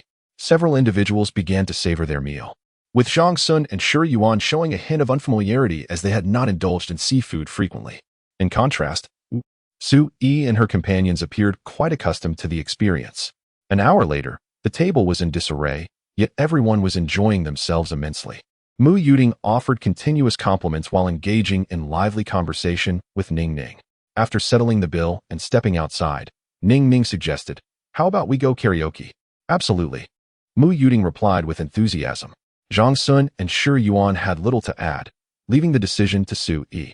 In a soft voice, Su Yi proposed, let us head to Tianlai karaoke. Without hesitation, they departed, and Ning Ning swiftly drove them to W.D. Plaza, where Tianlai karaoke was located on the first floor. Upon entering and inquiring, they found that the private rooms were fully booked, necessitating a brief wait. Thus, the group decided to linger in the waiting area. Ning Ning remarked, let us purchase some snacks and drinks, and take a stroll to work off our meal. Su Yi and Mu Yuding nodded in agreement, while Shi Yuan and Zhang Sun opted to remain behind. After the trio had departed, Zhang Sun leaned in and said, Yuan, how did Su Yi and the others come to be here? You seem quite familiar with her. Shi Yuan neither confirmed nor denied, simply stating, I suppose we know each other, though it's not a deep acquaintance. You're quite the hidden gem. If you manage to win over the campus beauty, I'll still be single, Zhang Sun complimented. Shi Yuan chuckled lightly and replied, "You'd better step up your game then. You, Zhang, have been courting Thumbelina for quite some time. It's about time you liberate yourself. I refuse to believe you Haven Tea had any success." Zhang Sun continued. Shi Yuan chose to ignore him and stood up to inquire with the staff. However, as Shi Yuan approached the front desk, an individual emerged from the nearby karaoke area. "Hello, could I please have 2 more bottles of drinks?" Upon hearing the voice, Shi Yuan turned to look, and upon recognizing the speaker, he was taken aback. "Why is it her?" Chapter 36. Then you shall remain a widow. Upon seeing Shi Yuan's countenance, she was momentarily taken aback. A few seconds later, Shi Yuan, devoid of any emotional fluctuation, averted his gaze and turned to leave. At that moment, a voice resonated from behind, both unfamiliar yet familiar. "Shi Yuan, are you going to pretend you do not know me?" Hearing this, Shi Yuan halted but did not turn back. Zhang Sun, engrossed in his phone, also looked up. "Miss, your drink. Could you kindly deliver it to room C12? Thank you." "Certainly." At that juncture, Shi Yuan turned to her and remarked, "Lin Xian, it is precisely because I recognize you that I glanced your way for a few moments longer." With that, Shi Yuan resumed his forward journey. Lin Xian, seeing this, chose to follow suit. Zhang Sun, sensing the impending awkwardness, deduced that she was undoubtedly his ex-girlfriend, and thus declared, "Ahem. I need to use the restroom." In a swift motion, Zhang Sun departed. Once seated, Shi Yuan found Lin Xian taking a seat beside him. However, upon noticing her presence, he promptly rose and relocated to the opposite seat. Lin Xian was initially taken aback by his actions, but soon her expression softened with a hint of relief. Shi Yuan broke the silence. "Lin Xian, I am here to enjoy time with friends today. If you have something to say, please do so swiftly. I have no time to waste." His tone was flat, lacking any emotional cadence. Lin Xian, upon hearing this, felt a pang in her heart, and then implored, "Shi Yuan, is this truly how it must be between us?" Shi Yuan's demeanor shifted to one of impatience. "How else can it be? If you have nothing of importance, then please leave. We can reminisce another day." Lin Xian discerned that Shi Yuan was indeed rejecting her. "Shi Yuan, I admit I may have spoken too harshly in the past, but I believe we need not remain in such a rigid state." Shi Yuan chuckled lightly and replied, "Lin Xian, don't you find this statement rather amusing?" Lin Xian retorted, "This is how I truly feel." To which Shi Yuan countered, "A shattered mirror, no matter how meticulously repaired, will still bear irreparable cracks." Upon hearing this, Lin Xian's eyes dimmed, embodying a sense of understanding yet helplessness. As the two conversed, Su Yi and her companions entered from outside. Upon spotting Lin Xian, Mu Yuding exclaimed, Hey, Yijia, Shi Yuan is flirting with another woman behind your back." Su Yi glanced at Ning Ning, who merely smiled knowingly. Immediately, Su Yi blushed and chided, "Stop saying such nonsense." At this moment, Su Yi also noticed Lin Xian conversing with Shi Yuan, but felt a sense of familiarity with her. Mu Yuding ushered them to a nearby seat and suggested, "Let us eavesdrop on their conversation." Su Yi hesitated. "This might not be appropriate." "What do you mean inappropriate? What if some vixen is trying to seduce Shi Yuan? Would you not be left a widow?" Su Yi retorted angrily, "Be quiet." Ning Ning stifled a laugh. Meanwhile, Lin Xian, appearing quite despondent, broke the silence after a moment and said, "Shi Yuan, we could return to how we once were, even if it means just being friends." The mention of the past plunged Shi Yuan into a reverie. The passage of time indeed feels ephemeral, like fleeting clouds, and once we reach adulthood, it seems as though life accelerates into double speed, never to return. Lin Xian, our story has reached its conclusion. We are no longer children. Some matters can no longer be addressed with the same spontaneity as before. Since you have drawn a line at the beginning, you must accept the story's end. Hearing this, Mu Yuding inquired with curiosity, "Sister Yi, what is their relationship?" However, Su Yi appeared absorbed in contemplation, lost in thought. "Sister Yi? What is it?" Su Yi snapped back to reality, still enveloped in her musings, and responded, "I feel as though I have seen her somewhere before." "You have seen her?" Mu Yuding asked. Ning Ning also turned her gaze towards Su Yi, yet Su Yi remained silent for a while. At that moment, Mu Yuding casually remarked, "It sounds like their ex is meeting." Upon hearing this, Su Yi's eyes widened in surprise, a hint of excitement in her voice as she exclaimed, "I remember now, the photograph." "Photograph?" Ning Ning and Mu Yuding echoed in unison. Yes, when Shi Yuan just moved in and was unpacking, a group photo fell out of one of his books. And the girl in it is her. "You two actually live together?" Ning Ning exclaimed in astonishment. Su Yi seemed to realize the gravity of her statement. Her face flushed crimson, and she became too shy to speak. Although it was merely a rental arrangement, there was an inexplicable difficulty in articulating it. Mu Yuding burst into laughter, exclaiming, Xiwan is her tenant. Tenant. Ha ha. Her words unmistakably confirmed their cohabitation. Ning Ning took a deep breath, her expression indicating that she comprehended everything. Oh no, it's not like that. Su Yi protested, flustered. Right. Let us get back to the main topic. Mu Yuding quickly concurred. So, does that mean she is Xiwan's ex-girlfriend? I suppose so. Su Yi replied, somewhat discontent. Isn't that more dangerous? What if old feelings resurface? Su Yi found herself at a loss for words. Ning Ning interjected, that one tea happened. Didn't Xiwan just say it's all over? Ning Ning, why are you? Su Yi blushed even deeper. Hey, it seems another one is coming, Mu Yuding said, looking ahead. The two turned in that direction to see a rather effeminate young man who appeared to know Lin Xian. However, the next moment, all three, along with a nearby shop assistant, perked up their ears at the sound of raised voices. Lin Xian, is he your ex? What does this mean? What do you take me for? You hang out with me, but get involved with your ex-boyfriend? Lin Xian attempted to explain, but she was given no chance to clarify. Oh, so you've always had such taste? With that kind of looks, you think you're worth my time? The effeminate young man's face was filled with disdain and contempt. Yet, Xiwan remained unperturbed, for to him, the boy's delicate features indicated that they were not even on the same wavelength. There was no need to let such a person get under his skin. Yet he felt somewhat disgusted by Lin Xian's situation. It is not that Lin Xian found another exceptional partner after breaking up with him. Rather, she is conversing with someone while still in a relationship, provoking this extraordinary individual to retaliate with disdainful remarks. Take your time to deliberate. Shi Yuan spoke with a tone of indifference, rising to change his seat. However, at that moment, the effeminate man pressed down on Shi Yuan's shoulder, prompting him to pause and glance sideways. The effeminate man, with a look of contempt, declared, What kind of person are you to compete with me? Meeting Xian must be the luckiest moment of your life. Ha ha ha. Shi Yuan frowned and forcefully brushed away the hand on his shoulder. Lin Xian stood up, her expression apologetic as she said, I'm sorry, Shi Yuan. Enough. Take your immature companion and get lost. Shi Yuan, unusually irritated, did not wish to escalate the situation too dramatically, considering their past acquaintance. However, Shi Yuan had still underestimated the foolishness of certain individuals. Chapter 37. The noble young lady rescues the heroine. Lin Xian had taken hold of the effeminate man, persistently urging him to cease his harassment. However, the man paid her no heed, sneering, Are you in a hurry? What a piece of work you are. Lin Xian was merely unfortunate at that moment. Otherwise, who would even look at you? Ha ha ha, you're nothing but discarded goods. The effeminate man appeared to revel in his perceived victory, laughing with a derisive arrogance that suggested he considered himself above all. Not far away, Mu Yuding was barely able to contain her anger. Sistery, is this neurotic neither man nor woman even human? They are a perfect match for that Huang Yao. Su Yi's chest rose and fell with agitation. It was difficult for her not to feel incensed by the effeminate man's insults directed at Xiwan. Sensing the escalating tension, Lin Xian quickly intervened. Please stop. Let's go. In truth, Lin Xian understood Xiwan well. He was merely saving face for her. Yet the effeminate man continued unabated, relishing the dominance he felt over them. Xiwan's gaze grew colder. It seemed this fool was in dire need of discipline. Mu Yuding, filled with indignation, expressed her frustration. I wish I could give him a couple of slaps. Sistery, sigh? Mu Yuding, distracted, watched as Su Yi furiously approached the scene.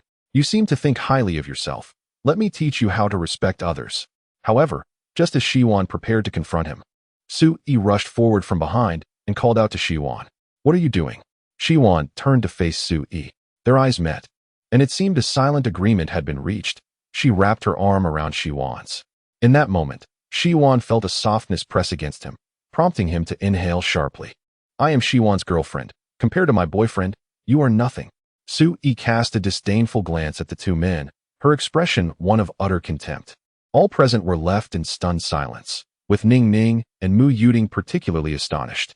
I thought you were going to mediate, Ning Ning exclaimed, just as she prepared to intervene. When did Sister Yi become so formidable? Mu Yuding marveled. Yet the most shocked of all was Lin Xian, who was left to ponder.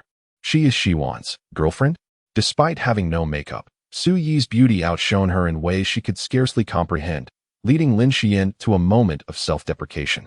Realizing the two of them resembled a mere joke, the effeminate man's attention was also captured by Su Yi, who evoked an admiration he had never experienced before. Her beauty, both in visage and form, was unparalleled, rendering him unable to look away. As for Xiwan, he was utterly bewildered.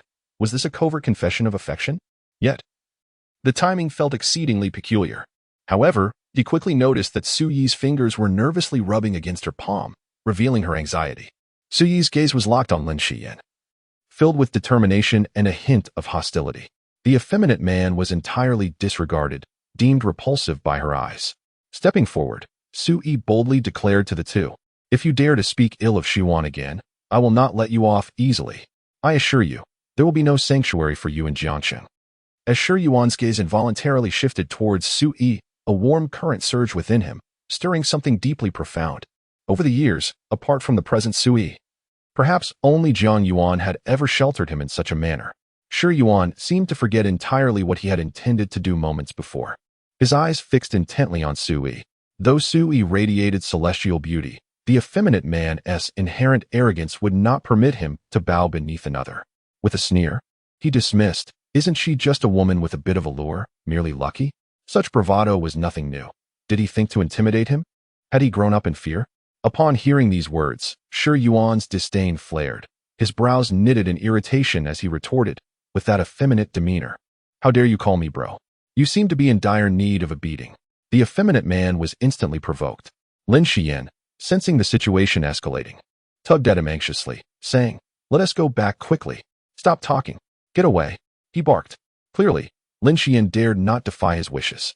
Leaning closer to Su Yi, Shi Yuan murmured, "Such a person requires a lesson." Su Yi understood his intent and had come for precisely that reason. Embracing Shi Yuan, she cautioned, "If we resort to violence, our rationale will vanish." Then, casting a glance at the effeminate man, her eyelids lowered slightly as if she were surveying him from a lofty perch, she said slowly, "Do you believe I'm merely trying to intimidate you?" The effeminate man offered no reply, merely displaying a contemptuous grin. Su Yi continued in a calm tone, "I am Su Yi. Inquire about the relationship between Qin Yu of the Su group and myself. If you doubt it, feel free to proceed as you wish. However, I assure you, regardless of the outcome today, you shall undoubtedly be the most unfortunate." Her final words bore a weighty gravity, transforming Su Yi into a seemingly omnipotent queen. Her words dripping with menace as though she were casting a verdict on the effeminate man's fate. Yet, he dismissed her words with disdain, muttering about the Su group until a thought struck him, causing him to swallow his words. His expression shifted to one of increasing seriousness, his previously arched brows furrowing, losing their earlier bravado. In less than half a minute, astonishingly, the effeminate man lowered his head. "I apologize for my disrespectful remarks, my lack of discernment." He promptly turned and hurried away, neglecting Lin Xian entirely. Relieved that he no longer persisted, Lin Xian sighed in relief, silently grateful, and hurried after him. The remaining onlookers wore expressions of sheer astonishment. Shi Yuan, utterly taken aback, rubbed his ears in disbelief. "Did I hear that correctly? This fool just conceded?" He marveled. What good is brawn if one lacks power and connections? And yet, he still clings on. Mu Yuding and Ning Ning had appeared behind Su Yi unawares. Startled, Su Yi withdrew her hands as if jolted by electricity, her cheeks aflame with embarrassment. "Oh dear, a noble lady rescues a hero. How kitsch," they exclaimed, chuckling at the melodrama unfolding before them. Su Yi felt an overwhelming sense of shame, wishing for a crevice to hide within. Ning Ning stepped forward to halt Mu Ting. Simultaneously, a staff member approached to inform them that AB7 room had become available 10 minutes prior. Ning Ning politely replied, "Very well, we'll take it for 3 hours. By the way, please bring us a few ice creams to cool Su Yi down." Su Yi quickly covered her cheeks, and Ning Ning couldn't help but chuckle as she pulled Su Yi towards the private room. Shi Yuan observed Su Yi's awkward demeanor, momentarily taken aback as thoughts swirled in his mind. After a brief pause, a smile crept onto his lips. "Only because you are so beautiful. Baby, hey, have you finished reminiscing? My legs are numb from squatting. All right, come back now." B7. Shi Yuan hung up the phone, feeling somewhat elated as he made his way to Area B. For the following hour, Su Yi remained quite reserved, only singing a single song, while Mu Ting and Ning Ning took the lead in vocals. After 2 hours, Sui decided to step outside for some fresh air. Noticing this, Shi Yuan proactively rose to follow her. Mu Yuting, witnessing this, was unable to suppress a grin, feeling an unexplainable excitement within, as if a beloved daughter had successfully married. Meanwhile, Zhang Sun was completely oblivious to the unfolding events, looking around curiously. Once outside, Shi Yuan promptly followed Sui. She initially intended to simply gather her thoughts at the door, but upon seeing Shi Yuan had also come out, she instinctively wanted to flee. Quick as a flash, Shi Yuan firmly grasped Suyi's hand. A jolt surged through her, akin to an electric shock, and she let out a soft gasp, slowly turning around. What's wrong? Am I frightening? Shi Yuan asked with a smile. Not at all. Then why are you avoiding me? Do you dislike me that much? Sui quickly shook her head. I don't dislike you. Not disliking means I like you. You. Sui averted her gaze, unable to meet Shi Yuan's eyes. Does that mean you can say you don't like me? Shi Yuan smiled. Thank you for earlier. Hearing this, Sui felt a pang of disappointment, thinking he had rushed out to hold her hand for a reason. Yet she responded, just saying thanks lacks sincerity. Lacks sincerity? I have a whole list of things I'm grateful for, and I'll share them with you. I want to listen. Well, you'll have to run away then. Sui's hand remained firmly in Shi Yuan's grasp. She struggled to free herself, but his hold was too strong. Just as she relaxed her efforts, Shi Yuan suddenly pulled her closer with a swift motion. Chapter 38. Apologies for the weight. Shi Yuan held Sui in his embrace, and she certainly felt it. Her cheeks flushed a rosy hue. Her head buried against his chest, too shy to look up. Why is he holding me? He smells so good. What am I supposed to say? Should I confess my feelings? Why is he silent? Does he not like me? Then why is he holding me? Could it be that he truly doesn't like me? After a full minute passed, Shi Yuan finally spoke earnestly. Sui, it seems you have never been in a relationship. Sui replied softly, pondering the implications of his words. What does that mean? Would you like to try discussing it? In that moment, she found herself momentarily speechless, her heart racing wildly. Like a startled fawn. Is this a confession? Is he confessing to me? To try discussing it must imply a confession, right? But is it really? How should I respond? Should I directly say that I like him and want to be together? Noticing Sui's silence, Shi Yuan assumed she was hesitating, so he continued. In an exam, there's always a time limit. It's better to choose incorrectly than to leave it unanswered. Sui, would you be my girlfriend? Shi Yuan could feel her heart racing, beating rapidly, almost as if she were short of breath. At that moment, she had envisioned and anticipated this scenario. Yet when it arrived unexpectedly, she found herself slightly overwhelmed. Shi Yuan gently added, if you disagree, then just pull away, and I shall pretend I never said anything. Sui remained still. That must mean she agrees. If she agrees, then I will hold you close. Instantly, Sui, resembling a startled lamb, raised her head and shot him a reproachful glance. Shi Yuan chuckled, noticing the plaintive look in her eyes, and said, I was just joking. So, do you agree or not? Slowly, Sui lowered her head, biting her lip, and gently nodded, happiness flooding her heart. But when proposing, you can't just nod. You must say you're willing. Still blushing, Sui nodded again, adding, isn't that a bit too fast? Shi Yuan smiled, if you want it. It can happen quickly. How about tomorrow? Sui felt increasingly bashful as Shi Yuan spoke, lightly punching him with her delicate fist before darting away into the private room. Seeing her flee, Shi Yuan couldn't help but laugh. When he first met Sui, she was the gentle, intelligent beauty, the school flower. After spending a few days together, he had witnessed the scheming and proud side of the young lady. Yet, she did not seem to be a spoiled heiress. Her inner intellect and tenderness were so genuine. This is what true affection entails. Feeling shy, being sensitive, caring, and revealing one's most sincere and tender side to another. Shi Yuan stood there, grinning foolishly, pondering whether this confession lacked a sense of ceremony. Should he emulate others and stage a grand public declaration? That would surely create a sensation throughout the school. With Sui's allure, he would likely become the target of envy among all the boys. With that thought, Shi Yuan composed himself and stepped through the door. Not far down the corridor, at the corner, Lin Xiyan, her gaze dim and devoid of light, quietly averted her eyes, as if her soul had departed, turning away to leave. Within the confines of a restroom at the KTV, the previously arrogant and flamboyant young man was now engaged in a phone call with his father. Are you certain she was referring to Qin Yu of the Su Corporation? The voice on the other end was grave. Yes, she was indeed speaking of Chinyu. It seems their relationship is rather complex. The young man, equally cautious, did not dare to be negligent. After a moment of silence, the voice continued, I have not heard of anyone close to President Qin. However, there are only a few in the circle who know President Qin's true name. We cannot afford to offend any of them. I learned of this only by chance from President Yi. How could she possibly know President Qin? Upon hearing this, a flicker of panic crossed the young man's face as he hastily inquired, Father, what should I do? Should I find them now and apologize? The line fell silent once more. After a brief pause, the voice resumed, Not for now. Such actions would be counterproductive. You must return home immediately and recount everything to me in detail. I will send someone to investigate. Also, regarding the young man you mentioned, if he has connections with the Su Corporation, you must cultivate a good relationship with him at all costs. The young man, not daring to delay, promptly replied, Understood, Father. I will return at once. After hanging up, he exhaled deeply, his expression grave as he made his way outside. In the remaining hour, Sui appeared significantly more cheerful, a sense of relief washing over her, as if her wishes had been fulfilled. At 10 that evening, Ning Ning drove Mu Yuding home before returning to the school gate. After bidding farewell to a few acquaintances, Zhang Sun headed back to the dormitory.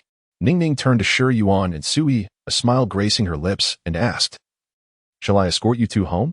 Sui, feeling somewhat bashful, replied, Ning Ning, teacher. Shi Yuan, with a smile, interjected, No need to trouble you, Ning Ning. We'll just walk. With that, he took Suyi's hand and opened the car door, both of them exiting in succession. Leaning out of the window, Ning Ning called out to the pair, I look forward to being your officiant. Goodbye. Shi Yuan responded warmly, Goodbye, Ning Ning. After Ning Ning drove away, Shi Yuan turned to Sui gently, saying, Let's head home. She replied. Hand in hand, they walked along the path, Sui occasionally glancing at Shi Yuan, her expression gradually relaxing. As they neared the entrance of the community, Sui withdrew her hand, then, as before, wrapped her arm around Shi Yuan's. Her face alight with happiness. Shi Yuan smiled faintly at this, allowing her to hold him close. Once home, Sui reluctantly released her embrace. As Shi Yuan opened the door, Sui recalled the time he had just moved in and asked, By the way, how did you discover the real password after I gave you the fake one? This was a question Sui had long wished to ask, but had kept forgetting. Shi Yuan, sensing a hint of pride, replied, Guess. Come on, tell me. Hurry. Sui urged playfully. Time passed slowly, proving difficult to resist. He replied, In truth, I was merely fortunate. Your birthday is hardly a secret. Sui then realized it was the work of those campus paparazzi. By the way, don't use such a simple password. It can be easily guessed. Humph, you think you're clever enough to figure it out. He chuckled, choosing not to comment further. Sui then said, I'll go change my clothes. I need to discuss something with you shortly. All right. After she had changed, Sui emerged holding a photograph. When Shi Yuan glanced over, he could hardly recognize the snapshot. Sui settled beside him. This is yours. Shi Yuan took the photo. And only then did he recall it was the one he had forgotten between the pages of a book, featuring himself and Lin Xiyan. You still keep this? He remarked. Sui nodded. Yes, it belongs to you. How could I possibly discard it?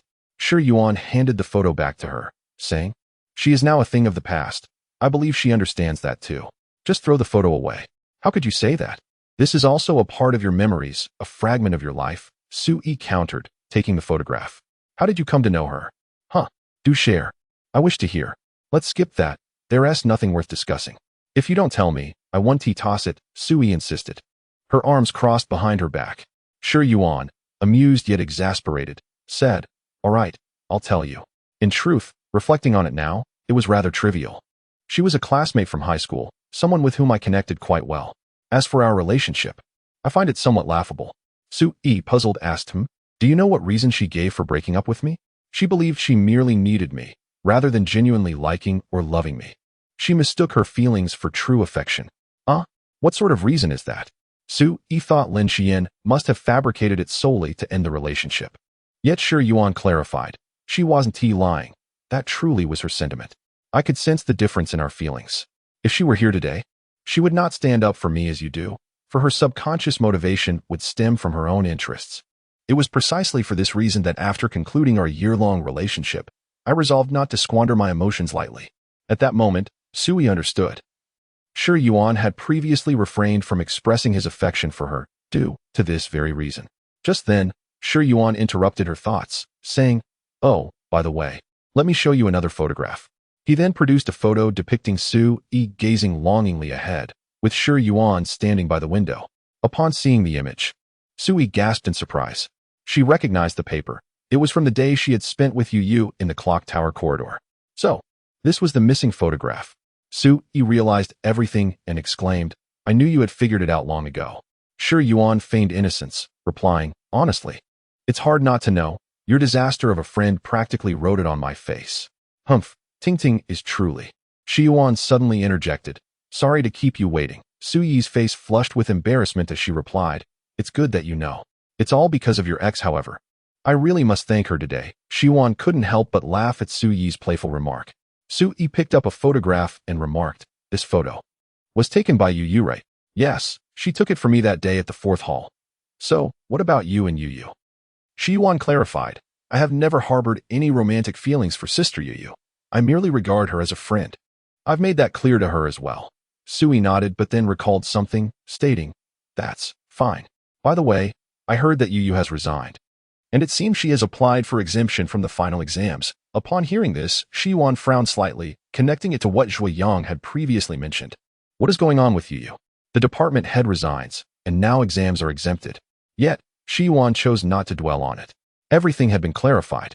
Perhaps Sister Yu had her own matters to attend to. "By the way, who is Qin Yu that you mentioned today?" Shi Yuan guessed that Su Yi's family must be extraordinary, as the Su group was indicative enough. The moment Qin Yu was brought up, Su Yi's demeanor shifted drastically. "Qin Yu is my mother. So, the Su group belongs to your family?" Su Yi hesitated but did not deny it. "Yes, it is." Upon hearing this, Shi Yuan was reminded of the adage about feigning weakness to ensnare the strong, and remarked, "You seem like the heroine in a light novel, revealing your illustrious lineage to shield me." A humble caramel. Su Yi shot Shi Yuan a glare and then proudly declared, "How about it? Do you feel as though you've married into a wealthy family and found an easy path in life?"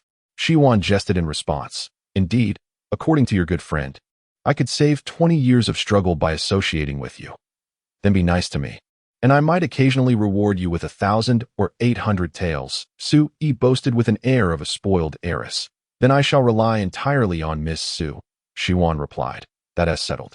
But first, Miss Su, how about returning the 2,000 you owe me?" "Consider the gaming money waived," Shi Yuan said deliberately. In an instant, Su Yi lost her earlier bravado and sulkily dropped her shoulders. Shi Yuan burst into laughter, and Su Yi, in a fit of anger, playfully pounced on Shi Yuan. Yet, she was no match for Shi Yuan, who effortlessly pulled her into an embrace. Su Yi immediately became docile, as if a switch had been flipped. "If my mother knew, I could buy a daughter-in-law for 2,000. You cheeky rascal, who said anything about 2,000? Su Yi regained her posturing and playfully began to tussle again. "Indeed, Su 2,000. Shi Yuan chuckled to the point of tears. "You rascal. Be careful, or you'll find yourself on the streets." "What? Kicking my boyfriend out on the first day? How ruthless. What do you think?" It wasn't until past 11 that Su Yi began to feel a sense of drowsiness. Chapter 39. The Matchmaker's Indifference to Marital Life. The following morning, as the sun rose, Su Yi remained ensconced in slumber, the clock nearing 9. Suddenly, the shrill sound of a phone ringing pierced the tranquility. It was Mu Yuding calling. Bleary-eyed, Su Yi answered, "Hello, who is this?" "Yi, are you still asleep? I bet last night was a battle of epic proportions." Startled, Su Yi sat up and opened her eyes. "What on earth? Why are you calling me?" "I just wanted to check on you. Didn't want you to be unable to rise from your bed, huh?" Su Yi's expression darkened. "If you keep talking like that, I will hang up." "Please don't. Finals are approaching. Can you help me with calculus?" "I will come find you." "Calculus?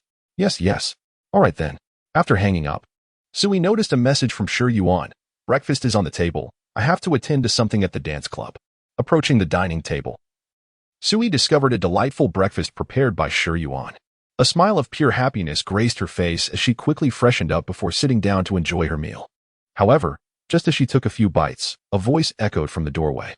"Yi, I'm here." Initially puzzled, Su Yi walked over to open the door. Upon seeing her, Mu Yuding leaped into Su Yi's embrace. Ting, how did you arrive so quickly?" Mu Yuding shut the door behind her, her expression turning sour. "This morning, my mom urged me to get out of bed and sent me to the school library to study." With a pout, she expressed her frustration. Sui couldn't help but chuckle at her friend's antics. Noticing the breakfast laid out, Mu Yuding remarked, "Wow, this breakfast is definitely made by Shi Yuan." Eee. Did you too? Hee. What are you implying? Don't overthink it. Mu Yuding pulled Sui down to sit beside her, leaning in with curiosity. So, what is the scoop? Yesterday, you two seemed a bit off. Is there any progress? Having sensed something amiss the previous day, Mu Yuding was eager to confirm her suspicions. Suyi's expression faltered. Well, did he agree? In a hushed voice, Sui shyly confessed. He confessed to me first. Mu Yuding's eyes widened in astonishment, as if she had just heard astonishing news. Wow, how delightful. Oh my gosh, why are you even more excited than I am? With a triumphant grin, Mu Yuding replied, "It's a sense of accomplishment. Finally, the heavens reward the diligent. My efforts were not in vain." Sui shot her a playful glare. Mu Yuding continued, "Will you make your relationship public?" "Well, I hadn't really considered that." Mu Yuding insisted, "Why not? It shows responsibility and eliminates some complications, right? You have so many admirers. This would help dismiss them all." Upon hearing this, Sui appeared to waver. It was indeed a dilemma. Not going public seemed somewhat irresponsible to Shi Yuan. Yet, she pondered whether it would bring him trouble. She recalled the last incident with Lu Jun at the hospital entrance. "I think I should ask Shi Yuan for his opinion, if he feels it's necessary. Then I will make it public." Mu Yuding looked at her incredulously. "Are you serious? Now everything revolves around what your boyfriend thinks? Where is it? You still claim there is none? Your face is all flushed, haha." "Absolutely not." After having breakfast, Sui began to tutor Mu Yuting. However, it wasn't long before Mu Yuting became utterly bewildered and started to express her desire to quit. Sui, feeling helpless, ended up sitting on the carpet with her, and they engaged in games for a solid 2 hours. "I can't shake the feeling that you came to my house just to play games," Sui remarked suspiciously. Mu Yuting nestled into Sui's embrace, her face radiating joy as she said, "Sister E is the kindest to me. If Aunt finds out, I want to speak up for you." At that moment, Shi Yuan entered through the door. Hearing the noise, Mu Yuting perked up and announced, "The male host has returned." Sui's face flushed with embarrassment. Shi Yuan set down his belongings and looked at Mu Yuting, asking, "What brings you here?" "What? Not happy that I, your wingman, came to see how things are going?" Mu Yuting retorted, hands on her hips. "Not at all. You can't see," she warned playfully. "Be careful or I'll have Sister E give you a beating." Sui chuckled awkwardly. These two always sparred when they met. Sui then noticed the items Shi Yuan had brought back and inquired, "What is that?" Shi Yuan replied, "Costumes. For the performance competition. You're going to perform on stage." Mu Yuting exclaimed excitedly, "Indeed." Mu Yuting quickly leaned closer to Sui and whispered, "Sister E, you must come. There will surely be many girls trying to attract Shi Yuan." Sui replied. The matchmaker knows nothing of postmarital life, as she pinched Mu Yuting's cheek. Suddenly, Mu Yuting recalled something and exclaimed, "Hey, do you know about the exchange student program at our school?" Shi Yuan, indifferent to such matters, was unaware. Sui had heard a bit, as the first batch of exchange students was at the Design Institute. "What's up? Isn't that just a roundabout way of preparing for studying abroad?" Mu Yuting said earnestly. "Haven't you seen the announcement on the school bulletin?" "What announcement?" "The list of exchange students," she said. "There's someone on there you wouldn't expect." Mu Yuting pulled out a screenshot to show Sui, and the name at the top was quite familiar. "Yu?" Sui exclaimed in surprise. Shi Yuan raised an eyebrow, slightly startled. "So Yu withdrew from her department and declined the performance competition to prepare for studying abroad?" Mu Yuting continued. "Sister Yu ranked first in the pilot program and was selected by a prestigious art institution in country Y. The announcement was made yesterday. This exam had been notified 2 months prior. Although it was a school-wide examination, both Sui and Shi Yuan had little interest in studying abroad, so they had overlooked it. The exam and initial interviews ended ages ago. Why is the announcement only coming out now? That's quite rushed, Sui observed, glancing at Shi Yuan. He tilted his head, indicating it was unrelated to him. "It's time for dinner. I'm going to cook," Shi Yuan said. However, he had barely taken 2 steps when his phone rang. "Because you are too beautiful, baby." Shi Yuan pulled out his phone to see it was a call from Zhuo Yang. "Hello, Brother Zhuo." As Shi Yuan learned that Yu was about to leave school to become an exchange student, he glanced at Sui and Mu Yuting, who were both looking at him expectantly. "I just found out," he said. Zhuo Yang continued, "Honestly, she could have given us a heads up." I was thinking of organizing a simple farewell gathering for her. Since you have a closer relationship with Yu, perhaps you could help me out with the planning. After all, we are friends. Shi Yuan exchanged glances with Sui and asked, "When is Yu leaving?" "On the morning of the performance," she replied. "She needs to go home to prepare." "All right, let me think about it," he said. "If you need anything, just call me."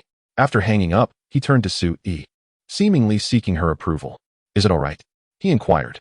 Sui pondered for a few seconds before responding. "As friends, it is indeed important to bid her a proper farewell." Shi Yuan nodded and then headed toward the kitchen. Once Shi Yuan had left, Mu Yuting quietly remarked to Sui, "Sister E, are you really letting Shi Yuan go? Aren't you worried?" Sui interrupted. "Worried about what? If I don't trust him now, what would be the point of being together? And please, stop applying those drama clichés. In reality, some farewells among friends may very well be permanent, and we may never see each other again." After finishing her statement, Sui moved to the sofa, opened her phone, and prepared to browse videos. Suddenly, a message popped up, and she glanced at it, her expression revealing a hint of surprise. Subsequently, she stood up and walked toward her room. Mu Yuting, puzzled by Sui's sudden change in demeanor, glanced at the calculus book on the table before resolutely opting for the nearby gaming controller. In her room, Sui dialed a number. "Hello, Mom, is there something you need?" A calm and powerful female voice responded from the other end. Qinyu. Chapter 40, Lousy. The greatest in the land of China. Additional update. There's something I wish to inquire, Qinyu stated coolly. "What is it?" Sui pondered what matter Qinyu could possibly have regarding her. "Did you encounter anyone from the Peng family yesterday?" Sui contemplated briefly before responding. "Which member of the Peng family are you referring to?" After a few moments of silence, Qinyu's voice resonated through the phone once again. "There were individuals from the Peng family investigating your identity yesterday, along with a student who accompanied you." Sui's lips parted slightly, her eyes shimmering with understanding. It dawned upon her that the odious, effeminate man was indeed affiliated with the Peng family, backed by the Peng Li Company.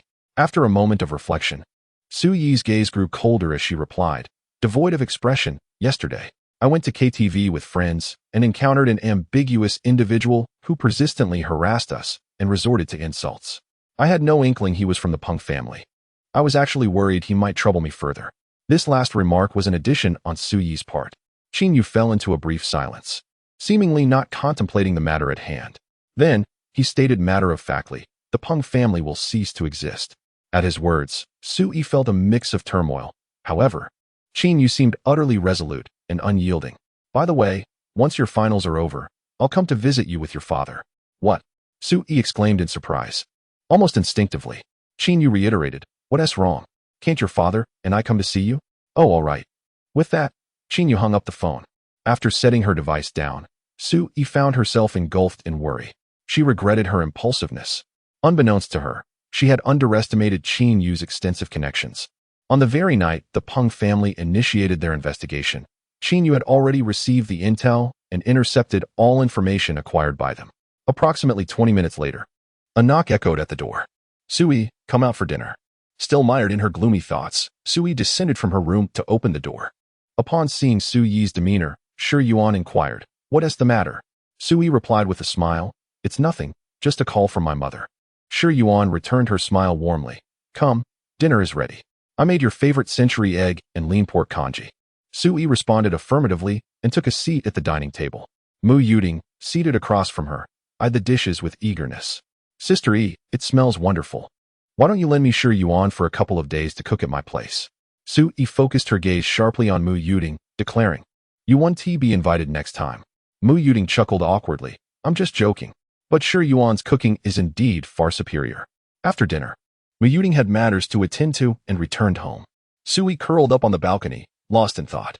Should she confide in Shi Yuan about the situation? Would it turn disastrous?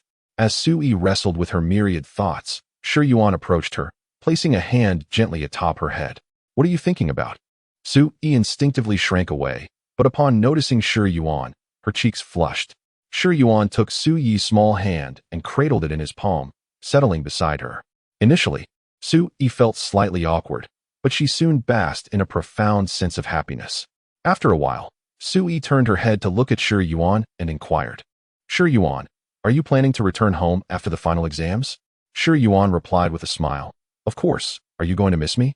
Su Yi felt a rush of shyness but did not answer directly. Instead, she asked, "When will you be going back?" After pondering for a moment, Shi Yuan responded, "I have exams next week, likely for 5 days, so I should return home on the weekend. Of course, I can stay a few more days to accompany you." Su Yi considered this in her heart, realizing it seemed unavoidable. She would finish her finals by Friday next week, while Shi Yuan, with his first-year foundational courses, had a tight schedule. Noticing Su Yi's contemplation, Shi Yuan asked, "What's on your mind? When do you finish your exams?"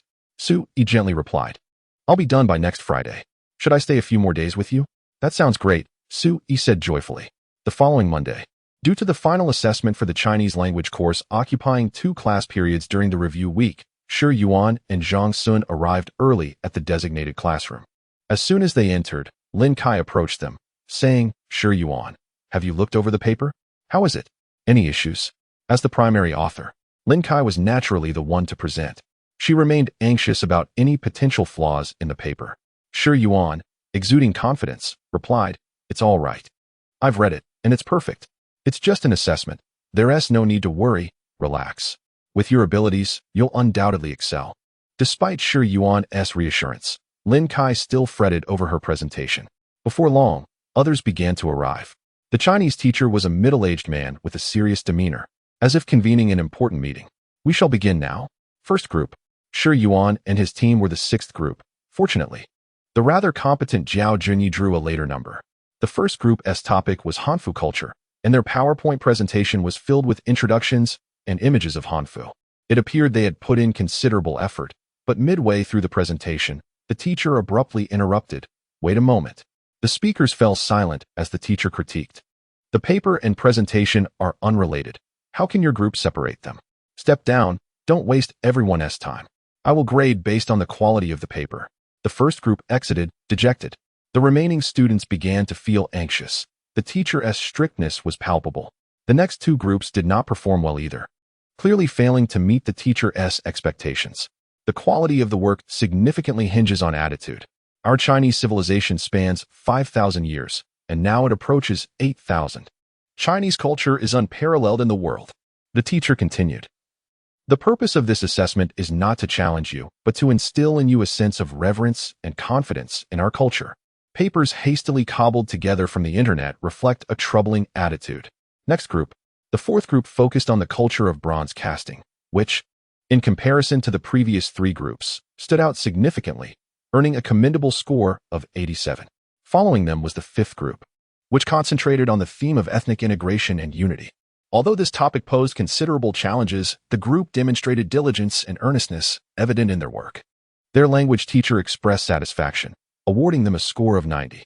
When it was Shi Yuan's group's turn, he glanced at Lin Kai, who was reciting her lines beside him, offering her a reassuring look. The 6th group presented on Taoist culture. Lin Kai took a deep breath and approached the podium, where Shi Yuan and the other 4 group members turned their attention to her. Our theme today is Taoist culture. While many may think of the concept of non-action and notable sages, we have ventured down a new path. The language teacher adjusted his glasses and began to scan the printed paper. In the novel The Three-Body Problem, one of the presented cosmologies is the hypothesis of superior civilizations in a controlled environment. We have drawn upon this notion, positing that Laozi is the solitary transcendent figure of millennia, having escaped the confines of Earth. As Lin Kai transitioned from initial nervousness to composure, the language teacher raised no objections throughout her presentation. "I conclude my speech here. Thank you all." The teacher maintained a serious demeanor, nodding slightly. Lin Kai's presentation was remarkable, and the slides effectively encapsulated the essence of the paper, indicating substantial effort. The paper's most notable feature is its innovation, intertwining modern theories with a portrayal of Taoist culture that diverges from tradition. "I commend your creativity in linking Laozi's timeline with contemporary narratives." Upon reaching the conclusion of the paper, the teacher's gaze sharpened, and he looked up at Lin Kai, inquiring, "Why are only you and Shi Yuan credited as the main authors?" A glimmer of insight flickered in Shi Yuan's eyes. The teacher had finally hit upon the crux of the matter. Lin Kai responded without hesitation. "The overarching concept and most of the research were proposed and executed by Shi Yuan. My role was limited to writing and presenting." The teacher perused the earlier statistics and, after a moment, stood and addressed the remaining members of the 6th group. Shi Yuan rose alongside them, and the teacher, recognizing him, sternly directed his attention to the other 4 members. Tell me, what contributions did you make during this assessment? 2 of the girls bowed their heads in silence. However, Zhao Junyi, emboldened, replied, I coordinated efforts and gathered crucial materials. The teacher scrutinized Zhao Junyi, pushing his glasses up, reflecting moments of clarity. If I am not mistaken, you are the group leader, correct? I can confidently assert that the absence of the 4 of you would not have altered the outcome, especially your role as leader. The materials and cases utilized in the paper have no connection to you. You will receive a passing grade, but only a passing one, as you are not the authors of this paper. The 2 girls, understanding the situation, quietly sat down, while Zhao Junyi, flustered, realized he had merely glanced at the paper and overlooked the authorship section. Such a situation would undoubtedly lead to a significant deduction of points. This is utterly unfair. We are a team and have contributed our efforts. I demand that our names be included in the author section. The language teacher rose once more and forcefully tossed the paper onto the desk. Those who reap the rewards without effort dare to claim credit. One receives in proportion to what one invests. I have yet to address your lack of responsibility as the group leader. You are fortunate to be grouped with Lin Kai-shir. Otherwise, I would not have passed you in this course. Next group. Zhao Junyi displayed no temper, and Su Li quietly took his seat. Observing this, Shi Yuan felt an immense sense of relief and exchanged a knowing smile with Lin Kai as they descended from the podium. The remaining 2 groups performed adequately, with neither high nor low scores. Within the span of 2 class periods, the assessment concluded ahead of schedule. The language teacher ascended the podium and announced, this assessment has come to an end. The group with the highest score is Group 6, achieving 95 points. The individual with the highest score, Lin Kai and Shi Yuan, both attained 99 points. I will share the scores of all students in the class group once they are organized. Thus, this course is officially concluded. I extend my heartfelt gratitude to everyone for engaging in the exploration of our great Chinese culture. I hope that you all will maintain a profound sense of national and cultural confidence, for our great China is the best in the world. Class dismissed. The applause from the audience resonated like thunder. Shi Yuan held great admiration for this language teacher. Such exceptional educators are indeed rare. Chapter 41. Call me husband.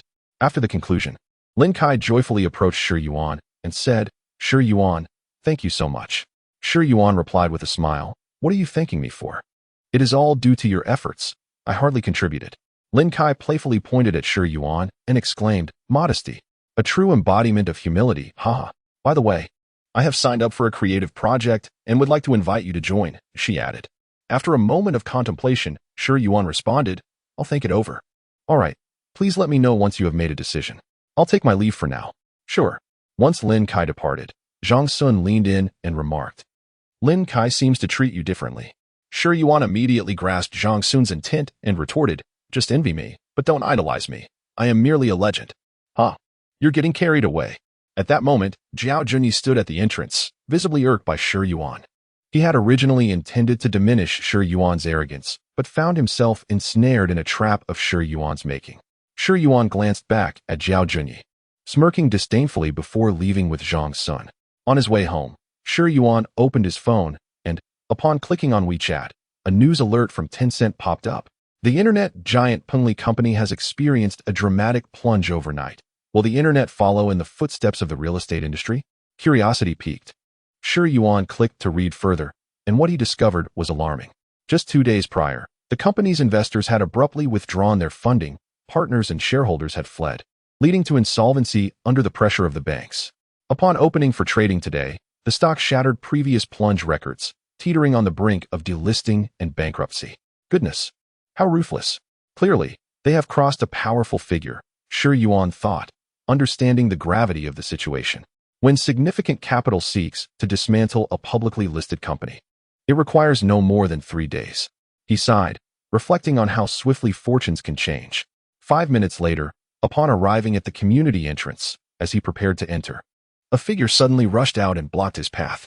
Shi Yuan was taken aback. What on earth? Upon closer inspection, he recognized it as Lin Xian's paramour, the effeminate man. However, he was taken aback by the disheveled state of this individual. The once pretty boy was now drenched in sweat, with tear-filled eyes, appearing utterly devastated. Before Shi Yuan could process the situation, the man fell to his knees. Hey, what are you doing? Kneeling before the heavens and the earth may be customary, but kneeling before this fool was anything but auspicious. Shi Yuan attempted to sidestep him. Yet, the effeminate man lunged forward, grasping Shi Yuan's arm, pleading desperately, "Please. I beg you, spare us. I was blind." Shi Yuan was bewildered. "What is happening here? Let go of me. Are you out of your mind? Recognize who I am and get up." But the man continued to gaze at Shi Yuan with imploring eyes, leaving Shi Yuan feeling quite embarrassed. Just as Shi Yuan was about to inquire about the unfolding events, a police car arrived, coming to a steady stop nearby. Two officers stepped out of the vehicle and promptly placed the effeminate man in handcuffs. Shi Yuan was taken aback and could not help but ask, "What is going on?" One officer replied, "He is involved in a case related to public safety. Take him away." Two police officers escorted an effeminate man into a vehicle before driving away. Shi Yuan stood in stunned silence for a few seconds, raising his hands in disbelief. It was simply absurd to witness such a scene in broad daylight. Upon arriving home, he found Su Yi engrossed in a horror film, oblivious to his entrance. Stealthily, Shi Yuan approached her from behind and abruptly wrapped his arms around her. "Ah!" Su Yi gasped in shock, and upon realizing it was Shi Yuan, she scolded. "You scared me to death, you rascal." Shi Yuan retorted, "I was the one nearly frightened to death. Just downstairs." That effeminate lad looked at me as if he had seen a ghost, and then the police took him away. Su Yi paused momentarily, then quickly grasped the situation. Smiling as she remarked, "Evil deeds eventually lead to retribution."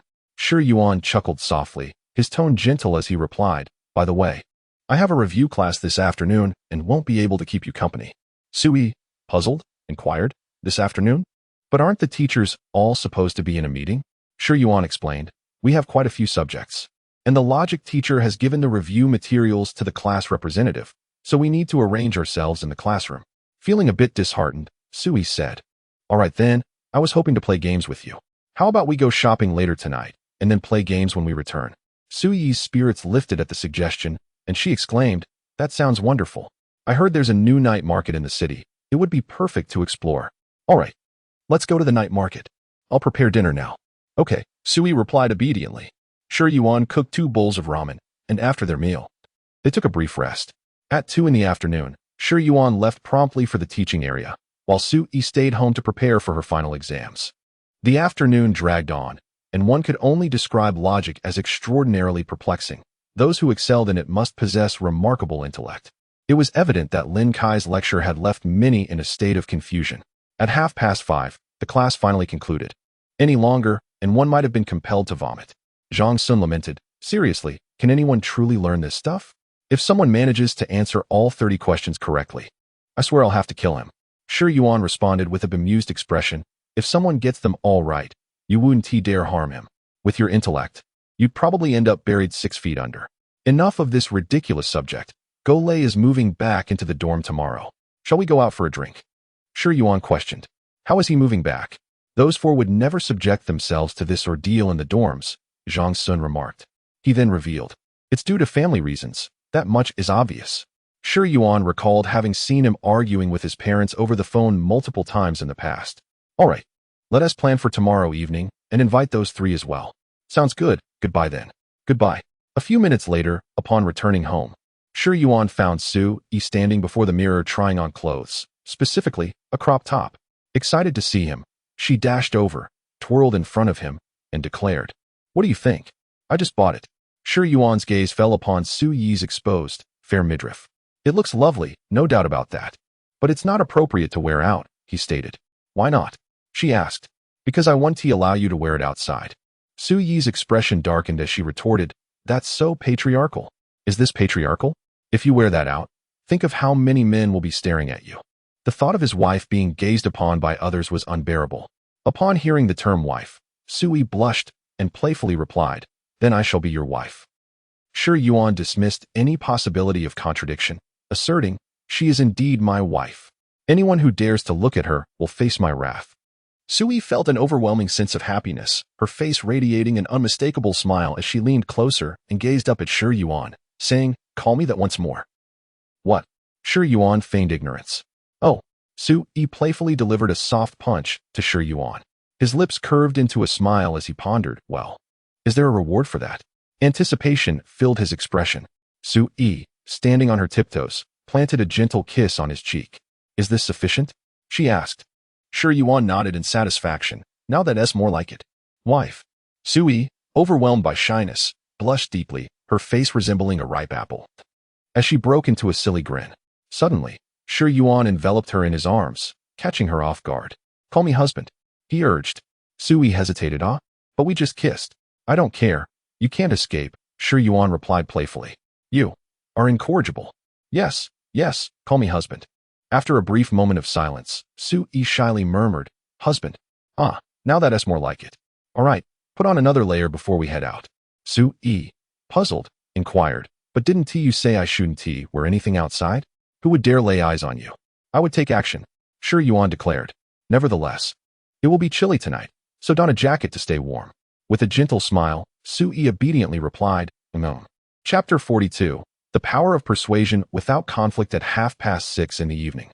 The two individuals made their appearance at the night market adjacent to the University of Science and Technology. Sue donned a long-sleeved shirt paired with loose-fitting casual trousers. Although her attire concealed some of her allure, the graceful contours of her figure remained difficult to obscure.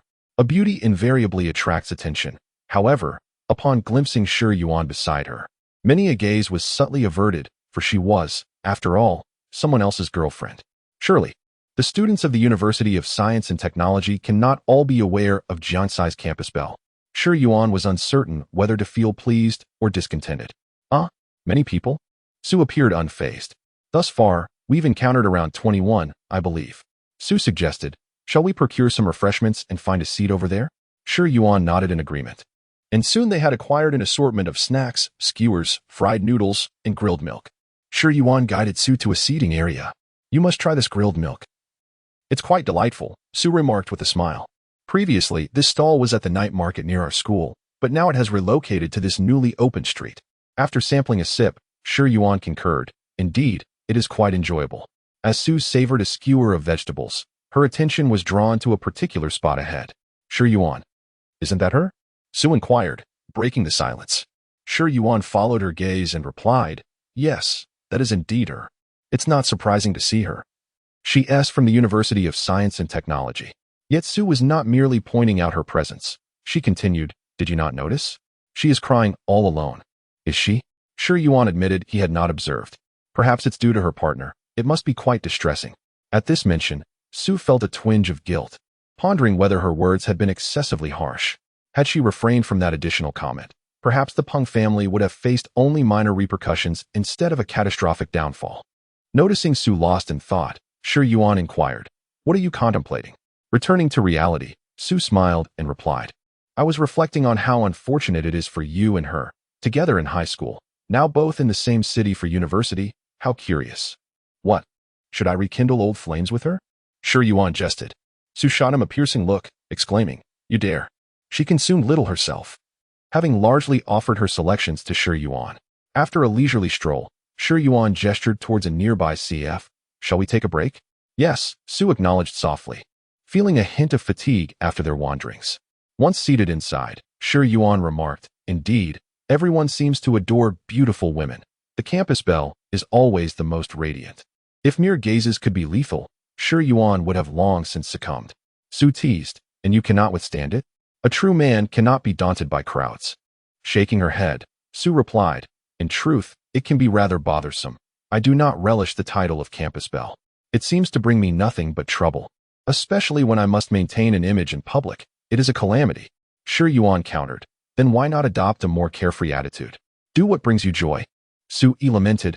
It's not as easy as it sounds. Look at those stars. In the eyes of most people, they are flawless. Yet, the moment they reveal even the slightest imperfection, it is magnified infinitely, leading to dire consequences. Shi Yuan, have you ever been the victim of rumors or bullying in school? Shi Yuan pondered for a moment before replying. Most people have experienced something similar, I suppose. Su Yi's expression grew somewhat despondent, and after a brief silence, she continued. I was once subjected to rumors and bullying in middle school, solely because of my striking appearance, yet I could never please everyone. Spreading rumors incurs little cost. So to avoid unnecessary trouble, I had to maintain a composed exterior. Upon hearing this, Shi Yuan fell into contemplation. Although he did not fully grasp the unique troubles that plagued Su Yi, He could sense her helplessness in this matter. He gently tousled her hair and softly assured her, "I will not interfere with your choices. If one day you decide you no longer wish to live this way, I will stand against the tide for you." Touched, Su-yi leaned closer to Shi Yuan, a reassuring smile illuminating her face. After chatting for a while longer, they rose to depart. Shi Yuan took her hand and said, "Let us go back and play some games together." Su-yi replied, her eyes brimming with tenderness as she gazed at Shi Yuan. However, just as they reached the door, they collided with someone approaching. "Well, if it isn't my brother's son." Shi Yuan's expression darkened instantly upon recognizing the figure. Who was this? None other than Luo Cheng. Su-yi felt a twinge of awkwardness. It was her first time being seen in public with Shi Yuan as a couple. Luo Cheng appraised them both with a knowing smile. "So, this must be Sun's girlfriend? Care to introduce her?" Su-yi recognized Luo Cheng, but felt somewhat bewildered. Why was he calling Shi Yuan Sun? Shi Yuan, visibly annoyed, maintained a serious demeanor, stating, "This is my girlfriend, Gunainai."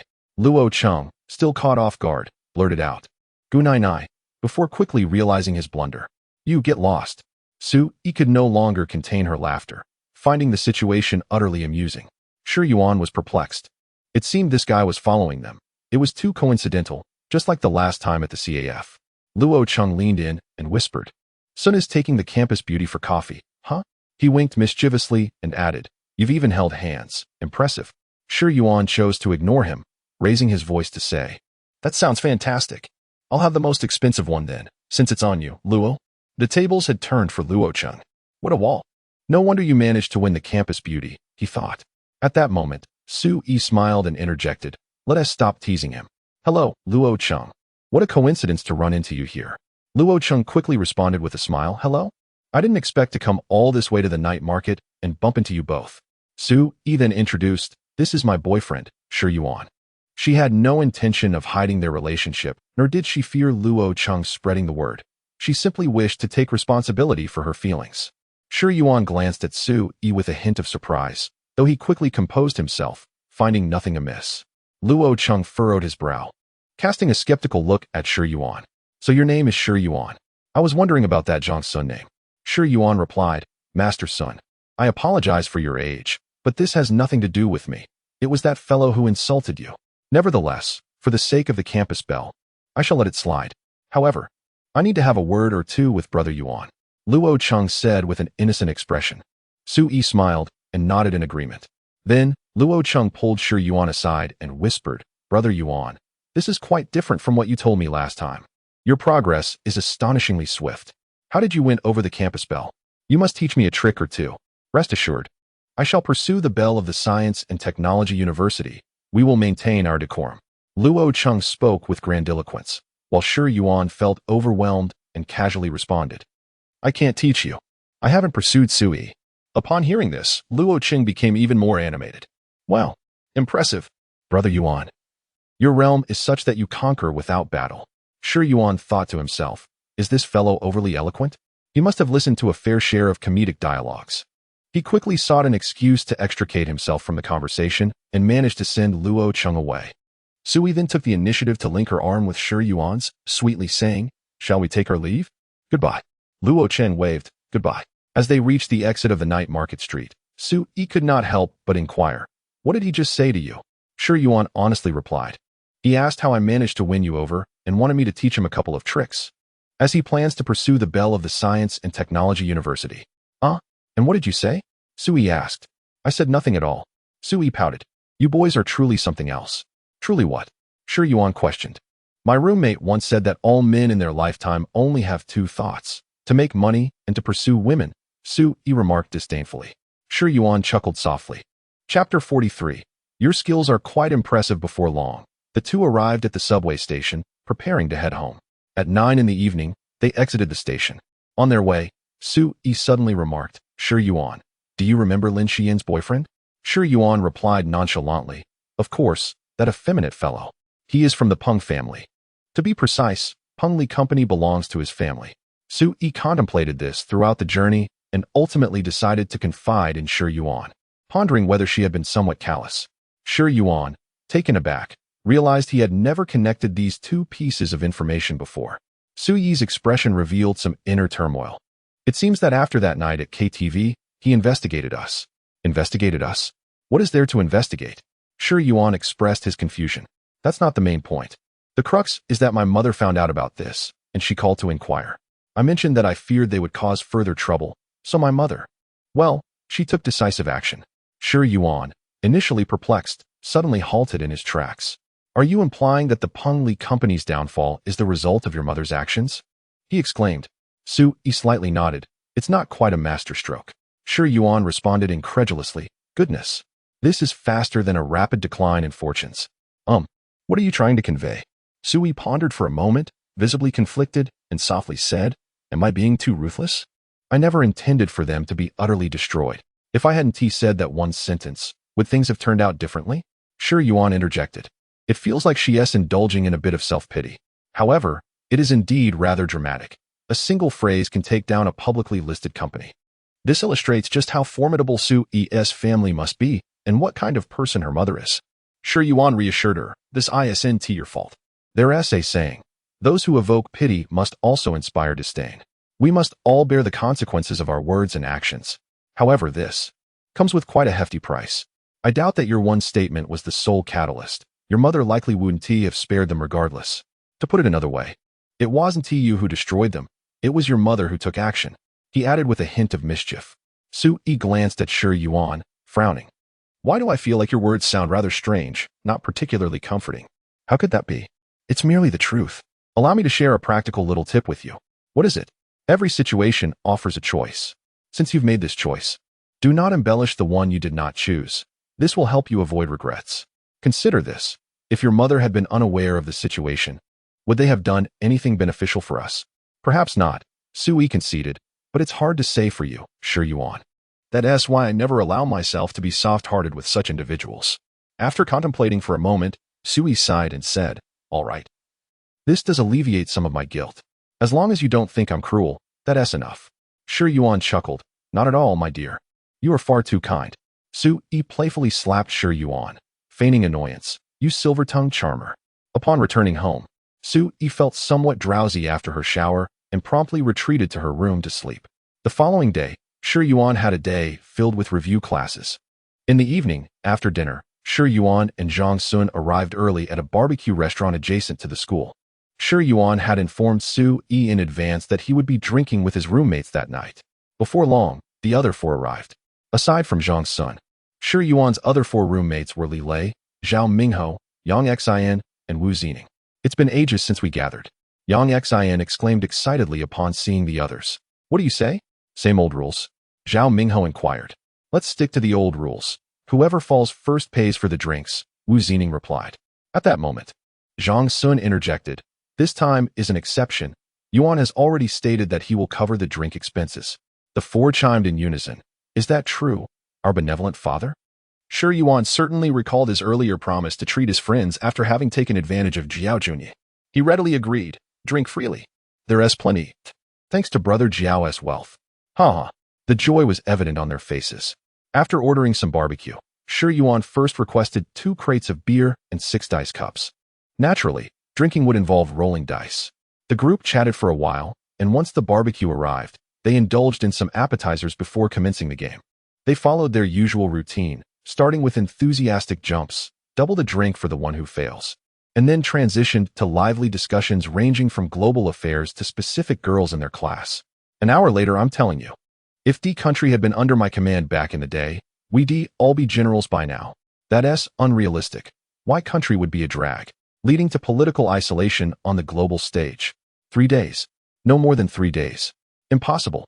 Given the current highest military capabilities and without resorting to unconventional weapons, it would only take 5 hours. 5 hours is an exaggeration, considering it's a nation made up of several islands. Let us be conservative and say 8 hours for occupation. 8 hours. I don't understand. The conversation heated up, punctuated by the occasional smashing of beer bottles. Hey Lei, what about that person you mentioned? Any prospects? Li Lei waved dismissively. Let us not talk about it. You're missing out on an opportunity. Hey, I have a suggestion. Zhao Mingho, feeling the effects of the drink, proposed. Whoever loses rolls the dice must pick a girl from their contacts and invite her out for drinks, 1 bottle each. Can't get her out. Just drink alone. A quick glance would suffice. Are you up for it? Shi Yuan interjected. Isn't it inappropriate to make someone come out just for our amusement? Hearing this, the group realized their oversight and dropped the idea. At that moment, Zhang Sun, regaining his clarity, exclaimed, Isn't this targeting me and Yuan? You all are entangled in your own affairs. Yuan and I have kept our integrity weight. It seems I'm the only one maintaining my integrity. Zhang Sun quickly recognized that he and Shi Yuan were no longer on the same page. The other four perked up, sensing there was some juicy gossip. There is something here. Spill it. Tell us. With a wave of his hand, Zhang Sun remarked, It's nothing much, just a girl expressed her feelings to Yuan Air. And Yuan Air turned her down. The four of them sighed in unison. My Yuan Gu is still my Yuan Gu. ISNT that right? After a round of toasts, they began to sway to the music. By 9 o'clock in the evening, the group reluctantly dispersed. Li Lei moved back to the dormitory, naturally returning with Zhang Sun, while Shi Yuan headed home alone. During this gathering, everyone tacitly avoided mentioning Li Lei's return to the dorm, not wishing to dampen his spirits. Upon arriving home, Su Yi was painting in the living room. Seeing Shi Yuan return, she leaped off her stool and rushed over, inquiring, Is it over? Yes. Shi Yuan replied with a faint smile. Su Yi's expression immediately soured as she scolded. Look at you, reeking of alcohol. Go take a shower. And don't forget to rinse your mouth. Shi Yuan raised an eyebrow, teasingly asking, Rinse my mouth? What? Do you want to kiss me? Su Yi's cheeks flushed. And with a hint of melancholy, she retorted, Dream on. Why not dream beautifully? Shi Yuan suddenly swept Su Yi into his arms. Ah, she exclaimed. Put me down. What are you doing? Su Yi curled up slightly, her expression adorably pitiable. Shi Yuan seated himself on the sofa, placing Su Yi on his lap and leaning closer to her cheek. Are you afraid I might misbehave due to intoxication? Su Yi gazed up at him with her innocent eyes, momentarily causing Shi Yuan to succumb to fanciful thoughts. Her face flushed even deeper as she timidly murmured, I don't want to be here. Now it was Shi Yuan's turn to feel awkward. The notion of drunken misbehavior was entirely absurd. One either drank to the point of complete inebriation or used alcohol as an excuse for mischief. Shi Yuan clearly intended the latter, wanting merely to tease Su Yi. But her words made him feel somewhat trapped. I'm going to take a shower, he stammered, making a hasty retreat. Once Shi Yuan returned to his room, Su Yi remained frozen for a moment before hastily covering her flushed face with her hands. Did I really say that? What do you think, I'm too forward? I'm so wicked. Su Yi felt a wave of shyness wash over her. After a mere 10 minutes, Shi Yuan emerged from the shower. Su Yi, feeling a bit awkward, suggested, Drink some water. Shi Yuan chuckled and accepted with delight. I was just teasing you. I didn't mean anything by it, he conveyed, reassuring her that he did not perceive her as being indiscreet. Pouting, Su Yi complained, Just drink your own. Shi Yuan found her utterly charming. What are you painting? He inquired. It's for a final assessment course, just something casual, Su Yi replied, with a playful smile. Shi Yuan leaned closer and asked, How's my sketch coming along? Su Yi shot him a sideways glance, proudly declaring, Who said it was you I was drawing? Who else could be so handsome? He retorted, Oh, I remember someone saying how wonderful it was to have someone they liked. I even doubted my skills. Shi Yuan paused for a moment before earnestly stating, Your skills are quite impressive. You shameless scoundrel. Su Yi lunged forward, her tiny hands pinching Shi Yuan's face. Look at you, always so serious. Haven't you secretly harbored such thoughts about me? Shi Yuan chuckled awkwardly. Not at all. I am quite serious. How absurd. You lecher. Su Yi shot him an indignant glare, then suddenly recalled something, pressing him further. What is the status between you and that Lin Xian? What step have you reached? For reasons unknown, that line of questioning sprang to Su Yi's mind. Shi Yuan appeared to be in excellent health. Surely he had certain needs. Could it be that they had engaged in intimate activities? What step? Shi Yuan feigned ignorance. Su Yi was instantly incensed, her hands gripping Shi Yuan's neck. Stop pretending. Shi Yuan immediately surrendered. I was wrong. It's not what you think. We've only been together for about a year, and it was all one-sided on my part. Rest assured, nothing has happened. Really? Su Yi pressed. Really, but holding hands doesn't count, he replied. With that, Su Yi finally relaxed. Suddenly, she tilted her head and pressed her soft, pink lips against Shi Yuan's. After a brief moment, she hurriedly pulled back, flustered. Shi Yuan was momentarily dazed, savoring the softness of their brief encounter. Su Yi. Her cheeks flushed, locked eyes with him and bit her lip, stammering, "First, I'll stamp you as mine on." Before she could finish, Shi Yuan pressed his lips against hers, kissing her with a fervor that was far more assertive than her own, leaving her breathless and wide-eyed. Initially stiff and awkward, Su-yi gradually melted into the kiss, loosening her jaw. Shi Yuan wrapped his arms around her waist, drawing her closer. With her eyes closed, Su-yi surrendered to Shi Yuan's passionate advance. After what felt like an eternity, he finally released her. As Su-yi opened her eyes, her lips tingled, and her face radiated warmth. Shi Yuan's heart raced, feeling a rush of excitement. His gaze drifted downwards, and the thin fabric of her nightgown did little to conceal her curves. Coming to her senses, Su-yi caught the glint in Shi Yuan's eyes, turned away, and huffed playfully, "You shameless tease. Just looking to bully me. Well, then I shall go and bully someone else." "Not allowed," Su-yi declared, hands on her hips. Shi Yuan chuckled, finding their banter amusing. He continued, "Tomorrow at noon, we're throwing a farewell party for Sister Yu at the dance club. So I want to be back for dinner." Su-yi nodded, her expression neutral. "All right, I'll eat at school tomorrow." "Why go to school?" Shi Yuan tilted his head curiously. Su-yi sighed.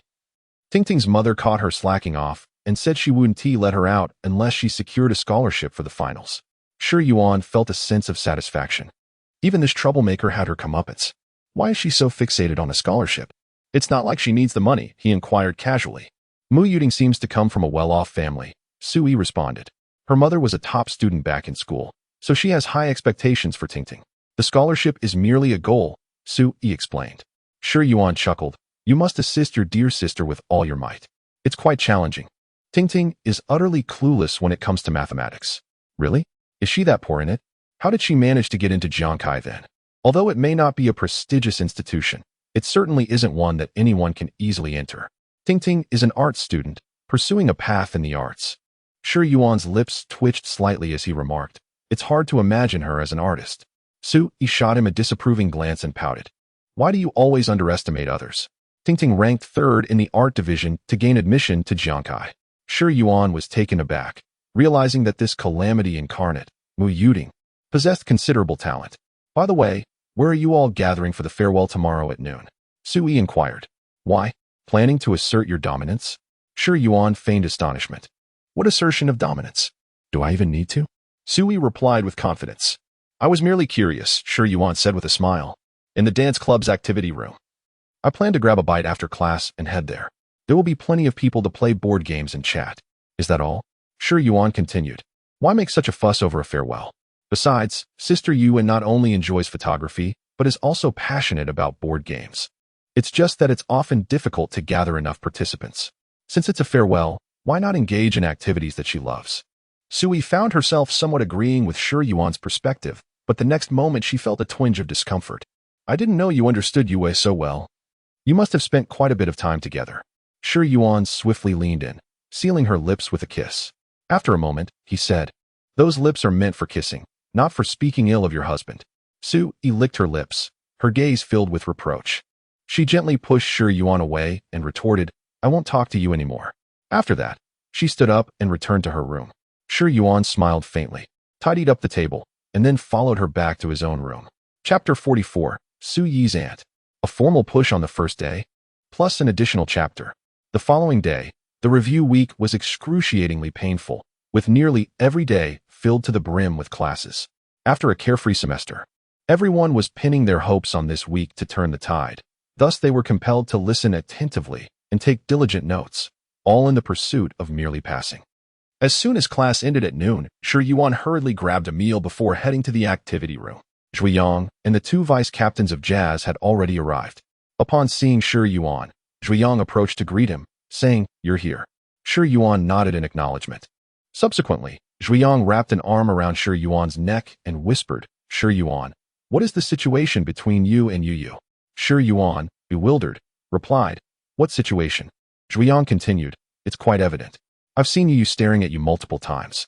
When a girl gazes at a boy, it either signifies affection or something unsightly on his face. Yu initially intended to decline this farewell gathering, but upon my mentioning of you, she agreed." Zhuiyang wore a knowing expression as he looked at Shi Yuan. Shi Yuan thought to himself, "You must have intentionally brought me up." Zhuiyang then added, "But why is Yu planning to study abroad again? If that happens, You two will hardly be able to see each other. Shi Yuan merely shook his head, indicating his lack of knowledge. Observing Shi Yuan's reluctance to discuss the matter further, Zhuiyang wisely refrained from pressing on. At that moment, several more people arrived. And Yu also entered from outside. Upon noticing Shi Yuan, Yu paused momentarily before diverting her gaze and finding a seat.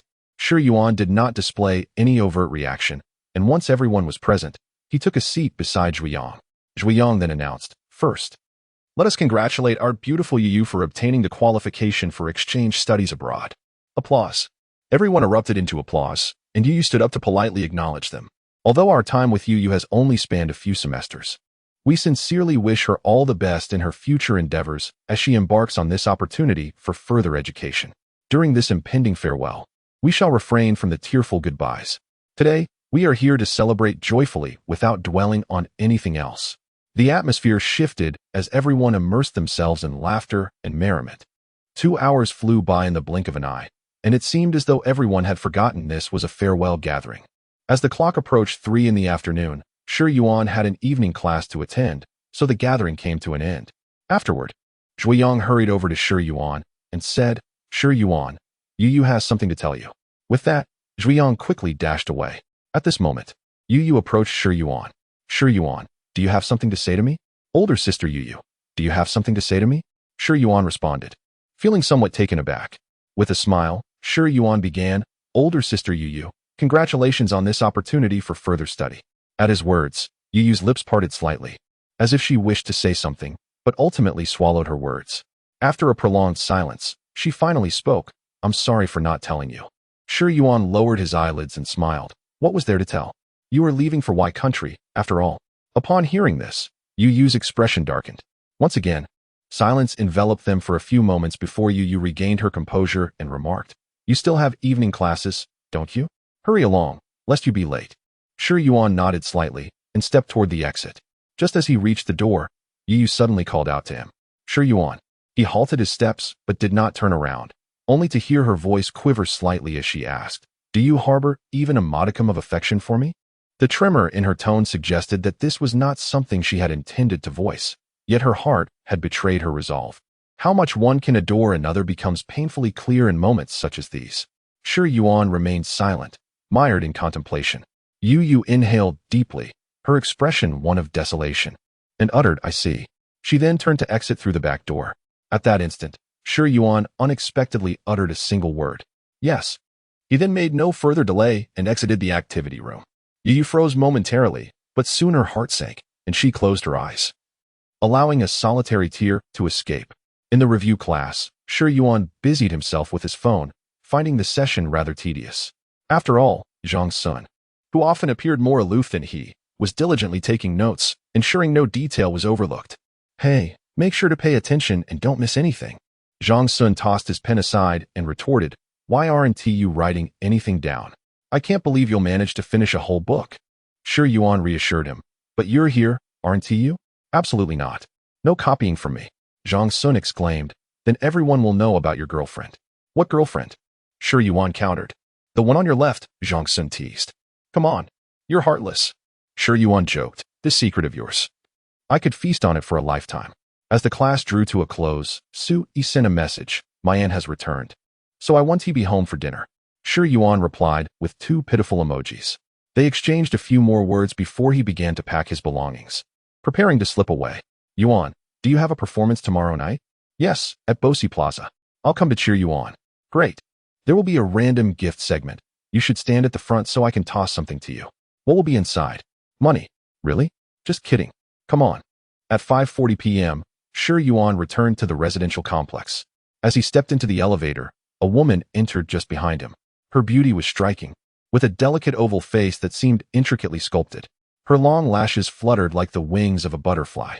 Her fair skin resembled the finest white jade, contrasting sharply with her luscious red lips, akin to brilliant stars in the night sky. She was tall, with long legs and a slender waist that seemed as if it could be gently bent by a breeze. The fitted dress she wore accentuated her mature allure. Shi Yuan pressed the button to open the door. The woman stepped inside and graciously smiled. "Thank you." Shi Yuan returned the smile with equal courtesy. Moments later, they arrived at the 7th floor. The woman exited first, and as Shi Yuan glanced at her, he too stepped out. Noticing him, she expressed mild surprise, turning to say, "You live on the 7th floor as well?" Shi Yuan was somewhat surprised, yet he responded with a smile, "What a coincidence. Isn't the 7th floor unoccupied? I've never seen her before. Could it be that one of the units belongs to her? Surely, no one would invest in real estate here." Although the location is relatively decent, adjacent to the university town, the apartments in this complex, primarily 2 and 3 bedrooms, are priced at a staggering 8,000 per square meter. Who among the students would rent a 2-bedroom unit? Only someone like Su Yi, with her wealth and audacity, would purchase a place here. It requires considerable affluence to be so carefree with money. Yet, the thoughts of the wealthy are beyond my comprehension. Thus, Shi Yuan proceeded homeward as usual. Initially, the two walked together, with Shi Yuan following behind, feeling no sense of oddity. However, as they continued, an unsettling feeling grew. Was it merely his imagination, or were they heading to the same destination? Eventually, Shi Yuan found himself stopping at Unit 732, following the woman. Upon witnessing this, a deep perplexity washed over his face as he leaned back to confirm he hadn't made a mistake. Yet, the woman was already adeptly inputting the code. Hey. The woman halted her actions, turning to look at Shi Yuan with a puzzled expression. Did you perhaps take a wrong turn? Are you certain you reside here? The corners of her mouth curled slightly, a fleeting smile gracing her lips. Isn't this 732? Indeed. But the woman pressed the hash key and effortlessly opened the door. I haven't made a mistake. This. Shi Yuan stood there dumbfounded. Had Su Yi really vacated and sold the property in such a brief span? Observing Shi Yuan's bewilderment, the woman queried, "What did you mean just now? You don't live here, do you? Has she rented out the place?" "She? You mean Su Yi? Could it be that you know her?" Shi Yuan inquired. The woman replied, "Isn't this a question I should be asking you?" Indeed, it seems that way." Shi Yuan mused, noting that she had entered the apartment after entering the code. Wait a moment, let me make a call." Shi Yuan gestured as he dialed Su Yi's WeChat number. Oddly enough, she did not answer. Moments later, a figure came rushing down the corridor. "Su Yi!" Shi Yuan exclaimed in surprise upon recognizing her. Wasn't she supposed to be visiting her aunt? How? Wait, her aunt? Could she be Su Yi's aunt? Chapter 45. Tonight, I shall assist you in examining the goods. Shi Yuan swallowed hard, silently praying, "Please, let it not be so." But how could it possibly not be? It was merely self-deception. After all, it was Su Yi's aunt, Qin Hanya. Shi Yuan thought, "I wish I could just vanish." In a flurry of anxiety, Su Yi rushed to the door, breathing heavily. Qin Hanya looked at Su Yi, puzzled, and asked Su Yi, "What brings you here?" Su Yi glanced at Shi Yuan, then turned to Qin Hanya, feeling somewhat embarrassed. "Auntie, what brings you to my home?" Qin Hanya, appearing bewildered, replied, "You mentioned you were at the library, so I thought I would wait for you at home. I figured you'd need to drop off your things and tidy up before we head out. Didn't I send you a message?" Upon hearing this, Shi Yuan silently turned his gaze to Su Yi, who wore a slightly aggrieved expression. She had forgotten to check the last message after being interrupted by Mu Yuding, and by the time she saw it again, it was already too late. Su Yi sighed, pondering who to blame for this predicament. Qin Hanya's gaze flicked to Shi Yuan as she quickly sized him up, then cheerfully said, "Stop lingering at the door. Come in and chat." Moments later, the three found themselves seated in the living room. Qin Hanya glanced around, and Shi Yuan felt an indescribable awkwardness, coupled with a sense of déjà vu. This scene felt oddly familiar. "What is your name, young man?" Qin Hanya inquired with utmost seriousness. "Huh? Why such a sudden question?" Shi Yuan stammered. "Young man?" Should he respond? Would answering lead to his untimely demise at the hands of Su Yi? Su Yi cast him a curious look. Sensing the scrutiny from Su Yi, Qin Hanya teased, "What's the matter? Is it wrong to ask for a name? You're so stingy, not even sharing your boyfriend's name." Su Yi was bursting with unspoken words. At over 30, addressing a 20-year-old university student as young man felt rather absurd. Faced with this pressure, Shi Yuan politely said, "Hello, Annie. It's a pleasure to meet you. My name is Shi Yuan, and I am Su Yi's boyfriend." Qin Hanya furrowed her brows slightly, her tone tinged with a melodious complaint. "Why call me Annie? You should address me as sister." Su Yi. Shi Yuan. Unable to contain herself any longer, Su Yi leaned in and whispered, "At your age, you could be a mother. How can you still insist on being called sister?" Qin Hanya took Su Yi's hand, lightly tracing her nails across it, and uttered a single word, Pedantic. Then, raising her voice, she asked, "How did you and my precious Su-yi come to know each other?" "Ah, well." Shi Yuan felt beads of sweat forming. As if he were caught in a thorny predicament, uncomfortable and restless. It wasn't that he felt the awkwardness of meeting the parents. He was confident he could handle that with poise, even in front of Su-yi's parents. But there was something peculiar about Qin Hanya that gave him an unsettling feeling of moral ambiguity. Noticing his discomfort, Su-yi quickly interjected, "Shi Yuan, why don't you start preparing dinner? We're a bit hungry. Let us skip going out today." Shi Yuan thought, what a perfect opportunity. "Ah, well, I shall first prepare some dishes, and then I will chat with my aunt while we eat." With a polite smile, Shi Yuan stood up and headed towards the kitchen. Upon entering, he hurriedly gathered his thoughts. Would this be inappropriate? After all, it is Aunt Su-yi. However, recalling the earlier sensation made his hair stand on end. Never mind, let us focus on cooking. I must be serious about this and not let my culinary skills falter. Shi Yuan rolled up his sleeves, ready to showcase his talents. In the living room, Qin Hanya leaned in closer to Su-yi, rubbing against her cheek while exclaiming, "Su-yi, you are amazing. You found a boyfriend in just a few days, and even lived together, hiding a handsome man away, oh my." Qin Hanya was positively thrilled. "It's not what you think. Shi Yuan and I just happened to."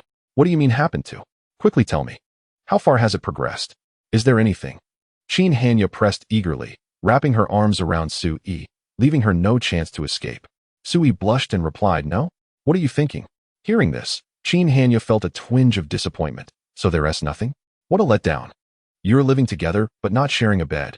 Oh dear." A sudden wave of embarrassment washed over Su-yi at Qin Hanya's blunt words. "What do you mean by sharing a bed?" "Oh dear, aunt." Qin Hanya teased Su-yi a little more before asking, "By the way, does your sister and your dad know?" At this, Su-yi seemed to recall something and replied, "No, they don't." "Well, it's understandable. Having a boyfriend in just a few days, even if your sister has connections, that's a stretch. But truly, congratulations. You actually have a boyfriend." Su-yi lamented. "You make it sound as if I'll never get married." Qin Hanya retorted, "Look at you. You're a beauty, captivating and talented, perfectly inheriting your sister's grace. And being the daughter of the Su family, love must feel like a luxury to you. So many men wouldn't even dare to dream of it. I'm just worried your sister might arrange some kind of political marriage for you." As she spoke, Qin Hanya tidied Su-yi's hair. "My mother wouldn't do that." "Well, who knows? Your mother stands as a formidable figure in Jiangqing, and the pressure is immense. Perhaps one day, she will have a purpose for you. But having a boyfriend is wonderful. Oh, by the way, does this young man know about your status?" "Your sister has kept you hidden so well?"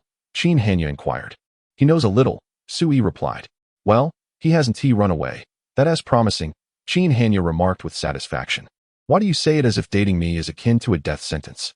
Qin Hanya pinched Su-yi's cheek and then turned serious. "Su-yi, what is his character like? What about his family background?" "Ah, let us not worry about those things. Leave that to your sister. I'll handle the most crucial aspect." Qin Hanya insisted. "What is it?" Su-yi asked. "His health. He's quite healthy. No issues," Su-yi replied nonchalantly. Qin Hanya inched closer and added, "I wasn't talking about that. I meant in that regard." Suddenly, Su-yi understood what Qin Hanya intended, feeling both embarrassed and annoyed. "You mustn't go any further." Qin Hanya, unfazed, remarked, "No, this is quite significant. You are still young, and you must understand that a man's prime is fleeting. This requires careful consideration. Have you tried it yet?" Su-yi, feeling shy, dared not open her eyes and turned her head aside, pretending not to hear. Qin Hanya exclaimed in surprise, "Really? You two are living together. Does he have some sort of issue?" She continued, "No, tonight I shall assist you in assessing the situation." Su-yi's beautiful eyes widened in shock as she gazed at Qin Hanya. Qin Hanya burst into laughter. "I'm merely jesting. Yet it is indeed quite absurd that you two can manage to refrain from any intimacy while cohabitating. Look at your figure. My, he must possess remarkable self-control." Su-yi shot her a disapproving glance and shyly murmured, "We've only been together for a few days, and besides, we sleep separately, so how could it be? Separate sleeping arrangements?" Qin Hanya exclaimed in astonishment. Su-yi, flustered and irritated, whispered, "Keep your voice down." Qin Hanya lowered her tone, shaking her head in disbelief. "Wait, Su-yi, you and your boyfriend are living together, but sleeping in separate beds? The first lady of the ancient world. No wonder he has managed to hold himself back and hasn't turned you into a woman." Su-yi's face reddened further as she attempted to explain. We didn't start as a cohabiting couple. She recounted the entire story to Qin Hanya. After listening, Qin Hanya responded, I see. I thought you had jumped straight into living together. Nonetheless, this is fate. Among all those rental listings, he chose you. You eat so much. And yet you found him appealing. Sui, unable to articulate the concept of fate, simply said, I suppose it is somewhat like that. Qin Hanya then sighed. A man who can cook, especially one whose culinary skills please a woman's palate, is indeed a rarity. Very well, I shall grant him my approval. The rest is up to my sister and brother-in-law, but most importantly, it is for you to consider. Sui nodded earnestly. However, Qin Hanya asserted gravely, the foremost priority is to assess his capabilities. The minimum standard is a continuous 2 hours. The blush on Suyi's face, which had just begun to fade, returned with fervor as she hurriedly covered Qin Hanya's mouth with her hand. Chapter 46. Do you want to meet my parents? After half an hour, Shi Yuan had prepared a splendid array of dishes and brewed a pot of soup. Qin Hanya tasted the food with her chopsticks and nodded approvingly, exclaiming, this is quite delicious. She was pleasantly surprised by the young man's culinary skills. Sui playfully pouted, Auntie. Qin Hanya teased her, reveling in the moment. Little darling is upset. Let us eat. Following this, Qin Hanya fell silent during the meal. After dinner, Shi Yuan began to clear the dishes, intending to slice some fruit. At this moment, Qin Hanya suddenly exclaimed, Oh dear, I can't find the front door key. Turning to Sui, she proposed, How about I stay at your place for the night? Sui immediately recognized Qin Hanya's intentional ploy. Rolling her eyes, she replied, There are no available rooms. Qin Hanya then embraced Sui and planted a kiss on her cheek, saying, Auntie will sleep with little Sui. Shi Yuan, witnessing this scene, felt a shiver run down his spine. The situation was rather peculiar. I absolutely cannot. Sui had not finished her protest when Qin Hanya swiftly changed the subject. Then I shall take that room. Shi Yuan asked, What? Should I leave? No way. That room belongs to Shi Yuan, Sui interjected. Qin Hanya, patting Shi Yuan on the back, reassured him, It's fine, I am adaptable, after all.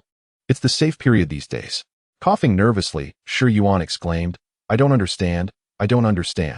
Sui, somewhat irritated, leaned in closer and retorted, You own 4 or 5 properties in Jiangxing. I refuse to believe you have lost all the keys. It was rather obvious what Qin Hanya was attempting. Yet, Shi Yuan could only feign ignorance.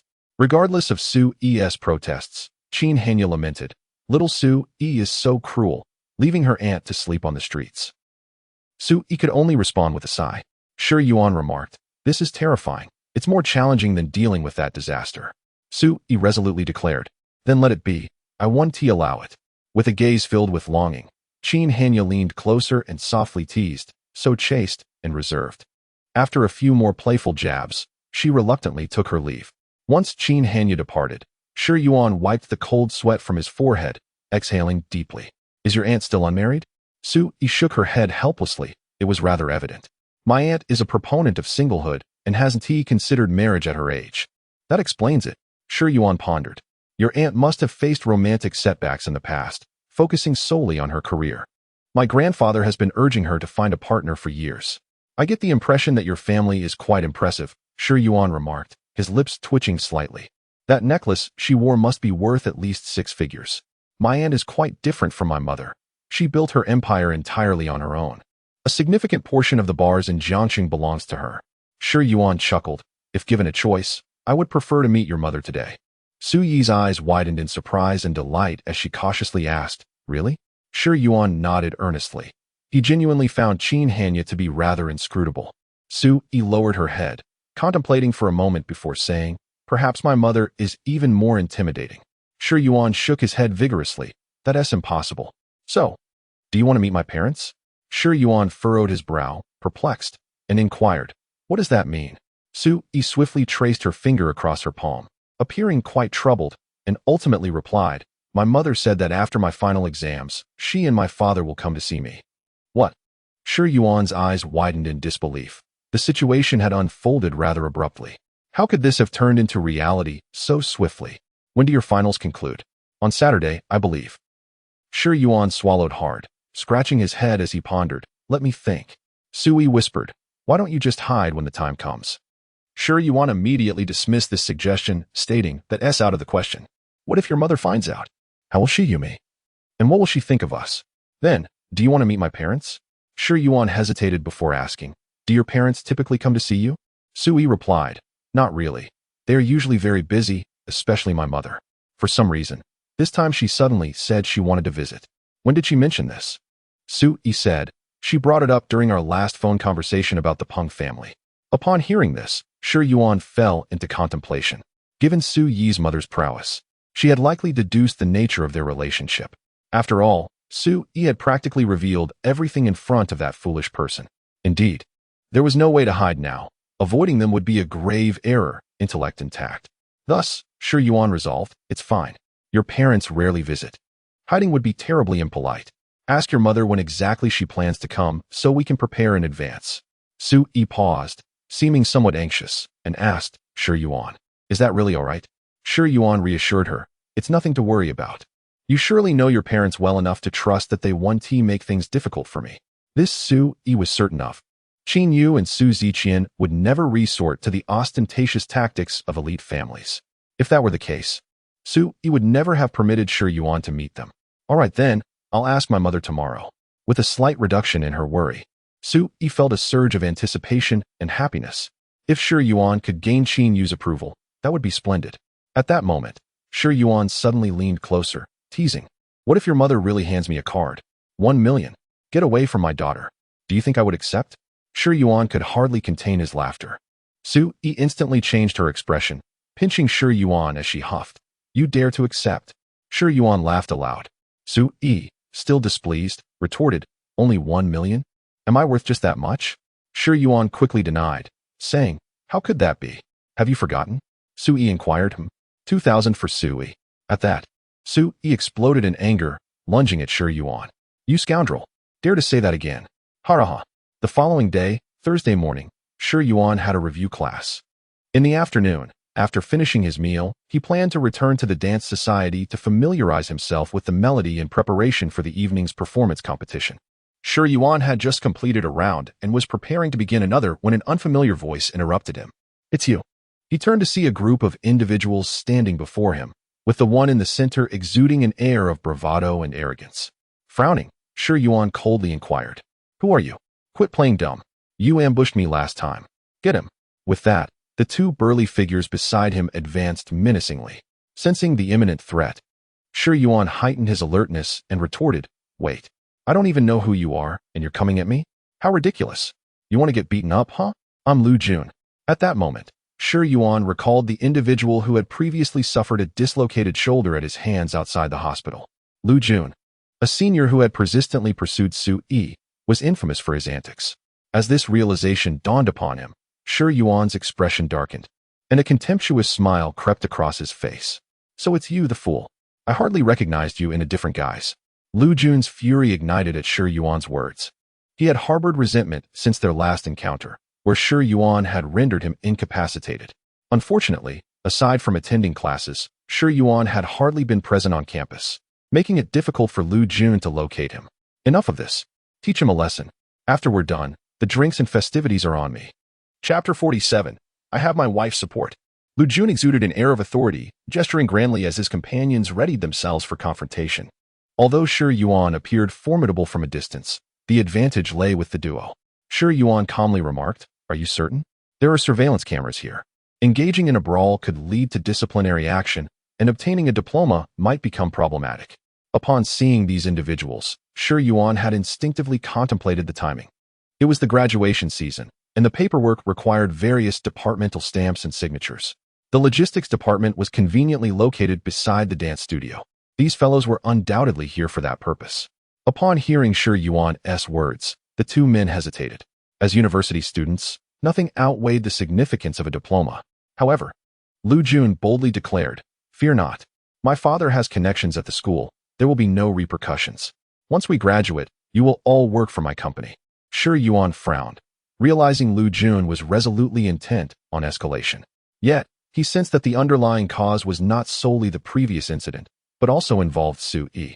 The promise of substantial rewards often emboldens individuals, and the two adversaries seemed to shed their apprehensions. Lu Jun revealed a chilling smile, envisioning how Shi Yuan would soon be pleading for mercy. Suddenly, Shi Yuan inquired, hey Birdman, I've heard your family wields considerable influence. It's good that you're aware of the stakes. Let my grandfather handle you. Shi Yuan scoffed, appearing to await their assault. The two did not hesitate, assuming combat stances and launching their attacks. As they initiated their strikes, Shi Yuan seized the opportunity, swiftly stepping forward and delivering a powerful kick to one's abdomen. Ah, damn, that hurts. The assailant's face flushed crimson with pain, tears welling in his eyes. The other assailant lunged forward, but Shi Yuan adeptly pivoted, executing a shoulder throw that sent his opponent crashing to the ground, his vision filled with stars. How about you? Do you want to give it a try? Hearing this, Lu Jun swallowed nervously, a flicker of fear igniting within him. Initially, he believed Shi Yuan merely relied on luck and surprise. Yet the situation now appeared to be quite different. Perhaps it was prudent to concede. His father had once advised that sometimes lowering one's head to preserve one's life was not a sign of defeat. Lu Jun hesitated, shifting his stance. However, before Lu Jun could articulate his thoughts, Shi Yuan advanced, executing a swift kick that combined with a motion of his hands, sending Lu Jun into a backward fall. Lu Jun immediately felt a jolt of pain in his back and tailbone, grimacing in agony. Shi Yuan's gaze hardened, intent on breaking Lu Jun's wrist. Lu Jun closed his eyes, shouting no. He braced himself for the impending agony of a broken limb. Unexpectedly, Shi Yuan refrained from making a move. Instead, he cast Lu Jun aside and strode towards the door, retrieving his garments. After a moment, Lu Jun finally opened his eyes and anxiously inspected his hands, relieved to find no injuries, exhaling deeply. However, a wave of anger surged within him again, realizing he had suffered yet another defeat. Cursing under his breath, he struck the floor with his palm, plotting silently. Regardless of the relationship between Shi Yuan and Su Yi, he was determined to make Shi Yuan pay a price before winning over Su Yi. Meanwhile, Shi Yuan felt utterly at ease after departing, as the surveillance footage clearly depicted them as the aggressors, thereby rendering their prior assault meaningless. Upon returning home, he found Su Yi lazily sprawled on the sofa, engrossed in a television drama. When she noticed his arrival, she propped herself up, her gaze brimming with warmth, and said, "You're back." "Yes," Shi Yuan replied, placing his belongings down and eagerly embracing her, kissing her soft, cherry-like lips. Su Yi's body stiffened momentarily, yet she surrendered to the warmth he provided. After a minute and a half, they reluctantly parted. A blush graced Su Yi's cheeks, leaving her slightly flustered. Although it wasn't their first kiss, it still brought a sense of shyness, particularly as Shi Yuan always seemed to devour her with his possessive kisses, igniting a fire within her that felt unbearable. As she tidied her disheveled hair, she playfully scolded, "You rascal." Shi Yuan wrapped his arms around her, inhaling her delightful fragrance, and gently inquired, "Did you miss me?" Su Yi shivered slightly, feeling a delightful tingle as her lips parted involuntarily. I missed you too." Shi Yuan pinched the soft flesh at her waist, asking, "When are your parents coming?" Su Yi shot him a glance, pressing down on his unruly hand. "The day after tomorrow in the evening." "All right. I shall prepare thoroughly to welcome my future in-laws," he replied with a light-hearted tone. Yet, Su Yi expressed her concerns. "Shi Yuan, my mother may be quite assertive and somewhat stern. I hope you fear not. For your sake, I would face any challenge, even if it means taming your mother," Shi Yuan assured her nonchalantly. "Oh, I must tell you." Su Yi elaborated on various details, including her parents' preferences and their personalities, wary that anything could go awry, mentally steeling herself to defend Shi Yuan should any trouble arise. Shi Yuan patiently took note of everything she conveyed. "By the way, I just encountered Lu Jun." "Yes, that obnoxious fellow," he mentioned. Su Yi's brows furrowed in concern. "How did you run into him? What was he doing there?" Shi Yuan shrugged. "The logistics department is located there. Graduates need signatures and stamps." "You didn't get into a conflict with him, did you?" Su Yi asked anxiously, recalling the previous incident where Shi Yuan had offended Lu Jun. "It was nothing, just a scuffle," Shi Yuan replied dismissively. "What? That's hardly insignificant. How are you? Are you injured?" Su Yi asked anxiously. No. How could I be hurt? What is he to me?" Although Shi Yuan said this, Su Yi remained somewhat concerned and remarked, "Shi Yuan, a person like him will certainly not let things rest. I fear he may trouble you again." Su Yi abruptly halted, finding her words somewhat familiar. I meant to say that Lu Jun's family wields considerable influence in Jiangcheng. I've heard they have dealings with some underground forces.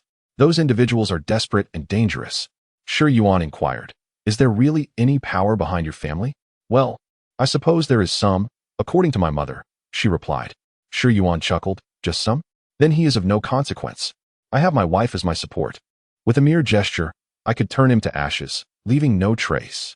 Please be serious. I don't want you to be in any danger. Sui looked at Shi Yuan with earnest eyes. It won't happen. Besides, he initiated the conflict. I cannot simply remain silent. After pondering for a moment, Sui said, Never mind. It's fortunate he will not be in school anymore after graduation. I shouldn't have to see him again. Shi Yuan nodded in agreement, and then remarked, By the way, I have a question. It seems no one knows you are the heiress of the Su group. Sui responded, What is there to gain from such knowledge? Primarily, I believe my parents prefer it this way. After all, the business world is akin to a battlefield. My mother does not wish for me to be entangled with those individuals. Shi Yuan grinned and said, That is true. At 5:30 in the afternoon, Shi Yuan had already prepared dinner. They were set to attend a performance competition at Bosi Plaza later that evening. Chapter 48, A Desire to Ravage. At 7 o'clock post-dinner, at Bashi Square, Shi Yuan donned the attire designated for the performance match, a cap, a loose long-sleeve shirt, and athletic pants. Sui intended to wait for Mu Yuding before heading to the square to watch the competition. Shi Yuan had reserved a seat for Sui, after which he proceeded to the backstage to prepare. Unfortunately, Sun Yi was not afforded such courtesy. In fact, Shi Yuan had forgotten to save a seat for him. However, Zhang Sun, adhering to his habitual punctuality, managed to secure a spot in the back row. Before the performance commenced, the venue was already brimming with spectators, and a throng of people had gathered behind the seats. Just before the show was about to start, Sui pulled Mu Yuding to their designated seats, only to be unexpectedly accompanied by another individual, Qin Hanya. As Sui descended the stairs, she encountered Qin Hanya, who had come looking for her, fortuitously arriving together. Qin Hanya remained a striking presence, her alluring and mature figure captivating the attention of numerous young men, leaving them swallowing hard. Auntie, I only reserved 2 seats with Shi Yuan, and yet you insisted on joining, Sui lamented. Not to worry, we can sit together. Just shift a little to the side, Qin Hanya replied nonchalantly, squeezing in beside Sui, their forms playfully contrasting. Did you move at all? Shift over a bit. Little Sui, your posterior is rather ample. Be quiet, Sui retorted, blushing with annoyance. Mu Yuding, seated nearby, chuckled heartily, having previously met Qin Hanya. Their personalities were quite compatible. Minutes later, the performance began. The leader of the jazz group, Jiang Jinyue, took to the stage to host the event. Clad in a gown reminiscent of moonlight, her makeup appeared as if meticulously crafted, accentuating her already exquisite features, making her resemble a fairy stepped right out of a painting. Standing at 172 centimeters, she resembled a graceful bamboo, her figure elongated and elegant. Her legs, clad in black stockings, shimmered like jade, and each step taken in her stiletto heels seemed to tread upon the hearts of the audience, dazzling the young men present. With every smile and gesture, she exuded an irresistible charm akin to flowers blooming in spring. Welcome, everyone, to our Dance Society's freshman performance. The crowd erupted in whistles and cheers.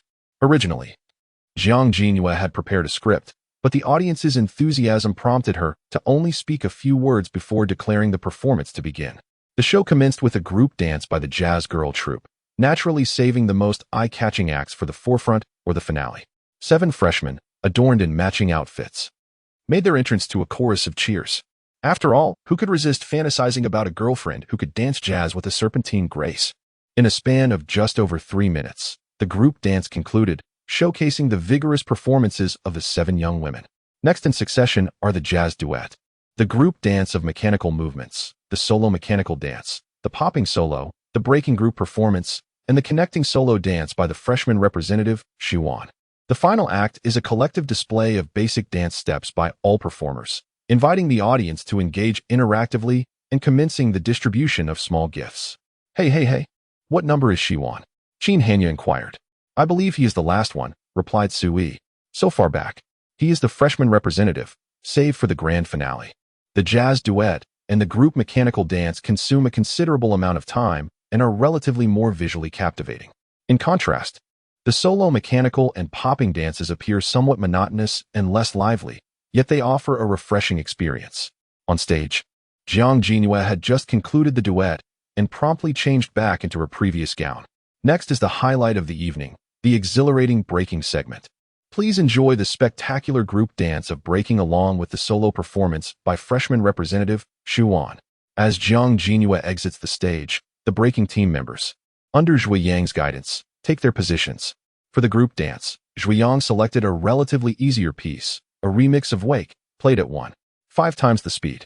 The overall rhythm is faster, but the beats are fewer, aiming to reduce difficulty while shortening the duration to 2 minutes. As the music begins, the audience is immersed in the rhythmic experience, instinctively moving along with the beat. Although the performance by the new team members has some minor details that could be improved, overall, it is quite impressive, successfully completing the 2-minute routine with a stylish hat removal to conclude. Xu Wan's piece combines the initial segment of Shape of You with the high notes of Sing Me to Sleep. The high notes correspond to the breaking moves Thomas Flare and Airfly. There is almost no gap between the group and solo performances as the lights flicker. Xu Wan makes his entrance with a one-handed side flip followed by a landing spin. The formal performance then commences. The prelude of Shape of You is remarkably swift, requiring Xu Wan to hit each beat to maintain the overall rhythm and showcase a strong visual appeal. Although Zhui Yang mentioned that it was merely a freshman showcase and did not require high difficulty, Xu Wan still exerted his utmost effort. The performance begins with a series of intricate moves, leaving the audience in awe, hardly daring to blink for fear of missing a moment. Wow, is this really a freshman? This looks professional. After 2 semesters like this, I regret not having taken up dancing. As the freshman representative, he must be extraordinary. Clearly, this is the result of years of practice. Sui, witnessing Xu Wan dance for the first time, fixed her gaze upon him, feeling an overwhelming sense of admiration and astonishment. At that moment, someone caught her peripheral vision. Su Yi's gaze quietly shifted towards the right side of the stage, and upon catching sight of something, she seemed to plunge into contemplation. After a moment, she withdrew her gaze. Suddenly, Mu Yuding exclaimed, "Wow, Ejia, this is astonishingly fast. He can actually keep up with the rhythm." A swell of pride surged within Sui. Qin Hanya also praised, "Impressive. I've seen street dance performances before, but this is my first time witnessing Shi Yuan. The difficulty appears to be quite high." While the preceding performance was indeed explosive, the true climax of breaking occurs when the grand moves are unleashed. As the high notes commenced after a smooth transition from the preceding low bass, Shi Yuan executed his previous movements and seamlessly transitioned into the Thomas Flare. The audience erupted into ecstatic cheers. Mu Yuding and Qin Hanya were left utterly speechless. Is this something a human can achieve? What incredible core strength! Yet it was not over. He proceeded into the airfly windmill. Wow, wow, wow, oh my, so cool. The roar of applause from the audience was deafening. As Shi Yuan spun twice, his shirt slipped off, revealing his well-defined abdominal muscles. The gaze of countless girls in the audience was instantly captivated, unable to look away. Wow, wow, wow.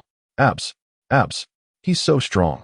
Naturally, Su Yi and her companions were also drawn in, particularly Su Yi, whose eyes seemed to lock onto him like a heat-seeking missile.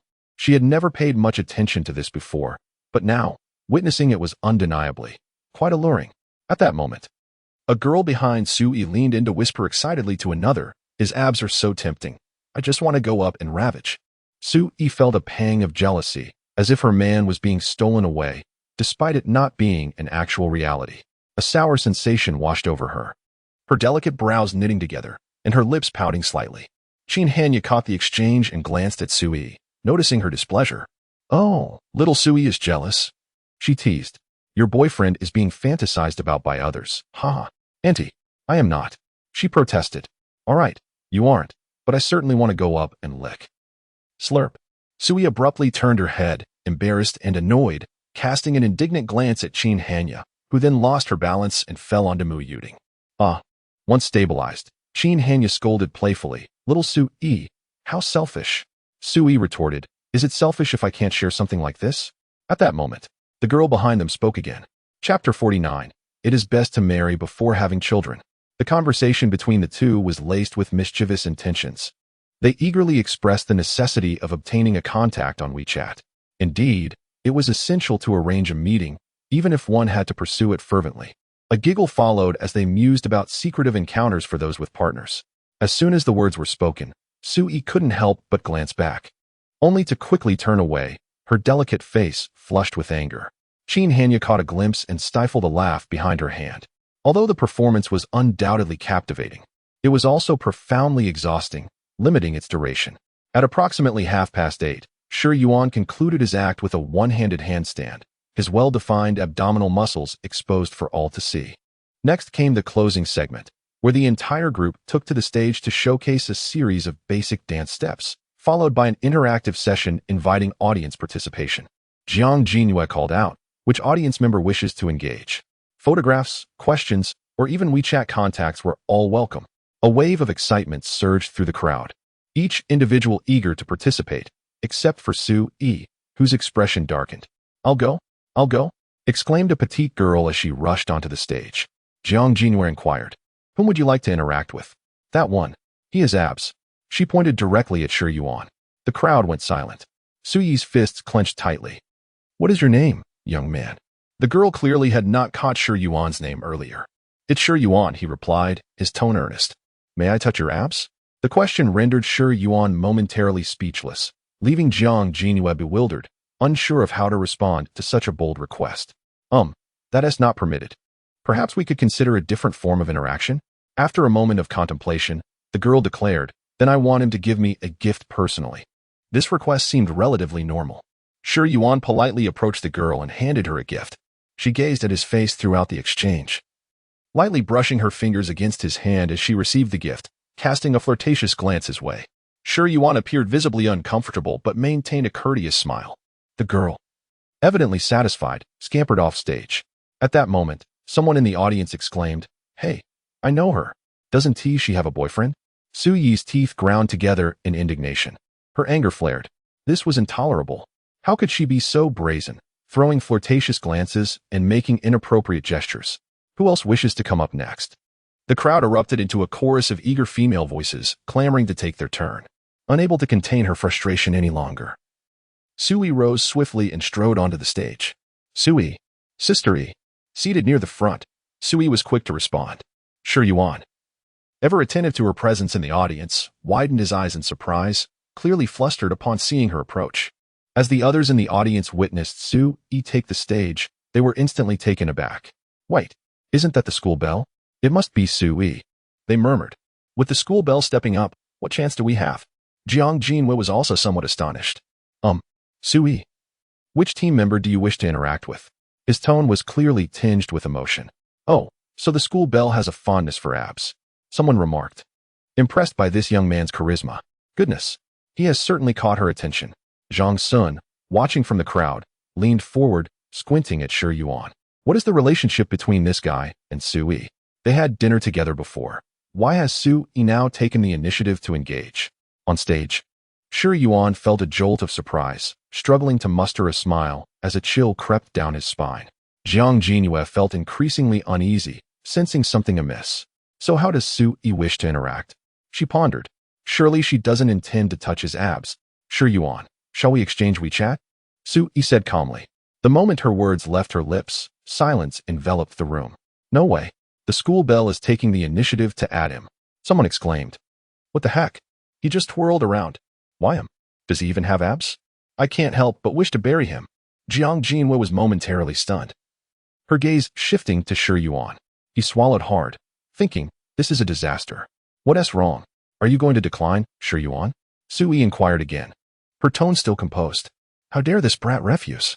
If he acts all high and mighty, I'll make him regret it. Shi Yuan scratched his head, feeling quite awkward, and replied, sure. He then obediently took out his phone, while Sui stepped forward, also retrieving hers. Their eyes met as they pretended to scan each other's codes to add WeChat. The onlookers were puzzled, wondering why the two exchanged such meaningful glances. After a moment, Sui spoke up. Shi Yuan, shouldn't you be giving me a gift now? He snapped back to reality and smiled. All right, just a moment. He retrieved a well-stuffed tote bag, nearly overflowing, and handed it to Sui. A wave of murmurs swept through the crowd. The earlier female audience members scoffed. Why the disparity in treatment? Mine is so much smaller. Hearing this, others nearby snickered derisively. Sui, maintaining a polite smile. reached out to accept the bag, but suddenly pinched Shi Yuan's finger sharply. He winced but forced a stiff smile. Turning to the audience, Su Yi cheerfully declared, "I have no further questions. May I invite the other young ladies to the stage?" With that, she gracefully descended, leaving the audience in stunned silence. May I invite the other young ladies? Anyone could discern this as a clear show of power. Having added WeChat, she still had the audacity to say that. Who would dare face her wrath now? Goodness. The school belle can't possibly be smitten, can she? What kind of virtue did this fellow amass in his past life? Someone mused. Who would dare go up now? Zhang Sun exclaimed. This brat is definitely plotting something behind my back. Shi Yuan could only manage a forced smile on stage, as he had not anticipated Su Yi's boldness in throwing herself into the fray. Indeed, the previously restless girls in the audience fell silent. Subsequently, only 3 boys took to the stage. 2 requested the WeChat contact of the girls from the earlier group dance, while the other approached Jiang Jinhua, who graciously provided her contact as well. In the end, the remaining gifts were distributed, and Shi Yuan noticed Zhang Sun in the back row, deliberately reserving a small gift for him. After the event concluded, the staff began tidying up the props in the venue. Shi Yuan changed his clothes backstage and prepared to seek out Su Yi. However, just as he emerged, he was besieged by several girls. This scene was perfectly witnessed by Su Yi, who felt a surge of irritation. Qin Hanya chuckled and remarked, "Our young lady has her moments too." She gently touched Su Yi's displeased cheek and added, "It seems only my help will do." Before Su Yi could react, Qin Hanya confidently strode over. While Shi Yuan was cornered by the girls, Qin Hanya intervened, wrapping her arm around Shi Yuan and stating, "Ladies, could you kindly step aside? I am Shi Yuan's aunt, and he happens to have a girlfriend. My apologies." With that, she boldly led Shi Yuan away, leaving the girls with no choice but to retreat reluctantly. Once they reached a quieter area, Qin Hanya finally halted. The moment she stopped, Su Yi rushed over and pulled the two apart, tightly clinging to Shi Yuan. Qin Hanya, amused yet exasperated, remarked, "Indeed, a girl grows up too fast.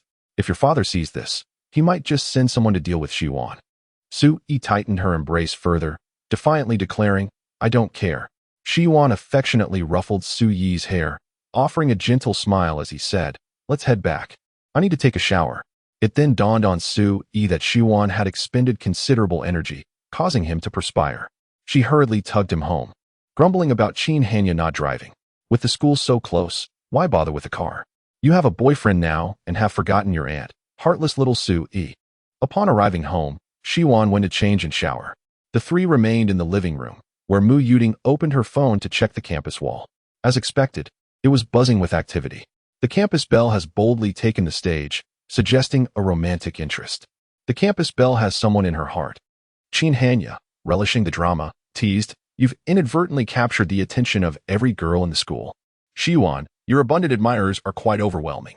Su Yi huffed in indignation, replying, "Who told them to have ulterior motives?" Hearing this, Qin Hanya and Mu Yuding couldn't contain their laughter at Su Yi's pouting demeanor. It was clear that Shi Yuan was quite popular, particularly due to his impressive physique. Indeed, those girls look as if they want to devour Shi Yuan. Mu Yuding chuckled. "What's the matter? Should we not let our little Su Yi indulge herself first? Otherwise, who knows when someone might sneak in and steal her thunder. It certainly appears to be a first blood moment." Qin Hanya seizes the opportunity to entice Su Yi. Su Yi casts her a sidelong glance and replies, "Shi Yuan would never do that." "How can you say that, Sister Yi? After all, Shi Yuan seems to be in such good health, doesn't he?" Both Mu Yuding and Su Yi echo in unison. Mu Yuding is momentarily taken aback, wondering how they could possibly know what she was thinking. Su Yi retorts with annoyance, "I truly am exasperated with both of you. One is pushing her best friend out, while the other would readily auction off her own niece." "Oh, don't speak so harshly. We're only looking out for you," Qin Hanya responds sweetly. Yet, Su Yi remains unconvinced, declaring, "Not a chance. I believe it will only be when I'm pregnant that you two will finally realize the absurdity of this."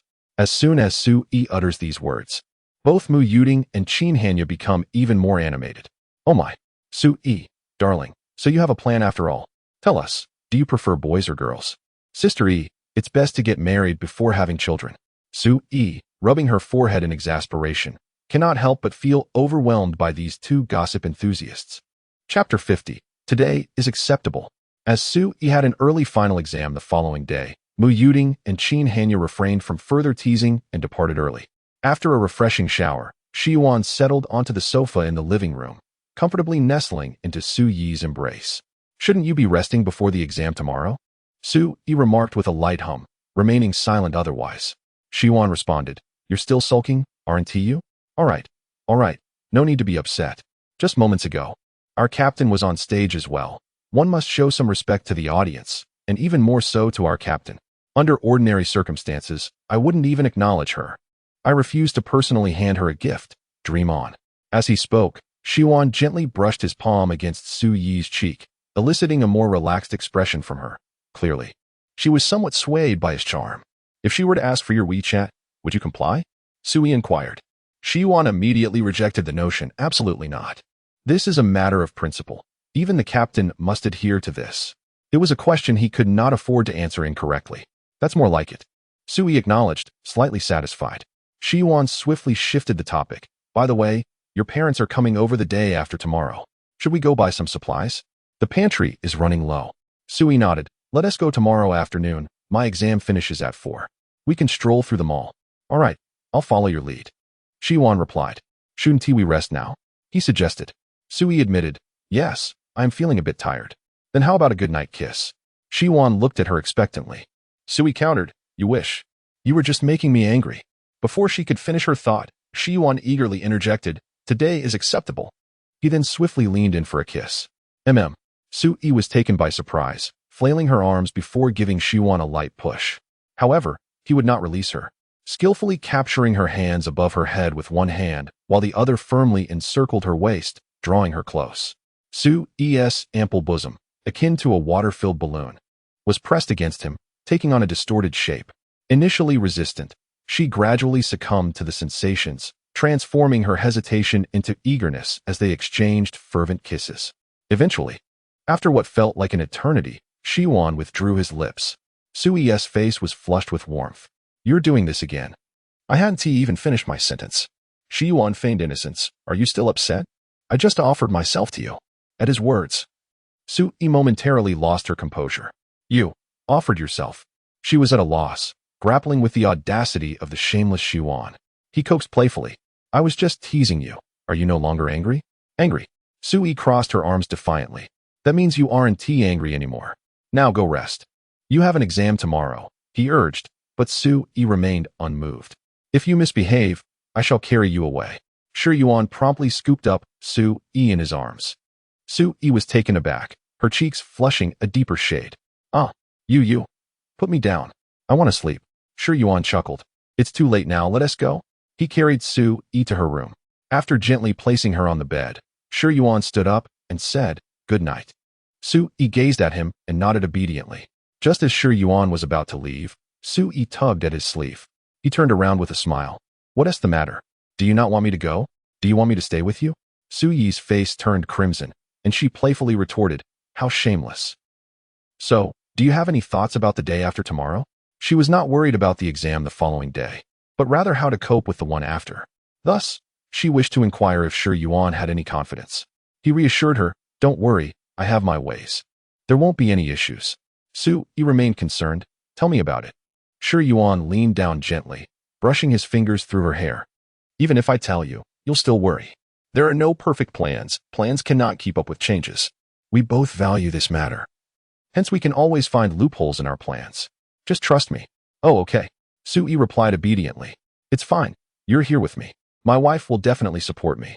So for now, don't think about anything else. Just sleep well and pass the exam tomorrow. Feeling a bit reassured, Su Yi nodded. All right, then I'll sleep. I'll call you after the exam tomorrow. Shi Yuan responded with a gentle smile. Good. I'll arrive early to wait for you. The next day, Shi Yuan decided to skip the latter half of the afternoon review class to wait for Su Yi. Please do not imitate. The author does not endorse such behavior. At 10 in the morning, the first half of the review class concluded. Shi Yuan was busy taking notes when Lin Kai approached and called out, Shi Yuan. He paused, looking up. Class monitor, is there something you need? Lin Kai replied with irritation, What class monitor? Don't I have a name? Also, about that project I mentioned in the last Chinese class, have you forgotten? Shi Yuan felt a bit embarrassed, chuckling awkwardly. I've been a bit busy lately, so I forgot. How about I give you an answer tomorrow?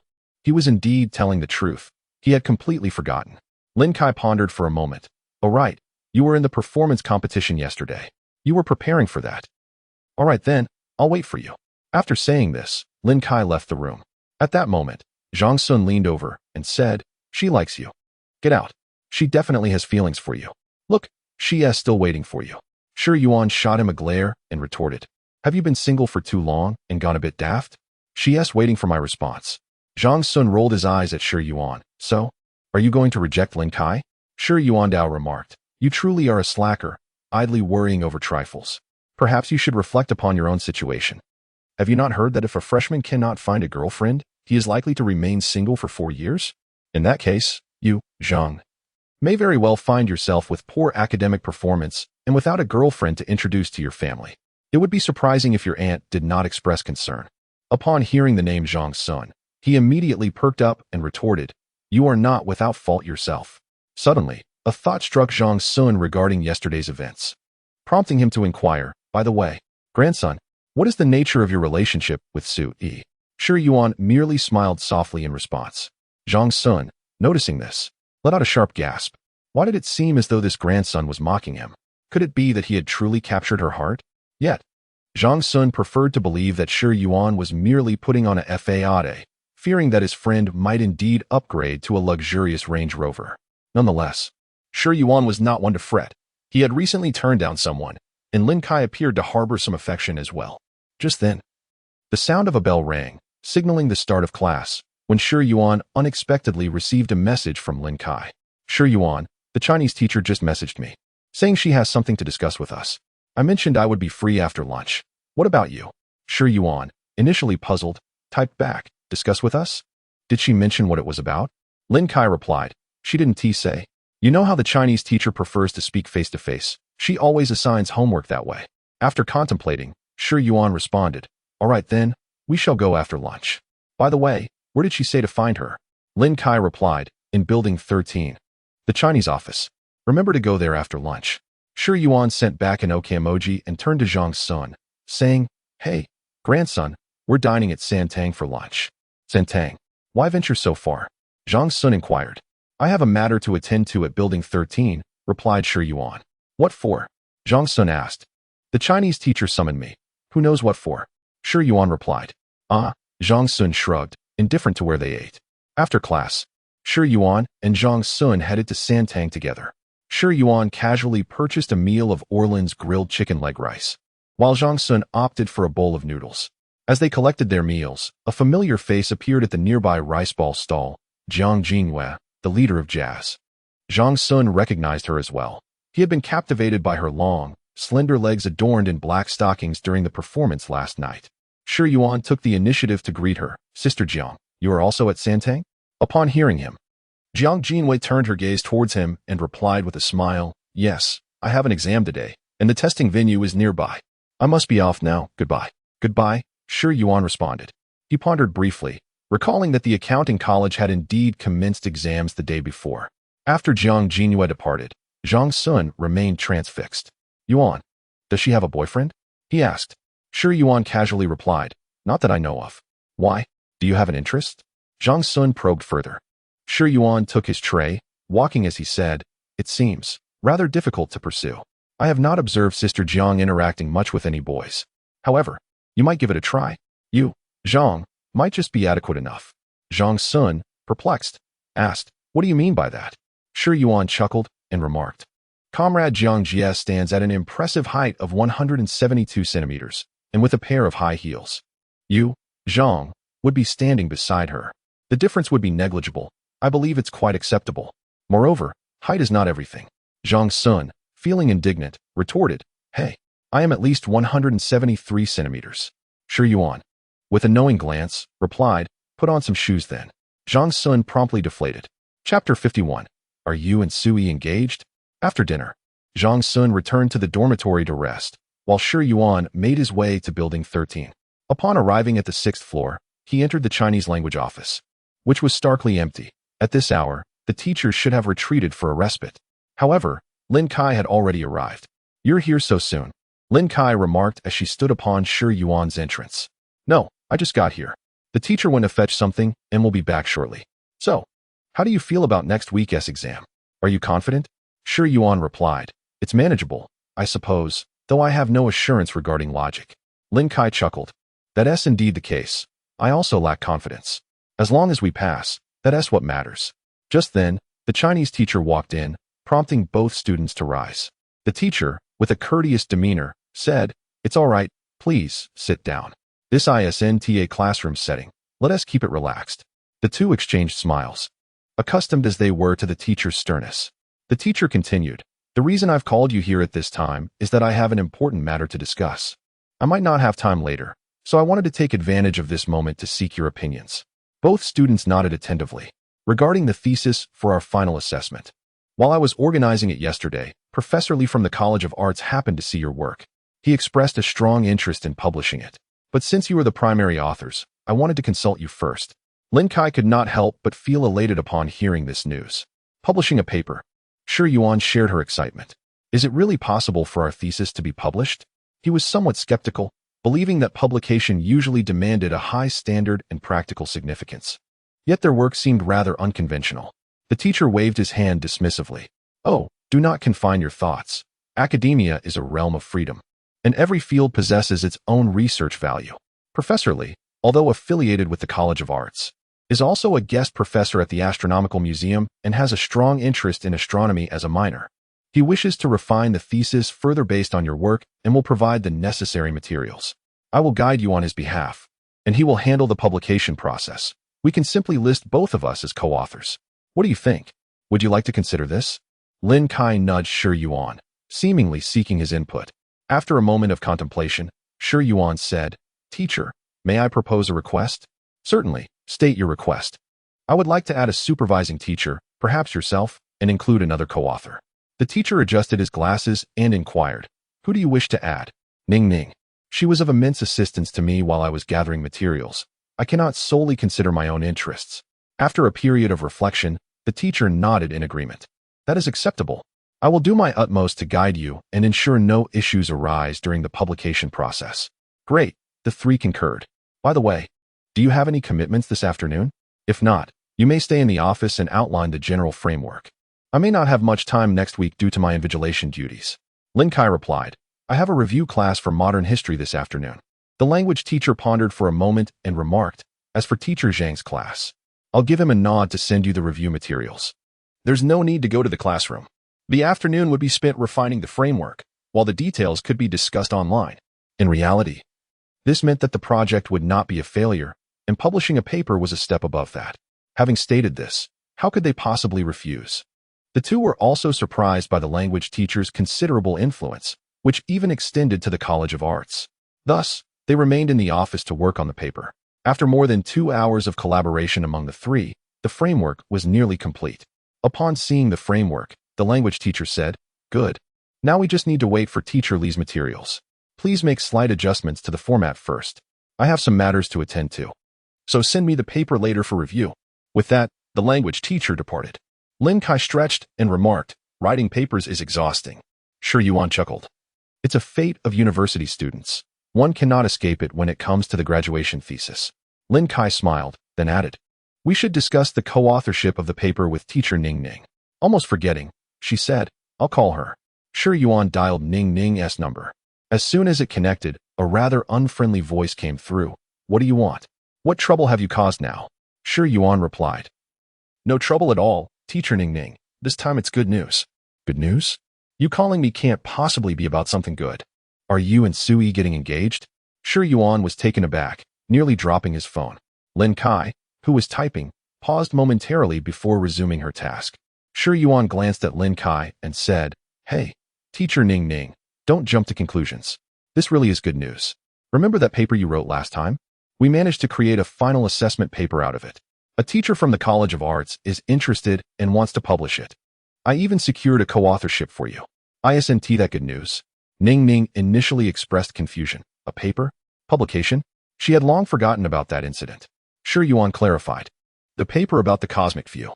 At this, Ning Ning recalled. Oh, how did it end up being published? A co-authorship, huh? Fine, I'll begrudgingly accept it.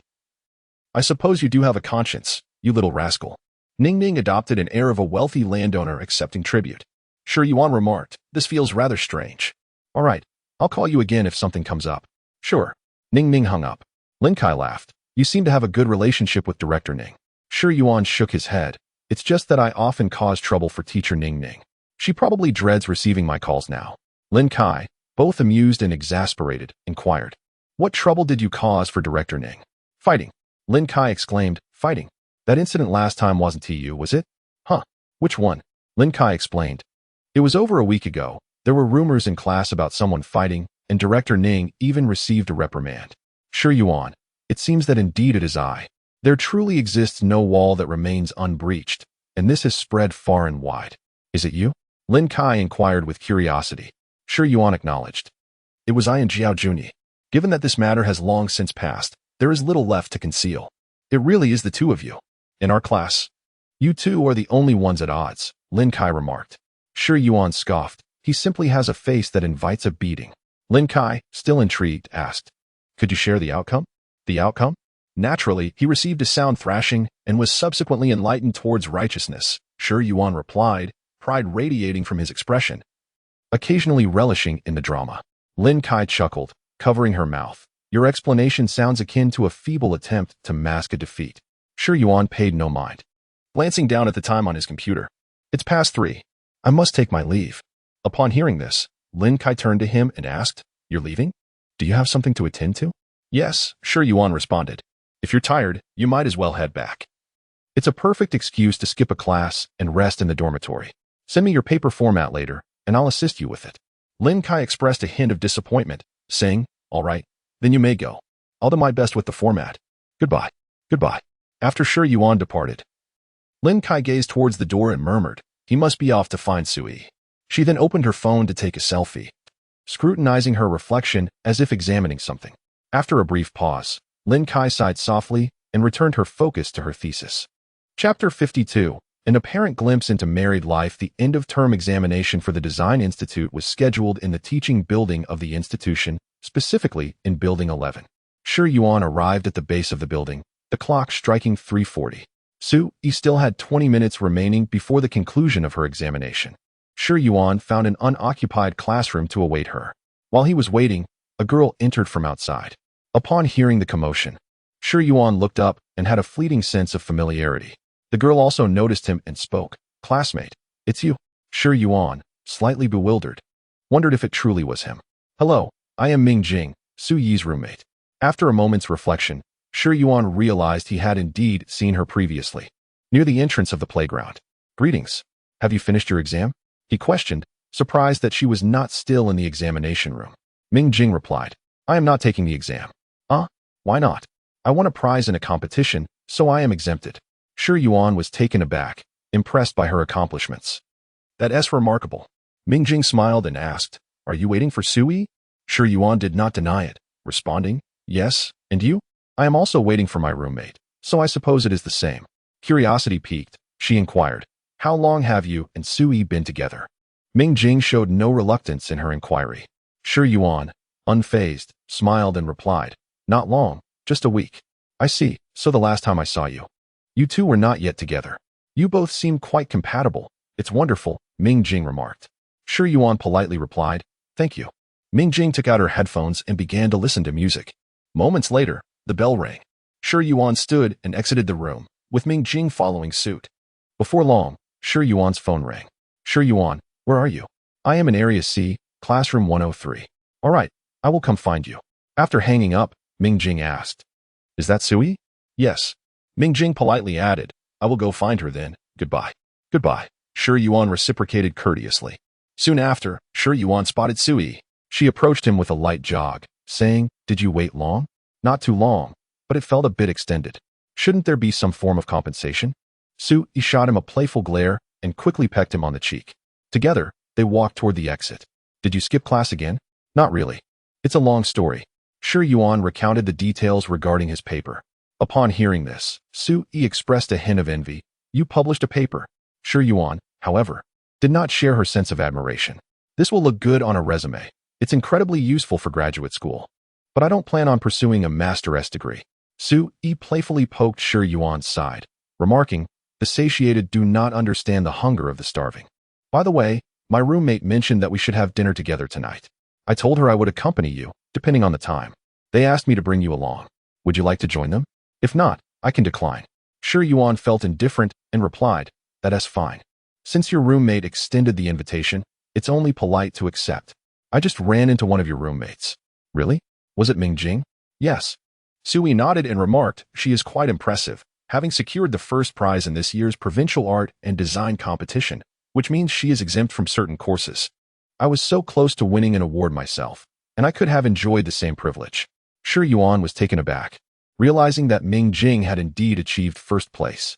So she can enjoy a carefree semester, he mused. However, Sui seemed somewhat disapproving. Not quite. Ming Jing's family situation is challenging. She relies solely on her part-time job to cover her tuition and living expenses. It is true what they say, when God opens a window, he closes a door. Everyone has their own struggles. Sui informed her 3 roommates that they would dine together later. And then the two made their way to the nearest shopping mall. Upon arriving at the entrance, they noticed what appeared to be an event taking place, with various lottery activities set up nearby. A flyer was thrust into their hands as they approached.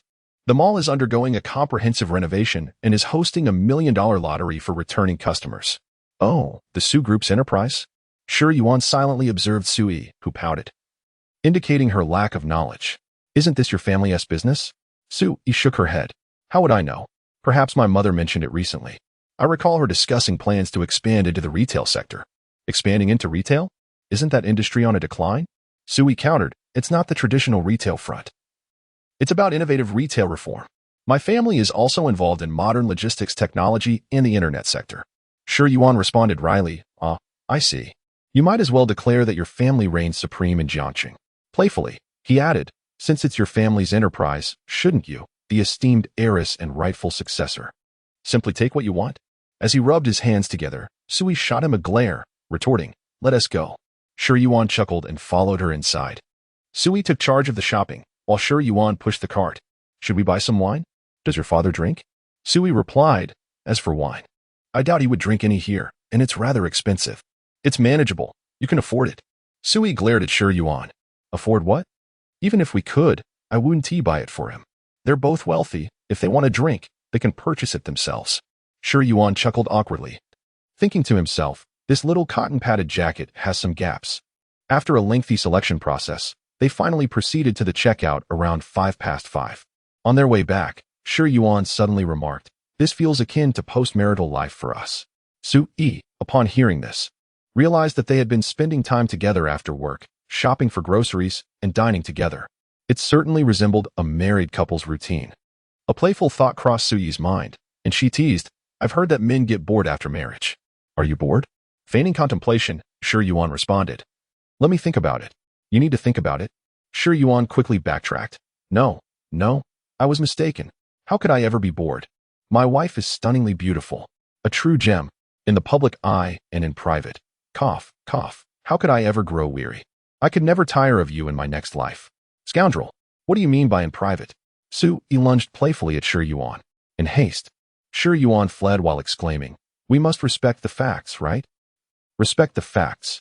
You, don't run away. After arriving home and dropping off their belongings, Sui called a few roommates, only to find they were still out shopping. The two decided to tidy up before searching for them. Shi Yuan meticulously organized the items they had purchased, while Sui busied herself with slicing fruit. As Shi Yuan worked, he remarked, I wonder if you deliberately botched things when I was teaching you to cook. It seemed like you were on the verge of mastering it, only to mess it up entirely. Sui responded, I thought I had learned to cook. So there was no reason for me to continue living with you. Shi Yuan stealthily approached Sui from behind, wrapping his arms around her waist and whispering softly in her ear, you can't bear to part with me. Sui shyly nodded in affirmation. Shi Yuan added, once my exams are over, I will spend a few days with you.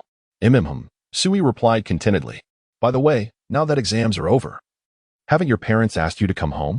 Typically, university students leave for home the day after finals, and their instructors can hardly keep them from going. Sui replied, them? They are quite busy, hardly have time to concern themselves with me, and my mother would rather I stay far away. Why is that? Shi Yuan inquired.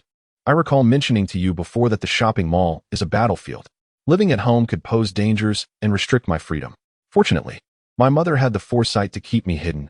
Few people know me, and many assume my parents have no children.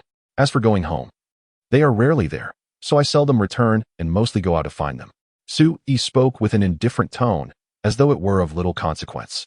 However, Shi Yuan felt a pang in his heart.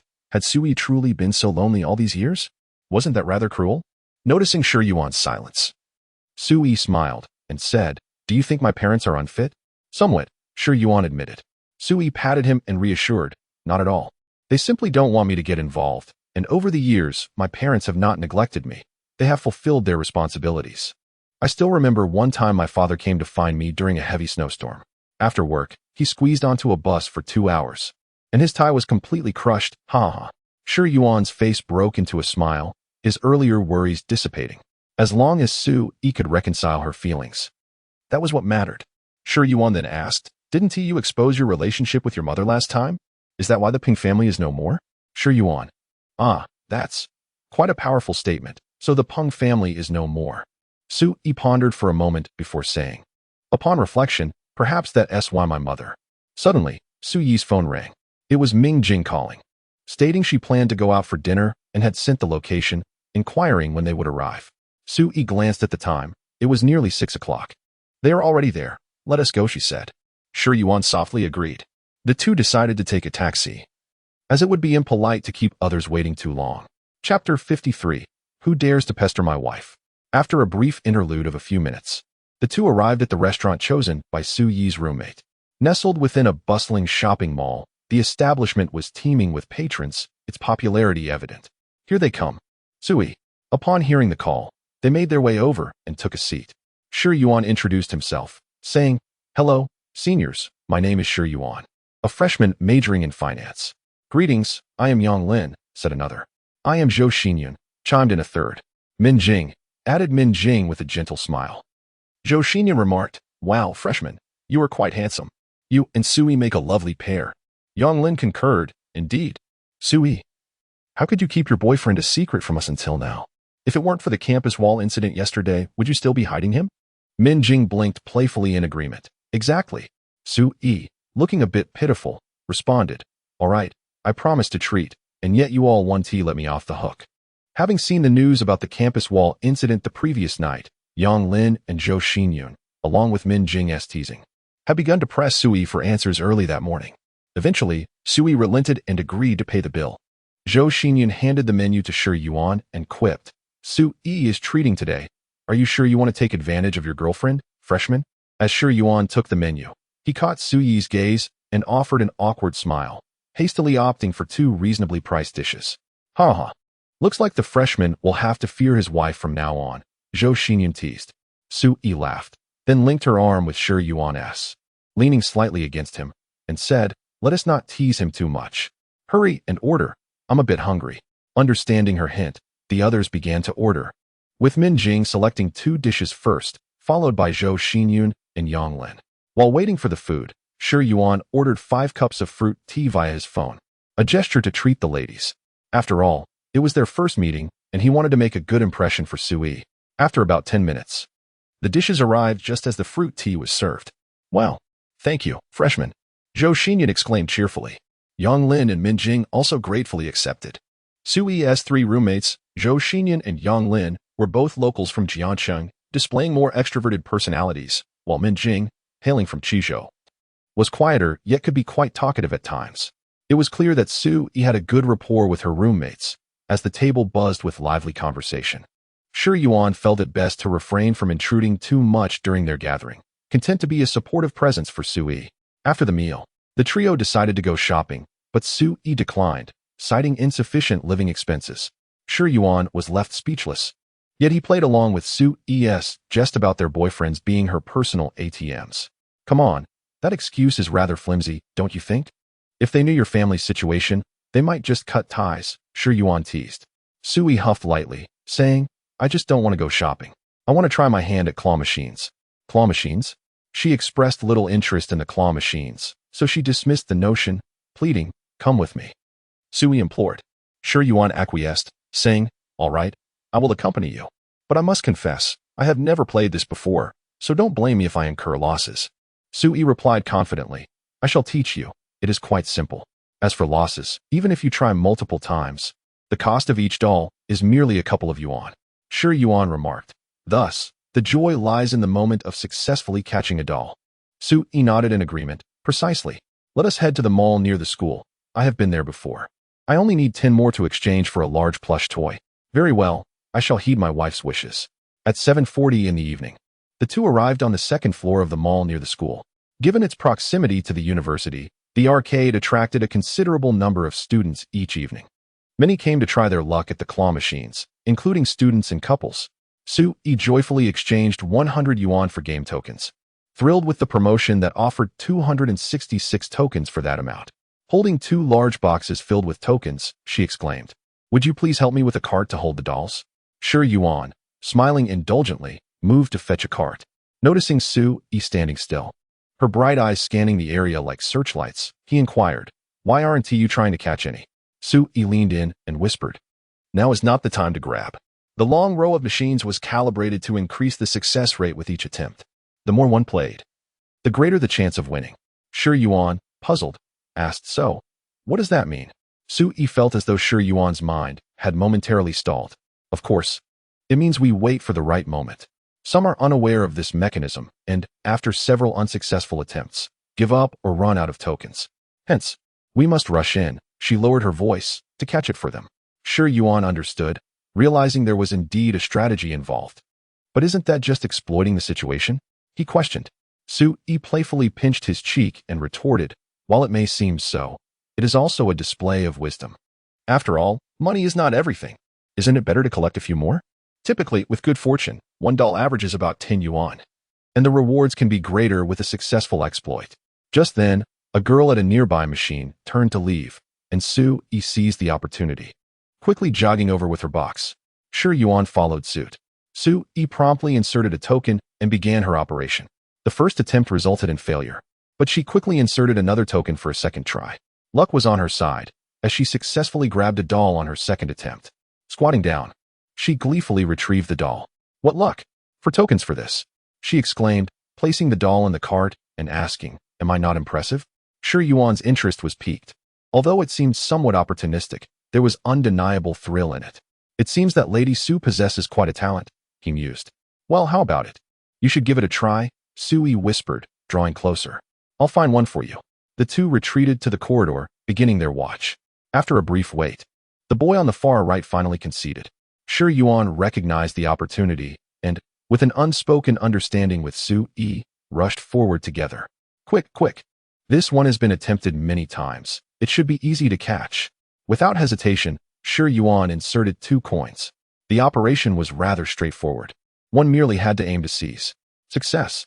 The claw accurately grasped the toy and held it securely. Wow, what a sturdy claw! A reliable claw indicated that the toy was unlikely to slip free. The toy plummeted into the chute. Su Yi hurriedly retrieved it, stealthily placing it into the cart. "Wow, such good luck. Bringing you here was indeed the right choice. We've already snagged 2. Su Yi was utterly delighted. Shi Yuan shared in her joy but soon felt a flicker of guilt, murmuring, "Do you think we might get scolded for this?" In response, Su Yi confidently declared, "We're just fortunate. They failed to catch it due to their own inadequacy. Besides, I simply adore this toy and wanted to catch it. Can he accuse me of taking what he couldn't?" Shi Yuan chuckled, realizing there was truth in her words. After all, this claw machine was not owned by anyone specifically.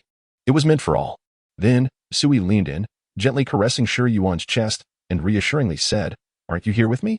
Frankly, when I used to come alone or with Ting Ting, I sometimes feared someone would confront me. Now, I have nothing to fear. Shi Yuan smiled, grasping Su Yi's hand firmly. "Let us see who dares to bother my wife. Rest assured, I'll act as your bodyguard." Su Yi joyfully shook Shi Yuan's arm, then produced a box, stating, "All right, let us split up for now. I'll stay here while you scout for opportunities over there. Once we've caught enough, we can use the remaining coins to grab some favorites together." Shi Yuan replied, "Okay, then I'll go push another cart." Su Yi promptly focused on searching for her next opportunity. Chapter 54. Do I need an appointment to see my daughter? After a continuous hour of fervent attempts, Su Yi became increasingly exhilarated with each successful catch. With merely a handful of game tokens remaining, Shi Yuan pushed a cart brimming with plush toys towards Su Yi. However, upon glimpsing her cart, which was overflowing with an even greater bounty, he couldn't help but evoke envy from bystanders. Experience does triumph, Shi Yuan remarked with a sigh. Turning towards him with a playful pout, Su Yi retorted, "Who are you calling old?" Shi Yuan chuckled awkwardly. "I was merely complimenting your skills." With a light huff, Su Yi proudly patted her cart full of plushies. "Let us store these first and perhaps exchange for a larger one." At the front desk, Su Yi deposited her gathered toys into her account. Then, pointing towards an enormous plush figure displayed behind the counter, she inquired, "Shi Yuan, do you have a favorite? Choose one that you like. I'm not particularly attached to plushies," she declared generously. "I already have quite a few, so consider this your first gift from me." Upon hearing this, Shi Yuan no longer hesitated. "All right, I'll select one then. But remember, it's your first gift that is the most precious." Su Yi's cheeks flushed at his words, prompting a quiet chuckle from the attendant at the front desk. "Hurry up and choose," Su Yi urged, playfully nudging Shi Yuan. "Any of these can be exchanged." Shi Yuan, gently holding Su Yi's hand, gazed upwards and pointed to a gigantic Lucifer cat plush, valued at 85 tokens. "How about that one?" "Unfortunately, that oversized Lucifer is no longer available," she lamented. "This one, I have some recollection of this IP," Shi Yuan said without hesitation. "All right, please retrieve that for me," Su Yi requested. The attendant turned and soon brought forth the colossal Lucifer cat to the counter, stating, "This plush costs 85 tokens and will be deducted from your account." Su Yi nodded. "Yes, let us leave it here for now. We'll return for it later. Come, let us explore outside." She linked her arm with Shi Yuan's. Shi Yuan readily agreed. "Thank you for the gift, my dear wife." The front desk attendant watched the two with envious eyes, sweetness emanating from their interaction. As they stepped into the hallway, Shi Yuan noticed a display wall of figurines and curiously approached. "Do you like figurines?" Su Yi asked. Shi Yuan replied, "They're all right. I have a preference for certain anime IPs." "What is your favorite?" Su Yi probed further. Without hesitation, he declared, "That one, Heaven and Tyrant, Fushiguro Zenin." Heaven and Tyrant? Oh, a character from Jujutsu Kaisen, featuring the image of the heavenly reversal blade, Su Yi remarked, though she wasn't entirely familiar with it. Rather than diverting the conversation, she continued, "It certainly seems impactful. Wait for me to grasp a few more. I'll gather enough to exchange for you, all right?" Noticing the figurine's price of 112 tokens, Shi Yuan immediately declined. "Let us not. That's too many. I'm not that fervent about figurines anyway. Just choose what you like." But Su Yi persisted, "No way. If you like it, I shall strive to gift it to you. Moreover, I already possess quite a few plush toys, and I do not intend to exchange any further. Let it merely serve as an excuse for me to indulge in claw machine games." Su Yi's half-pouty demeanor is utterly charming. Shi Yuan suddenly feels a sense of delightful surprise, aside from his mother and uncle, who has ever treated him so well. He never received such treatment when conversing with Lin Xian. Gently, Shi Yuan takes Su Yi's hand and smiles, saying, "Very well, when you have saved enough. If it is still available, then we shall exchange it." Su Yi beams, responding, "All right." Over the next half hour, the pair continue to win their favorite toys and enjoy various arcade games. As the clock approaches 10 in the evening, Shi Yuan, with one hand clasping Su Yi's and the other shouldering the giant Lucifer plush she gifted him, strides confidently, proudly proclaiming to all around, "Behold, this is a present from my girlfriend." This elicits a wave of envy from onlookers, marveling at his beautiful girlfriend who not only gifts him presents but also is willing to invest in him. What more could one desire? Feeling the gazes directed at her, Su Yi becomes slightly bashful and remarks to Shi Yuan, "Oh dear, you should set it down. It looks as if you are carrying a cannon." Shi Yuan, however, responds with pride, "This is far more precious than a cannon. If I set it down, I would carry you instead." Su Yi falls silent, thinking to herself, "You may as well continue carrying Lucifer." Thus, Shi Yuan carries the plush homeward. Upon reaching the doorstep, their laughter and playful banter continue. "Remember, you insisted on moving in together. Do you know how astonished I was?" Shi Yuan recalls, "I merely blurted it out at the time." Su Yi retorts as she opens the door, "Oh, you were quite sincere then, weren't you?" Once inside, she adds, "I thought you were so principled." Little did I know after cohabiting. Suddenly, Su Yi gasps. Shi Yuan, startled by her exclamation, rushes to inquire, "What is it?" As he sets down the plush toys and gazes ahead, he notices Su Yi frozen in place, her expression tinged with a hint of distress.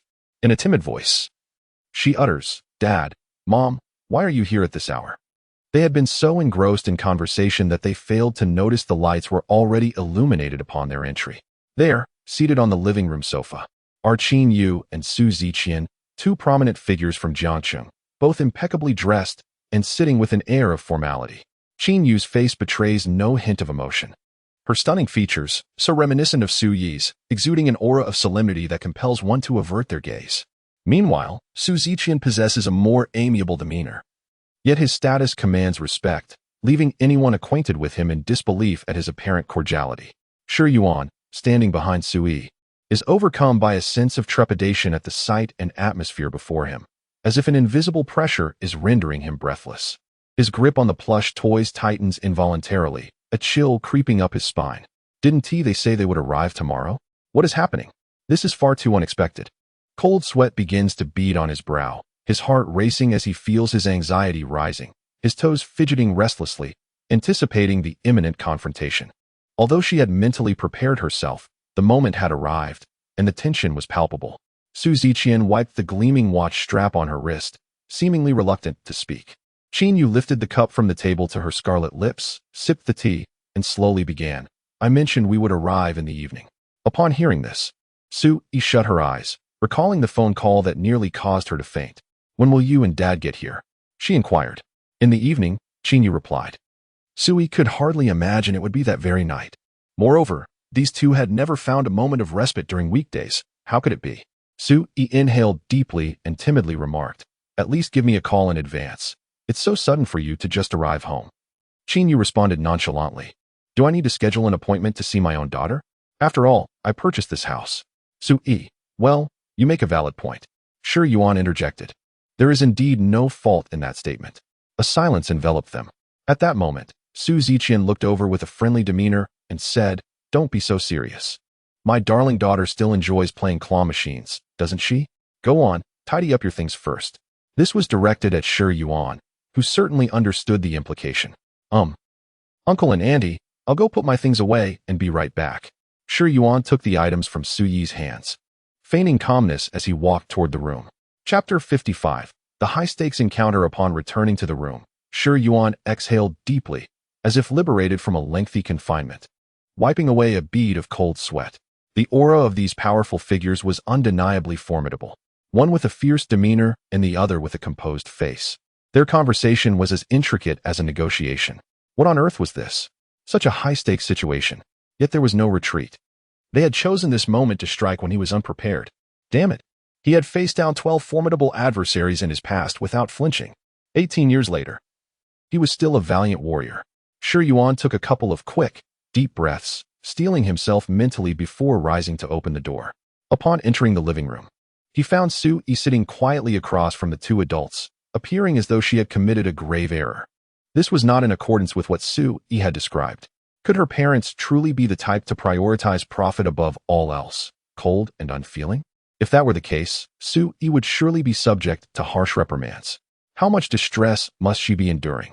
No, even if they opposed their union, they could not permit Su Yi to suffer in silence. Resolute, Shi Yuan stepped forward, taking a seat beside Su Yi. She glanced at him, her eyes reflecting a mix of surprise and concern. Su Ziqian and Qin Yu also cast their gazes toward Shi Yuan, but neither displayed any discernible emotion. Their calm demeanor in the face of potential upheaval suggested an inherent composure. After a moment of internal fortitude, Shi Yuan donned a smile and addressed them. Hello, Uncle and Aunt. It is a pleasure to meet you. My name is Shi Yuan, and I am currently Su Yi's boyfriend. I apologize for not having prepared in advance. I hope my presence does not cause you any discomfort. As he uttered the words my boyfriend, Su Yi's heart raced, her fingers fidgeting nervously. Despite having anticipated this moment, the directness of his declaration left her somewhat unsettled. Su Ziqian merely smiled faintly in response to Shi Yuan's introduction, remaining silent. In contrast, Qin Yu did not give Shi Yuan a proper glance. Instead, he gently set down his teacup and gestured with his right hand. Understanding the cue, Shi Yuan took the initiative to pour half a cup of tea for Qin Yu, aware of the customary etiquette regarding drinks.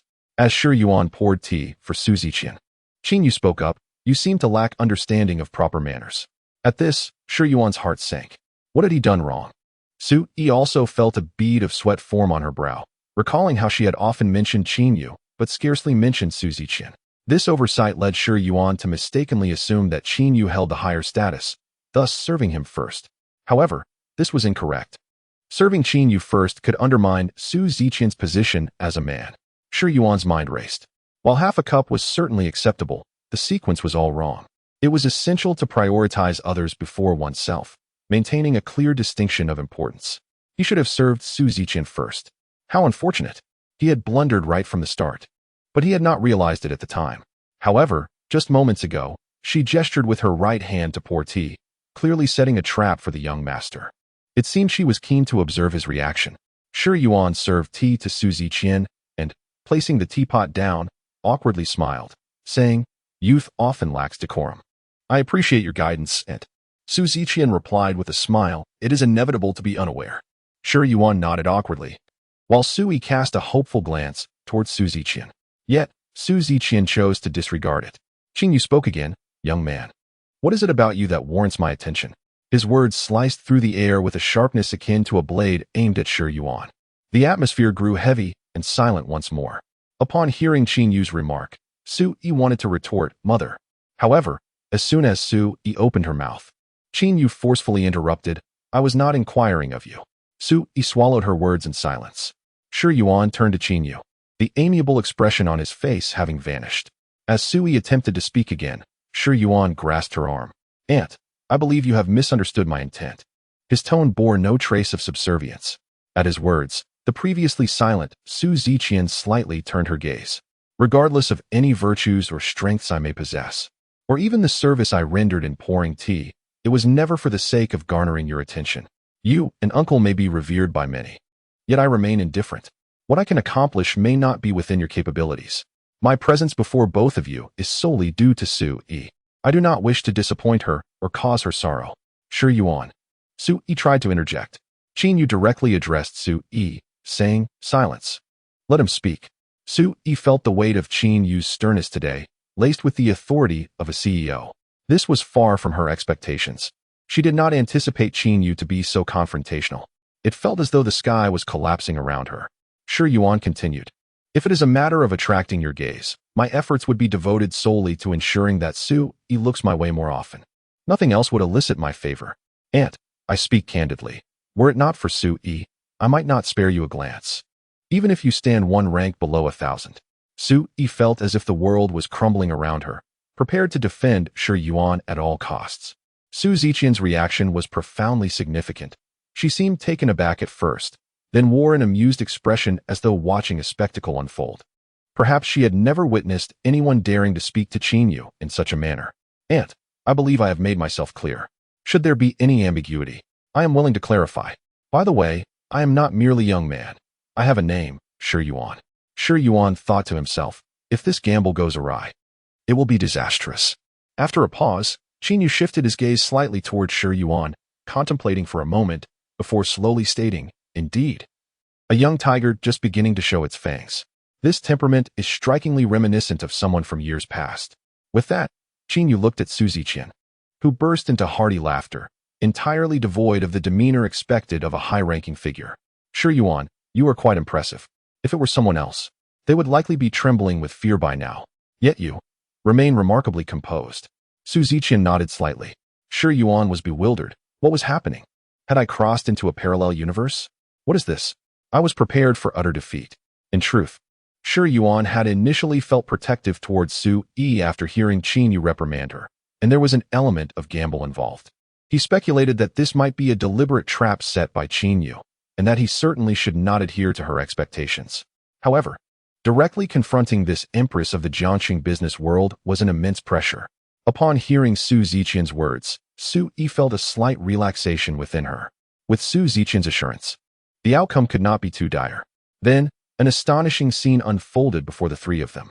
Qin Yu flipped an empty teacup on the table and placed it in front of Shi Yuan, pouring half a cup of tea from the teapot. Su Yi and Su Ziqian gaped in astonishment, their eyebrows raised high. Qin Yu was serving tea. It had been years since they had witnessed such a gesture. The solemnity that had previously adorned Qin Yu's face softened considerably as she inquired, "How long have you known Su Yi?" Observing the reactions of Su Yi and Su Ziqian, a cold sweat broke out on Shi Yuan's back. Should I drink or not? In reality, one should not drink directly. It was crucial to wait for the other party to raise their cup first. In this moment of panic, his mind had gone blank. leaving him uncertain about whether to drink.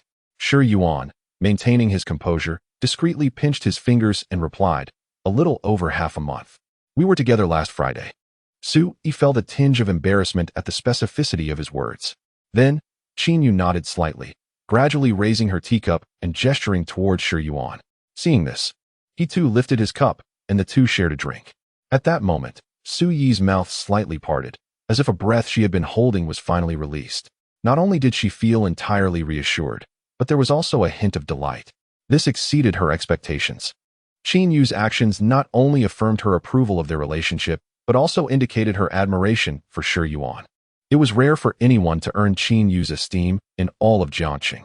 I have encountered too many who grovel before me, yet none were anything but self-serving opportunists. Chapter 56. Have you been with him? Su Ziqian smiled and remarked, "Shi Yuan, as parents, we understand the significance of our daughter's lifelong commitments, do we not?" Shi Yuan replied with composure, "Of course." Su Ziqian chuckled heartily, praising, "I find you quite agreeable, not bad at all." At that moment, Qin Yu stood up and said, "I'll have a word with Su Yi. You two carry on." Upon hearing this, Su Yi glanced at Shi Yuan before rising to join Qin Yu in her room. Once the two had departed, Su Ziqian spoke, "Between us men, let us not indulge in pleasantries." He then retrieved a square gift box from beside the sofa. Upon opening it, 2 bottles of white liquor were revealed, all in the drink. "So, do you have the courage to drink me under the table? If you win, we shall be sworn brothers. If you lose, marrying my daughter will be but a dream." Shi Yuan was taken aback. "Seriously? We're drinking for stakes now? Just when I thought I had passed one trial, another arises. However, this challenge seems easier. I just hope we don't run out of liquor without a victor." Having learned from the previous experience, Shi Yuan, undeterred, confidently replied, "Uncle, how shall we proceed? Shall we drink it straight, or?" Su Ziqian exclaimed, "This lad is quite bold. Let us engage in the youthful sport of dice." With that, Su Ziqian produced 2 dice cups from the box. Shi Yuan responded, "What? You came prepared? Are you afraid? Are you jesting? Am I afraid of throwing dice? Bring it on," Shi Yuan proclaimed with confidence. "All right, don't underestimate me. The ways of the youth may not necessarily outmatch my experience." Indeed, Su Ziqian was not exaggerating. Shi Yuan and he were evenly matched. Before long, half a bottle had been consumed. In another room, Su Yi pulled Qin Yu down to sit. "Mom, why did you come at this hour, looking so frightening?" Su Yi complained.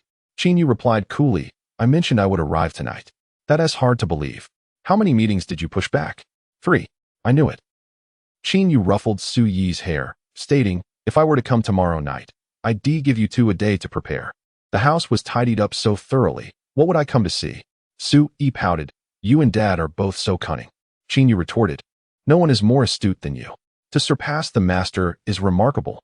In just a few days, you found yourself a boyfriend. Living together already. At this rate, I fear you two might have already acquired a marriage certificate." Su Yi blushed with indignation. "It's not what you think. Shi Yuan and I." Qin Yu interjected, All right, I won't pry into your affairs. I haven't implied anything. Just look at how flustered you are. It's true that a daughter grows up too quickly." Su Yi's cheeks flushed with embarrassment at Qin Yu's words. Qin Yu then added, "However, your taste is quite commendable.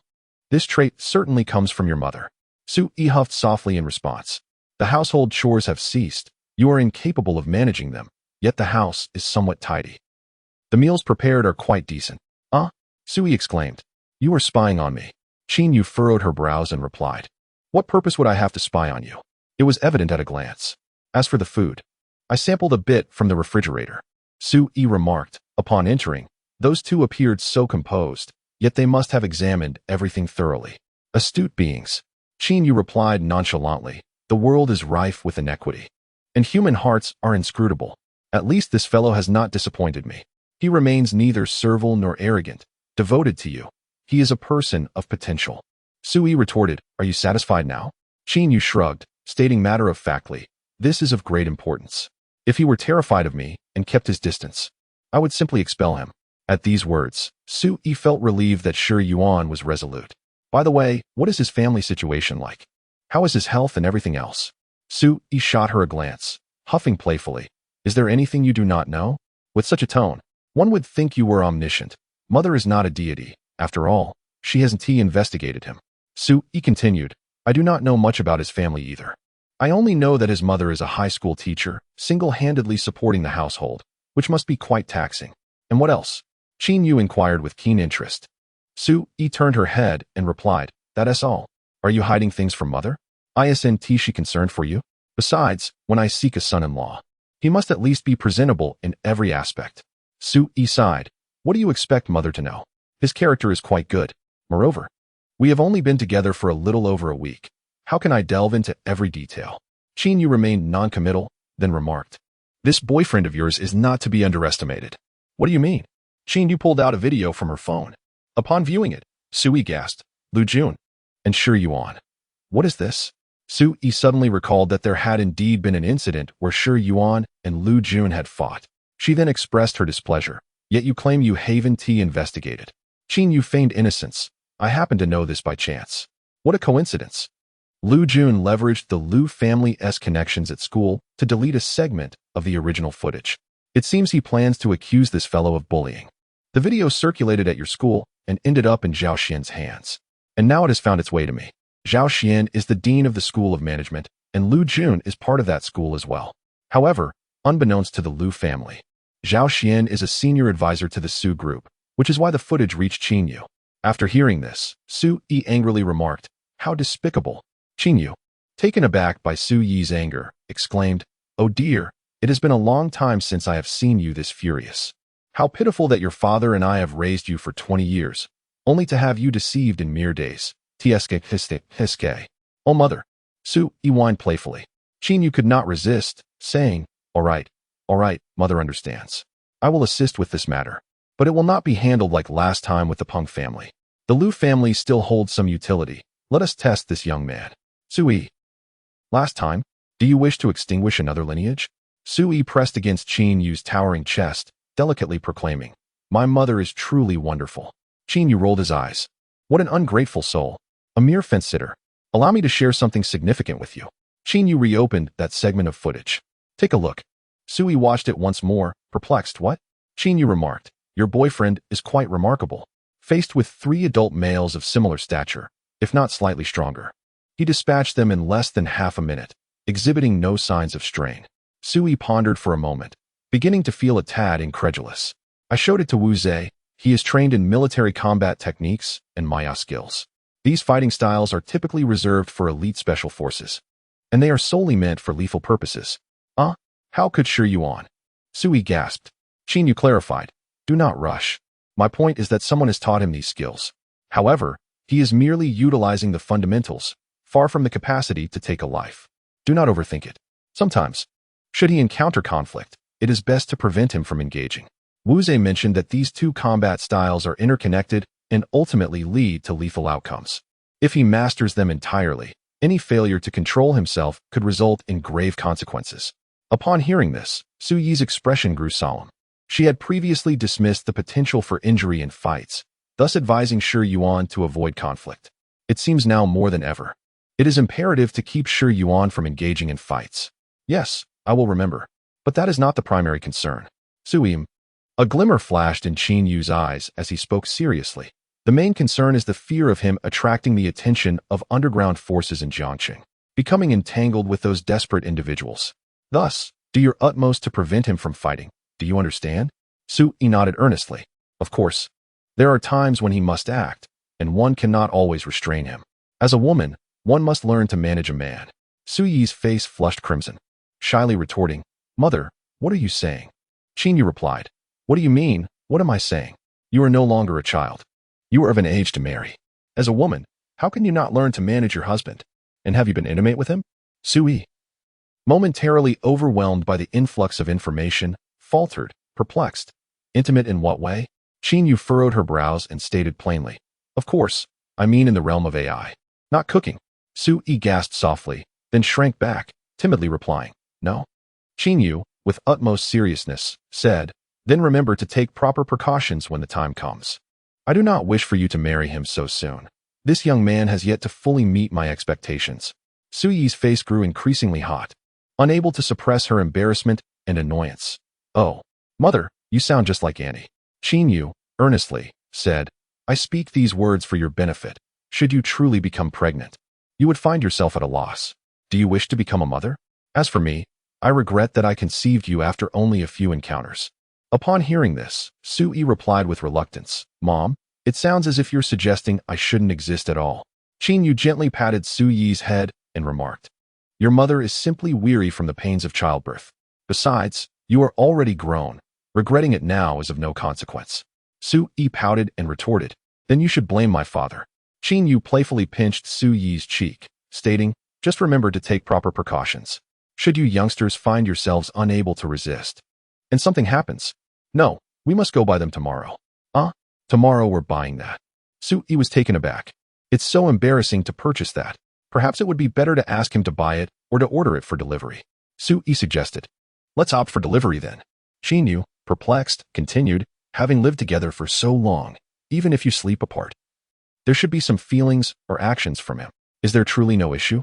Sui hastily interrupted. There's no problem, really.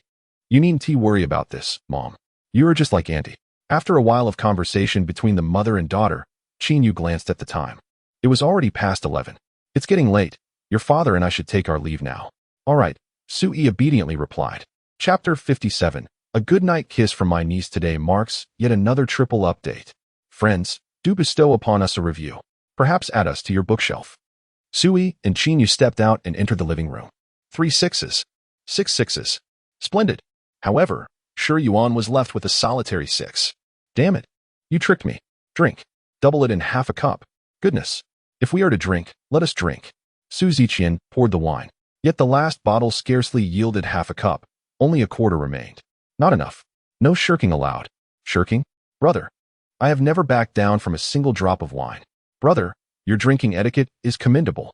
And you, dear brother, are not lacking either. Yu. Sui. Mother, how have they ended up in such a state? How is it that I have become Shi Yuan's niece upon stepping out? Yu could hardly bear to look. Su Ziqian, taking 2 bottles of wine, declared his intent to test Shi Yuan's drinking capacity. It appears he has inadvertently measured his own tolerance. Yu expertly assisted Su Ziqian, lifting him up. Hey, brother. Su Ziqian fished a business card from his pocket, inebriatedly saying, Brother, in the future, should you need anything, call me. I will take care of it all. Brother. The two shared a moment of mutual admiration. Yu supported Su Ziqian towards the exit. Mother, I shall accompany you, Sui said, moving to lend a hand. However, Yu interjected. No need, Mother is accustomed to it. She can manage. You attend to that one inside. Sui glanced back at Shi Yuan, while Yu was already guiding Su Ziqian towards the elevator. After closing the door, Sui approached Shi Yuan. She gently patted Shi Yuan, who was sprawled on the table. Shi Yuan. Who is it? What do you mean who? It's me, Sui. Sui, aren't you my dear niece? Sui's expression shifted instantly. Niece, I ought to give you a smack. Unexpectedly, Shi Yuan, fully alert, seized Sui's hand and swiftly pressed a kiss to her lips. Sui touched her lips in astonishment, exclaiming, You're not drunk. Shi Yuan feigned innocence. Oh, I am indeed drunk. And with that, she lunged towards Sui, attempting to take advantage. Sui pushed her away, playfully rebuking, Enough of that. Shi Yuan. Her cheeks flushed, chuckled, Just a kilogram, feeling a little dizzy, but not drunk. Your father drank far more. He ended up inebriated, and even swore brotherhood with me. So I had no choice but to pretend to be tipsy. Sui's expression was quite revealing. I thank you, truly, for preserving my father's dignity. To have the father-in-law drink himself into brotherhood, you are indeed one of a kind throughout history. Shi Yuan declared with pride. So, how was my performance today? Indeed, there is no denying it. A resounding success. Sui nodded. Yes, but you nearly frightened me to death. Shi Yuan twisted her neck to relieve herself and remarked. I too was nearly terrified. I was fully prepared for judgment. Sui exhaled deeply, as if relieved from a calamity, stating, Fortunately, every step you took was the right one. Shi Yuan picked up the business card from the table. Is this your father's number? Sui cast a glance and remarked. This is my father's private phone number. Only my mother and I are privy to it. Oh, what a surprise. Does that mean what your father said earlier holds any weight? Just moments ago, Su Ziqian had mentioned that if there were matters to discuss, one could simply call him. If this was indeed the private number of the Su Group's magnate, did it not place one directly beneath him in rank? Sui retorted. What my father says is always valid. Then I shall walk with confidence. Sui snatched the business card and exclaimed, "What do you mean by walking with confidence?" "My father primarily handles major affairs. It is my mother who manages these trivial matters. In the future, refrain from calling him for every little thing." Shi Yuan interjected, "Seriously? A mere promise? Could I perhaps exchange it for Andy's number?" Of course, that was merely a whimsical thought. Qin Yu had already shown considerable courtesy. Achieving this outcome was quite satisfactory. All right. I hadn't intended to pursue it further. I suppose I ought to take a nap." After exhaling a breath laden with the scent of alcohol, Shi Yuan rose. "Hey, the business card." Shi Yuan rubbed his forehead and remarked, "Isn't it essentially the same with you? Just keep it for me for now. We can't simply disregard what Su Ziqian provided." Sui replied, "Fine, then you should rest. We shall discuss it further when you awaken tomorrow. Good night." Shi Yuan turned back, leaning closer with a playful tone. "A good night kiss from my dear niece, perhaps?" Sui instantly felt a surge of anger, her hand poised to strike. "Hey!" Shi Yuan swiftly dodged and retreated to his room. As Sui watched him return, a slight smile graced her lips, and the weight in her heart lifted entirely. There had been no real danger. This matter had finally reached a conclusion. The following day, "You are simply too beautiful, baby." "Hey, are you still in slumber?" Shi Yuan awoke with clarity. Just waking up. Heh. University has rendered you quite inept. I shall deal with you when you return.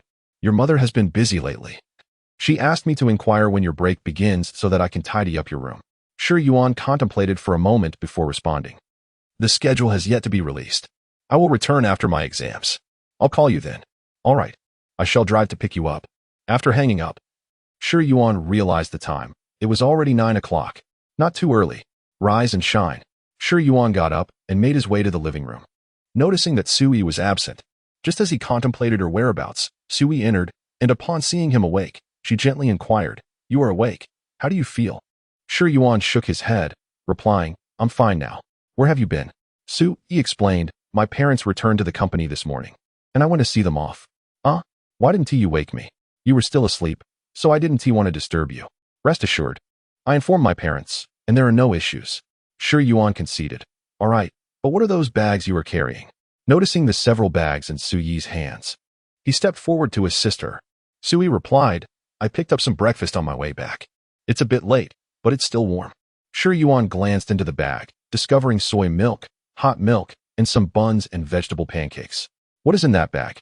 Upon hearing this, Sui instinctively tightened her grip on the tote, her eyes betraying a palpable anxiety as she attempted to mask her inner turmoil with a smile, responding awkwardly, This. I just picked up some snacks at the convenience store." Shi Yuan's gaze remained fixed on Sui, his brow slightly furrowed, a hint of confusion stirring within him. "Snacks? Did you not order from that squirrel shop online?" Sui's smile faltered, her eyes flickering as if she were struggling to formulate a response. "I just happened to see something I wanted to eat." Her voice dropped to a whisper, as if she were trying to convince herself. Shi Yuan's gaze sharpened, sensing something amiss with Sui. His suspicions and curiosity intensified. Meanwhile, Sui hurriedly stepped inside, her movements betraying a sense of urgency, as if she wished to escape the scrutiny of Shi Yuan, her fingers clenching the tote tightly. "Oh no, the bag has torn." A flicker of panic crossed Suyi's face, her already taut nerves now further frayed as she hastily lifted the bag to inspect it. Seizing the opportunity, Shi Yuan swiftly snatched the tote from her grasp. Chapter 58. Such a large box. Shi Yuan opened the bag and peered inside. "Oh." He was taken aback, his eyes wide with astonishment. "What on earth is this?" Suyi's complexion shifted from pale to deep purple, and she hastily snatched the bag, attempting to flee. Observing this, Shi Yuan swiftly grasped her by the nape of her neck. Sui struggled like a child, her voice filled with indignation. "You are bullying me. Why are you doing this? I saw everything. Why did you buy this? I thought you were hiding something from me." Sui was at a loss for words, pondering for a while before finally admitting, "Oh dear, it's not my purchase." Shi Yuan, both amused and exasperated, replied, "You brought it back and claimed it was a snack." "What snack? Bubble gum? Don't tell me you found it on the street." Sui found it hard to confess, ultimately stating, "It's all my mother's fault." "What? Blame your mother? What did she do?" Sui glanced sideways, and after a prolonged silence, she angrily confessed, "We happened to pass by a convenience store, and my mother insisted that I buy it, saying I would never prepare it myself." Seeing Suyi's embarrassed demeanor, Shi Yuan couldn't help but laugh. That's definitely your mother. Don't laugh. If you keep laughing, I will really be angry. Shi Yuan hurriedly reassured her. All right, I want to laugh. But you've just sold out your mother. Su Yi pouted and retorted. Well, she was the one who was inconsiderate first. Shi Yuan moved closer and opened the bag, exclaiming, wow. Your mother is quite generous with these 3 large boxes. She practically cleared out the store. Su Yi complained. All right, no more anger. Come, sit down for breakfast. Shi Yuan placed the tote bag casually on the dining table, while Su Yi sulked as she walked to her seat. Well, your mother meant well. Meant well? You have no idea how embarrassed I was at that moment. The cashier's gaze was piercing. Shi Yuan chuckled, understanding that it was indeed awkward for her, as it often is for anyone purchasing such items for the first time. People sell these things because there is a demand. It's a normal occurrence now. No one will look at you with disdain. Su Yi crossed her arms defiantly, brimming with resentment. That is not true. Honestly, when I first saw this, I felt like you were plotting something against me, Shi Yuan teased. Upon hearing this, Su Yi exploded with indignation, her hands flailing. You scoundrel. Wrong. Let us eat. After a while, as they were having breakfast, Su Yi suddenly remembered something and pulled out a shiny silver badge. This is for you. Shi Yuan took it, glancing at it curiously. What is this? Su Yi explained. My father sent this to you. He said giving cash on a first meeting feels too mundane. So this is his way of presenting a token as an elder. Oh, is there something special about this badge? Shi Yuan weighed the badge in his hand. It appeared quite splendid and bore some weight. Su Yi remarked, this is the corporate emblem of the Su Group, and the insignia upon it represents our company. Only a select few high-ranking officials possess one. What use is your corporate emblem to me? Shi Yuan asked, puzzled.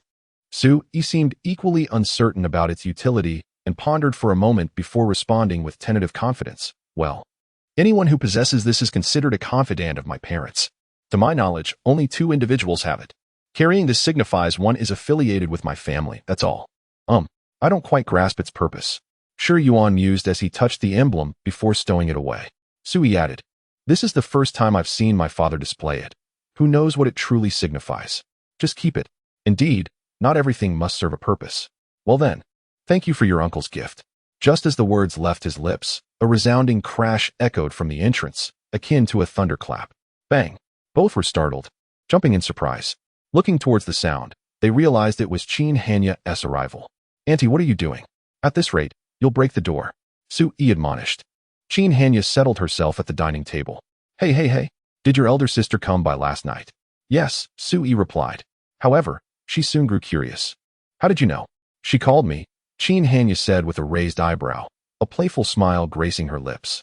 She asked me to gauge this young man's character. Cough. Shi Yuan nearly choked, almost losing consciousness from the shock. Su Yi retorted, just making things up. I'm not listening. Oh, come on. Your sister asked me to keep an eye on this fellow. Otherwise, what if a vixen lures him away one day? Shi Yuan interjected, a vixen calling others vixens? That seems odd. Let's just eat. Watching over him. More like spying, I'd say, Su Yi quipped succinctly. What are you talking about? Qin Hanya noticed the handbag beneath them. Oh, before Su Yi could react, Qin Hanya had already pulled out a box. Wow, such a large box of. Su Yi quickly snatched it away, swiftly stowing both the box and the bag. Her cheeks flushed a deep crimson, resembling a ripe apple. Her eyes revealing a hint of shyness and panic. Oh dear, your aunt understands. Qin Hanya teased, causing Su Yi to feel even more embarrassed. Her gaze darted around, avoiding eye contact with her aunt, as though she had committed some grave misdeed. This suggestive remark was easily understood, thanks to Mu Yuding's careful nurturing. Shi Yuan wore an awkward expression, his lips curling in a half-smile as he attempted to mask his discomfort. All right, I won't tease you any longer. Let us get down to business. Subsequently, Qin Hanya spoke earnestly. Has my sister mentioned Lu Jun's situation to you? Upon hearing this, Shi Yuan found himself engulfed in confusion, while Su Yi appeared to have an epiphany. Oh, I nearly forgot, she exclaimed, hastily retrieving her phone to locate a video clip. Curiously, Shi Yuan leaned closer. What? Isn't this the moment I confronted Lu Jun at the dance club? He pondered. But why is only this segment of the incident included? It became evident that Shi Yuan remained entirely in the dark about the entire affair. Su Yi explained, my mother forwarded the video to me.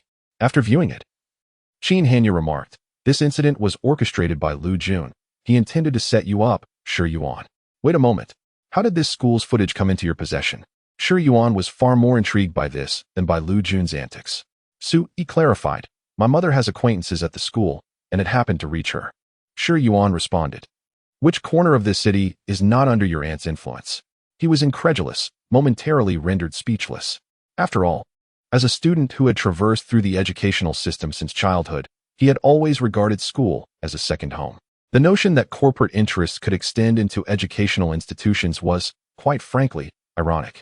Su-yi, seemingly anxious, urged, Shi Yuan, let's not dwell on that. Focus on the video. I've seen it. It solely showcases my actions, Shi Yuan pointed out incisively, his eyes sparkling with insight. Qin Hanya, upon hearing this, allowed the corners of her mouth to lift slightly, manifesting a subtle yet discernible smile. Her gaze gradually shifted to Shi Yuan, imbued with surprise and admiration. It seems that the schemer has conveniently omitted the preceding context. So what? Do they intend to accuse me of violence and bullying? Shi Yuan's voice remained calm and resolute, devoid of any hint of panic, exuding a sense of confidence and indifference. Qin Hanya was slightly taken aback. She had not previously paid much attention to Shi Yuan's other attributes and was surprised by his acute perception of the situation's essence. Her gaze lingered on him, growing increasingly curious and appreciative. In truth, Su-yi was correct.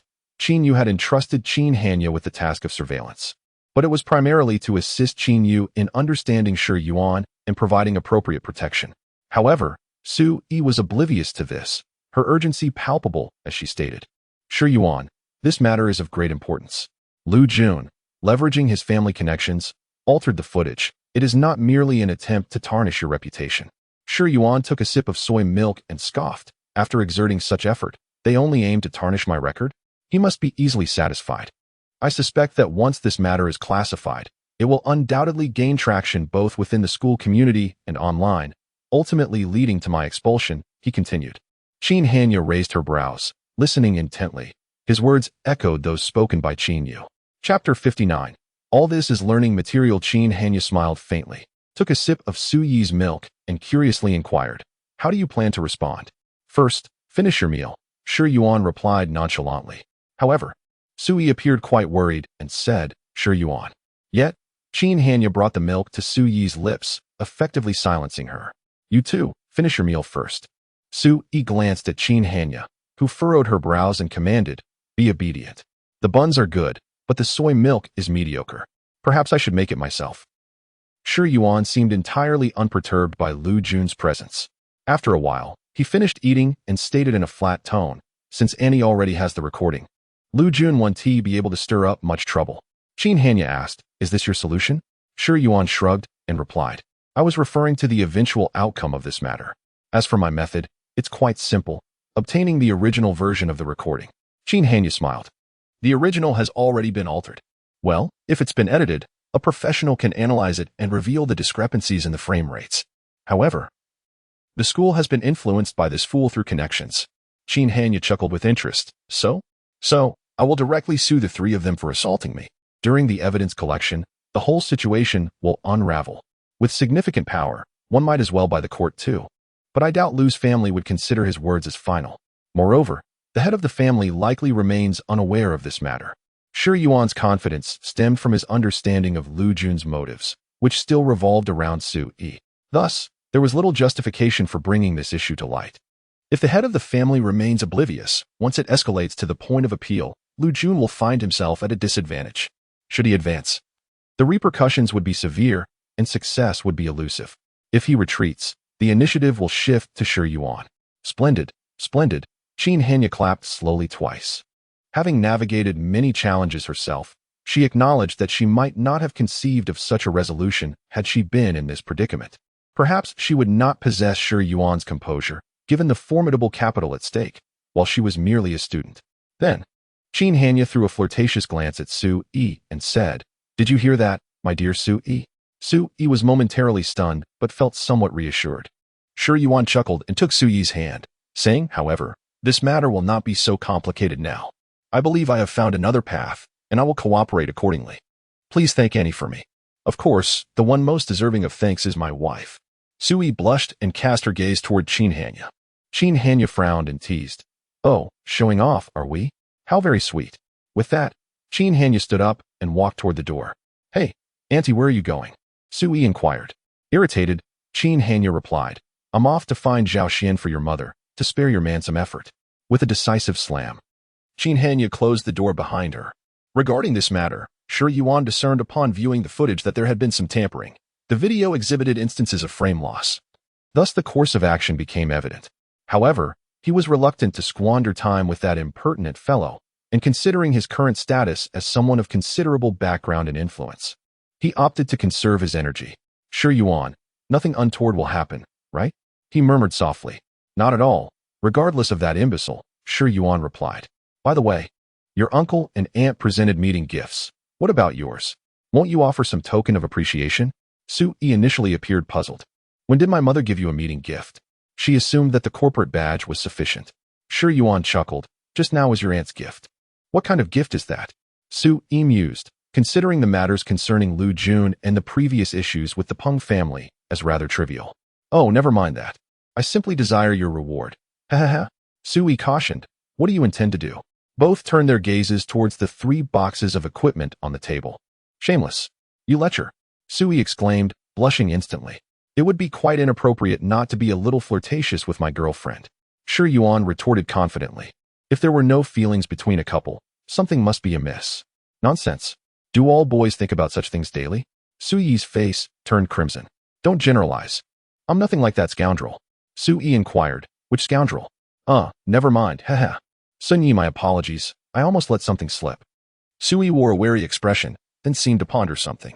Like a thief, she leaned in and whispered, do all boys possess that? Shi Yuan, bewildered, asked. That? What do you mean? Sui's cheeks flushed with embarrassment and annoyance. You should just say it. Upon hearing this, Shi Yuan sprang up and swiftly moved to sit beside Sui, leaning closely against her. He wrapped an arm around her waist, resting his cheek against her chest. I've come closer. Now speak. Sui jolted slightly. What are you doing? Who permitted you to be this close? Shi Yuan raised his head, feigning confusion. Did you not know that what the heart speaks is the truth? What a ridiculous notion. Sui retorted. Does that mean I must inquire about everything by delving into your mind from now on? Sure, go ahead. Ask if I love anyone other than you. Rest assured. It is certainly you. Sui shot him a glare, playfully admonishing, you silver-tongued rogue. So, what is it? Do you need to grease your lips? Shi Yuan looked expectant. You rascal. Quickly tell me, do all boys possess that thing? What thing? Shi Yuan genuinely did not comprehend Sui's meaning. That thing. Which thing? The one from the movies. Movies? Are we talking about Youth University Study or Ultraman? You are incorrigible. Sui gritted her teeth in frustration. Shi Yuan hurriedly soothed her. Good wife, obedient wife, I am bad. Ha ha. Wrong. You are truly adorable in this way. I wish to devour you whole. Sui shyly pushed Shi Yuan away. Shi Yuan whispered. Yes, indeed. It is not just the boys. Girls feel it too. Sui exclaimed. Girls also? Shi Yuan explained. Well, it is a normal occurrence for a daughter yet to leave her boudoir. It is quite typical and nothing to be alarmed about. Sui, with a hint of skepticism, inquired. So, does that mean you have experienced it as well? Haha, what a question. You must have. Shi Yuan could only concede. Yes, I have, all right. Upon hearing this, a curious sensation flooded Sui's entire being. Oh my, how shameless. Sui covered her rosy cheeks with her hands. Shi Yuan was taken aback. It seemed she truly had not been tainted by the muck of the world. Subsequently, Sui peeked at Shi Yuan through her fingers and timidly asked, what does it feel like?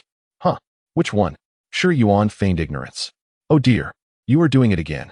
Ha ha ha. It is mainly because you are too adorable. I cannot help but tease you. Then, leaning in closer, Shi Yuan murmured, I cannot quite articulate it. To summarize, it is exhilarating. However, it is something to learn about, but do not dwell on it too much. A hint of confusion appeared on Sui's small face. Exhilarating? Tingting did not mention that. Chapter 60. The production of hormones what? What do you mean by Tingting not saying anything? It's nothing, Sui replied, feeling guilty. Shi Yuan's brows furrowed slightly. What mischief is that disaster bringing about now? I already said it's nothing. Sui said, feeling a bit cornered.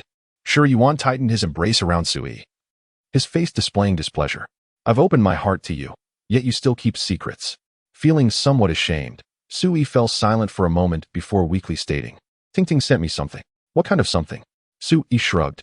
I don't know. I can't open it. Let me have a look. Su-yi took out her phone, but then felt a bit strange, so she covered the top part of the screen, revealing only a URL. Shi Yuan exclaimed, wow. It seems like this disaster truly is the epitome of a good friend in China, not hiding anything at all. That Zhang Sun can't compare to her. That thing is as precious to him as his life. You can't click on it directly. You need to copy it to the browser. Browser? Yes. Upon hearing this, Su-yi casually copied the link and opened it. Hey, don't just. Su-yi exclaimed as the homepage loaded, nearly dropping her phone. Hurriedly pressing the screen. Curiosity indeed killed the cat. Shi Yuan smacked his forehead and shook his head slowly. If I had known, I would have memorized the URL first. With a flushed face and a resentful gaze, Su-yi looked at Shi Yuan. Feeling her gaze, Shi Yuan quickly defended himself. I was just trying to help you, right? You opened it yourself. You can't blame me. You knew what was inside. You still made me open it. Well, the way you say it is unreasonable. I didn't force you to open it. Ugh. Okay, I was wrong. My little treasure is truly pure and innocent, Shi Yuan said helplessly. Your dear friend is quite generous too. TSK. Suddenly, he felt like he was helping Su-yi open Pandora's box. Just remember not to look too much, Shi Yuan casually remarked. Su-yi declared earnestly. I would never look at such things. All right, you won't look. Ding dong. Someone sent a message to Shi Yuan. Upon opening it, he saw Lin Kai's message. Shi Yuan. Have you made up your mind? I need to submit the list today. Who is that? Su-yi inquired. Our class representative. She has taken on an entrepreneurial planning project and wants to invite me to join the team. Is it that Future Cup entrepreneurial project competition from a while back? It should be. There's nothing else. Are you going to participate? Shi Yuan expressed. I'm somewhat interested. I'm considering it. Su-yi suggested.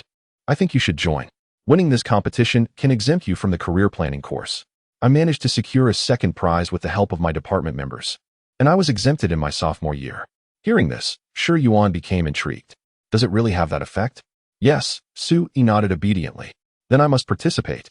Shi Yuan sent Lin Kai a message to confirm her attendance. Lin Kai promptly replied with a heart emoji. Su-yi happened to catch a glimpse of it, and, feeling a twinge of jealousy, remarked, oh, a heart emoji. What a lovely relationship. Shi Yuan frowned and, putting down his phone, captured Su-yi's cherry lips with a kiss. Two sturdy arms enveloped Su-yi, rendering her immobile. The intensely passionate kiss left her breathless, her eyes beginning to glaze over. Just as they were lost in each other, an image from her earlier browsing suddenly flashed in Su-yi's mind. She hastily pushed Shi Yuan away and rushed into the room in a flurry. Shi Yuan, momentarily dazed, muttered to himself, could it be that she is upset? He then chuckled softly, reminding himself, they say I shouldn't be so cryptic. After lunch, Su-yi seemed a bit out of sorts, giving off an air of someone burdened by guilt. Shi Yuan organized the modern history review materials sent by their Chinese teacher, preparing for the exam in 2 days. He planned to visit the library tomorrow, on Sunday, to study, and intended to invite Zhang Sun along. Thus, today could still be enjoyed freely. In the living room, he found Su-yi engrossed in a game purchased by Mu Yuding. Shi Yuan envied her. Finishing exams early certainly had its perks. However, he figured that the heavy coursework would ease significantly by sophomore year. My dear wife, would you like some company while playing? He inquired. Su-yi paused the game and turned to him, asking, aren't you supposed to be studying? Shi Yuan replied with a smile, studying isn't as important as you. Su-yi, showing a hint of concern, said, but you have quite a few subjects, don't you? You should leave some time for revision. Shi Yuan settled beside her, gently tucking a few strands of her soft hair behind her ear, and spoke soothingly. It's all right. I'm confident. He added, next week will be hectic with exams, and I want to have much time to spend with you then. Su-yi's lips curled into a slight smile, her eyes crescent-shaped as she softly replied, all right. Let us play for a few hours. Shi Yuan affectionately patted her head, nodding slightly. They then launched one of the games developed by EA, renowned for having the best servers in the world, called It Takes Two. It had been a while since they last played, and they were still stuck on the first chapter. They found themselves at the electric wire connection level once more. As expected, Su-yi struggled to catch up. It's so difficult. I can never make it in time. Shi Yuan tenderly caressed the nape of her neck, smiling as he reassured her, don't rush. This is why the game is so popular. It requires perfect coordination, and once we clear the level, it will be immensely satisfying. By the way, How long do you think it will take us to finish this game? Shiwan leaned closer to Su Yi's cheek and asked. Su Yi sweetly offered a kiss and pondered. A year? Shiwan shook his head and estimated. I'd say 2 years. Su Yi replied with a hint of melancholy. It won't take that long. I won't always be this slow. I'll definitely improve.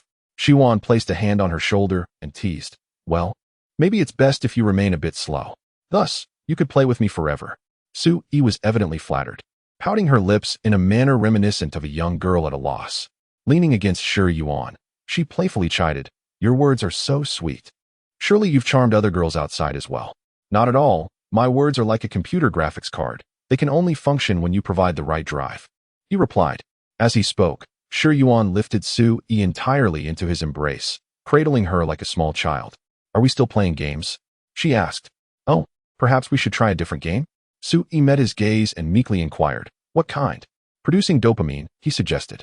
Su Yi's cheeks flushed like blooming flowers, and she quickly buried her face. Hurry up, or we'll end up producing hormones instead. At his words, Su Yi resembled a startled fawn, her body trembling slightly, her unwillingness endearing, with a mournful expression that would stir compassion in anyone who laid eyes upon her.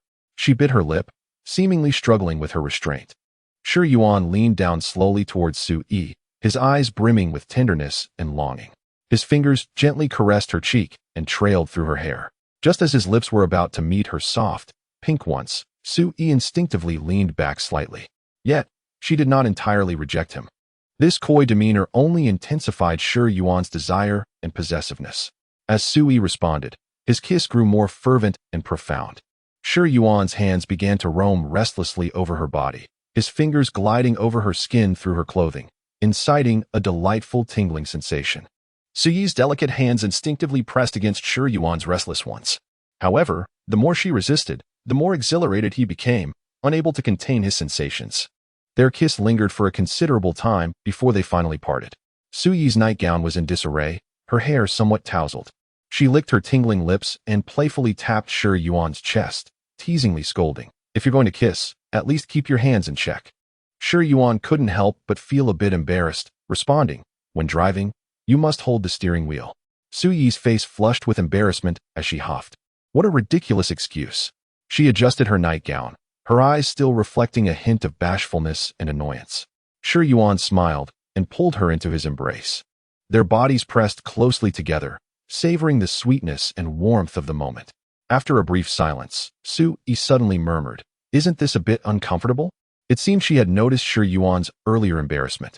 At her words, Shi Yuan felt a twinge of awkwardness, scratching his head and admitting, It is a bit uncomfortable. Chapter 61. I have never done it. With an air of slight apology, Su Yi spoke softly. I'm sorry, but I'm not quite ready yet. And I have never done it. Shi Yuan replied. I don't have any achievements either.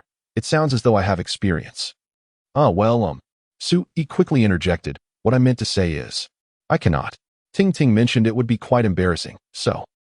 Su Yi appeared somewhat timid, her words trailing off as a sudden ringing interrupted her. Dingling. Su Yi's phone rang. It was a call from Qin Hanya. Glancing at her phone, Su Yi answered, somewhat puzzled. Hello, Auntie.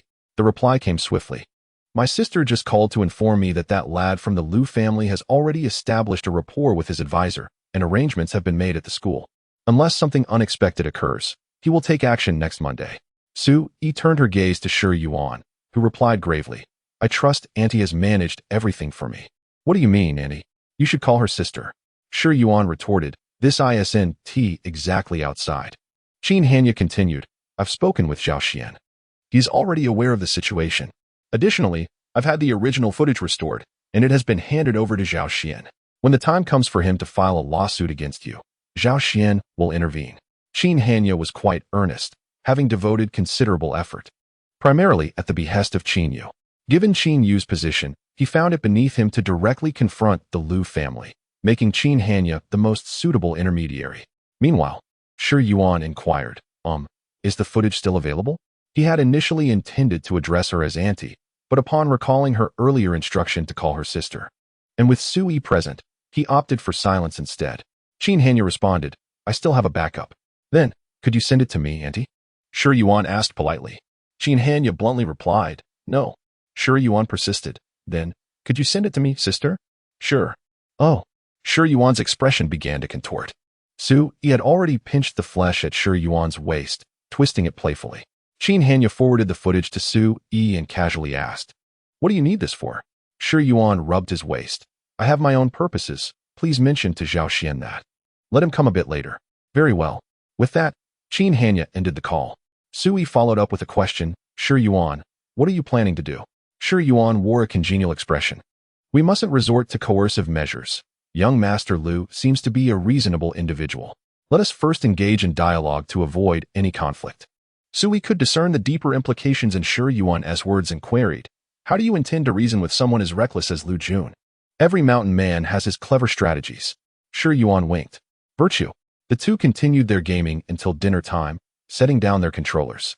In the evening, Shi Yuan decided to go for a run at the playground, as he had not visited it for some time. Su Yi, on the other hand, had made plans with Mu Yuding to paint plaster dolls. Shi Yuan found himself bemused. Both of them, being art students, possessed remarkable skills. Yet painting plaster on the street was hardly comparable to frying fish.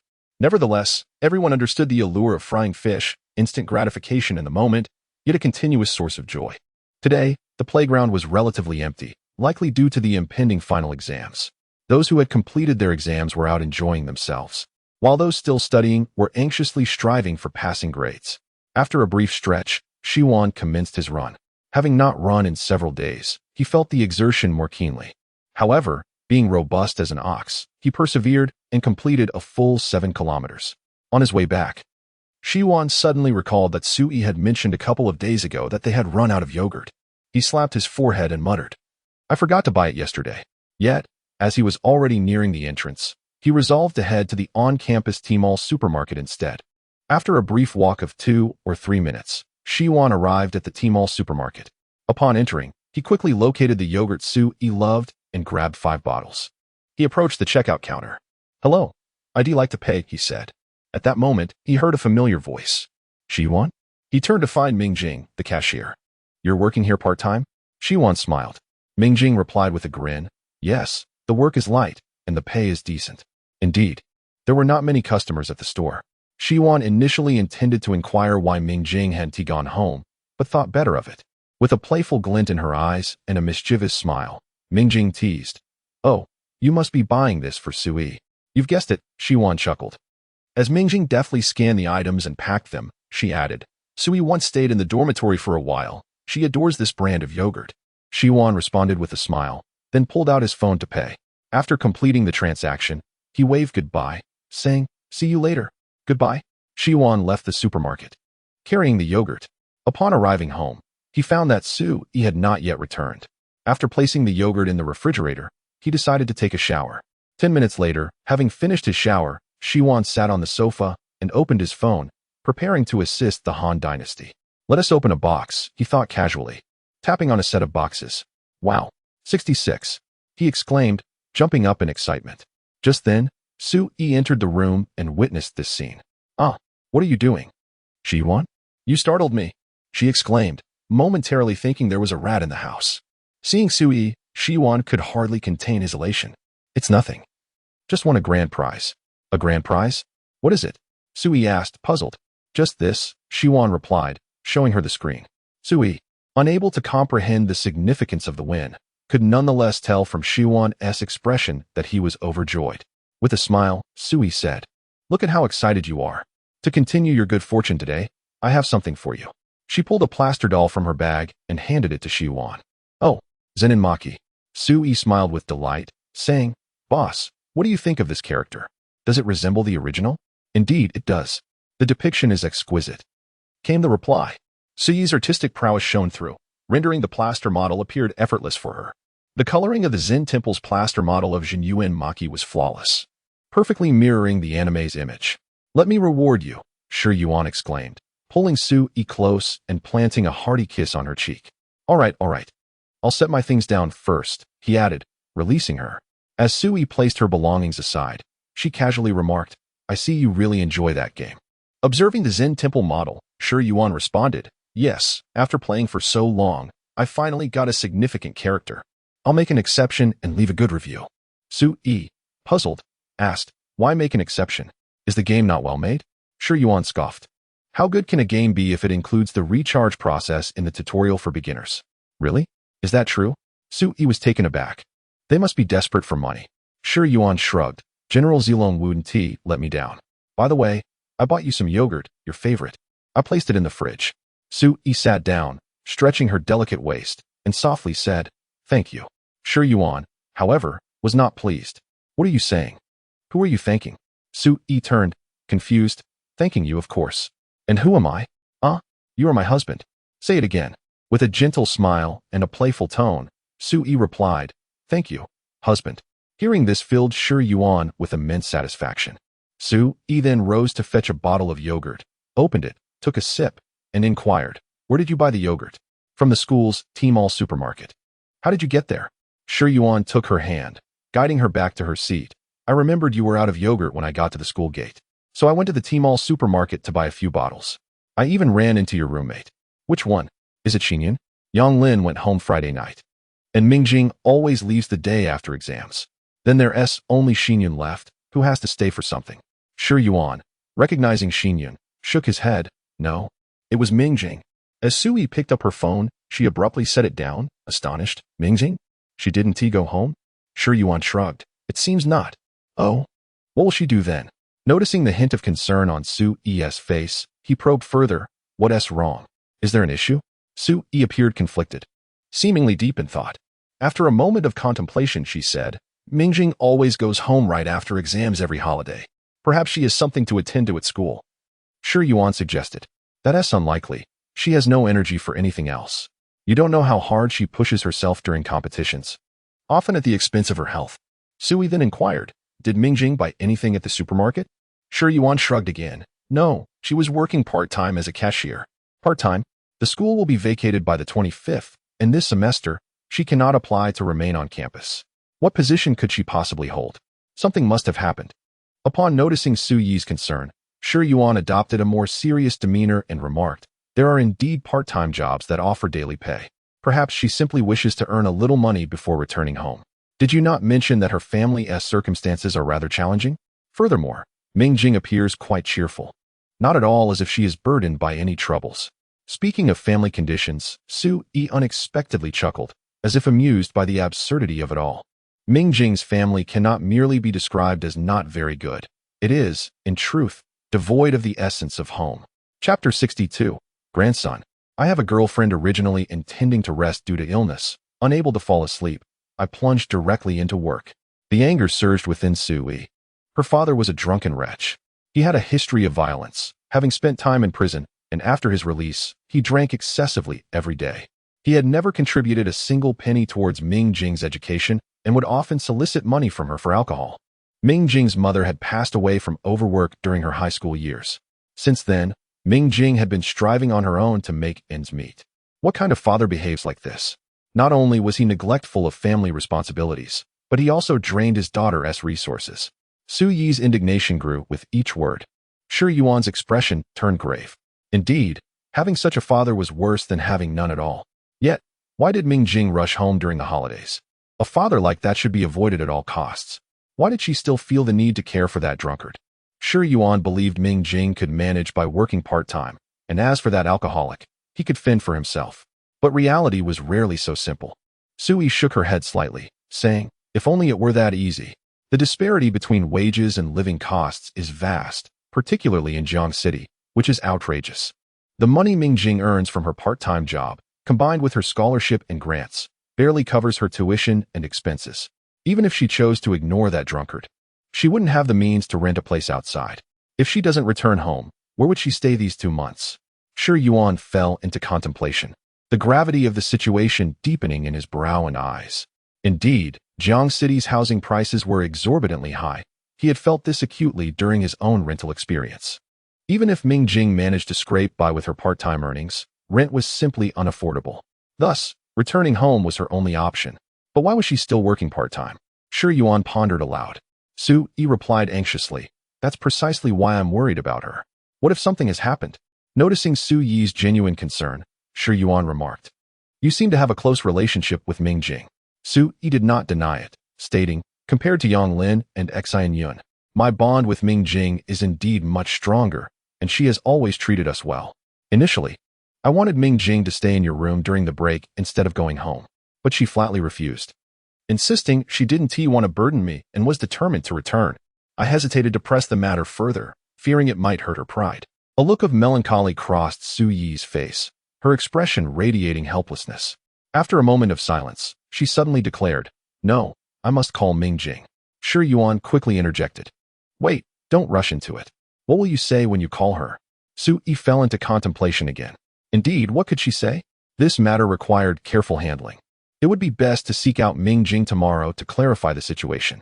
If it was indeed about money and housing, assisting her would not be difficult, especially given that your aunt has numerous properties. The critical point was that Ming Jing must have a compelling reason for returning home. Understanding the situation was essential to provide the appropriate assistance. Su Yi contemplated for a moment, seemingly in agreement. It was essential to first comprehend what had transpired. Shi Yuan embraced Su Yi, offering words of comfort. "It's all right. The school doesn't close until the 25th, so there must be a way to assist Ming Jing."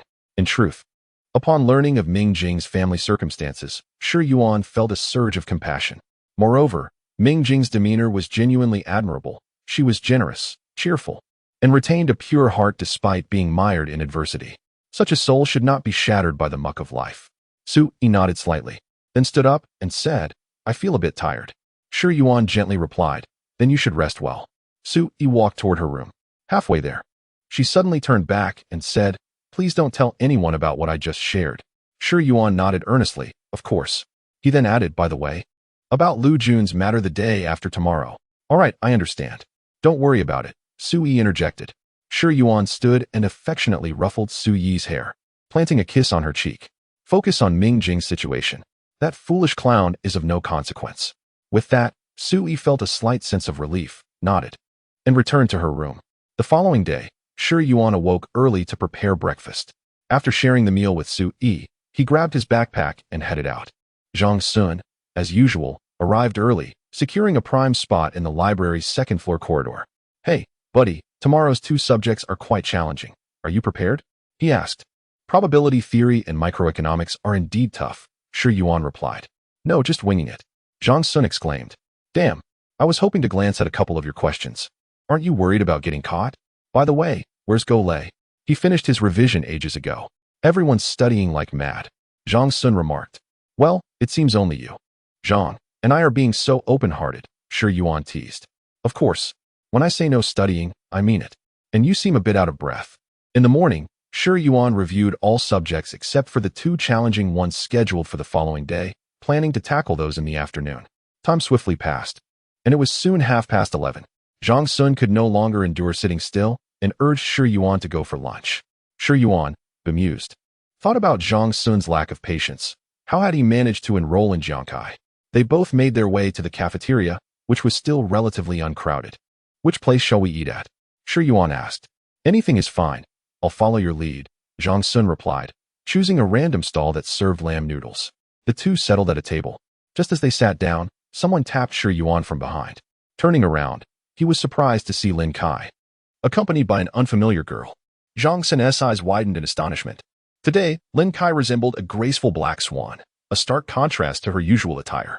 She wore a black lace-trimmed short dress, akin to twinkling stars against the night sky. The dress fit her perfectly, accentuating her slender waist and revealing her subtly curvaceous figure. Her long, shapely legs were bare, glistening like mutton fat white jade, creating a striking juxtaposition with the black dress.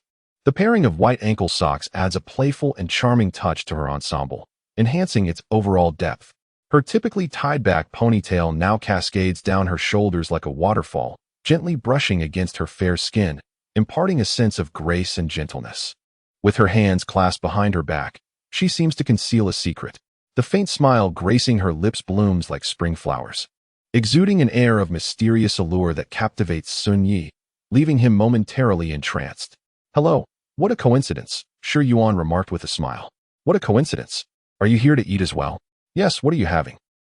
Shi Yuan chuckled, gesturing mutton offal noodles. "Quite good, but she can't handle spicy food."